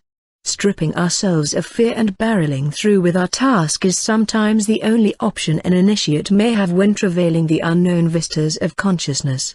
Chokmah means wisdom, and it is the ultimate All-Father, the primal male expression of the universe. Of the two poles of manifestation, it is the head of the pillar of mercy, whereas the feminine principle is the head of the pillar of severity. As can be obvious so far in this description, it is nearly impossible to discuss Chokmah without Bina and Bina without Chokmah. It is apparent that through the sexual interchange, the universe is thus known. Chokmah is the stimulator of life, as has been described throughout the tree as force. Bina is the builder and organizer of that life, as form. As forms are built, decisions about what is useful and what isn't must be made. Therefore, Bina is also a bearer of limitation, decay. Therefore, in the highest sense, Chokmah is the provider of life and Bina the womb of death. But, in Chokmah we experience the thoroughfare of cosmic energy that is reflected from Kether. Chokmah takes that energy and shapes it into ideas before Bina builds them. Therefore, Chokmah is the progenitor of all creative energy. Jimal, Path 13, Figure 65, Path 13, Path 13, Tiferath to Kether Hebrew letter, Jimal Hebrew letter meaning, Camel Tarot attribution, 2. The High Priestess astrological sign. The Moon Yetziratic text, the 13th path is named the uniting intelligence and is so called because it is itself the essence of glory. It is the consummation of the truth of individual spiritual things. 181. Path 13 is now the first contact to be made with Kether, the fount of all being and manifestation. It would make sense that if you have gotten this far, it is now time, if you haven't already, to get your shit in order before continuing on to this direct connection to the crown, the highest form of godhood. Because the crown is the doorway into the unmanifest, it is important to note the working of this path tends to be very abstract. Much time and patience need to be taken with Path 13, as results are likely to take months, even years, to manifest. That being said, the 13th path is rife with symbolism. After all, it is the final vertical path on the tree of life, uniting Kether to Tifereth, the divine with the individuality. More than any other path, this one is the direct route from soul to spirit, from creation to creator, and vice versa. The Sefer Yesterah calls it the uniting intelligence because the unity of the individuality with the divine equals the essence of glory, and thus truth, which is the basis of the great work. It is on the middle pillar of the tree, along with paths 32 and 25, the pathways along the middle pillar are collectively known as the path of the arrow, or the way of the mystic. Knowing this connection, we are reminded that one cannot traverse the higher realms of mysticism without first being rooted in this world, the here and now. One of the primary symbols of this path is, of course, the High Priestess. A counterpart to the Magician card, Path 12, the High Priestess represents the spawning energies of creation templed, contained as principle rather than free form. On either side of her stand the two pillars, Jachin and Boaz, making her the prime emblematic symbol of the initiate-turned-divine self. She is the first card in the tarot to represent the polarity of the universe, and she controls the influx of positive-negative, masculine-feminine from her throne. In her hand she holds the Torah, or Book of Knowledge. Through her, we can understand the true reality. The Hebrew letter is Gimel, the camel, and is indicative of two yods connecting the top and bottom of a shaft. The top yod represents life in heaven, whereas the bottom yod represents life on earth. The camel is an animal with great stamina, it can hold water for extremely long periods while traversing the desert. Here is another desert we must cross, the invisible Sephirah Death, and thus we encounter another, though the final, dark night of the soul. Understanding death is essential to understanding this path. For those who have encountered death, it is often portrayed as a desert landscape filled with androgynous forms. Being androgynous, a form loses its dualistic identity. In death there are no true forms. This is where the last remnants of the individual soul are stripped away to absolute nothingness so that true union with God can be achieved. It is where the divine wisdom comes to purify the soul so that the soul can continue its course together, to God. In fact, it is the final purification. Remember, death means knowledge, and as we discussed, the High Priestess is often shown holding a book or scroll of knowledge. There is another interpretation. According to Jungian psychoanalyst Dr. Irene Gadd, some decks show the High Priestess with two keys, logic and intuition, in her left hand. Without their cooperation the Book of Secret Knowledge, held in her right hand, could not become intelligible. They unlock the two doors to the white and black lights, whereby the white light can be found only after the black is known. Truth can be seen only by those to whom the High Priestess entrusts these keys, which in this context stand for equilibrium and equivalence of opposites. 182 In some depictions there is a curtain stretched behind her between the two pillars. This, finally, is the veil, concealing the glory of Kether. Again, it is the High Priestess who holds the answer to lifting this veil. As we lift the veil, paradoxically, all of our previous knowledge is stripped from us. That's okay, that's part of the process. The only thing one can do is rely on that urgent need to keep moving onward together. Beth, Path 12, Figure 66, Path 12, Path 12. Bina together Hebrew letter, Beth Hebrew letter meaning, House Tarot attribution, I, the Magician astrological sign, Mercury Yetziratic text. The 12th path is the intelligence of transparency because it is that species of magnificence called Chazkazit, which is named the place whence issues the vision of those seeing in apparitions. That is the prophecies by seers in a vision, 183 in the Yetziratic text, path 12 is referred to as the intelligence of transparency, which means this path brings about a clarity of vision that goes beyond lower psychic powers. It implies that we will be able to see the true form of things. This is a higher spiritual vision, and that vision can sometimes reveal a reality most people do not, or are not able to, see. Bottom line, it is the truth, with a capital T. Sheikh and Sandrat Abatha Cicero defined this usage of vision concretely. The student exploring this path should remember that the seership alluded to on this path is spiritual knowledge in its highest form. Although there is nothing wrong with exploring visionary gifts, clairvoyance, etc., it is important not to become an astral junkie, one who wanders aimlessly and carelessly on the astral planes. The key is to develop focused concentration, which allows the divine energy to be clearly seen. 184. The tarot card is of course the magician or magus. The magician brings the forces of the higher realms down to earth, fashioned and categorized on a table of manifestation, a mesa. The table of manifestation in the magician card holds upon it the objects of magical working, a pentacle, a chalice, a sword, and in his hand a wand. These, of course, correspond to the elements of existence, respectively earth, water, air, and fire, on the altar of the Pakakuti Mesa, holding the basic elemental properties of the magician's table. The magician is master over the elements, though the source of his power is indicated by his wand pointing upward, to Creator.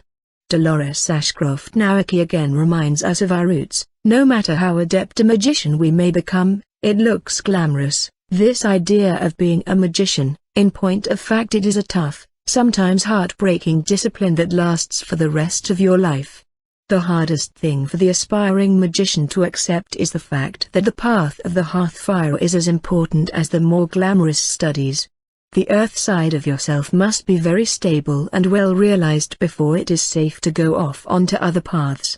The best magicians are those that give the hearth fire its just dues. 185. What is Dolores referring to by the path of the hearth fire? This is not so much a reference to Path 31 but a walk of life as outlined by Dion Fortune. Dion describes the path of the hearth fire as a way of life in which the duties of the real world come first and are often the very lessons one has to live through in order to achieve any amount of evolution. The Hebrew letter for this path is Beth, which literally means house. A house is a sanctuary, a place of dwelling, going within. This is representative of our bodies being the house, or temple, in which spirit can form itself. So, honoring our house, our bodies, is essential to becoming the magician as depicted on Path 12. The Bible verse from Proverbs 24:3 directly references both Bina and Chokmah. By wisdom is an house builded, and by understanding it is established. Here we are reminded again of Dion Fortune's path of the hearth fire. One's house must be built on a stable foundation, fit for God to dwell in. Because we are in physical incarnation, this must be accomplished first in the physical realms before the spiritual aims can be achieved. This is true not only of our bodies as temples but also in the altars we use. The mesa especially is a reflection of the soul, therefore, the fitter it is as a container of spirit, the more direct connection a person has with the unseen realms. Caretaking one's body and altar or temple space is of utmost importance in the great work. This can be done with a strict regimen, but also there is a mindset the magician teaches us in order to make the magic flow rather than be manufactured. The magician is a master over his environment, the elements under his control. But, man cannot truly control nature. Man has to succumb to the natural forces and work with them, in a way in which there is little to no resistance while maintaining a mastery of focus.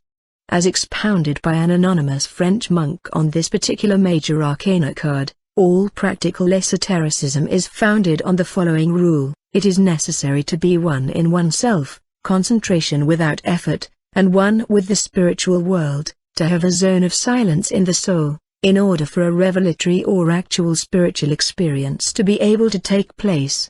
In other words, if one wants to practice some form of authentic esotericism, be it mysticism, gnosis, or magic, it is necessary to be the magician, that is concentrated without effort, operating with ease as if one were playing, and acting with perfect calm.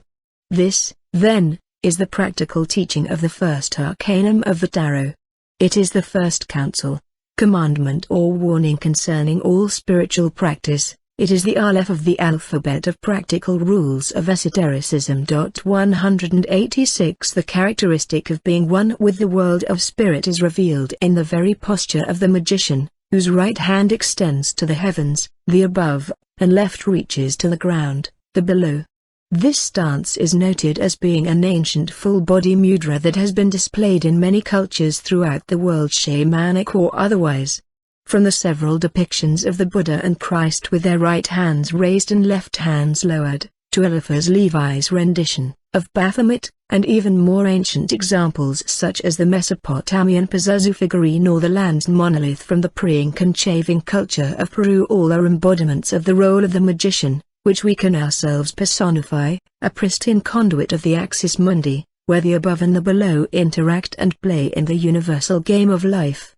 Aleph. Path 11, Figure 67, Path 11, Path 11, Chokmah together Hebrew letter, Aleph Hebrew letter meaning, Ox tarot attribution, 0, the Fool elemental sign, Yetziratic text, the 11th path is the scintillating intelligence, because it is the essence of that curtain which is placed close to the order of the disposition, and this is a special dignity given to it that it may be able to stand before the face of the cause of causes.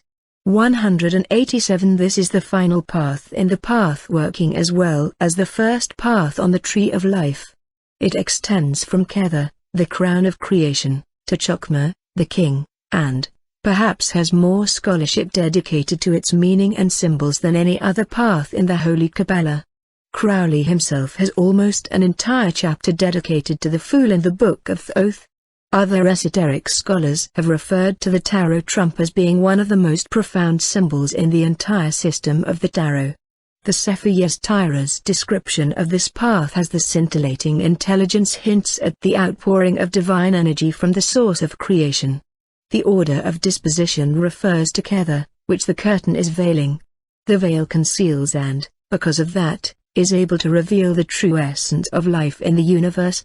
The Hebrew letter is Aleph, the first letter of the alphabet, which means ox.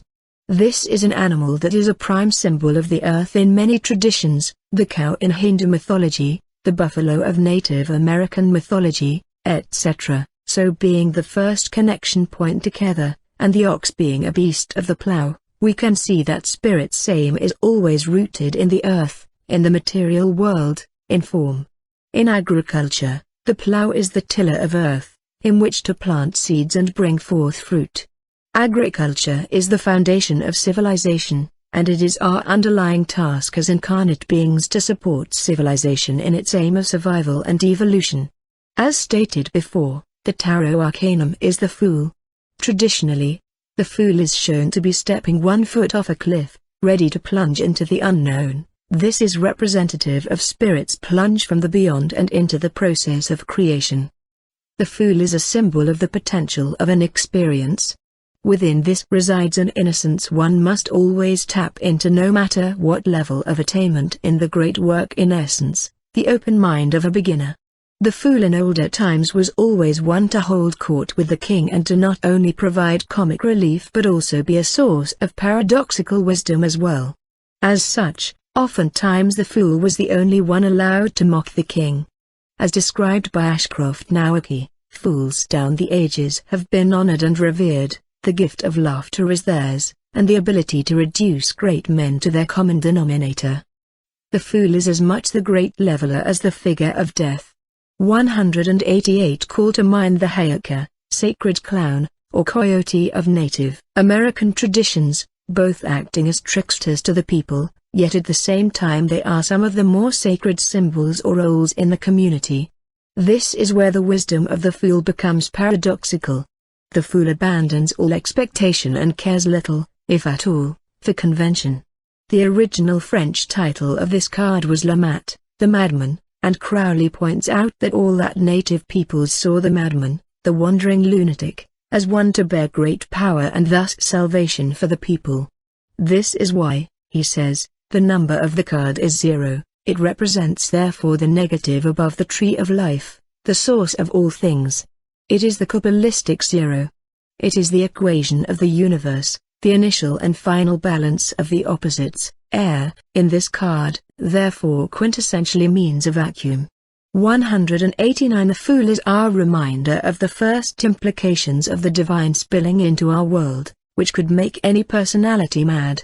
This is why all the previous work done thus far throughout the tree must be done in integrity, to prime one's individuality and relinquishing all understanding of the world as we see and experience it. For in 0, in the unmanifest, we have no ability to understand. Crowley also states that this card, this path, is a vacuum. This implies a void needing to be filled. So, what does this mean for us? Are we the vacuum, or are we that which is filling it? Again, paradox reigns supreme and the fool turns a somersault in the court of the king. The essence of the mystic traditions will always throw us back into a Zen koan, the great riddle of the universe in which we ourselves become both the question and the answer in one. Or rather, 0.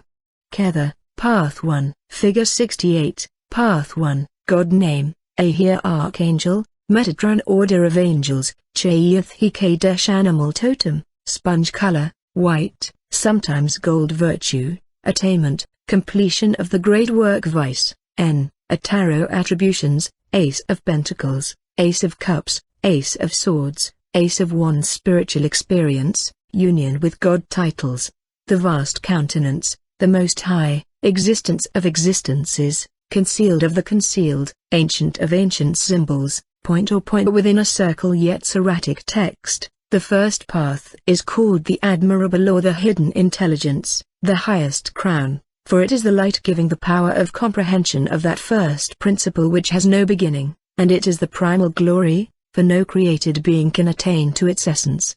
190. This may be the end of the path working, but it is the beginning of existence. No human can ever truly know God. In reality, God, the source, resides in the unmanifest, which is a whole other realm of esoterica that requires a whole other level of initiation. Kether is the first point of reality in which the unmanifest begins the slightest notion of becoming manifest. Here, there is not yet any division of pairs or opposites which beget the duality we experience in existence. In Kether, all is still one. All is light, and nothing more. Our minds, in actuality, cannot comprehend Kether in its purest form, for our minds operate within duality. We cannot comprehend it but merely infer its possibility. Through Kether, all the other Sephiroth come into being. All are contained within the One. Pythagoras described the number 1 as the undividable monad. Through its own reflection, the monad can generate all of the other digits on the numerical scale preceding it. This is exactly how the universe was conceived, by one digit adding itself to another of its reflection, thus creating 2, Chokmah, and then adding another aspect of its reflection to that, creating 3, Binah, and so on. Another way to understand Kether and its relationship to the other Sephiroth is as a fount, spouting forth all the preceding Sephiroth, as described by Dion Fortune. Let us conceive of Kether, then, as a fountain which fills its basin, and the overflow therefrom feeds another fountain, which in its turn fills its basin and overflows. The unmanifest forever flows under pressure into Kether, and there comes a time when evolution has gone as far as it can in the extreme simplicity of the form of existence of the first manifest. All possible combinations have been formed, and they have undergone all possible permutations. 191. Kether, meaning crown, implies the crown of creation. A crown is above the head and not a part of it. Therefore, Kether, spilling over from the unmanifest, is never fully a part of the knowable universe. In this, paradoxically, as all esoteric work is, we see the true colors of the path-working process. Though we strive in esoteric work to repeat the process of creation in reverse, to return to the very source, we can never truly do just that. For fully returning to the monad of Kether means we in turn become uncreated.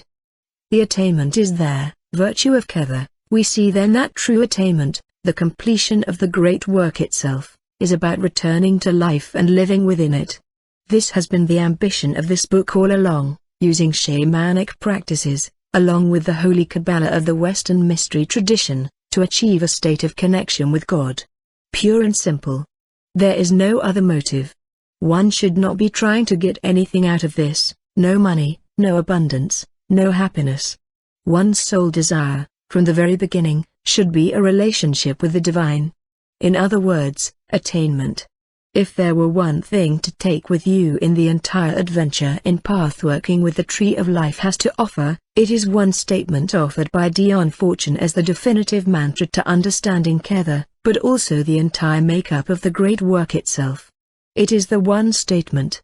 The ancients say, that is all that is ever needed to understand the Tree of Life. Meditation upon it is enough to last one lifetime, if not several. Remember always, as an initiate, forever reborn in the light of the first and only I Am, Kether is the Malkuth of the Amanifest. 192. Let us end with a final thought on this meditation of the Tree of Life. The animal totem for Kether is the sea sponge. The oldest living animal on the planet, the sea sponge is a member of Parazoa, which is a subkingdom of animals without tissues or organs.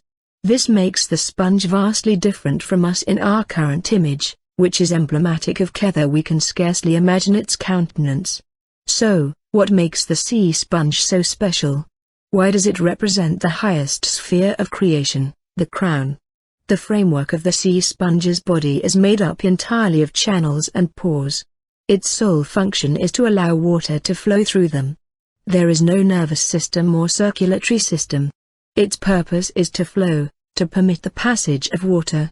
This is the entire essence of Kether, the first inclination of existence. The crown Sephira is a sponge for whatever it is that is on the other side of the veil, and it brings it into manifestation. This is a clear channel in its purest form. Surely, if we can replicate Kether's action here in Malkuth, much like the sea sponge, we may begin to learn what it is to create heaven here on earth.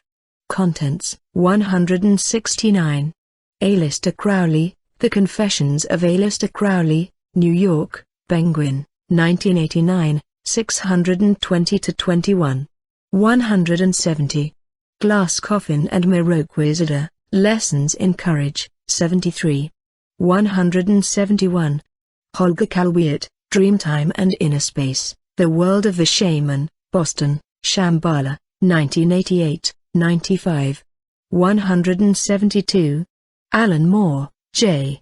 H. Williams 3, Mick Ray, and Johnny Cox, Promethea, Collected Edition, BK. 4, Issue 20, La Jolla, California, Wildstorm, 2013, 17. 173. Westcott, Sefer Yetzirah, 2nd ed., 28. 174. Moore et al., Promethea, BK. 4, Issue 21, 10-11. 175. Fortune, Mystical Qabalah, 132. 176. Westcott, Sefer Yetzirah, 2nd ed., 30-31. 177. Crowley, Book of Thoth, 75. 178. Westcott, Sefer Yetzirah, 2nd ed., 28. 179. Night, Kabbalistic Symbolism, 77-78. 180. Regardie, Garden of Pomegranates, 41-42. 181. Westcott, Sefer Yetzirah, 2nd ed., 29. 182. Gad, Tarot and Individuation, 43. 183. Westcott, Sefer Yetzirah, 2nd ed., 29. 184. Regardie, Garden of Pomegranates, 461. 185. Ashcroft Nowacki, Shining Paths, 163. 186. Anonymous, Meditations on the Tarot, A Journey into Christian Hermeticism, trans. Robert Powell, New York, Jeremy P. Tarcher, Putnam, 1985, 11. 187. Westcott, Sefer Yetzirah, 2nd ed., 29. 188. Ashcroft Nowacki, Shining Paths, 167. 189. Crowley, Book of Thoth, 53. 190. Westcott, Sefer Yetzirah, 2nd ed., 28. 191. Fortune, Mystical Qabalah, 37. 192. Fortune, Mystical Qabalah, 29. Conclusion. For millennia, humankind has searched for meaning. All the ancients had for their framework of understanding existence was the world around them, the stars glittering in the night sky, the fire in the hearth. Whether Judaic or not, Kabbalah is about reception, opening up to the mystery beyond our senses in order to understand our origin, our sense of purpose.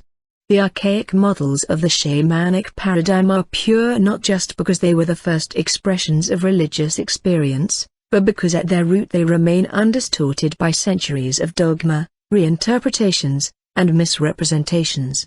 Shamanism is the original religion, and its agenda lies primarily in seeking communion with the world. Like an open chalice waiting to be filled, a shamanic practitioner is naturally a Kabbalist.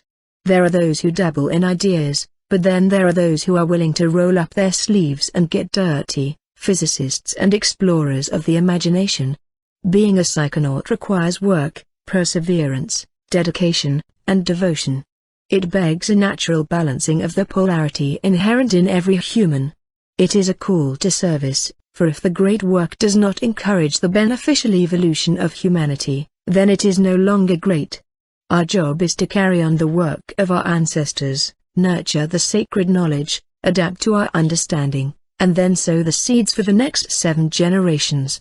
My hope and prayer is that this book provides an introductory understanding to Kabbalah as understood in the Western mystery tradition via a shamanic perspective. This is only an introduction, though. There is so much more work to be done. In the process of understanding and germinating the seeds of the great work, it is also my prayer that we see and honor the cross-cultural implications in the mystery traditions of all cultures and religious paths. Admittedly, I am a globalist. I want the world to be as one, to put an end to war, poverty, slavery, and disparity. However, I think there is a way to honor cultural differences and individuality as well as map the correlations among cultural memes in order to approach humanity as one race instead of many, with one common purpose: to explore and understand our place in the universe, in global peace and harmony. It may be idealistic, but I think it is a noble cause. And it is achievable, if we would just allow our imaginations the bandwidth and flexibility needed for such an endeavor. Therefore, we are immediately caught in another balancing act, honoring the past as well as forging a new, daring future. But that is all we have, as time appears to move forward and not backward.